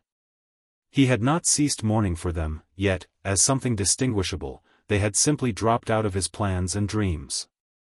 Scarcely believing his senses, he laid his hand upon the servant's head, and asked, tremulously, Umrah, my mother. Tirzah. Tell me if I see aright. Speak to them, O master, speak to them, she said. He waited no longer, but ran, with outstretched arms, crying, Mother! Mother! Tirzah! Here I am. They heard his call, and with a cry as loving started to meet him. Suddenly the mother stopped, drew back, and uttered the old alarm. Stay, Judah, my son, come not nearer. Unclean, unclean. The utterance was not from habit, grown since the dread disease struck her, as much as fear, and the fear was but another form of the ever-thoughtful maternal love. Though they were healed in person, the taint of the scourge might be in their garments ready for communication. He had no such thought. They were before him, he had called them, they had answered. Who or what should keep them from him now? Next moment the three, so long separated, were mingling their tears in each other's arms. The first ecstasy over, the mother said, in this happiness, O my children, let us not be ungrateful. Let us begin life anew by acknowledgement of him to whom we are all so indebted. They fell upon their knees, Umrah with the rest, and the prayer of the elder outspoken was as a psalm. Tirzah repeated it word for word. So did Ben-Hur, but not with the same clear mind and questionless faith, for when they were risen, he asked. In Nazareth, where the man was born, Mother, they call him the son of a carpenter. What is he? Her eyes rested upon him with all their old tenderness, and she answered as she had answered the Nazarene himself. He is the Messiah. And whence has he his power? We may know by the use he makes of it. Can you tell me any ill he has done? No. By that sign then I answer, he has his power from God. It is not an easy thing to shake off in a moment the expectations nurtured through years until they have become essentially a part of us. And though Ben-Hur asked himself what the vanities of the world were to such a one, his ambition was obdurate and would not down. He persisted as men do yet every day in measuring the Christ by himself. How much better if we measured ourselves by the Christ? Naturally, the mother was the first to think of the cares of life. What shall we do now, my son? Where shall we go? Then Ben-Hur, recalled to duty, observed how completely every trace of the scourge had disappeared from his restored people. That each had back her perfection of person, that, as with Naaman when he came up out of the water, their flesh had come again like unto the flesh of a little child. And he took off his cloak, and threw it over Tirzah. Take it, he said, smiling, the eye of the stranger would have shunned you before, now it shall not offend you. The act exposed a sword belted to his side.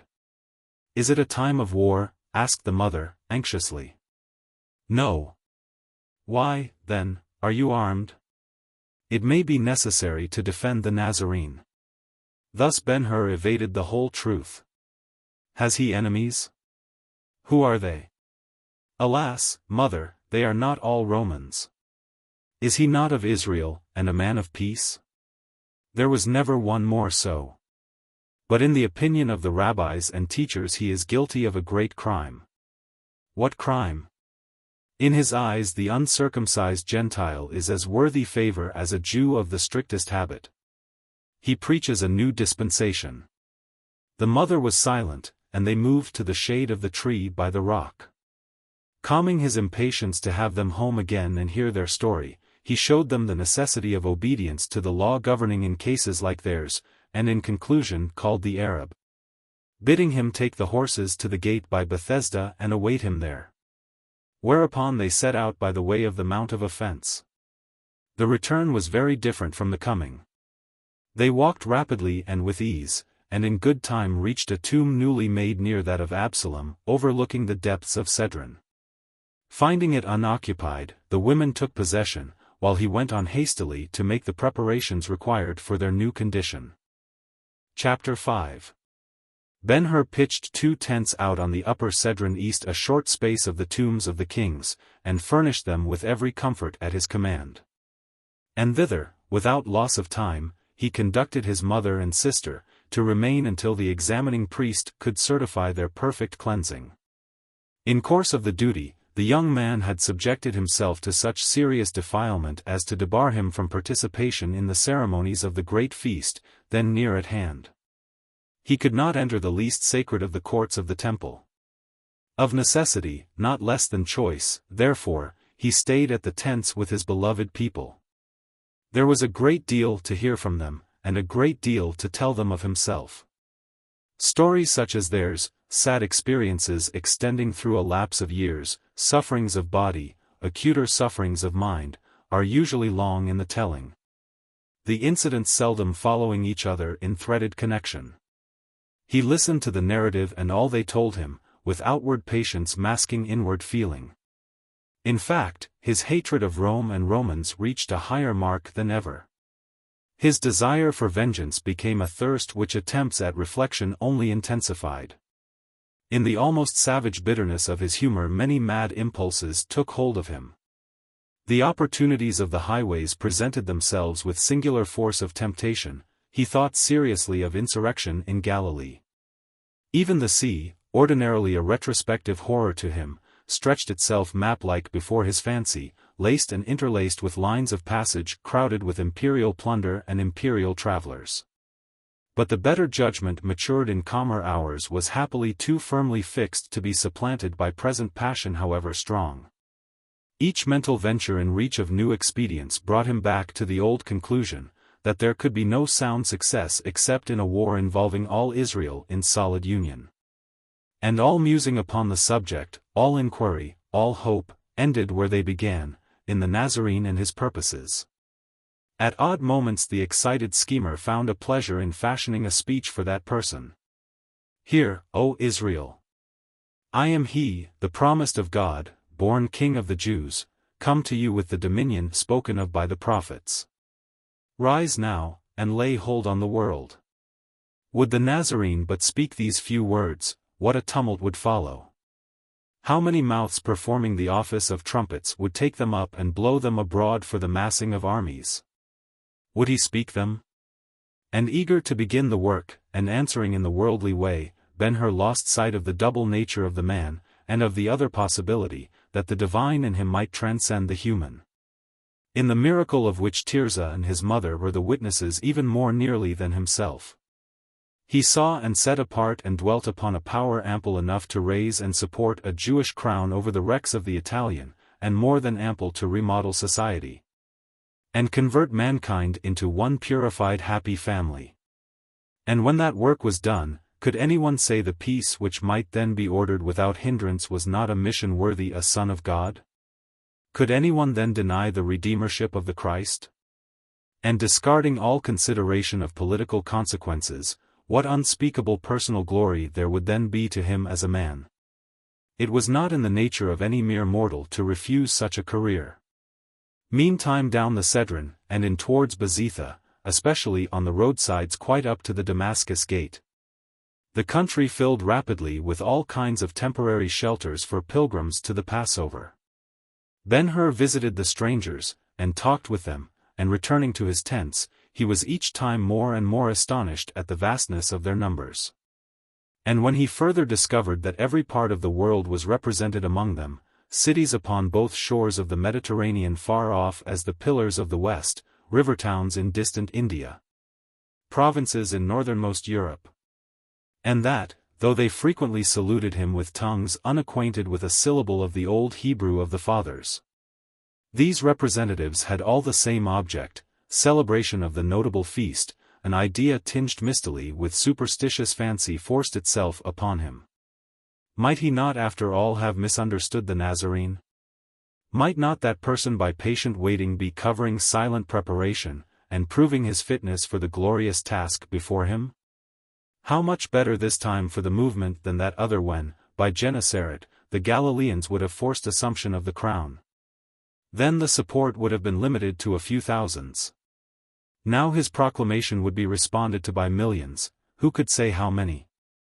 Pursuing this theory to its conclusions, Ben-Hur moved amidst brilliant promises, and glowed with the thought that the melancholy man, under gentle seeming and wondrous self-denial, was in fact carrying in disguise the subtlety of a politician and the genius of a soldier. Several times also, in the meanwhile, low-set, brawny men, bareheaded and black-bearded, came and asked for Ben-Hur at the tent. His interviews with them were always apart. And to his mother's question who they were he answered, "Some good friends of mine from Galilee." Through them he kept informed of the movements of the Nazarene, and of the schemes of the Nazarene's enemies, rabbinical and Roman. That the good man's life was in danger, he knew. But that there were any bold enough to attempt to take it at that time, he could not believe. It seemed too securely entrenched in a great fame and an assured popularity. The very vastness of the attendance in and about the city brought with it a seeming guarantee of safety. And yet, to say truth, Ben-Hur's confidence rested most certainly upon the miraculous power of the Christ. Pondering the subject in the purely human view, that the master of such authority over life and death, used so frequently for the good of others, would not exert it in care of himself was simply as much past belief as it was past understanding. Nor should it be forgotten that all these were incidents of occurrence between the 21st day of March, counting by the modern calendar, and the 25th. The evening of the latter day Ben-Hur yielded to his impatience, and rode to the city, leaving behind him a promise to return in the night. The horse was fresh, and choosing his own gait, sped swiftly. The eyes of the clambering vines winked at the rider from the garden fences on the way. There was nothing else to see him, nor child nor woman nor man. Through the rocky float in the hollows of the road the agate hoofs drummed, ringing like cups of steel. But without notice from any stranger. In the houses past there were no tenants, the fires by the tent doors were out, the road was deserted. For this was the first Passover Eve, and the hour, between the evenings, when the visiting millions crowded the city, and the slaughter of lambs in offering reeked the forecourts of the temple. And the priests in ordered lines caught the flowing blood and carried it swiftly to the dripping altars, when all was haste and hurry. Racing with the stars fast coming with the signal after which the roasting and the eating and the singing might go on, but not the preparation more. Through the great northern gate the rider rode, and lo! Jerusalem before the fall, in ripeness of glory, illuminated for the Lord. Chapter 6. Ben-Hur alighted at the gate of the Khan from which the three wise men more than 30 years before departed, going down to Bethlehem. There, in keeping of his Arab followers, he left the horse, and shortly after was at the wicket of his father's house, and in a yet briefer space in the great chamber. He called for Malach first. That worthy being out, he sent a salutation to his friends the merchant and the Egyptian. They were being carried abroad to see the celebration. The latter, he was informed, was very feeble, and in a state of deep dejection. Young people of that time who were supposed hardly to know their own hearts indulged the habit of politic indirection quite as much as young people in the same condition indulge it in this time. So when Ben-Hur inquired for the good Balthasar, and with grave courtesy desired to know if he would be pleased to see him, he really addressed the daughter a notice of his arrival.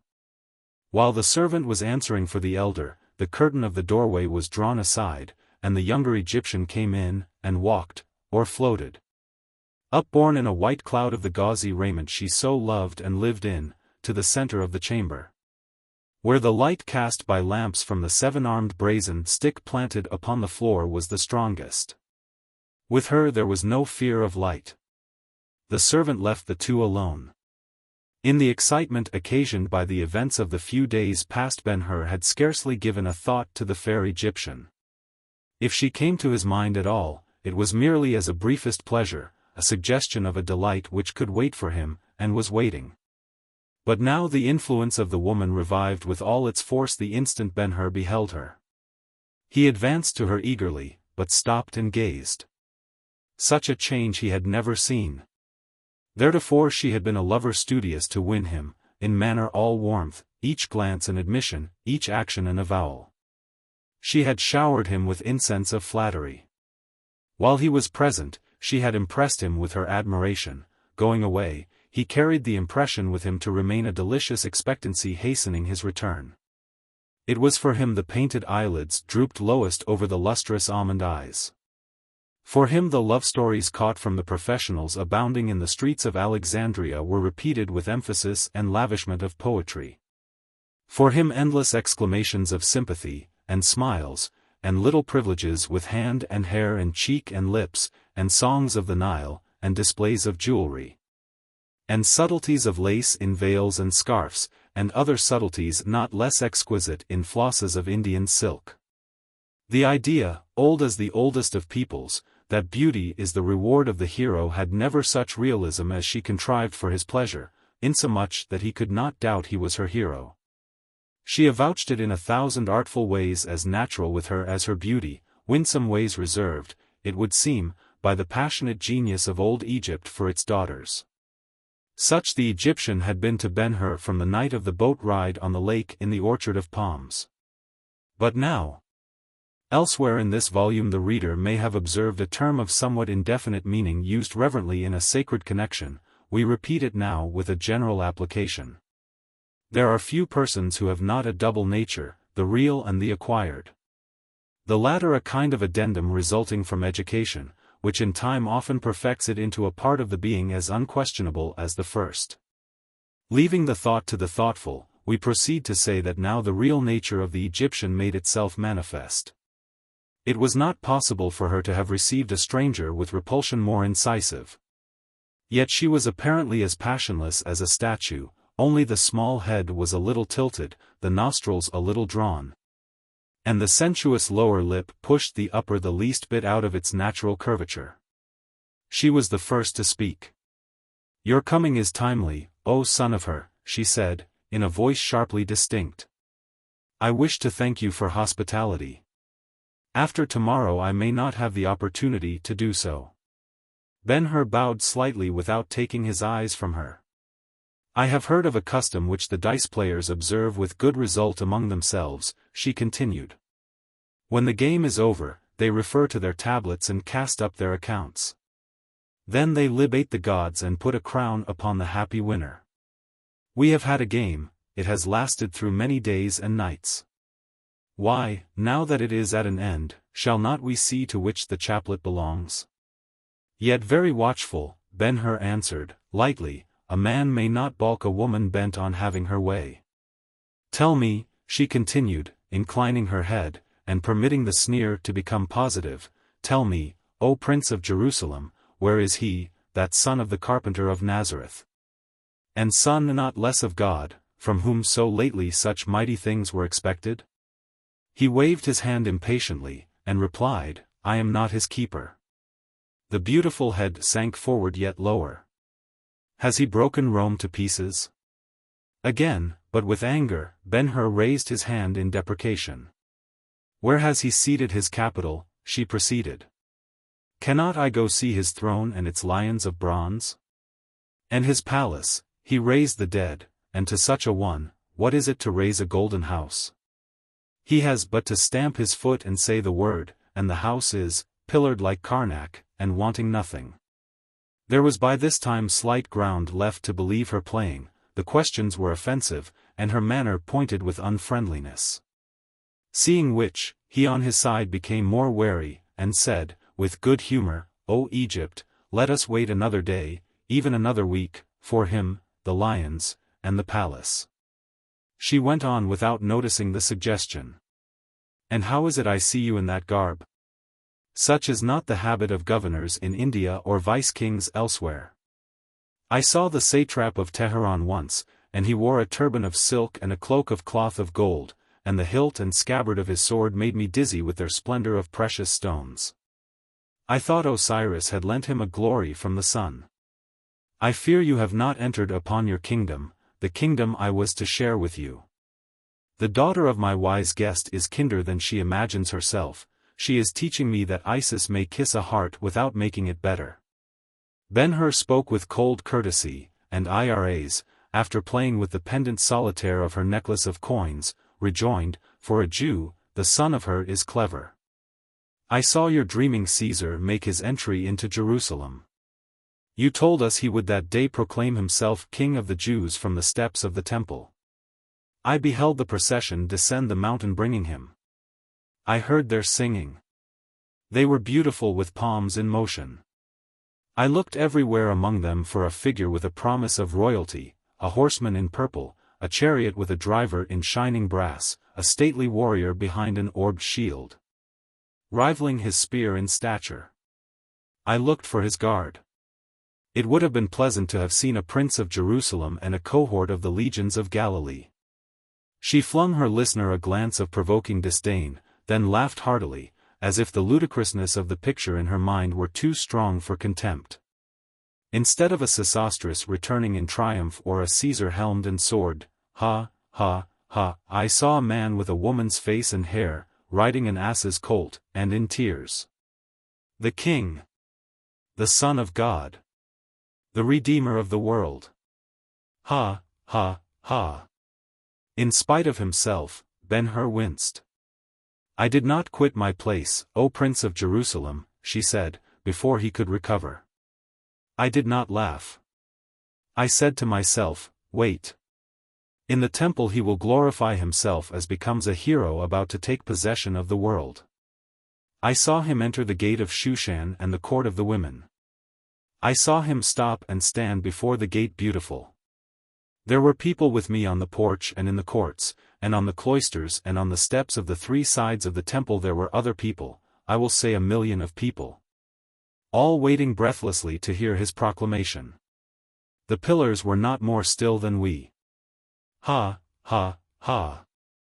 I fancied I heard the axles of the mighty Roman machine begin to crack. Ha, ha, ha. O Prince, by the soul of Solomon, your King of the world drew his gown about him and walked away, and out by the farthest gate, nor opened his mouth to say a word. And, the Roman machine is running yet. In simple homage to a hope that instant lost, a hope which, as it began to fall and while it was falling, he unconsciously followed with a parting look down to its disappearance, Ben-Hur lowered his eyes. At no previous time, whether when Balthasar was plying him with arguments, or when miracles were being done before his face, had the disputed nature of the Nazarene been so plainly set before him. The best way, after all, to reach an understanding of the divine is by study of the human. In the thing superior to men we may always look to find God. So with the picture given by the Egyptian of the scene when the Nazarene turned from the gate beautiful.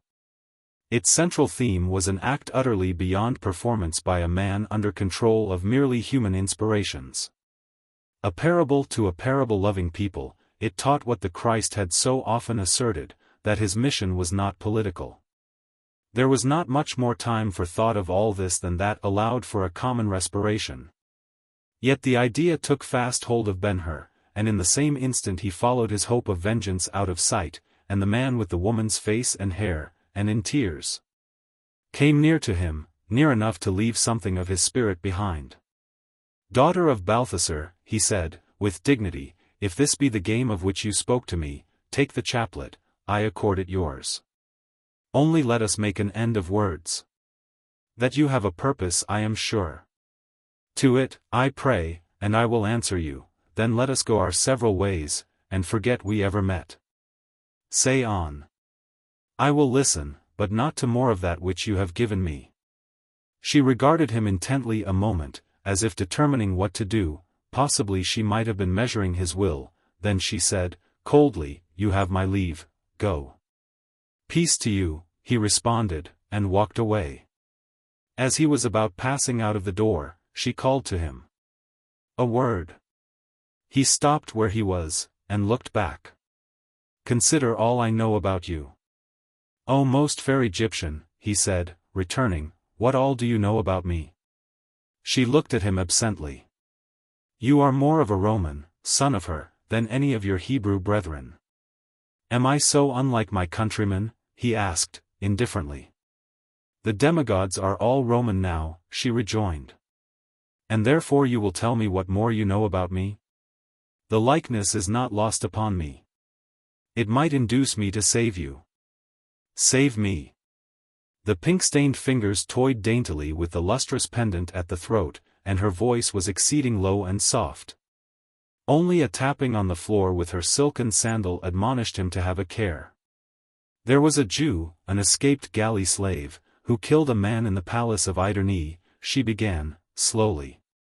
Ben-Hur was startled. The same Jew slew a Roman soldier before the marketplace here in Jerusalem. The same Jew has 3 trained legions from Galilee to seize the Roman governor tonight. The same Jew has alliances perfected for war upon Rome, and Ilderim the sheik is one of his partners. Drawing nearer him, she almost whispered. You have lived in Rome. Suppose these things repeated in ears we know of. Ah! You change color. He drew back from her with somewhat of the look which may be imagined upon the face of a man who, thinking to play with a kitten, has run upon a tiger. And she proceeded. You are acquainted in the antechamber, and know the Lord Sejanus. Suppose it were told him with the proofs in hand, or without the proofs, that the same Jew is the richest man in the East, nay, in all the empire. The fishes of the Tiber would have fattening other than that they dig out of its ooze, would they not? And while they were feeding, son of her! What splendor there would be on exhibition in the circus! Amusing the Roman people is a fine art, getting the money to keep them amused is another art even finer. And was there ever an artist the equal of the Lord Sejanus? Ben-Hur was not too much stirred by the evident baseness of the woman for recollection. Not unfrequently when all the other faculties are numb and failing memory does its offices with the greatest fidelity. The scene at the spring on the way to the Jordan reproduced itself. And he remembered thinking then that Esther had betrayed him, and thinking so now, he said calmly as he could. To give you pleasure, daughter of Egypt, I acknowledge your cunning. And that I am at your mercy. It may also please you to hear me acknowledge I have no hope of your favor. I could kill you, but you are a woman. The desert is open to receive me. And though Rome is a good hunter of men, there she would follow long and far before she caught me, for in its heart there are wildernesses of spears as well as wildernesses of sand. And it is not unlovely to the unconquered Parthian. In the toils as I am, dupe that I have been, yet there is one thing my due, who told you all you know about me? In flight or captivity, dying even, there will be consolation in leaving the traitor the curse of a man who has lived knowing nothing but wretchedness. Who told you all you know about me? It might have been a touch of art, or might have been sincere, that as it may, the expression of the Egyptian's face became sympathetic. There are in my country, O son of her, she said, presently, workmen who make pictures by gathering varicolored shells here and there on the seashore after storms, and cutting them up. And patching the pieces as inlaying on marble slabs. Can you not see the hint there is in the practice to such as go searching for secrets? Enough that from this person I gathered a handful of little circumstances, and from that other yet another handful, and that afterwhile I put them together. And was happy as a woman can be who has at disposal the fortune and life of a man whom, she stopped, and beat the floor with her foot, and looked away as if to hide a sudden emotion from him. With an air of even painful resolution she presently finished the sentence, whom she is at loss what to do with.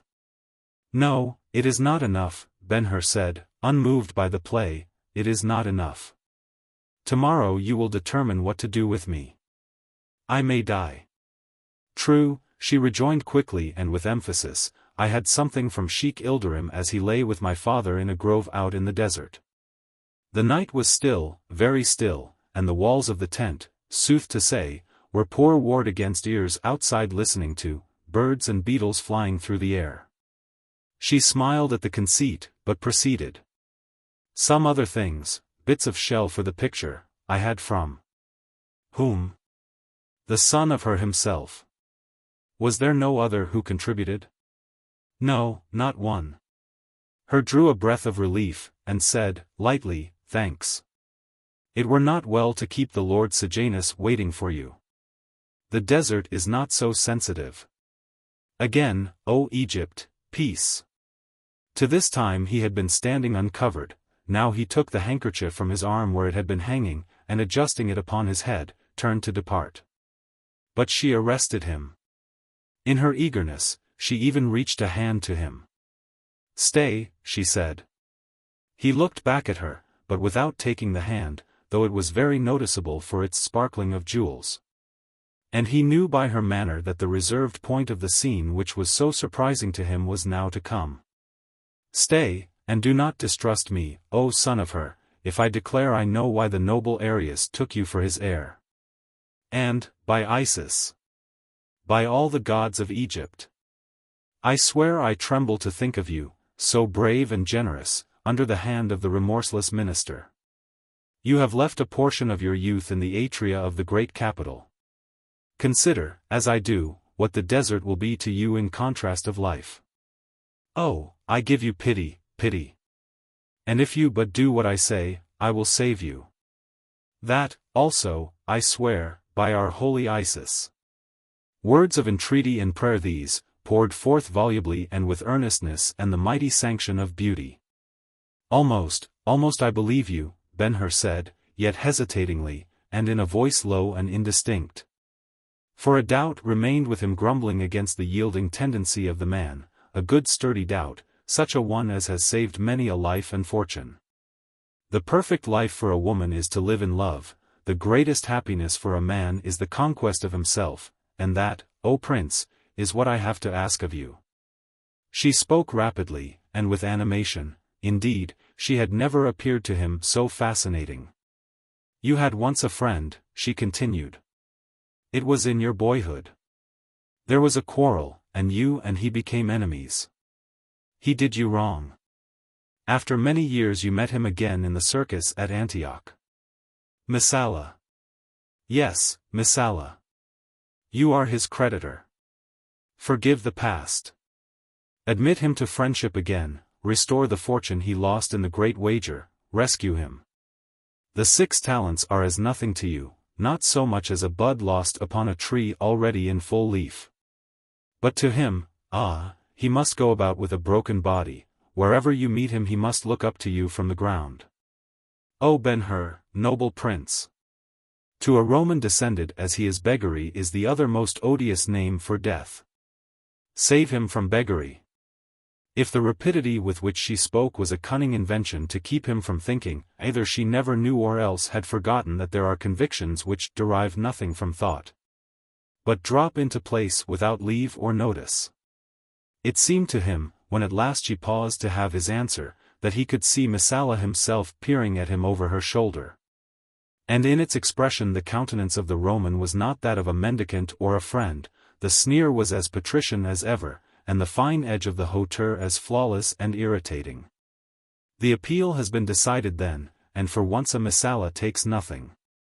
I must go and write it in my book of great occurrences, a judgment by a Roman against a Roman.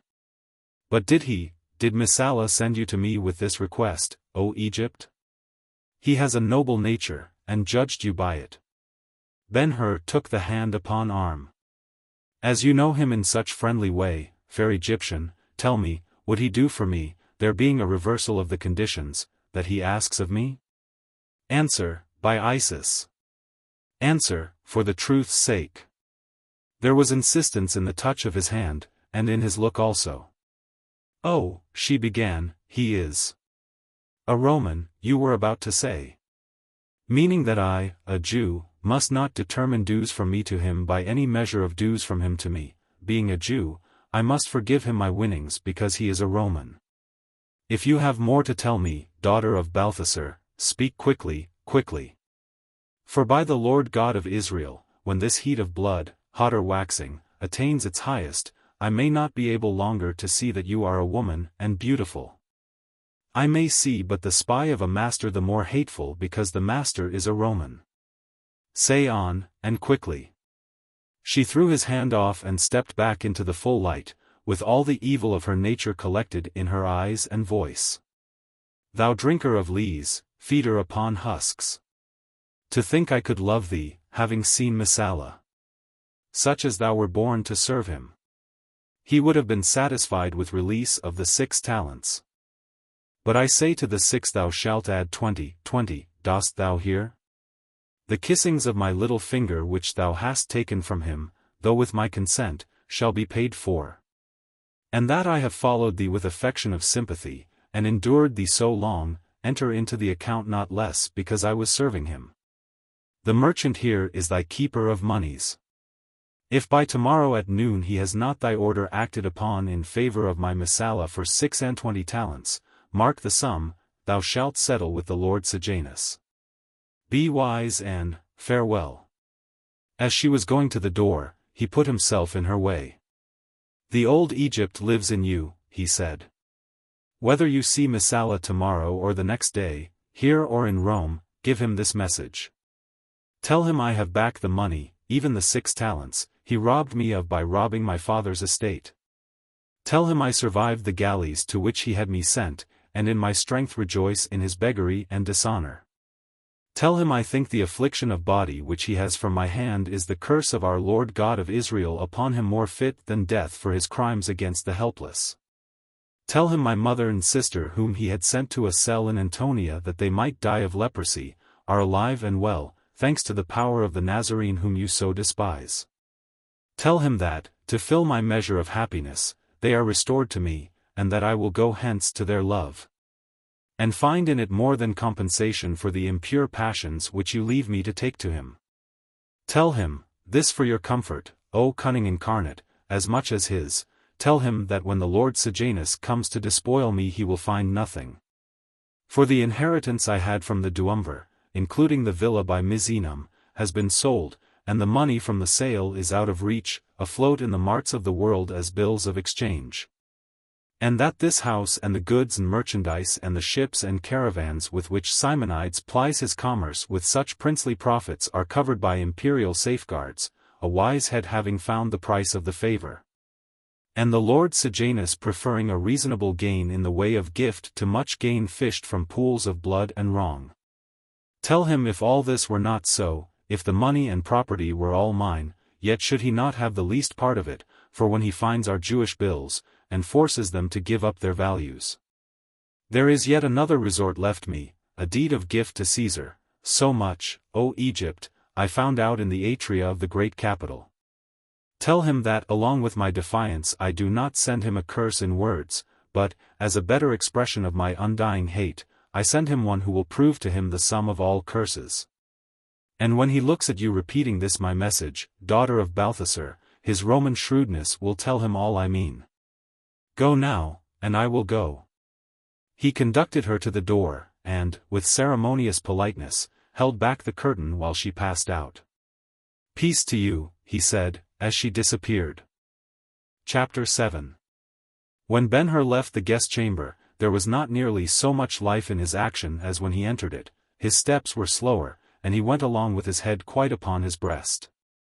Having made discovery that a man with a broken back may yet have a sound brain, he was reflecting upon the discovery. Forasmuch as it is easy after a calamity has befallen to look back and see the proofs of its coming strewn along the way. The thought that he had not even suspected the Egyptian as in Messala's interest, but had gone blindly on through whole years putting himself and his friends more and more at her mercy, was a sore wound to the young man's vanity. I remember, he said to himself, she had no word of indignation for the perfidious Roman at the fountain of Castalia. I remember she extolled him at the boat ride on the lake in the orchard of palms. And, ah! He stopped, and beat his left hand violently with his right, ah! That mystery about the appointment she made with me at the palace of Iderne is no mystery now. The wound, it should be observed, was to his vanity. And fortunately it is not often that people die of such hurts, or even continue a long time sick. In Ben-Hur's case, moreover, there was a compensation. For presently he exclaimed aloud, Praised be the Lord God that the woman took not a more lasting hold on me. I see I did not love her. Then, as if he had already parted with not a little of the weight on his mind, he stepped forward more lightly. And, coming to the place on the terrace where one stairway led down to the courtyard below, and another ascended to the roof, he took the ladder and began to climb. As he made the last step in the flight he stopped again. Can Balthasar have been her partner in the long mask she has been playing? No, no. Hypocrisy seldom goes with wrinkled age like that. Balthasar is a good man. With this decided opinion he stepped upon the roof. There was a full moon overhead, yet the vault of the sky at the moment was lurid with light cast up from the fires burning in the streets and open places of the city. And the chanting and chorusing of the old psalmody of Israel filled it with plaintive harmonies to which he could not but listen. The countless voices bearing the burden seemed to say, "Thus, O son of Judah, we prove our worshipfulness of the Lord God, and our loyalty to the land he gave us. Let a Gideon appear, or a David, or a Maccabeus, and we are ready." That seemed an introduction, for next he saw the man of Nazareth. In certain moods the mind is disposed to mock itself with inapposite fancies. The tearful woman-like face of the Christ stayed with him while he crossed the roof to the parapet above the street on the north side of the house, and there was in it no sign of war.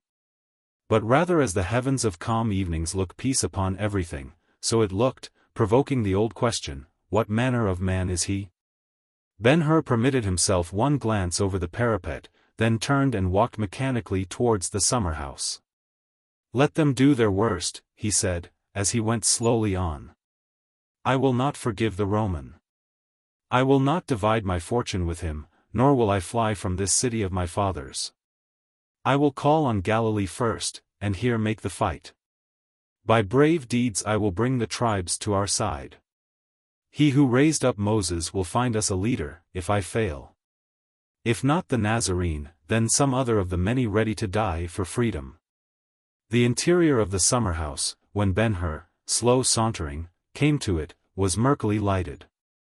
The faintest of shadows lay along the floor from the pillars on the north and west sides. Looking in, he saw the armchair usually occupied by Simonides drawn to a spot from which a view of the city over towards the marketplace could be best had. "The good man is returned. I will speak with him, unless he be asleep." He walked in, and with a quiet step approached the chair. Peering over the high back, he beheld Esther nestled in the seat asleep, a small figure snugged away under her father's lap-robe. The hair disheveled fell over her face. Her breathing was low and irregular. Once it was broken by a long sigh, ending in a sob. Something, it might have been the sigh or the loneliness in which he found her, imparted to him the idea that the sleep was a rest from sorrow rather than fatigue. Nature kindly sends such relief to children, and he was used to thinking Esther scarcely more than a child. He put his arms upon the back of the chair, and thought, "I will not wake her. I have nothing to tell her, nothing unless it be my love. She is a daughter of Judah, and beautiful, and so unlike the Egyptian, for there it is all vanity, here all truth. Their ambition, here duty, their selfishness, here self-sacrifice. Nay, the question is not do I love her, but does she love me? She was my friend from the beginning. The night on the terrace at Antioch, how childlike she begged me not to make Rome my enemy, and had me tell her of the villa by Misenum, and of the life there. That she should not see I saw her cunning drift I kissed her. Can she have forgotten the kiss? I have not. I love her. They do not know in the city that I have back my people. I shrank from telling it to the Egyptian, but this little one will rejoice with me over their restoration, and welcome them with love and sweet services of hand and heart. She will be to my mother another daughter, in Tirzah she will find her other self. I would wake her and tell her these things, but, out on the sorceress of Egypt. Of that folly I could not command myself to speak. I will go away, and wait another and a better time. I will wait. Fair Esther, dutiful child, daughter of Judah. He retired silently as he came. Chapter 8. The streets were full of people going and coming, or grouped about the fires roasting meat, and feasting and singing, and happy. The odor of scorching flesh mixed with the odor of cedar wood aflame and smoking loaded the air. And as this was the occasion when every son of Israel was full brother to every other son of Israel, and hospitality was without bounds, Ben-Hur was saluted at every step. While the groups by the fires insisted, "Stay and partake with us. We are brethren in the love of the Lord." But with thanks to them he hurried on, intending to take horse at the Khan and return to the tents on the Cedron. To make the place, it was necessary for him to cross the thoroughfare so soon to receive sorrowful Christian perpetuation. There also the pious celebration was at its height. Looking up the street, he noticed the flames of torches in motion streaming out like pennons, then he observed that the singing ceased where the torches came. His wonder rose to its highest, however, when he became certain that amidst the smoke and dancing sparks he saw the keener sparkling of burnished spear tips, arguing the presence of Roman soldiers. What were they, the scoffing legionaries, doing in a Jewish religious procession? The circumstance was unheard of, and he stayed to see the meaning of it. The moon was shining its best. Yet, as if the moon and the torches, and the fires in the street, and the rays streaming from windows and open doors were not enough to make the way clear. Some of the processionists carried lighted lanterns. And fancying he discovered a special purpose in the use of such equipments, Ben-Hur stepped into the street so close to the line of march as to bring every one of the company under view while passing. The torches and the lanterns were being borne by servants, each of whom was armed with a bludgeon or a sharpened stave. Their present duty seemed to be to pick out the smoothest paths among the rocks in the street for certain dignitaries among them, elders and priests. Rabbis with long beards, heavy brows, and beaked noses, men of the class potential in the councils of Caiaphas and Hannas. Where could they be going? Not to the temple, certainly, for the route to the sacred house from Zion, whence these appeared to be coming, was by the Xistus. And their business, if peaceful, why the soldiers? As the procession began to go by Ben-Hur, his attention was particularly called to three persons walking together. They were well towards the front, and the servants who went before them with lanterns appeared unusually careful in the service. In the person moving on the left of this group he recognized a chief policeman of the temple, the one on the right was a priest. The middle man was not at first so easily placed, as he walked leaning heavily upon the arms of the others, and carried his head so low upon his breast as to hide his face. His appearance was that of a prisoner not yet recovered from the fright of arrest, or being taken to something dreadful, to torture or death. The dignitaries helping him on the right and left, and the attention they gave him, made it clear that if he were not himself the object moving the party, he was at least in some way connected with the object, a witness or a guide, possibly an informer. So if it could be found who he was, the business in hand might be shrewdly guessed. With great assurance, Ben-Hur fell in on the right of the priest, and walked along with him. Now if the man would lift his head. And presently he did so, letting the light of the lantern strike full in his face, pale, dazed, pinched with dread, the beard ruffed, the eyes filmy, sunken, and despairing. In much going about following the Nazarene, Ben-Hur had come to know his disciples as well as the Master. And now, at sight of the dismal countenance, he cried out, "The Iscariot!" Slowly the head of the man turned until his eyes settled upon Ben-Hur, and his lips moved as if he were about to speak. But the priest interfered. "Who art thou?" "Begone," he said to Ben-Hur, pushing him away.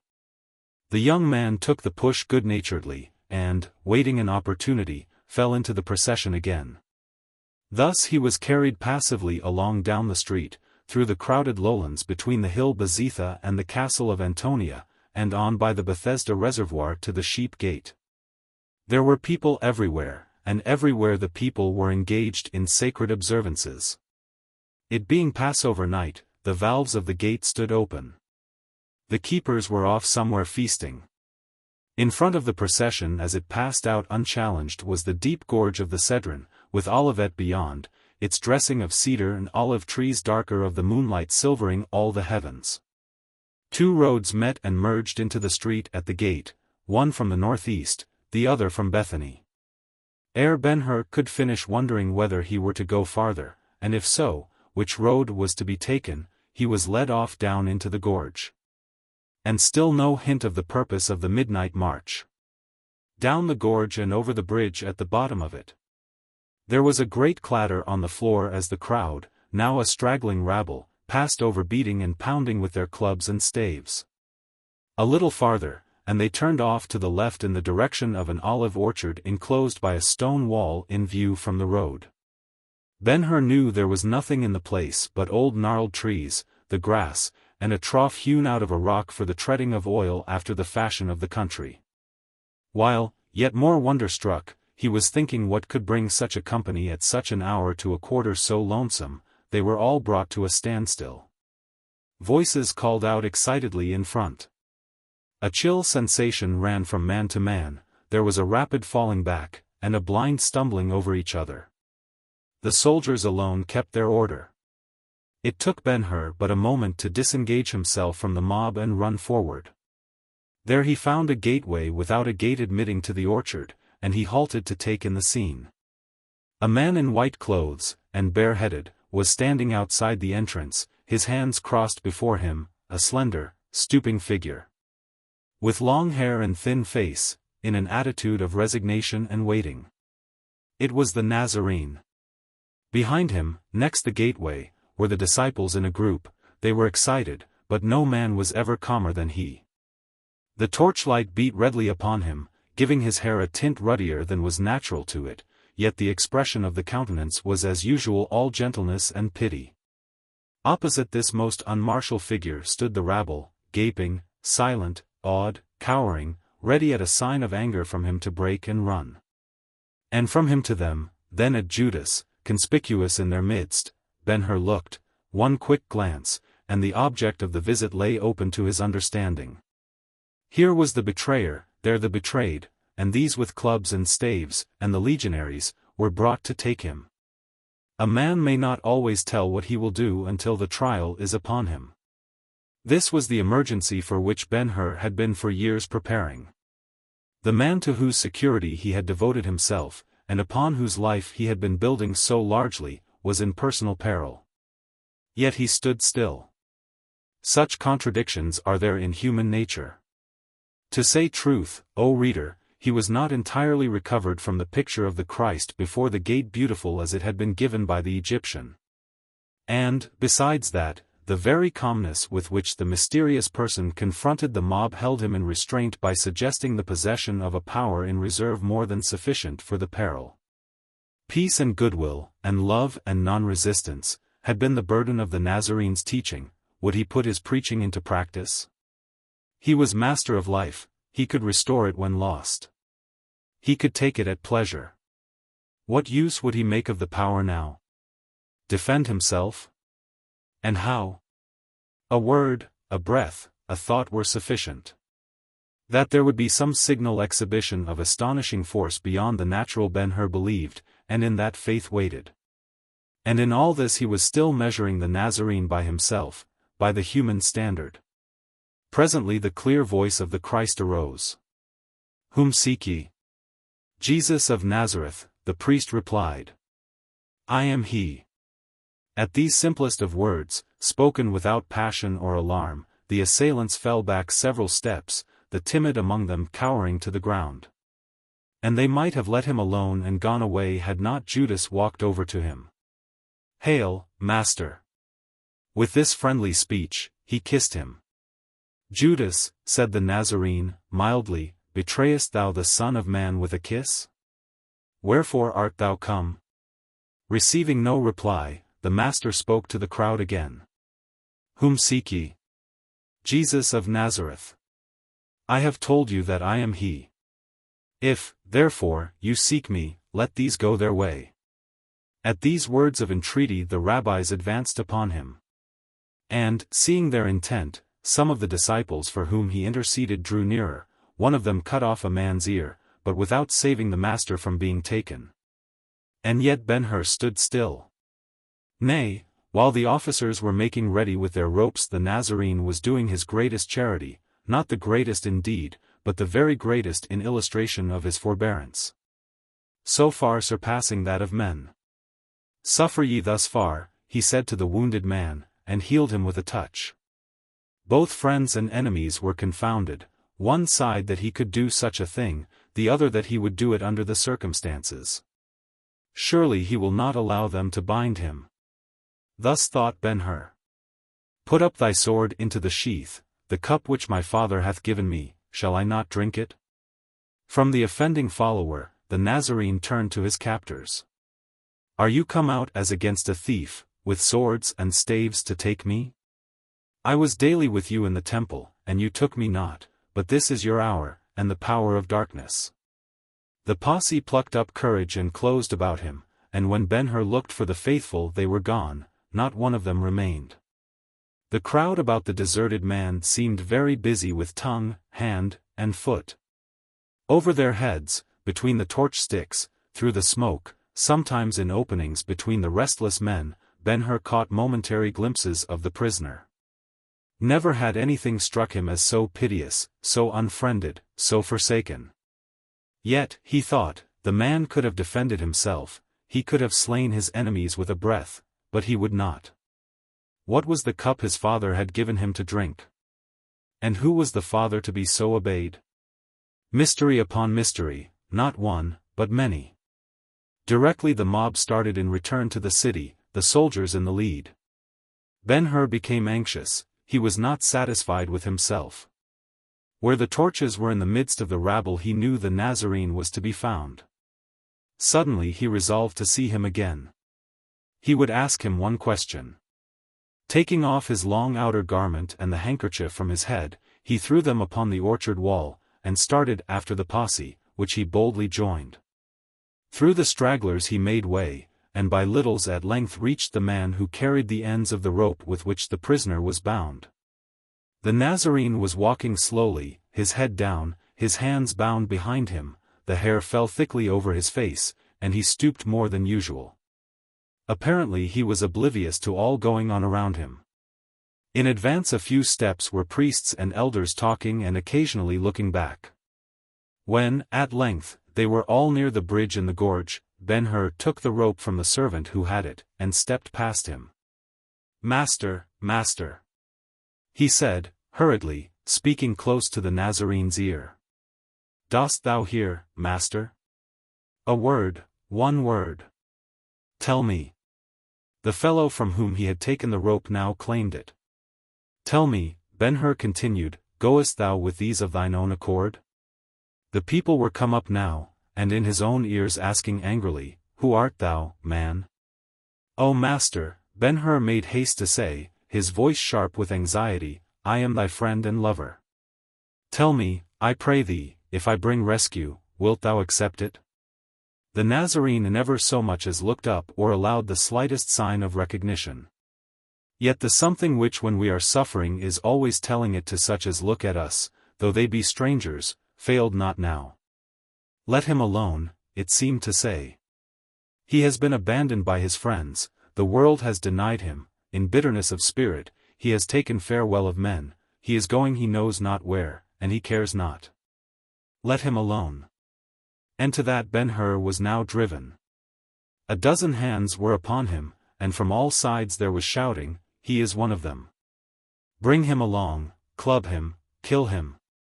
With a gust of passion which gave him many times his ordinary force, Ben-Hur raised himself, turned once about with arms outstretched, shook the hands off, and rushed through the circle which was fast hemming him in. The hands snatching at him as he passed tore his garments from his back, so he ran off the road naked. And the gorge, in keeping of the friendly darkness, darker there than elsewhere, received him safe. Reclaiming his handkerchief and outer garments from the orchard wall, he followed back to the city gate. Thence he went to the khan, and on the good horse rode to the tents of his people out by the tombs of the kings.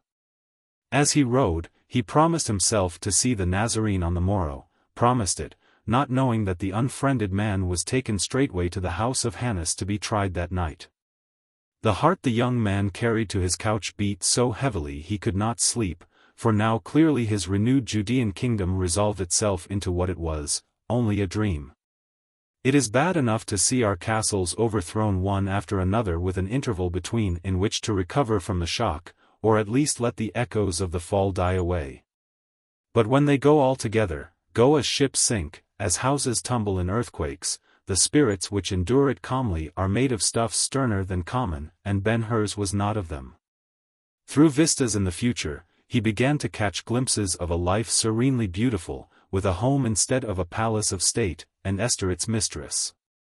Again and again through the leaden-footed hours of the night he saw the villa by Misenum, and with his little countrywoman strolled through the garden, and rested in the panelled atrium. Overhead the Neapolitan sky, at their feet the sunniest of sunlands and the bluest of bays. In plainest speech, he was entering upon a crisis with which tomorrow and the Nazarene will have everything to do. Chapter 9. Next morning, about the 2nd hour, 2 men rode full speed to the doors of Ben-Hur's tents, and dismounting, asked to see him. He was not yet risen, but gave directions for their admission. "Peace to you, brethren," he said, for they were of his Galileans, and trusted officers. "Will you be seated?" "Nay," the senior replied, bluntly, "to sit and be at ease is to let the Nazarene die. Rise, son of Judah, and go with us. The judgment has been given. The tree of the cross is already at Golgotha." Ben-Hur stared at them. "The cross," was all he could for the moment say. "They took him last night, and tried him," the man continued. "At dawn they led him before Pilate. Twice the Roman denied his guilt, twice he refused to give him over. At last he washed his hands, and said, 'Be it upon you then,' and they answered." "Who answered?" "They, the priests and people, 'His blood be upon us and our children.'" "Holy Father Abraham," cried Ben-Hur, "a Roman kinder to an Israelite than his own kin. And if he should indeed be the Son of God, what shall ever wash his blood from their children? It must not be, 'tis time to fight." His face brightened with resolution, and he clapped his hands. "The horses," and quickly, he said to the Arab who answered the signal. "And bid Umrah send me fresh garments, and bring my sword. It is time to die for Israel, my friends. Tarry without till I come." He ate a crust, drank a cup of wine, and was soon upon the road. "Whither would you go first?" asked the Galilean. "To collect the legions." "Alas," the man replied, throwing up his hands. "Why alas?" "Master," the man spoke with shame, "Master, I and my friend here are all that are faithful. The rest do follow the priests." "Seeking what?" and Ben-Hur drew rein. "To kill him." "Not the Nazarene?" "You have said it." Ben-Hur looked slowly from one man to the other.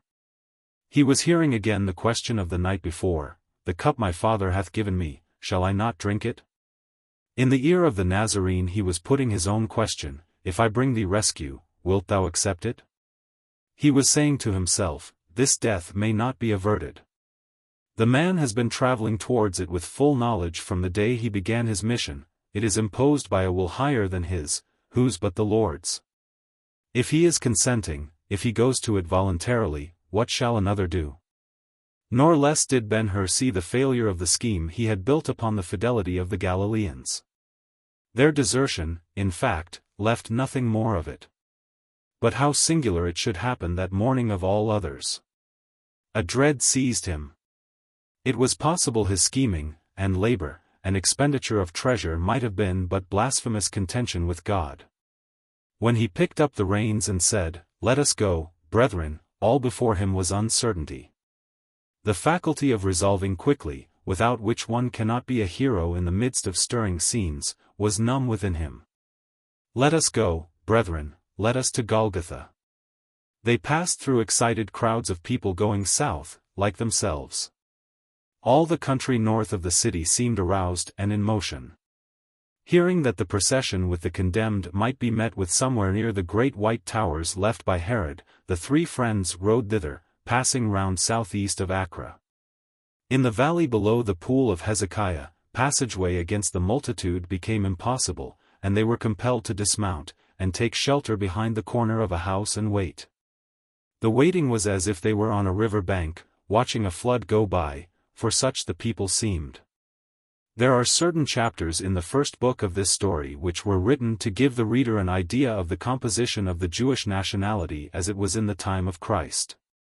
They were also written in anticipation of this hour and scene, so that he who has read them with attention can now see all Ben-Hur saw of the going to the crucifixion, a rare and wonderful sight. Half an hour, the flood surged by Ben-Hur and his companions, within arm's reach, incessant, undiminished. At the end of that time he could have said, I have seen all the castes of Jerusalem, all the sects of Judea, all the tribes of Israel, and all the nationalities of earth represented by them.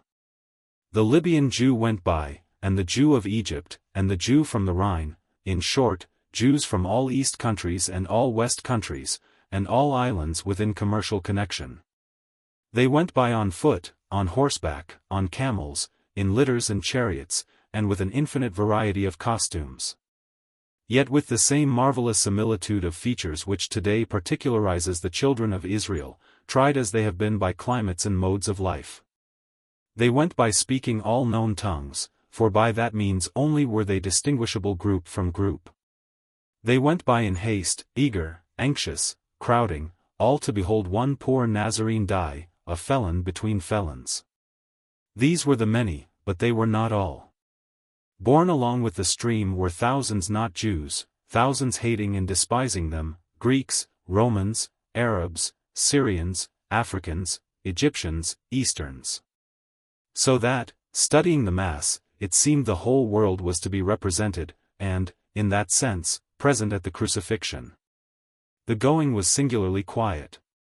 A hoofstroke upon a rock, the glide and rattle of revolving wheels, voices in conversation, and now and then a calling voice, were all the sounds heard above the rustle of the mighty movement. Yet was there upon every countenance the look with which men make haste to see some dreadful sight, some sudden wreck, or ruin or calamity of war. And by such signs Ben-Hur judged that these were the strangers in the city come up to the Passover, who had had no part in the trial of the Nazarene, and might be his friends. At length, from the direction of the great towers, Ben-Hur heard, at first faint in the distance, a shouting of many men. Hark!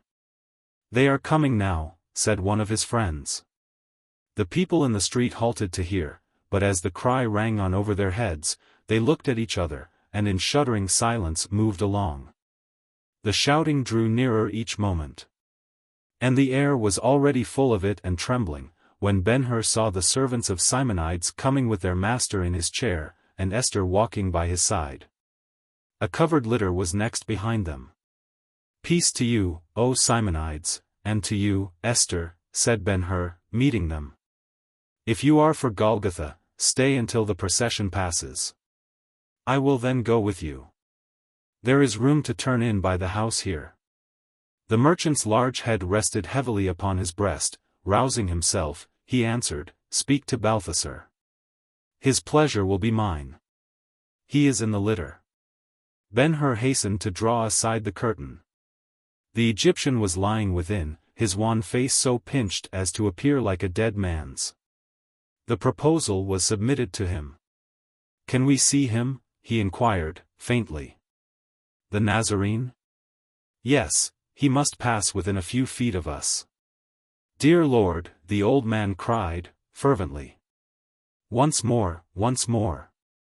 Oh, it is a dreadful day for the world. Shortly the whole party were in waiting under shelter of the house. They said but little, afraid, probably, to trust their thoughts to each other. Everything was uncertain, and nothing so much so as opinions. Balthasar drew himself feebly from the litter, and stood supported by a servant. Esther and Ben-Hur kept Simonides company. Meantime the flood poured along, if anything, more densely than before.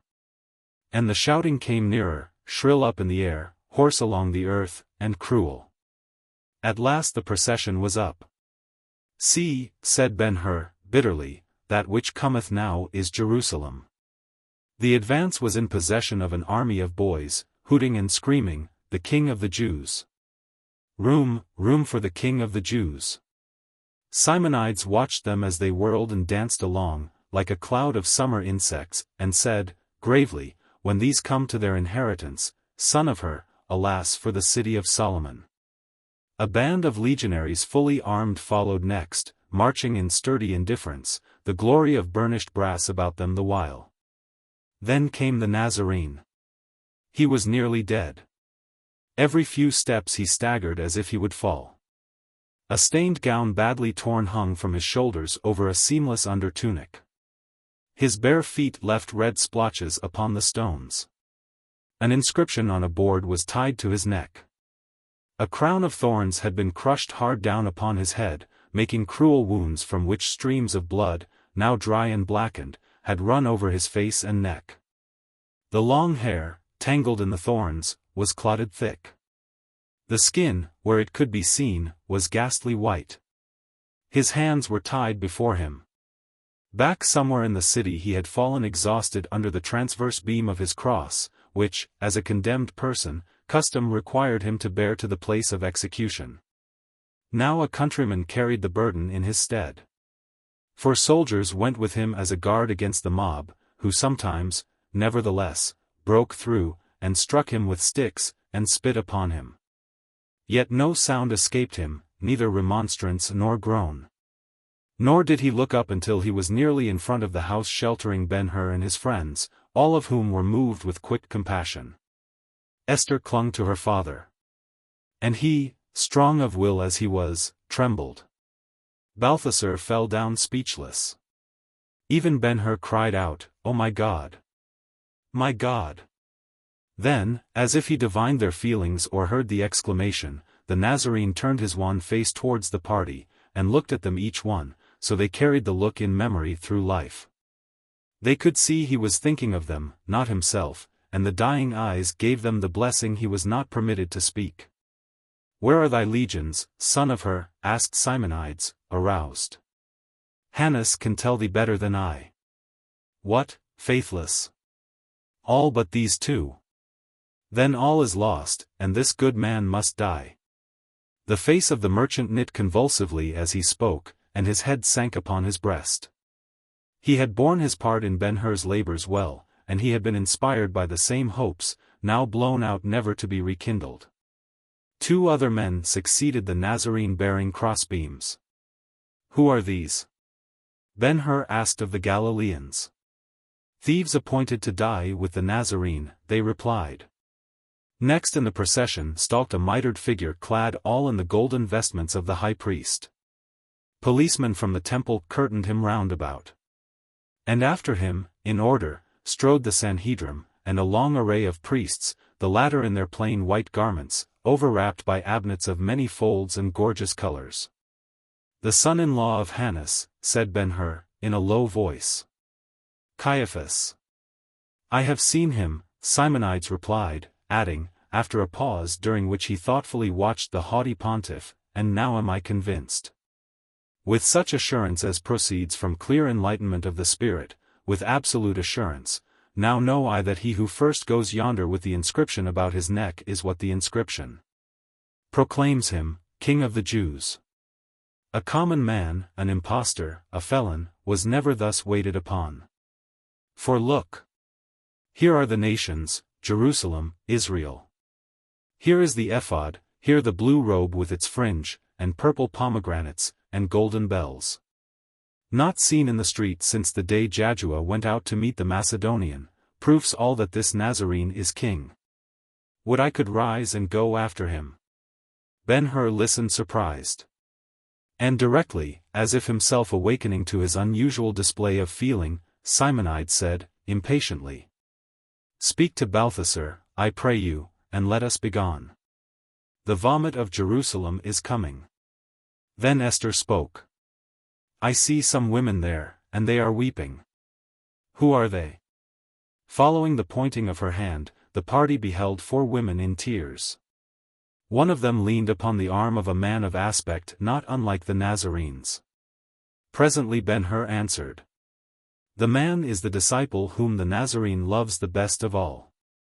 She who leans upon his arm is Mary, the Master's mother, the others are friendly women of Galilee." Esther pursued the mourners with glistening eyes until the multitude received them out of sight. It may be the reader will fancy the foregoing snatches of conversation were had in quiet, but it was not so. The talking was, for the most part, like that indulged by people at the seaside under the sound of the surf, for to nothing else can the clamor of this division of the mob be so well likened. The demonstration was the forerunner of those in which, scarce 30 years later, under rule of the factions, the holy city was torn to pieces. It was quite as great in numbers, as fanatical and bloodthirsty. Boiled and raved, and had in it exactly the same elements: servants, camel-drivers, market-men, gatekeepers, gardeners, dealers in fruits and wines, proselytes, and foreigners not proselytes.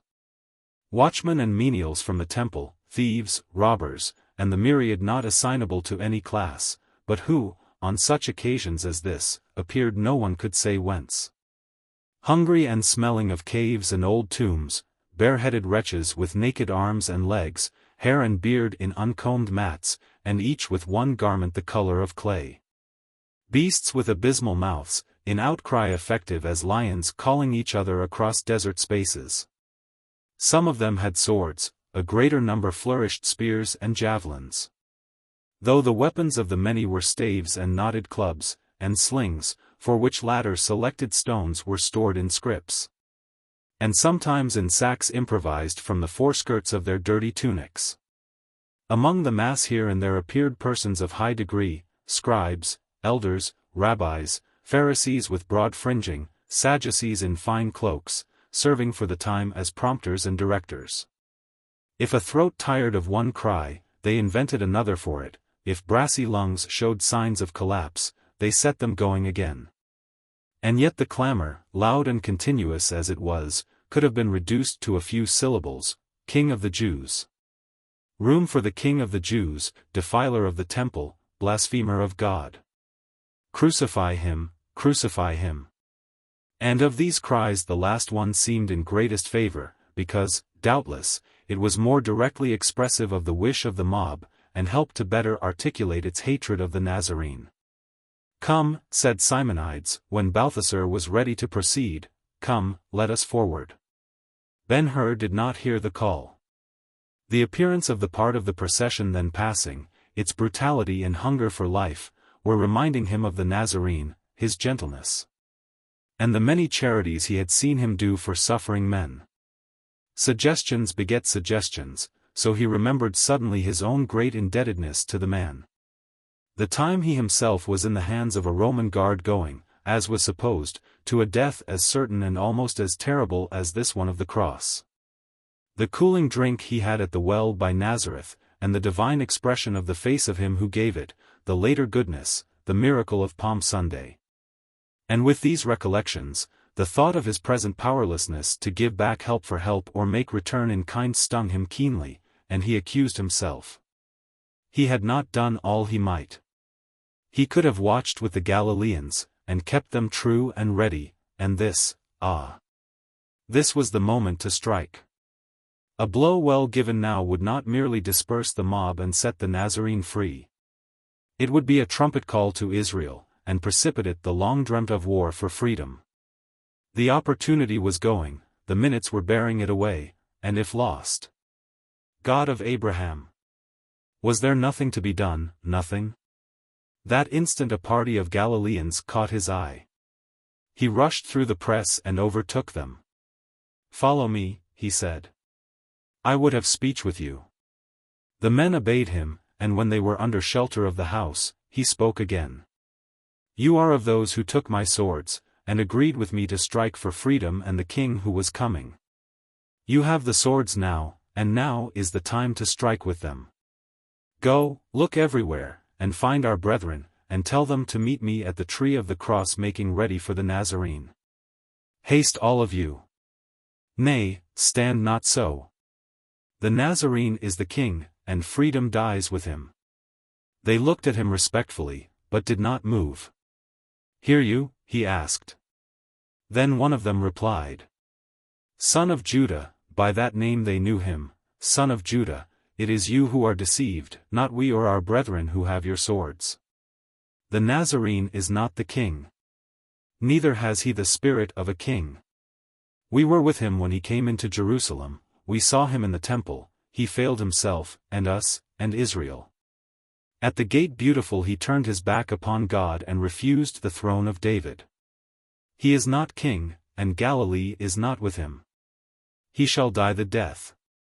But hear you, son of Judah. We have your swords, and we are ready now to draw them and strike for freedom, and so is Galilee. Be it for freedom, O son of Judah, for freedom. And we will meet you at the tree of the cross. The sovereign moment of his life was upon Ben-Hur. Could he have taken the offer and said the word, history might have been other than it is. But then it would have been history ordered by men, not God, something that never was, and never will be. A confusion fell upon him. He knew not how, though afterwards he attributed it to the Nazarene. For when the Nazarene was risen, he understood the death was necessary to faith in the resurrection, without which Christianity would be an empty husk. The confusion, as has been said, left him without the faculty of decision, he stood helpless, wordless even. Covering his face with his hand, he shook with the conflict between his wish, which was what he would have ordered, and the power that was upon him. Come. We are waiting for you, said Simonides, the fourth time. Thereupon he walked mechanically after the chair and the litter. Esther walked with him. Like Balthasar and his friends, the wise men, the day they went to the meeting in the desert, he was being led along the way. Chapter 10. When the party, Balthasar, Simonides, Ben-Hur, Esther, and the two faithful Galileans, reached the place of crucifixion, Ben-Hur was in advance leading them. How they had been able to make way through the great press of excited people, he never knew, no more did he know the road by which they came or the time it took them to come. He had walked in total unconsciousness, neither hearing or seeing anybody or anything, and without a thought of where he was going, or the ghostliest semblance of a purpose in his mind. In such condition a little child could have done as much as he to prevent the awful crime he was about to witness. The intentions of God are always strange to us. But not more so than the means by which they are wrought out, and at last made plain to our belief. Ben-Hur came to a stop, those following him also stopped. As a curtain rises before an audience, the spell holding him in its sleep-awake rose, and he saw with a clear understanding. There was a space upon the top of a low knoll rounded like a skull, and dry, dusty, and without vegetation, except some scrubby hyssop. The boundary of the space was a living wall of men, with men behind struggling, some to look over, others to look through it. An inner wall of Roman soldiery held the dense outer wall rigidly to its place. A centurion kept eye upon the soldiers. Up to the very line so vigilantly guarded Ben-Hur had been led. At the line he now stood, his face to the northwest. The knoll was the old Aramaic Golgotha, in Latin, Calvaria, anglicized, Calvary, translated, the skull. On its slopes, in the low places, on the swells and higher hills, the earth sparkled with a strange enameling. Look where he would outside the walled space, he saw no patch of brown soil, no rock, no green thing, he saw only thousands of eyes in ruddy faces. Off a little way in the perspective only ruddy faces without eyes, off a little farther only a broad circle, which the nearer view instructed him was also of faces. And this was the ensemble of 3 millions of people, under it 3 millions of hearts throbbing with passionate interest in what was taking place upon the knoll. Indifferent as to the thieves, caring only for the Nazarene, and for him only as he was an object of hate or fear or curiosity, he who loved them all, and was about to die for them. In the spectacle of a great assemblage of people there are always the bewilderment and fascination one feels while looking over a stretch of sea in agitation, and never had this one been exceeded. Yet Ben-Hur gave it but a passing glance, for that which was going on in the space described would permit no division of his interest. Up on the knoll so high as to be above the living wall, and visible over the heads of an attending company of notables, conspicuous because of his mitre and vestments and his haughty air, stood the high priest. Up the knoll still higher, up quite to the round summit, so as to be seen far and near, was the Nazarene, stooped and suffering, but silent. The wit among the guard had complemented the crown upon his head by putting a reed in his hand for a scepter. Clamors blew upon him like blasts, laughter, execrations, sometimes both together indistinguishably. A man, only a man, O reader, would have charged the blasts with the remainder of his love for the race, and let it go forever. All the eyes then looking were fixed upon the Nazarene. It may have been pity with which he was moved, whatever the cause, Ben-Hur was conscious of a change in his feelings. A conception of something better than the best of this life, something so much better that it could serve a weak man with strength to endure agonies of spirit as well as of body. Something to make death welcome, perhaps another life purer than this one, perhaps the spirit life which Balthasar held to so fast, began to dawn upon his mind clearer and clearer, bringing to him a certain sense that, after all, the mission of the Nazarene was that of guide across the boundary for such as loved him. Across the boundary to where his kingdom was set up and waiting for him. Then, as something borne through the air out of the almost forgotten, he heard again, or seemed to hear, the saying of the Nazarene. I am the resurrection and the life. And the words repeated themselves over and over, and took form, and the dawn touched them with its light, and filled them with a new meaning. And as men repeat a question to grasp and fix the meaning, he asked, gazing at the figure on the hill fainting under its crown, who the resurrection? And who the life? I am. The figure seemed to say, and say it for him. For instantly he was sensible of a peace such as he had never known, the peace which is the end of doubt and mystery, and the beginning of faith and love and clear understanding. From this dreamy state Ben-Hur was aroused by the sound of hammering. On the summit of the knoll he observed then what had escaped him before, some soldiers and workmen preparing the crosses. The holes for planting the trees were ready, and now the transverse beams were being fitted to their places. Bid the men make haste, said the high priest to the centurion. These, and he pointed to the Nazarene, must be dead by the going down of the sun, and buried that the land may not be defiled. Such is the law.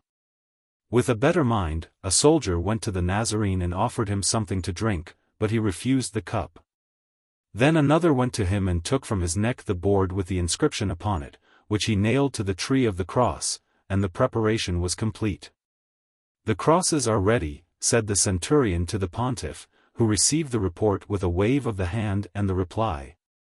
Let the blasphemer go first.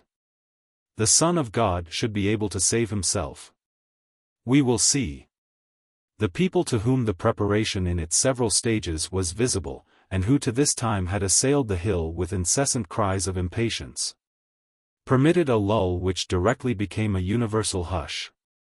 The part of the infliction most shocking, at least to the thought, was reached. The men were to be nailed to their crosses.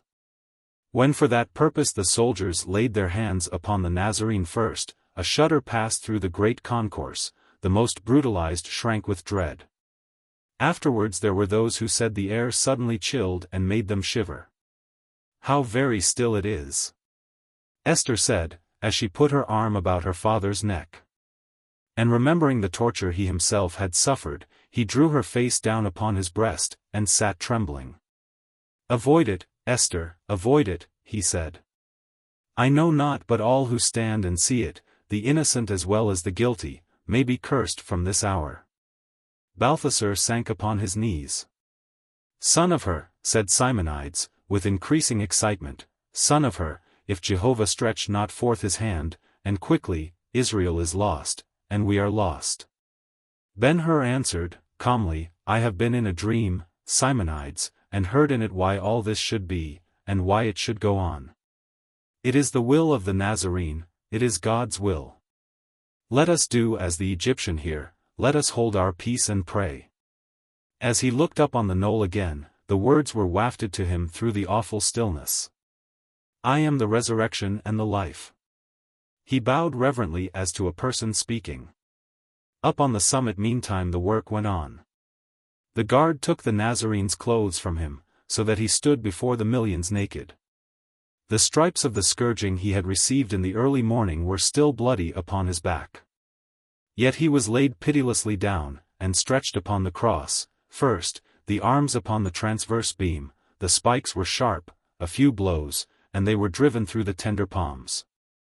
Next, they drew his knees up until the soles of the feet rested flat upon the tree, then they placed one foot upon the other, and one spike fixed both of them fast.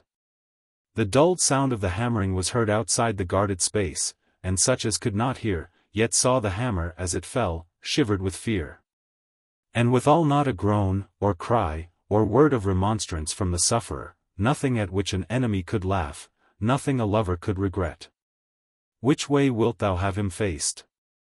asked a soldier, bluntly. "Towards the temple," the pontiff replied. "In dying I would have him see the holy house hath not suffered by him." The workmen put their hands to the cross, and carried it, burden and all, to the place of planting. At a word, they dropped the tree into the hole. And the body of the Nazarene also dropped heavily, and hung by the bleeding hands. Still no cry of pain, only the exclamation divinest of all recorded exclamations. "Father, forgive them, for they know not what they do." The cross, reared now above all other objects, and standing singly out against the sky, was greeted with a burst of delight. And all who could see and read the writing upon the board over the Nazarene's head made haste to decipher it. Soon as read, the legend was adopted by them and communicated, and presently the whole mighty concourse was ringing the salutation from side to side, and repeating it with laughter and groans. "King of the Jews! Hail, King of the Jews!"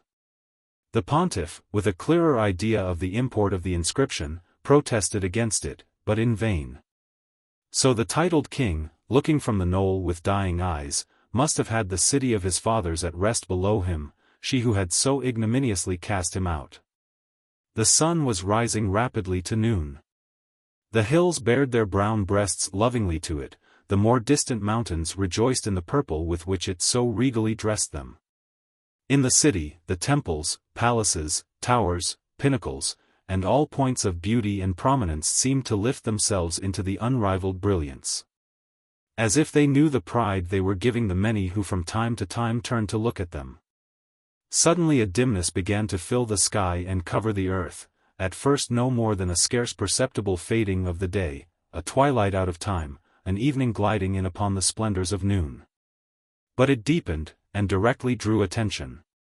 Whereat the noise of the shouting and laughter fell off, and men, doubting their senses, gazed at each other curiously, then they looked to the sun again, then at the mountains, getting farther away. At the sky and the near landscape, sinking in shadow, at the hill upon which the tragedy was enacting, and from all these they gazed at each other again, and turned pale, and held their peace. "It is only a mist or passing cloud," Simonides said soothingly to Esther, who was alarmed. "It will brighten presently." Ben-Hur did not think so. "It is not a mist or a cloud," he said. "The spirits who live in the air, the prophets and saints, are at work in mercy to themselves and nature. I say to you, O Simonides, truly as God lives, he who hangs yonder is the Son of God." And leaving Simonides lost in wonder at such a speech from him, he went where Balthasar was kneeling nearby, and laid his hand upon the good man's shoulder. "O wise Egyptian, hearken. Thou alone wert right, the Nazarene is indeed the Son of God." Balthasar drew him down to him, and replied, feebly, "I saw him a child in the manger where he was first laid. It is not strange that I knew him sooner than thou, but oh that I should live to see this day. Would I had died with my brethren. Happy Melchior! Happy, happy Gaspar! Comfort thee," said Ben-Hur. "Doubtless they too are here." The dimness went on deepening into obscurity, and that into positive darkness, but without deterring the bolder spirits upon the knoll. One after the other the thieves were raised on their crosses, and the crosses planted. The guard was then withdrawn, and the people set free closed in upon the height, and surged up it, like a converging wave. A man might take a look, when a newcomer would push him on, and take his place, to be in turn pushed on, and there were laughter and ribaldry and revilements, all for the Nazarene. "Ha, ha! If thou be king of the Jews, save thyself," a soldier shouted. said a priest, if he will come down to us now, we will believe in him. Others wagged their heads wisely, saying, he would destroy the temple, and rebuild it in 3 days, but cannot save himself. Others still, he called himself the Son of God. Let us see if God will have him. What all there is in prejudice no one has ever said. The Nazarene had never harmed the people. Far the greater part of them had never seen him except in this his hour of calamity, yet, singular contrariety, they loaded him with their curses, and gave their sympathy to the thieves. The supernatural night, dropped thus from the heavens, affected Esther as it began to affect thousands of others braver and stronger. Let us go home, she prayed, twice, 3 times, saying, it is the frown of God, Father. What other dreadful things may happen, who can tell? I am afraid. Simonides was obstinate. He said little, but was plainly under great excitement. Observing, about the end of the first hour, that the violence of the crowding up on the knoll was somewhat abated, at his suggestion the party advanced to take position nearer the crosses. Ben-Hur gave his arm to Balthasar, yet the Egyptian made the ascent with difficulty. From their new stand, the Nazarene was imperfectly visible, appearing to them not more than a dark suspended figure. They could hear him, however, hear his sighing, which showed an endurance or exhaustion greater than that of his fellow sufferers. For they filled every lull in the noises with their groans and entreaties. The second hour after the suspension passed like the first one. To the Nazarene they were hours of insult, provocation, and slow dying. He spoke but once in the time. Some women came and knelt at the foot of his cross. Among them he recognized his mother with the beloved disciple. Woman, he said, raising his voice, behold thy son. And to the disciple, behold thy mother. The third hour came, and still the people surged round the hill, held to it by some strange attraction, with which, in probability, the night in midday had much to do. They were quieter than in the preceding hour, yet at intervals they could be heard off in the darkness shouting to each other, multitude calling unto multitude. It was noticeable, also, that coming now to the Nazarene, they approached his cross in silence, took the look in silence, and so departed. This change extended even to the guard, who so shortly before had cast lots for the clothes of the crucified. They stood with their officers a little apart, more watchful of the one convict than of the throngs coming and going. If he but breathed heavily, or tossed his head in a paroxysm of pain, they were instantly on the alert. Most marvelous of all, however, was the altered behavior of the high priest and his following, the wise men who had assisted him in the trial in the night, and, in the victim's face, kept place by him with zealous approval. When the darkness began to fall, they began to lose their confidence. There were among them many learned in astronomy, and familiar with the apparitions so terrible in those days to the masses. Much of the knowledge was descended to them from their fathers far back, some of it had been brought away at the end of the captivity, and the necessities of the temple service kept it all bright. These closed together when the sun commenced to fade before their eyes, and the mountains and hills to recede. They drew together in a group around their pontiff, and debated what they saw. The moon is at its full, they said, with truth, and this cannot be an eclipse. Then, as no one could answer the question common with them all, as no one could account for the darkness, or for its occurrence at that particular time, in their secret hearts they associated it with the Nazarene, and yielded to an alarm which the long continuance of the phenomenon steadily increased. In their place behind the soldiers, they noted every word and motion of the Nazarene, and hung with fear upon his sighs, and talked in whispers. The man might be the Messiah, and then, but they would wait and see. In the meantime Ben-Hur was not once visited by the old spirit. The perfect peace abode with him. He prayed simply that the end might be hastened. He knew the condition of Simonides' mind, that he was hesitating on the verge of belief. He could see the massive face weighed down by solemn reflection. He noticed him casting inquiring glances at the sun, as seeking the cause of the darkness. Nor did he fail to notice the solicitude with which Esther clung to him, smothering her fears to accommodate his wishes. "Be not afraid," he heard him say to her, "but stay and watch with me. Thou mayst live twice the span of my life, and see nothing of human interest equal to this, and there may be revelations more. Let us stay to the close." When the third hour was about half gone, some men of the rudest class, wretches from the tombs about the city, came and stopped in front of the center cross. "This is he, the new king of the Jews," said one of them. The others cried, with laughter, "Hail, all hail, King of the Jews!" Receiving no reply, they went closer. "If thou be King of the Jews, or Son of God, come down," they said, loudly. At this, one of the thieves quit groaning, and called to the Nazarene, "Yes, if thou be Christ, save thyself and us." The people laughed and applauded. Then, while they were listening for a reply, the other felon was heard to say to the first one, "Dost thou not fear God? We receive the due rewards of our deeds. But this man hath done nothing amiss." The bystanders were astonished. In the midst of the hush which ensued, the second felon spoke again, but this time to the Nazarene. "Lord," he said, "remember me when thou comest into thy kingdom." Simonides gave a great start. "When thou comest into thy kingdom." It was the very point of doubt in his mind, the point he had so often debated with Balthasar. "Didst thou hear?" said Ben-Hur to him. "The kingdom cannot be of this world. Yon witness saith the king is but going to his kingdom, and, in effect, I heard the same in my dream." "Hush!" said Simonides, more imperiously than ever before in speech to Ben-Hur. "Hush, I pray thee. If the Nazarene should answer."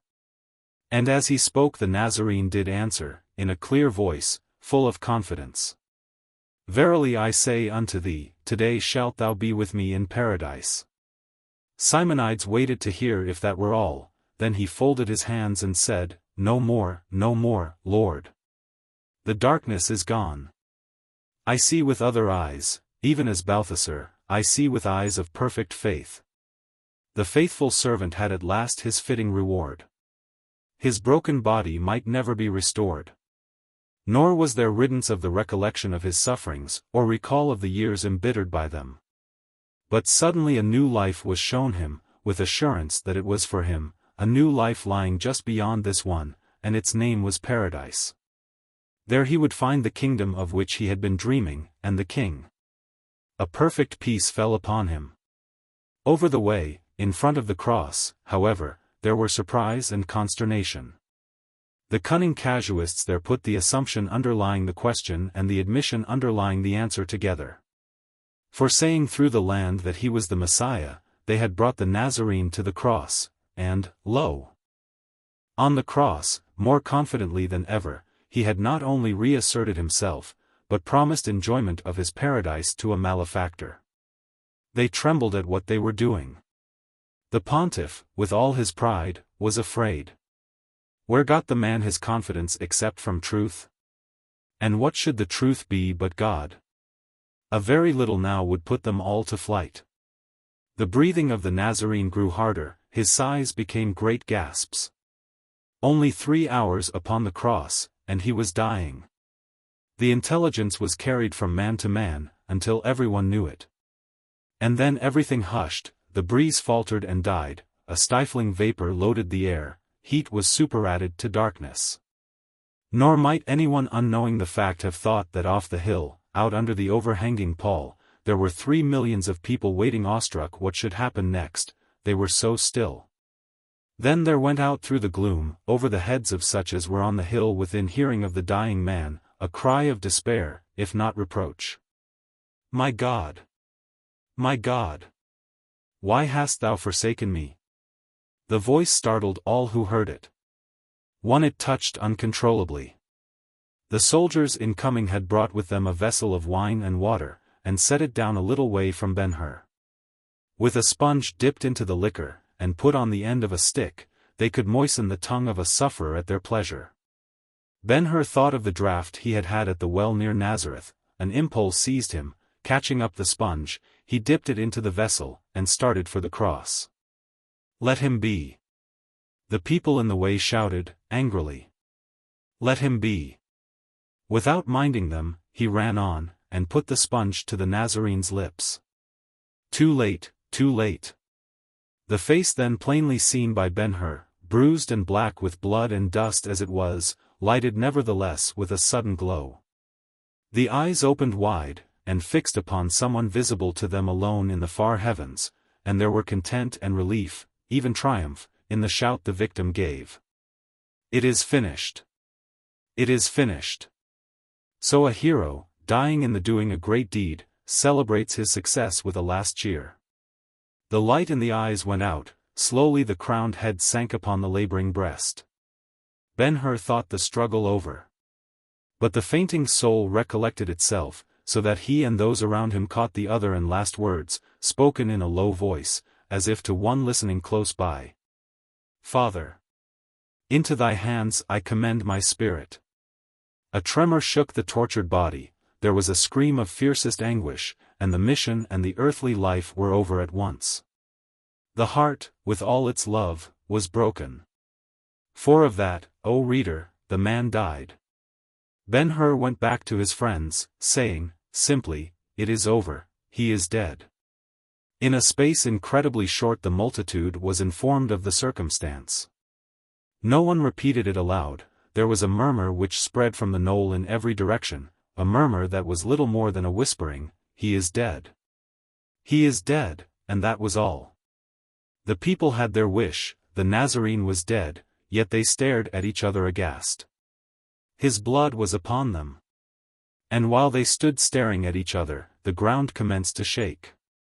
Each man took hold of his neighbor to support himself, in a twinkling the darkness disappeared, and the sun came out.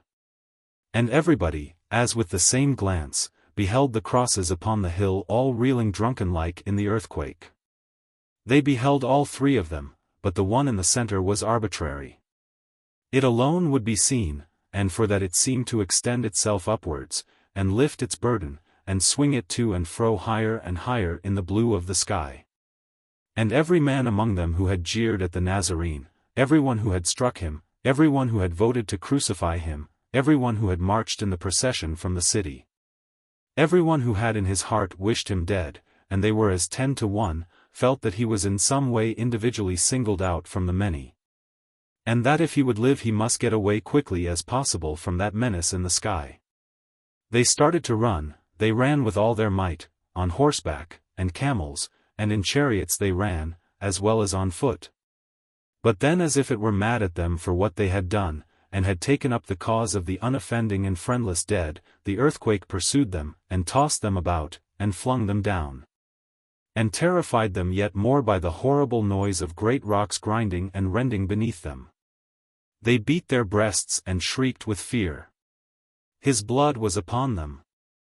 The homebred and the foreign, priest and layman, beggar, Sadducee, Pharisee, were overtaken in the race, and tumbled about indiscriminately. If they called on the Lord, the outraged earth answered for him in fury, and dealt them all alike. It did not even know wherein the high priest was better than his guilty brethren. Overtaking him, it tripped him up also, and smirched the fringing of his robe, and filled the golden bells with sand, and his mouth with dust. He and his people were alike in the one thing at least, the blood of the Nazarene was upon them all. When the sunlight broke upon the crucifixion, the mother of the Nazarene, the disciple, and the faithful women of Galilee, the centurion and his soldiers, and Ben-Hur and his party, were all who remained upon the hill. These had not time to observe the flight of the multitude, they were too loudly called upon to take care of themselves. Seat thyself here, said Ben-Hur to Esther, making a place for her at her father's feet. Now cover thine eyes and look not up. But put thy trust in God, and the spirit of yon just man so foully slain. Nay, said Simonides, reverently, let us henceforth speak of him as the Christ. Be it so, said Ben-Hur. Presently a wave of the earthquake struck the hill. The shrieks of the thieves upon the reeling crosses were terrible to hear. Though giddy with the movements of the ground, Ben-Hur had time to look at Balthasar, and beheld him prostrate and still. He ran to him and called, there was no reply. The good man was dead. Then Ben-Hur remembered to have heard a cry in answer, as it were, to the scream of the Nazarene in his last moment, but he had not looked to see from whom it had proceeded. And ever after he believed the spirit of the Egyptian accompanied that of his master over the boundary into the kingdom of paradise. The idea rested not only upon the cry heard, but upon the exceeding fitness of the distinction. If faith were worthy reward in the person of Gaspar, and love in that of Melchior, surely he should have some special meed who through a long life and so excellently illustrated the three virtues in combination, faith, love, and good works. The servants of Balthasar had deserted their master, but when all was over, the two Galileans bore the old man in his litter back to the city. It was a sorrowful procession that entered the south gate of the palace of the Hurs about the set of sun that memorable day. About the same hour the body of the Christ was taken down from the cross. The remains of Balthasar were carried to the guest chamber. All the servants hastened weeping to see him, for he had the love of every living thing with which he had in anywise to do. But when they beheld his face, and the smile upon it, they dried their tears, saying, "It is well. He is happier this evening than when he went out in the morning." Ben-Hur would not trust a servant to inform Iras what had befallen her father. He went himself to see her and bring her to the body. He imagined her grief, she would now be alone in the world. It was a time to forgive and pity her. He remembered he had not asked why she was not of the party in the morning, or where she was, he remembered he had not thought of her. And, from shame, he was ready to make any amends, the more so as he was about to plunge her into such acute grief. He shook the curtains of her door. And though he heard the ringing of the little bells echoing within, he had no response. He called her name, and again he called, still no answer. He drew the curtain aside and went into the room. She was not there. He ascended hastily to the roof in search of her, nor was she there. He questioned the servants, none of them had seen her during the day. After a long quest everywhere through the house, Ben-Hur returned to the guest chamber, and took the place by the dead which should have been hers. And he bethought him there how merciful the Christ had been to his aged servant. At the gate of the kingdom of paradise happily the afflictions of this life, even its desertions, are left behind and forgotten by those who go in and rest. When the gloom of the burial was nigh gone, on the 9th day after the healing, the law being fulfilled, Ben-Hur brought his mother and Tirzah home. And from that day, in that house the most sacred names possible of utterance by men were always coupled worshipfully together. God the Father and Christ the Son.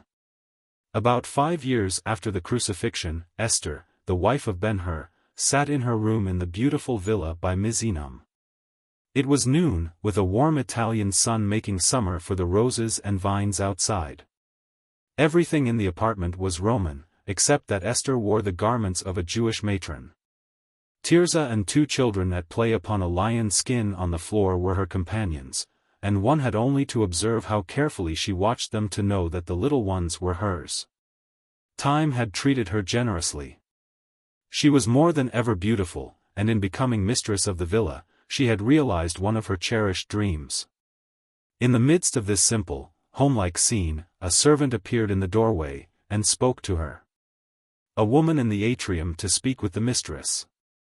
Let her come. I will receive her here. Presently the stranger entered. At sight of her the Jewess arose, and was about to speak, then she hesitated, changed color, and finally drew back, saying, I have known you, good woman. You are. I was Iras, the daughter of Balthasar. Esther conquered her surprise, and bade the servant bring the Egyptian a seat. No, said Iras, coldly. I will retire directly. The two gazed at each other. We know what Esther presented, a beautiful woman, a happy mother, a contented wife. On the other side, it was very plain that fortune had not dealt so gently with her former rival. The tall figure remained with some of its grace, but an evil life had tainted the whole person. The face was coarse, the large eyes were red and pursed beneath the lower lids, there was no color in her cheeks. The lips were cynical and hard, and general neglect was leading rapidly to premature old age. Her attire was ill-chosen and draggled. The mud of the road clung to her sandals. Iras broke the painful silence. "These are thy children?" Esther looked at them, and smiled. "Yes. Will you not speak to them?" "I would scare them," Iras replied. Then she drew closer to Esther, and seeing her shrink, said, "Be not afraid. Give thy husband a message for me. Tell him his enemy is dead, and that for the much misery he brought me I slew him." "His enemy?" "The Messala. Further, tell thy husband that for the harm I sought to do him I have been punished until even he would pity me." Tears arose in Esther's eyes, and she was about to speak. "Nay," said Iras, "I do not want pity or tears. Tell him, finally, I have found that to be a Roman is to be a brute. Farewell." She moved to go. Esther followed her. "Stay, and see my husband. He has no feeling against you.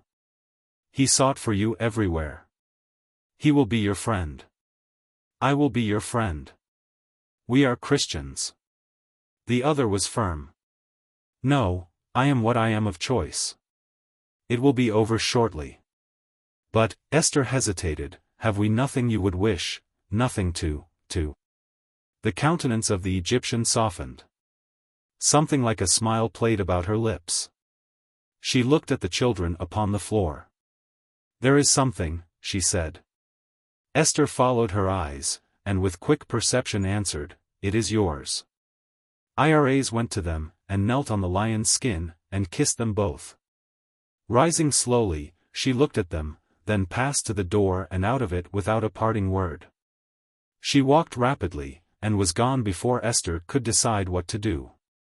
Ben-Hur, when he was told of the visit, knew certainly what he had long surmised, that on the day of the crucifixion Iras had deserted her father for Messala. Nevertheless, he set out immediately and hunted for her vainly. They never saw her more, or heard of her. The blue bay, with all its laughing under the sun, has yet its dark secrets. Had it a tongue, it might tell us of the Egyptian. Simonides lived to be a very old man. In the 10th year of Nero's reign, he gave up the business so long centered in the warehouse at Antioch. To the last he kept a clear head and a good heart, and was successful. One evening, in the year named, he sat in his armchair on the terrace of the warehouse. Ben-Hur and Esther, and their 3 children, were with him. The last of the ships swung at mooring in the current of the river, all the rest had been sold. In the long interval between this and the day of the crucifixion but one sorrow had befallen them, that was when the mother of Ben-Hur died. And then and now their grief would have been greater but for their Christian faith. The ship spoken of had arrived only the day before, bringing intelligence of the persecution of Christians begun by Nero in Rome, and the party on the terrace were talking of the news when Malach, who was still in their service, approached and delivered a package to Ben-Hur. "Who brings this?" the latter asked, after reading. "An Arab." "Where is he?" "He left immediately." "Listen," said Ben-Hur to Simonides.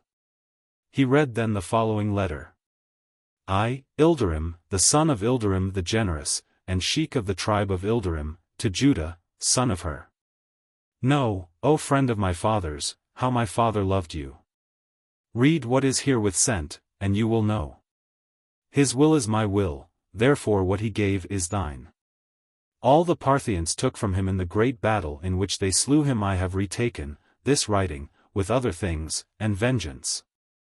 And all the brood of that Mira who in his time was mother of so many stars. Peace be to you and all yours. This voice out of the desert is the voice of Ilderim, Sheik." Ben-Hur next unrolled a scrap of papyrus yellow as a withered mulberry leaf. It required the daintiest handling. Proceeding, he read. "Ilderim, surnamed the Generous, Sheik of the tribe of Ilderim, to the son who succeeds me. All I have, O son, shall be thine in the day of thy succession, except that property by Antioch known as the Orchard of Palms. And it shall be to the son of her who brought us such glory in the circus, to him and his forever. Dishonor not thy father. Ilderim the generous, sheik. What say you? Asked Ben-Hur, of Simonides. Esther took the papers pleased, and read them to herself. Simonides remained silent. His eyes were upon the ship, but he was thinking. At length he spoke. Son of Hur, he said, gravely, the Lord has been good to you in these later years. You have much to be thankful for. Is it not time to decide finally the meaning of the gift of the great fortune now all in your hand, and growing? I decided that long ago. The fortune was meant for the service of the giver. Not a part, Simonides, but all of it. The question with me has been, how can I make it most useful in his cause? And of that tell me, I pray you. Simonides answered. The great sums you have given to the church here in Antioch, I am witness to. Now, instantly almost with this gift of the generous sheiks, comes the news of the persecution of the brethren in Rome. It is the opening of a new field. The light must not go out in the capital. Tell me how I can keep it alive. I will tell you. The Romans, even this Nero, hold two things sacred, I know of no others they so hold, they are the ashes of the dead and all places of burial. If you cannot build temples for the worship of the Lord above ground, then build them below the ground, and to keep them from profanation, carry to them the bodies of all who die in the faith. Ben-Hur arose excitedly. It is a great idea, he said. I will not wait to begin it. Time forbids waiting. The ship that brought the news of the suffering of our brethren shall take me to Rome. I will sail tomorrow. He turned to Malak. Get the ship ready, Malak, and be thou ready to go with me. It is well, said Simonides. And thou, Esther, what sayest thou? Asked Ben-Hur. Esther came to his side, and put her hand on his arm, and answered. So wilt thou best serve the Christ. O my husband, let me not hinder, but go with thee in help. If any of my readers, visiting Rome, will make the short journey to the catacomb of San Calixto, which is more ancient than that of San Sebastiano, he will see what became of the fortune of Ben-Hur, and give him thanks. Out of that vast tomb Christianity issued to supersede the Caesars.